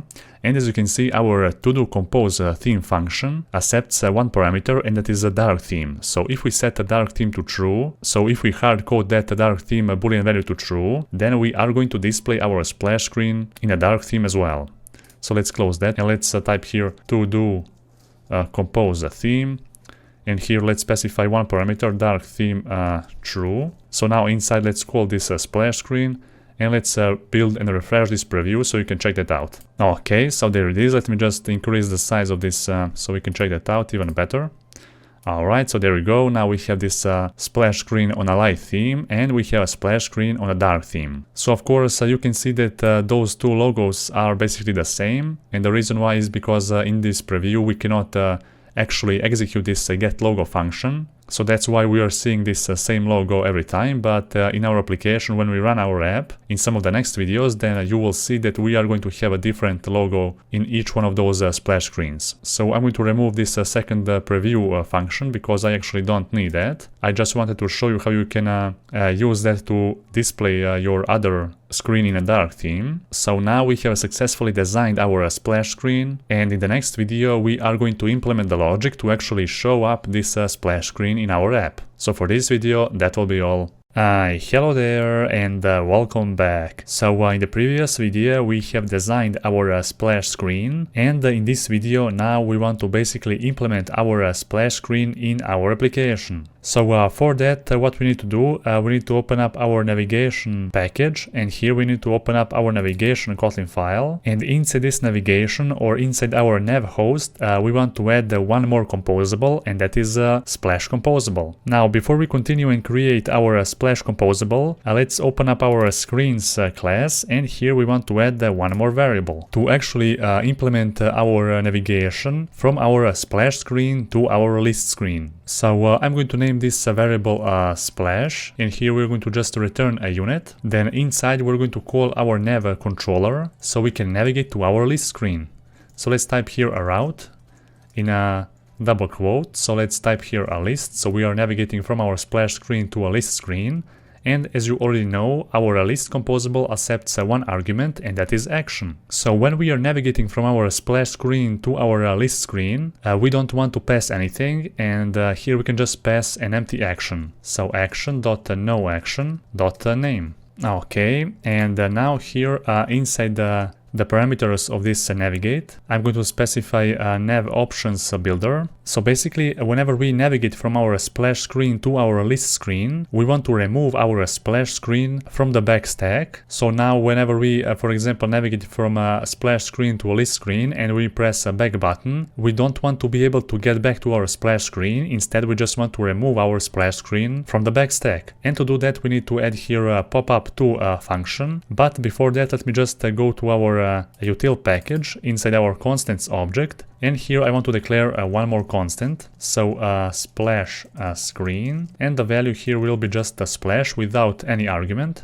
Okay, so let's just go back here. Let's type here pop-up2, and let's specify a splash screen. Okay, and also we need to add here inclusive to true. So just set it to true. Okay, so now that we have specified how to navigate from our splash screen to our list screen, now we can create our splash composable. So let's open up a destinations package, and here let's create a new Kotlin file named splash composable. And let me just open, for example, this list screen, so I can copy this code and just paste that in our splash composable. Of course, I'm going to rename this new function to splash composable. This function will take only one parameter, and that is navigate to list screen. Here we're not going to add any parameter, and we can just remove everything from here, even this nav backstack entry, and from here just call a splash screen. Okay, of course we can remove this argument as well, and let's change this constant to splash screen. Let's just import that. Okay, perfect.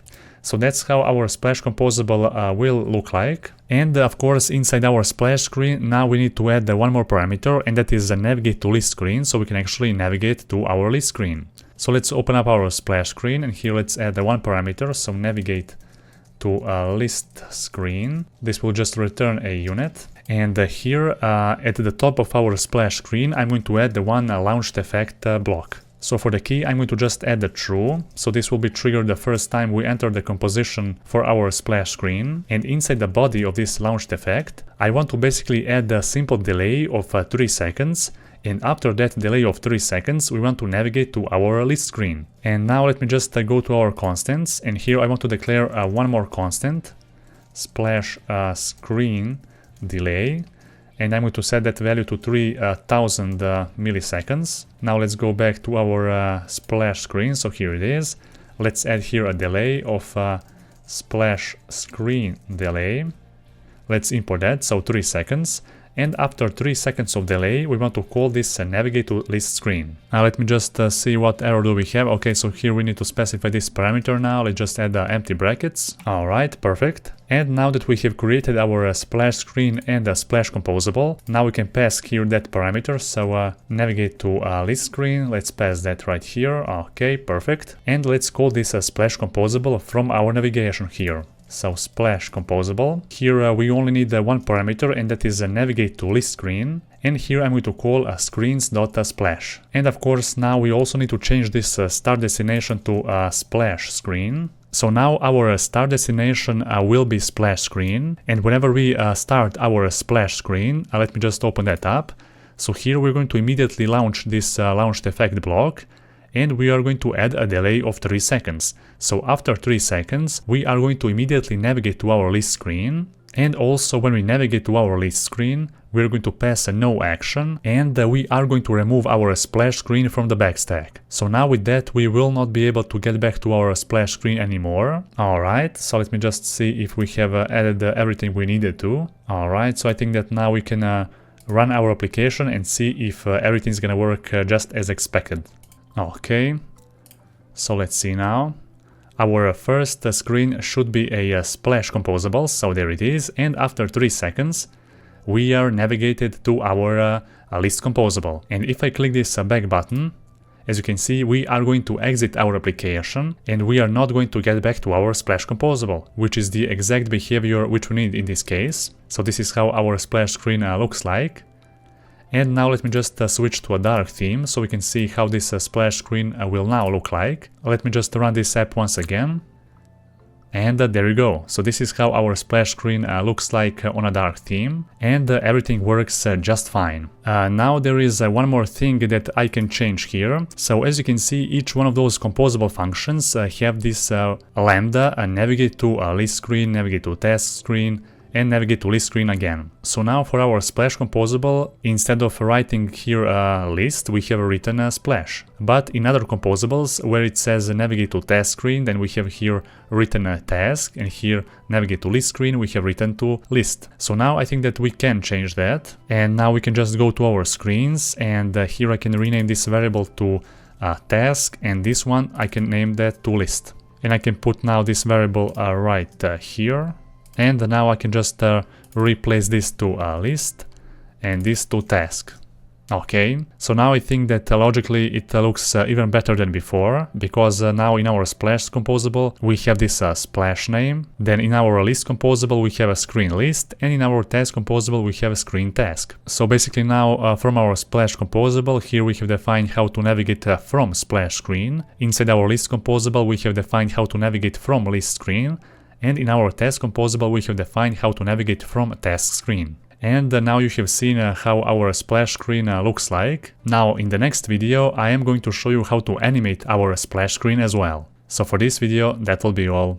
Hello there, and welcome back. So in the previous video we have implemented our splash screen, and in this video now I'm going to show you how we can animate our splash screen as well. So the first thing, let me show you how we are going to actually animate our splash screen. So we are going to animate this image inside this box composable. So basically I want to make this image fade in and also come from the bottom to the center of our screen. So to do that I need to change two states of this image. The first one is alpha state and the second one is offset state. So first let me just create here a new variable on top of our splash screen. That variable will be named start animation, and its default value will be a mutable state of false. So it will be a boolean value, and now here we have an error. So basically we need to add two imports here. So let's add here import AndroidX compose.runtime.getValue. Okay. So below this variable I want to create another variable named offset state, and here I'm going to call animate dp as a state. Then for the target value I'm going to write if block and say if start animation is true, then I want to set its value to 0 dp, else I want to set its value to 100 dp. Also I can specify here animation spec. So tween, I'm going to choose this one, and the duration here can be maybe 1 second. Then below this variable I want to create another variable which will represent our alpha state. So alpha state, this time I'm going to choose animate float as a state, and for the target value I'm going to also write if block and say if start animation is true, then I want to set its alpha value to 1, otherwise I want to set its value to 0. And again let's specify here animation spec. So tween, duration will be 1 second as well, perfect. So the next thing, we are going to specify those two states down below on our image. So the first one, I'm going to add here offset, and we are going to specify only y offset. So let's specify here our offset state variable, and down below let's also call alpha function, and let's specify here an alpha state which we have already made. Okay, so the reason why we have chose here a y-axis is because we want to animate our icon or our image coming from the bottom to the center of our screen. And that way we are going to basically move that image in this vertical axis and not the horizontal axis. So if you want to move your image horizontally, then you would probably go with x-axis. So basically I want to animate this image coming from the bottom to the center of the screen. So from offset 100 to the offset of 0 dp.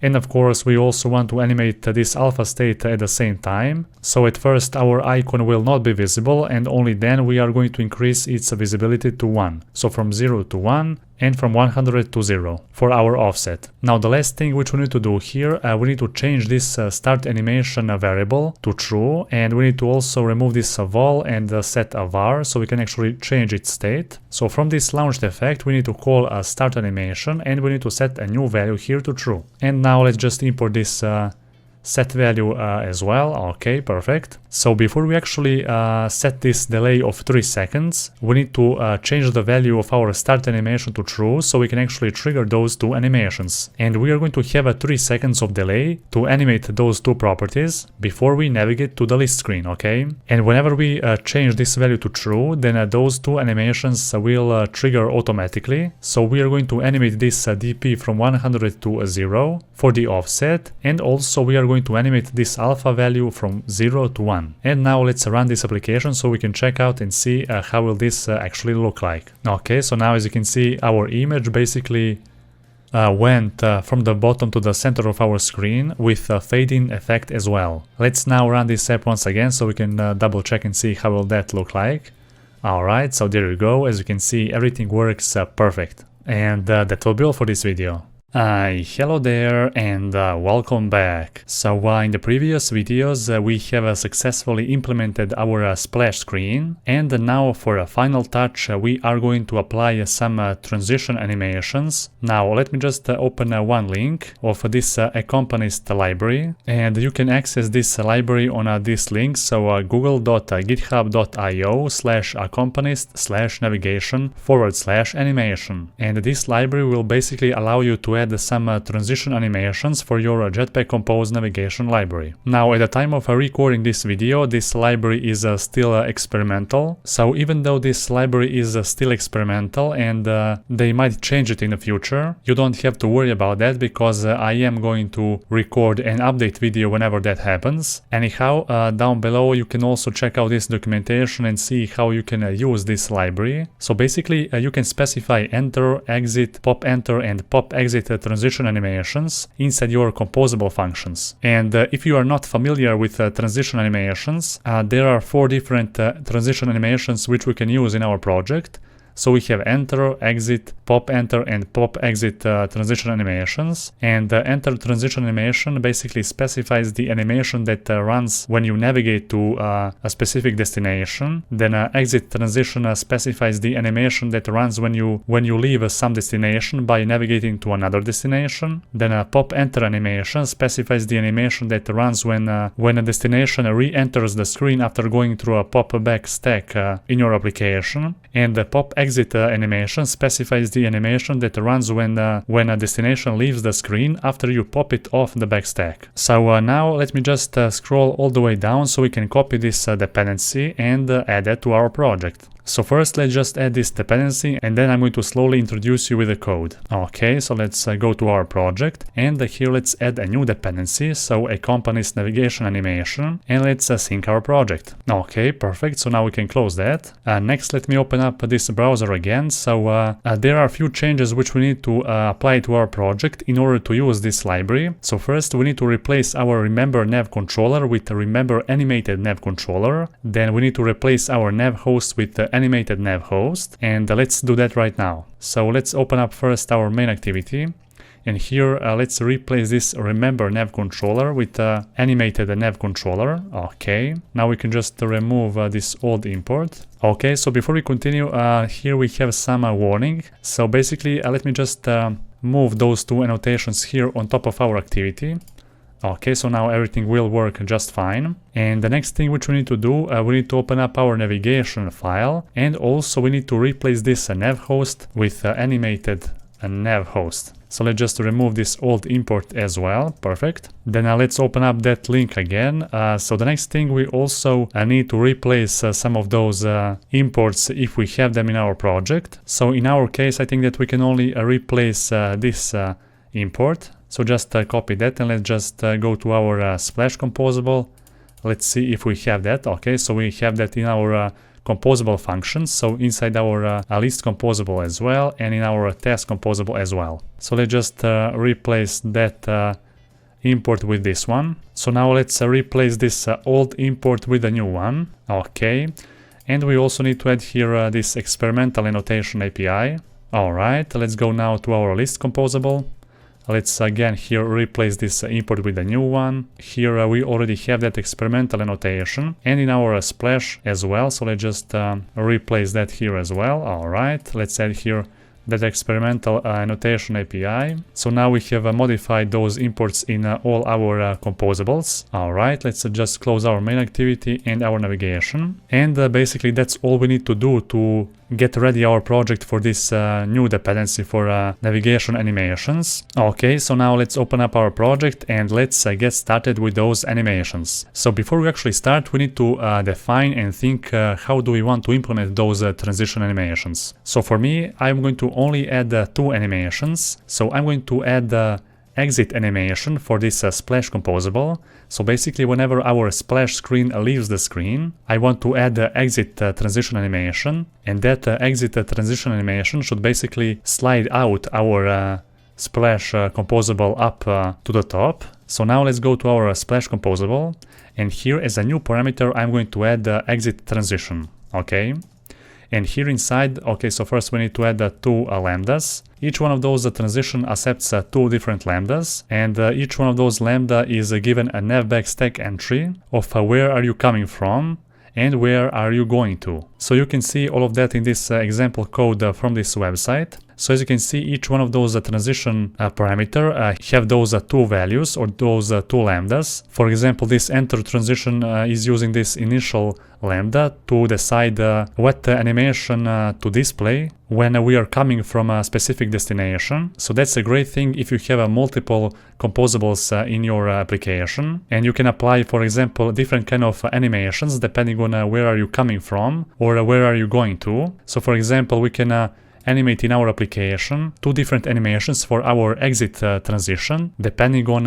where are we coming from or where are we going to. So for example, I can just rename this lambda to target, and then I can write here, for example, if target.destination.route is equal to list, and then let's just write here that argument action. So for example, here we can write when our target destination is a list action, then we can apply a certain animation, and also we can add an else block and say if we are navigating to a different composable, then we can apply a different animation. And also that applies for other transition animations, like for example enter animation. And for the enter animation, for example, we can write here initial for this first lambda, and we can check again if that initial destination from which we are coming to is, let's say, maybe this is just an example, for example, splash screen. Then we can apply one animation, and in else case we can apply some different animation, and so on. So be sure to experiment with that, but since we only have 2 or 3 composables, we don't actually need to apply this if and else check. Instead, I'm going to apply directly here one animation. So here I'm going to use a slide out vertically animation, and I'm going to apply here animation spec. I'm going to choose a tween, and I can just write here, let's say, maybe 2 seconds. So just to show you how this animation will actually work, and let's just replace those lambdas with empty or this underscore. Okay, so now let's run our application, and you will see that whenever our splash screen finishes, it will basically slide out vertically. So let's run our app. Okay, so after 3 seconds, you will see that our splash screen will slide vertically on the top, so as you can see. And the reason why it didn't slide all the way up on the top is because this slide out vertically contains this target offset, and its default value is full height divided by 2. So this target offset y is a lambda that takes the full height of the content and returns the target offset for the slide out, and by default it returns the full height divided by 2. So for example, we can override this parameter from our splash composable. So let's just add here target offset y, and you can see that this lambda is actually an integer value, so it's basically a full height of the content. And now we can just call that, and we are not going to divide that with number 2. So let's just now run our app again, and let's see how this animation will now look like. Okay, let's just watch. And now, as you can see, our animation slided out to the bottom this time, and the default target offset y is actually a minus. So if we open that up, as you can see here, it says minus this full height. So this minus means that basically we are going to animate the content going to the top, because in a y-axis, a minus is on the top and the plus is on the bottom. So now let's here type minus, but without dividing that with a 2. So now basically we have overridden this target offset, which is basically minus full height divided by 2. And now we have overridden that to just minus full height. And let's here add a duration of let's say maybe 300 milliseconds. And now let's run our app to see how this splash screen will use this exit transition animation now. Okay, so now as you can see, our splash screen went all the way up using this slide out vertically animation. But if we use that default value for this target offset y, then let's see how will that animation actually work. So you will see that our splash screen now will not go all the way up. Okay, so now you have seen, and we're going to get back to our minus full height. And now let's run that again.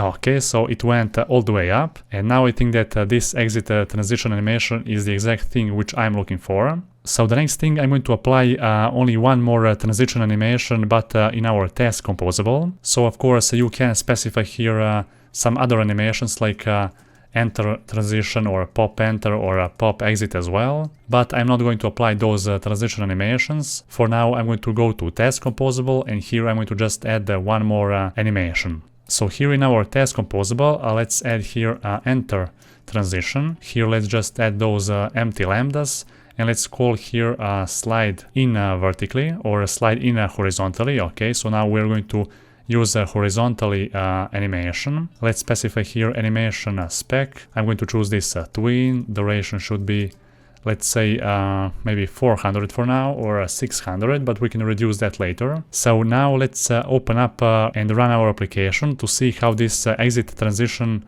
or sorry, enter transition animation will work with our task composable. Okay, so for now our splash screen looks nice.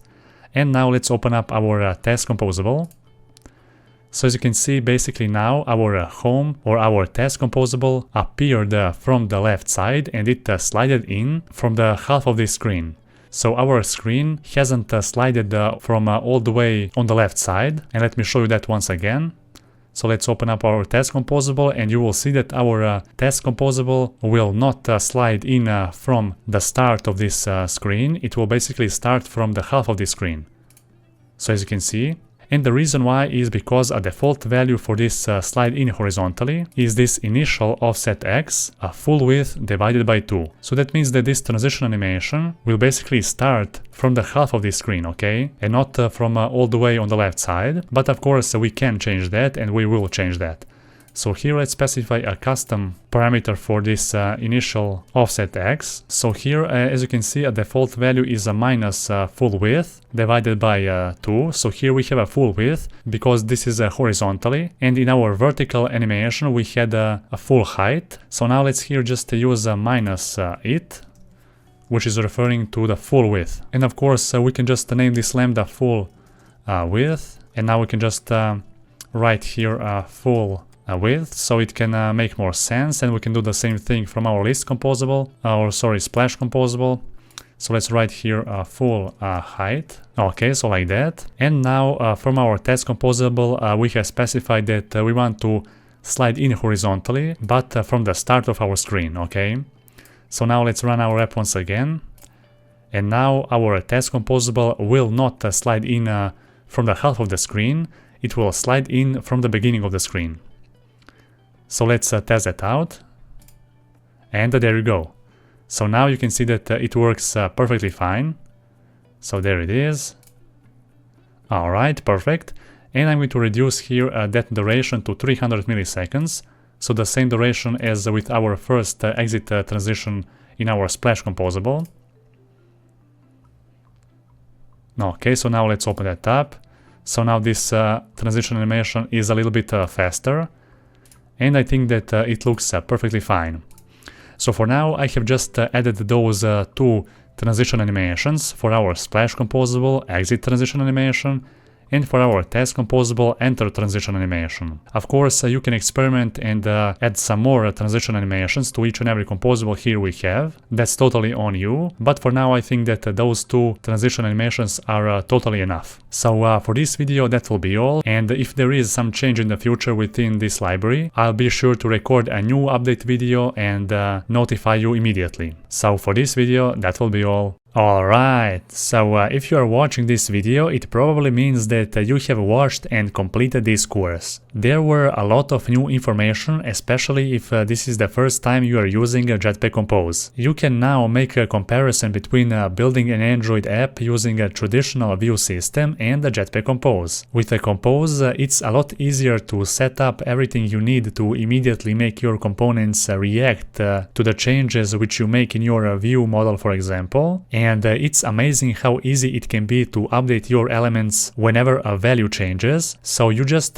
pass the state of a value to your composable, and then whenever that state changes, the composable which contains that state will be automatically recomposed with the new value. So you don't have to do it manually like we did before, and you don't need to call setText functions anymore when you need to update a text element on your screen, for example. Also, Jetpack-Compose is intelligent enough to know how and when to trigger recomposition, in order to save a battery life as long as possible by recomposing only those components and elements which are connected with the state that is changing. Now, I know that in our Android development world the things are changing pretty fast, but now that the new declarative way of building Android apps is finally stable, I think that now you can sit back and relax, because it's gonna stay here for a while. As soon as you adapt to Jetpack-Compose, the better for you, because XML and the traditional way of developing Android apps will be deprecated eventually. No matter if that's gonna be in a year, 2, 3 or even more than that, if you adapt to Jetpack-Compose now, it will be a lot easier for you in the future, because all new APIs and technologies will be primarily made for Jetpack-Compose. Also, one of the most important things about Jetpack-Compose is the freedom of building custom UIs and components. Now it's easier than ever to create your own custom UI component and make it reusable and stateless. And now that we have completed this application, I want to give you one assignment. I want you to think what else can we improve in our existing project. For example, that can be the code which can be reduced by number of lines, or the code which can be cleaned up or even improved for better. So if you have an idea, then message me immediately, and I'll be sure to put your name at the beginning of the next update video, which I'm going to upload. And of course that if your suggestion is good enough to be applied in our existing project anyway. So if you want to work on yourself even more and improve your skill set, then I highly suggest you to inspect our project in details and find all the things that could be improved furthermore. Then you could come up with an idea for the given issue and provide the solution for it. So my plan is to keep this course constantly updated, which will mean that I'm going to take your suggestions for improving this application and record a new video about it. So if you notice some kind of a bug in this application, then send me a message and I'll gladly check it out and record a new video so you can see how bugs are fixed in the real projects. That way this course will constantly being updated with the new improvements. Plus there might be some changes in the existing APIs, and whenever that happens, I'll be sure to update the course and this project as well. So bottom line, congratulations for completing this course. It was an amazing journey, I must admit, and I was so excited while working on this course and this project in general. Now, you completing this course means only one thing: that you are a highly motivated person who wants to learn the newest cutting-edge technologies and APIs in building Android apps. Now, if you continue this way, the outcome will definitely mean your personal success, and that's for sure. Now, keep improving yourself and never stop learning. Thank you for watching this course, and I'll see you in some update videos in the future.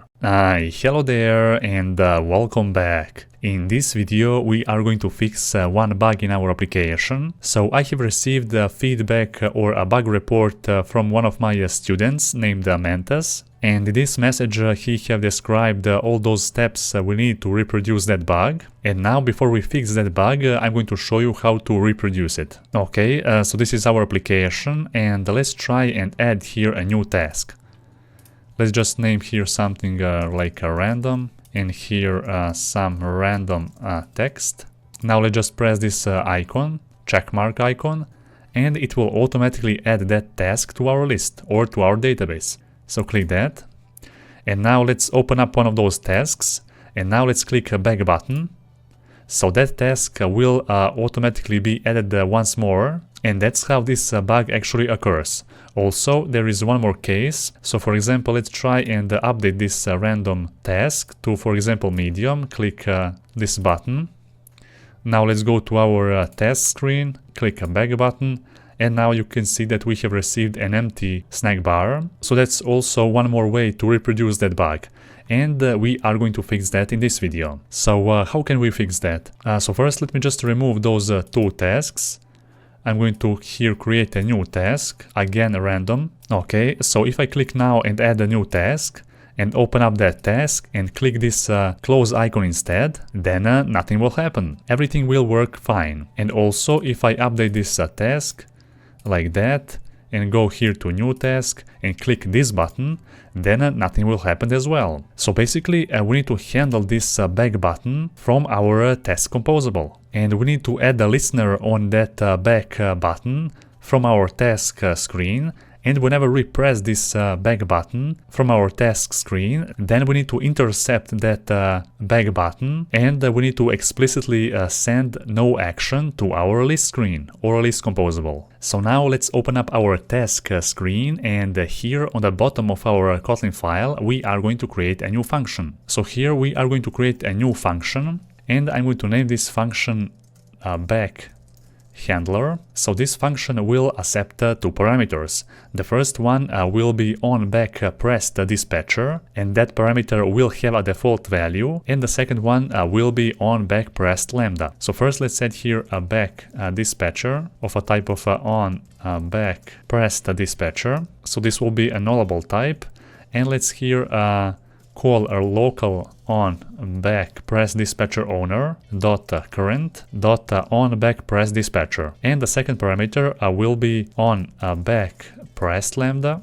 So just return here a unit, and that's it. So now inside this composable function we need to override one function called the handle on back pressed, and from there we need to call this lambda. So first I'm going to create here a new variable named current on back pressed, and here I'm going to use a by keyword, and then I'm going to call remember updated state, and here I'm going to pass this on back pressed. So this line of code will basically safely update our on back pressed lambda when a new one is provided. Then down below I'm going to call one more variable named back callback, and here I'm going to use the remember composable function. And then inside I'm going to anonymously initialize our onBack pressed callback, so we can actually override the handle onBack press function. So let's use here object, and let's initialize onBack pressed callback, so this one, and here just press enter, and we're going to override this handle onBack pressed function. And here, of course, we need to pass one value, and that is true. And inside this function, we just need to call our current on back pressed. And let's add those brackets. Okay. So now that we have created this variable back callback, then down below I need to call one new effect handler called disposable effect. So disposable effect is used when there is a need to dispose something when the key changes or when the composable function leaves a composition. So let's here call disposable effect. And as a key here, I'm going to just pass our back dispatcher. And here inside the body, I'm going to call that back dispatcher. And I'm going to just add a callback. So let's pass here that back callback. And here inside disposable effect, we also need to call onDispose. And this onDispose will run when this composable function leaves the composition or the key changes. And our key is a back dispatcher. So let's add here just this question mark, and from here I want to call back callback, and I want to remove that. So basically, whenever this composable function leaves a composition or this key changes, then we want to add a new callback and remove an old one. So now we are going to call this function on the top of our task screen. So we can call it right here, so back handler. And here we need to pass one parameter or a lambda, which is on back pressed. And then here inside the brackets, I'm going to call a navigate to list screen. And then in the parameters, I'm going to pass action.no action. So now from our task screen, we are going to intercept this back button. And whenever we press that back button, we also want to add the same logic as we have inside this back arrow to navigate to our list screen with no action. And as you can see down below inside our back handler function, this on back pressed is passed as a new value in this remember updated state. And then this lambda is called from our handle on back pressed, where we intercept this back button and navigate to our list screen with no action. So now let's run our app once again and let's see if this is gonna work. Okay. So now let's go to new task so we can create a new task. Let me just remove this old one. Let's here create a new task, a random. Let's here type some random text, click this add button. Now click on this task, go back, and as you can see, nothing will happen. So everything works as expected. Also, if we try to update this, for example, to let's say medium priority, and let's go here to our new task and go back, nothing will happen. So everything works fine. And we can also here just type one log statement. Okay, so let's just run our app once again and let's observe this log. So now you will see that whenever we press a back button from our task screen, then this log will be triggered. So let's now update this, for example, to low. Let's go to new task, click a back button. And there you go. So this back handler was triggered.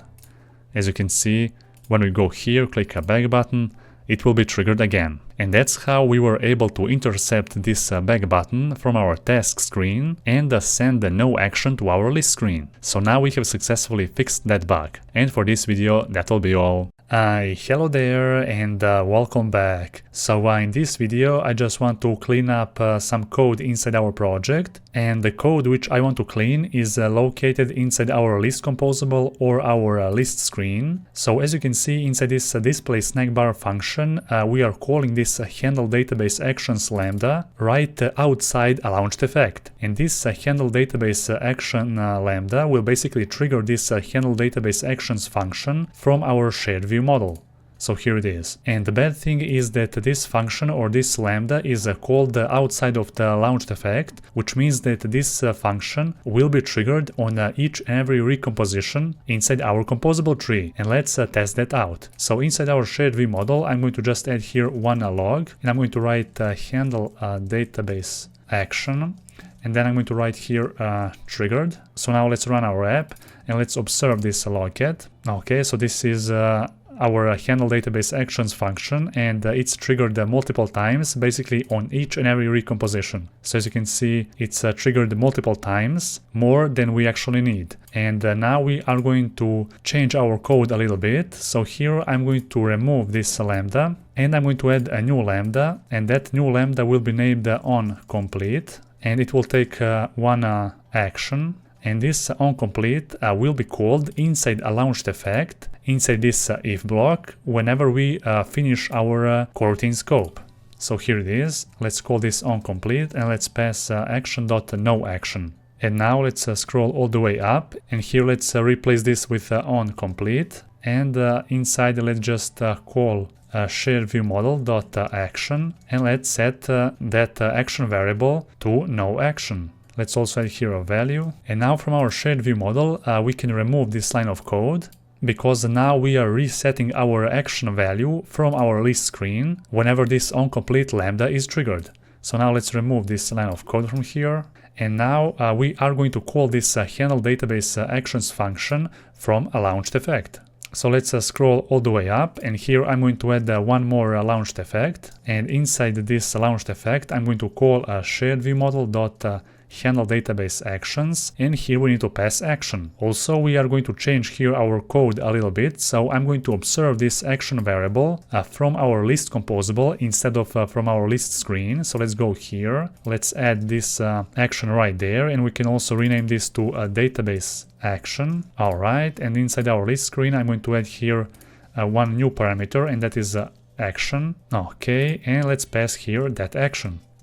So action equal to database action. And now here for this key of this second launched effect, I'm going to specify action. So whenever this action changes, then we are going to call this handle database actions function, and only then we are going to trigger that. Okay, so now whenever we pass some action from our task screen, then we're going to update our action variable from the shared view model, and then we're going to observe that variable and pass it to our list screen. And then from our list screen, whenever this action changes, we are going to trigger our handle database actions function, and only after that we are going to display our snack bar. And whenever we complete that with this onComplete lambda, we will reset our action to be no action. Okay, so as you can see down below, we have specified that onComplete lambda right after our coroutine scope. So there it is. And let's run now our app once again so we can check out and see if everything is gonna work as before. We can also observe this logcat. Okay, so now it's not triggered as many times as before. Let's now try and delete one of those. Okay, so it's triggered. Click undo. There you go. Now let's try and update here some value, for example this priority. There you go, everything works perfectly fine. We can update that as well. Let's add here a new task. Okay, let's add that right now. And there you go. So everything works perfectly fine as expected, but now this time we have also refactored our list screen, and our handle database actions function is no longer called on each recomposition. It's now called only when our action variable changes. So there you go. So whenever we pass a new action to our list screen, only then we are going to trigger our handle database actions. So now we have successfully cleaned up our project, and for this video that'll be all. Hello there and welcome back. So in this video we are going to update a few dependencies in our project, and we are going to clean up one part of our project as well. So the first thing, let's open up this Gradle build file, module application, and let's scroll down below. So the first thing which I am going to change here, I'm going to just remove this Kotlin compile version, because we actually don't need this anymore. Okay, next down below we need to update our compose version, so let's open up our Gradle build project level and let's update this to 1.0.3. Okay, let's scroll down below. So the next thing what we are going to do, we are going to remove or comment out this compose navigation dependency, because there is a certain conflict between the newest version of this navigation compose and our company's navigation animation library. So this library will stay, and we are going to update that to the newest version. Okay, so I think that would be all right here. So let's just click sync now. Okay, so there you go. Next, let's open up this project level Gradle build file, and here I am going to update this Dagger-hilt Gradle plugin to 2.38.1 for now, and we also gonna update our Kotlin Gradle plugin to 1.5.30. So it's really important, because otherwise you might get some compile time errors. Alright, now let's sync our project. Now let's close those Gradle build files and let's start with our list composable. So now you will see that here we have a warning or an error, and we are going to remove this import and we're going to add another one. Okay, so Android X navigation nav argument. Okay, so now let's open up our test composable, and here we also need to remove this import and add here a new one. Now we can run our application to see if everything's gonna work as expected. Okay, so I can set this to none, so like that. Let's test our application. Okay, so everything works just fine for now. Okay, so there it is. Alright, let's add here a new task. Okay, perfect. So as you can see, everything works fine for now. And there is one more thing which I want to clean up in our application. So let me show you that. Let's open up our list screen. And here you can see that at the top of our file, we are calling this launched effect with those two functions. And now let me just add here one log, so I can show you what the problem here actually is. I'm going to write here a list screen, and here I'm going to write triggered. Let's now observe this in our logcat and let's run our app. So whenever our list screen is composed, then this will trigger only the single time, okay? But let's see what will happen when we actually rotate our device. Now let's rotate that. And you will see that this launched effect will be triggered once more. And we can actually avoid that. And I'm going to show you how. Okay, so you can see it was triggered once again when we have rotated our screen. So we can fix that easily by removing this launched effect. And we are going to call those two functions from our shared view model. So we are going to add here one init block, and we're going to call get all tasks and read the source state. Okay, and now we can scroll down below and we can make those functions private. So there it is, and get all tasks. And of course I can just add here one log so I can observe the logcat. So I'm going to write here get all tasks. And I can copy that and I can just add that right here as well. So I can just rename this to read source state, and let's run our app. So now our application will crash as expected, and we are going to here receive an error. Let me just show you. So here it says that attempt to invoke interface method mutable state set value on a null object reference. And when we click that, we are going to see that our all tasks variable has actually not been initialized when we have called this init block. Okay, so what we need to do here, we need to scroll down below and we need to cut these two variables and we need to place them above our init block. So right there, and let's also copy those two variables here, all tasks, and let's paste them above, so maybe here. Alright, and now we are going to launch our application, and our application shouldn't crash. Let's also observe our logcat, and we can also observe just one of those functions for now. So as you can see, it was successfully triggered and our application is running successfully. So now let's try and rotate our screen. Let's press that. And as you can see, this log was not printed. So that means that our read source state and our read all tasks was not triggered multiple times. And we can also rotate our screen once more, so we can check that out. So there you go. That log was triggered only the single time when we have opened our list screen. And the main reason behind that is because our shared view model survives configuration changes, and that's how we are able to call those two functions only the first time we have composed our list screen. Okay, so as you can see now everything works fine. We can remove those logs. Now we are calling those two functions from init block of our shared view model, and our list screen looks more cleaner. Let me just remove here this log as well. And for this video, that will be all. Hello there and welcome back. So in this video we are going to fix a few bugs and clean up our project as well. So let's start with the first bug. Let me show you how this bug will actually occur. So let's here try and add some new task, just some random characters, it doesn't matter. Now let's add that task. So this task was successfully added. And now let's try and rotate our device. And now you will see that another task was added to our list, so the same task as before. And now if we rotate our screen again, the same thing will happen. So that task will be automatically added multiple times whenever we switch a configuration or when we rotate our device. So now let me just remove those 3 tasks.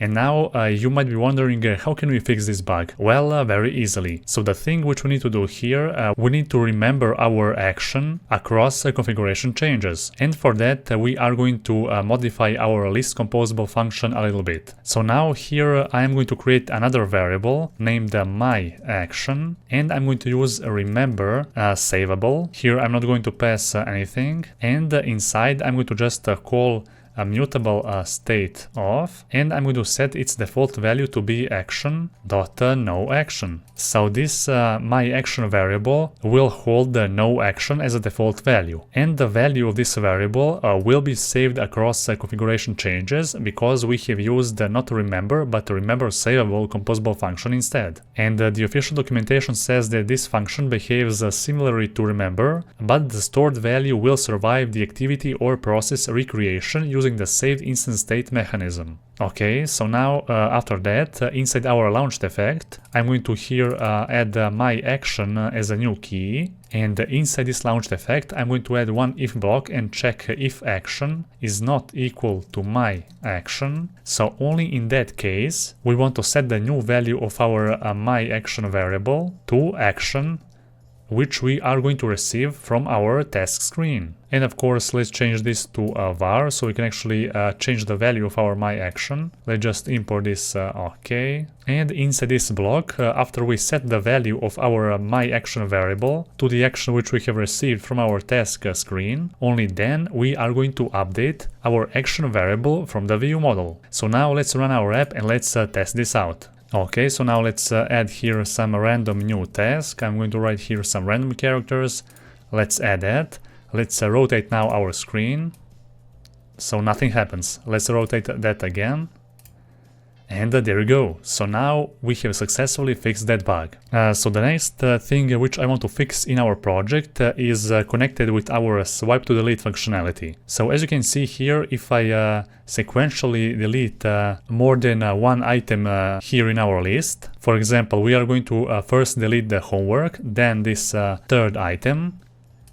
So let's delete those 2, and if I click undo on this homework, this third one will be added. So that's the first bug, and the second bug is basically with our snack bar. So when we delete multiple elements, we don't want to display those snack bars sequentially one by one. Instead, what we need to do, whenever we swipe one of those items from the list and then swipe another one, then we need to immediately dismiss the first snack bar which was shown, okay? So that's the correct behavior which we need to implement in our application. And for that, we are going to open up our list screen, and we are going to scroll down below until we find our list content, and inside on swipe to delete lambda, we are going to add one more line. So here let's call the scaffold state dot snackbar host state dot current snackbar data dot dismiss. Let's add here also a question mark. Now let's add here, for example, 2 items. So this will be the first item, and let's add here another one with maybe a medium priority. All right. Now we are going to delete those 2 items sequentially. So delete the first one, we can see this snack bar, now delete the second one, and the first snack bar will disappear and the second one will show. So that's the exact behavior which we need for our application. And with this single line of code, we have fixed that bug as well. Now the third bug is connected with our search widget. So when we open up our search widget, and when I want to close this search widget, I need to press this close icon. But when I press that for the first time, nothing will happen. Only the second time I press that, this search widget will disappear. So now let's fix that as well. Here inside our list app bar, we are going to scroll down below until we find our search app bar, and then I'm going to remove this trailing icon state, because we are not going to use this trailing icon state anymore. So let's go to util package and let's remove this trailing icon state. Let's delete that anyway. Alright, now let's scroll down below, and here I'm going to just remove everything from this on click on our trailing icon, and I'm going to write here a new logic. So I'm going to say if text is not empty, then I want to call on text change lambda, and I want to pass an empty string. And in else case, I'm going to call on close clicked lambda, and that's it. So now we have successfully reduced the number of lines of code in our project, and also we have removed one unnecessary class. Let's run our app again so we can check if this functionality will successfully work with our search widget. Okay, so let's open up our search widget.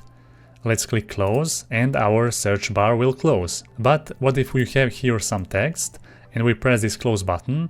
Then we are going to remove all of that text, and when we press this close icon the second time, then it will close. So now here everything works perfectly fine. And the last thing which I want to change in this project is in our test screen. So you already know that we have implemented here our back handle function.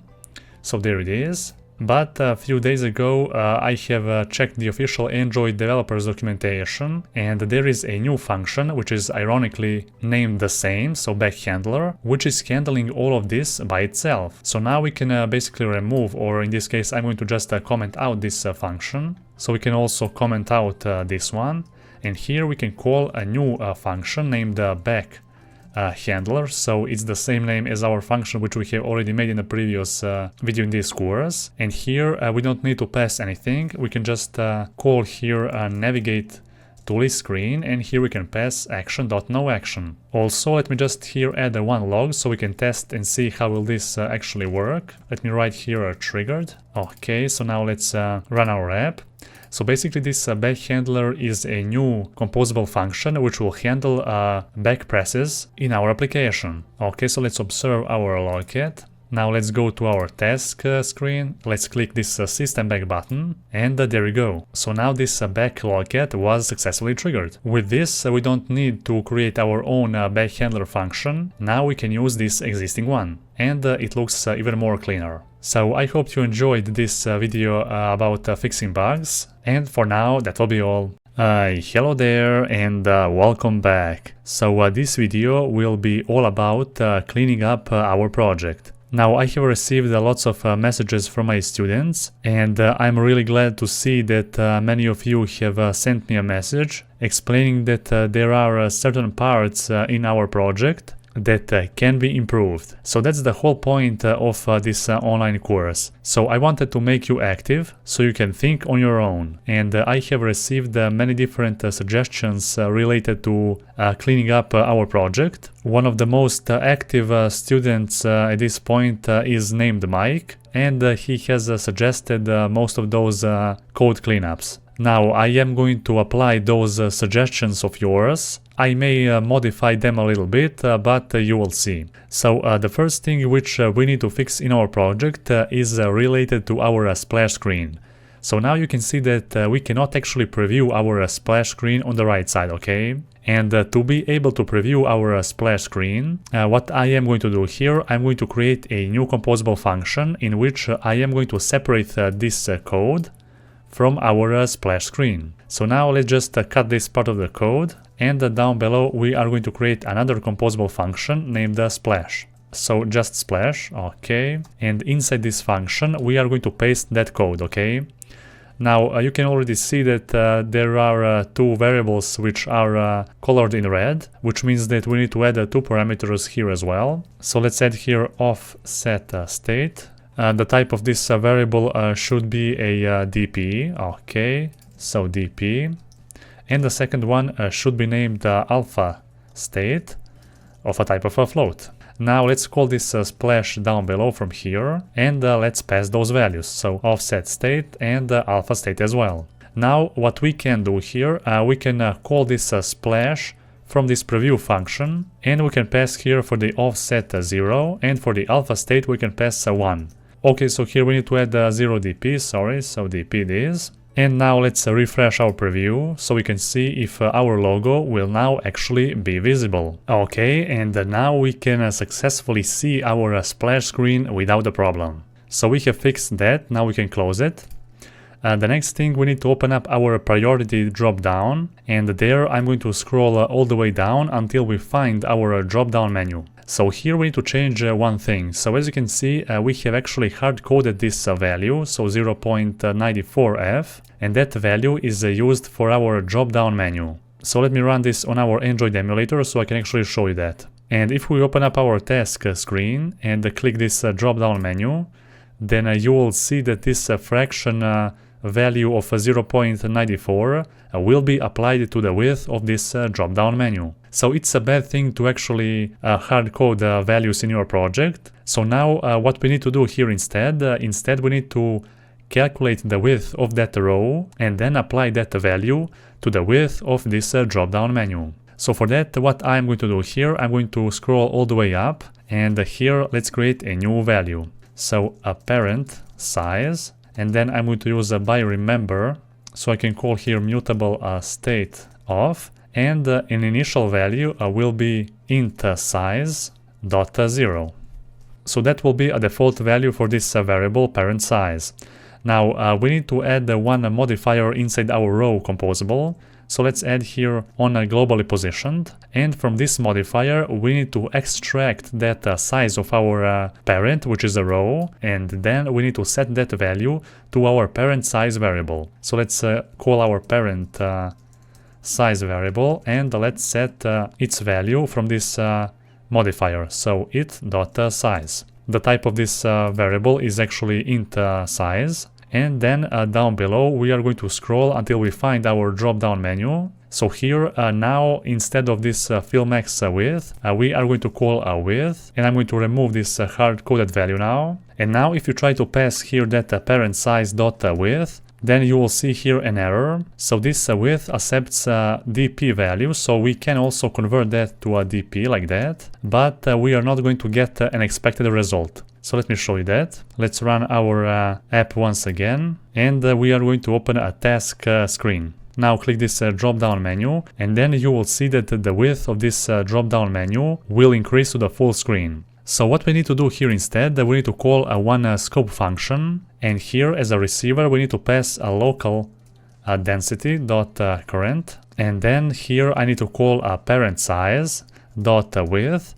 But now I'm not going to call this dp variable. Instead, I'm going to call this toDP function, which will successfully convert that integer pixel value to a dp. So only this function will work. And of course, this function is available only in the scope of this local density. So that's why we need it. Okay, go to a task screen, click this drop down, and there you go. And now you will be able to set the width of this drop down to the width of our row or the parent. So now there is one more thing which we need to fix in our priority drop down Kotlin file. So down below you can see that we have 3 different drop down menu items, and they are basically doing the same thing. The only difference is the actual priority. So we have priority low, priority medium, and priority high. Now we are going to clean up this part of the code, and the way we are going to do that, here I'm going to call priority class dot values.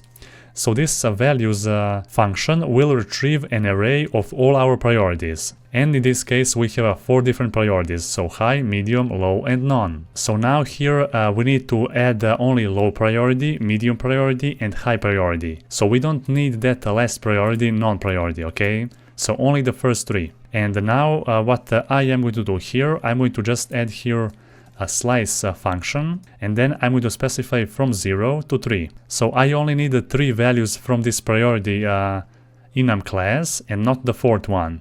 So we don't need our non-priority, okay? And now for each and every priority except our non-priority, we are going to add one drop down. So this slice function will return a list containing elements at indices we have specified in the parameters of this function, okay? So now inside this for each loop, I'm going to add here a name of this lambda, so priority. and then I'm going to call just one drop-down menu item, and here I'm going to pass that priority. Okay. Now we can comment out those last three drop-down menu items. So now we're going to have only that. And let's run this app once again so we can check if everything's gonna work here as expected. Okay, open up this task composable or task screen. Click this drop-down. Okay, so now we can actually see all those four, and I have forgot that I need to add here number 2 and not 3. So now let's run our app once again. Let's go to task screen, click this drop-down, and there we go. So now we can see only 3 priorities, which we actually need. So now we can remove those 3 drop-down menu items because we don't need them anymore. We only need one. And now it looks much cleaner. So we have cleaned up our priority drop-down successfully. Now we can close that. I'm going to open now this list app bar, in which we are going to also see one drop-down menu. But here we don't see low, medium and high. Here we have a low, high and none. So how can we select those 3 elements with the same logic as before? Well, very easily. Now we're going to call here priority class again, .values, to get all the values from our enum class. Then I'm going to call this slice function one more time. And now I'm going to here explicitly write their index numbers. So we need 3 index numbers, so 0. Then we don't need here a medium priority, we only need high priority. So instead of number 1, we are going to type here number 2 and number 3. And now for each one of those, we are going to add one drop-down item. Let's pass that right here, and let's add here priority as the name. Alright, just pass that right here and here as well. We can remove those 2 drop-down menu items, and let's run this app once again. So we are selecting only 3 priorities from our enum class, so low, high and none. Now just click this sort action, and there we go. So now we have high, low and none. But if we specify here also a number 1, then let's see what will happen. So now you should see all those priorities. But of course we don't need this medium priority right here, so we can remove that again. And now everything will work fine. There we go, so the same as before. And now we have successfully cleaned our sort action as well. Now we can close that. And there are 2 more things which we need to clean up from our project. So the first one is inside our action Kotlin file. So we have created this extension function named toAction to convert this string into an action. So here in our original example we are checking basically each and every string value, but we can change this code and make it even more cleaner. I'm going to remove everything from here, and then I'm going to return try and catch block. So try and catch. Here we can just write exception, and we can return action dot no action if we have some error. And here I can just say if this, which is referring to our string, is null or empty, then in that case I can return action dot no action. And in else case, I can return the action from this extension function. So just call action dot value of, and here we need to pass this, which is referring to that string, on top of which we have created this extension function. So this example was provided by one of my students called Mike, but I actually think that this can be improved furthermore. So we don't need to use those try and catch blocks. We can remove that and just specify this return and this if block. Because this first block is checking if our string is actually null, so we don't need to add that try and catch block, I guess, okay? And we can test this out. So let's run our app once again, and I'm going to just pass one simple action from our task screen. So let's open up, for example, this one. Let's change its priority. And there we go. So everything works here as expected. Okay, perfect. And the last thing which we need to clean up in our project is located inside our to-do DAO. So the last 2 functions are here problematic. So they are pretty long, okay? And we need to scroll horizontally to actually see them, which is kinda tedious because personally I don't use horizontal scroll that much in Android Studio. So what we can do here, we can use triple quotes. And that way we will be able to provide those queries in a separate lines. So let's use here triple quotes, and then I'm going to just cut this part of the code right here.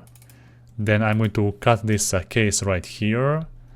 Then when priority like L, then number 1 down below, then other when block down below as well, then the third one as well, and finally this end block again. There it is. So now it looks even better. And what we can also do, we can move this case word a little bit on the left side. So there, and this end as well. So just press backspace and tab to move that word properly. Okay, so now this SQL query looks more cleaner, and we don't have to move our horizontal scroll anymore. So now let's do the same thing for our last function here. So triple quotes. Let's cut this part of the code right there and there, and below that this when block and other when block and the last when block as well. So there you go. We can remove this quote. So a backspace and tab. Here backspace and tab as well. Control Alt plus L to reformat that code, and now everything looks more cleaner. Okay, so that will be all for this video. Now we have successfully cleaned up our project, and there were a lot of things which we have covered in this video. I hope that you have learned from this video as well. Be sure to send me a message and leave a feedback if you have any more suggestions related to this course. And for this video, that will be all.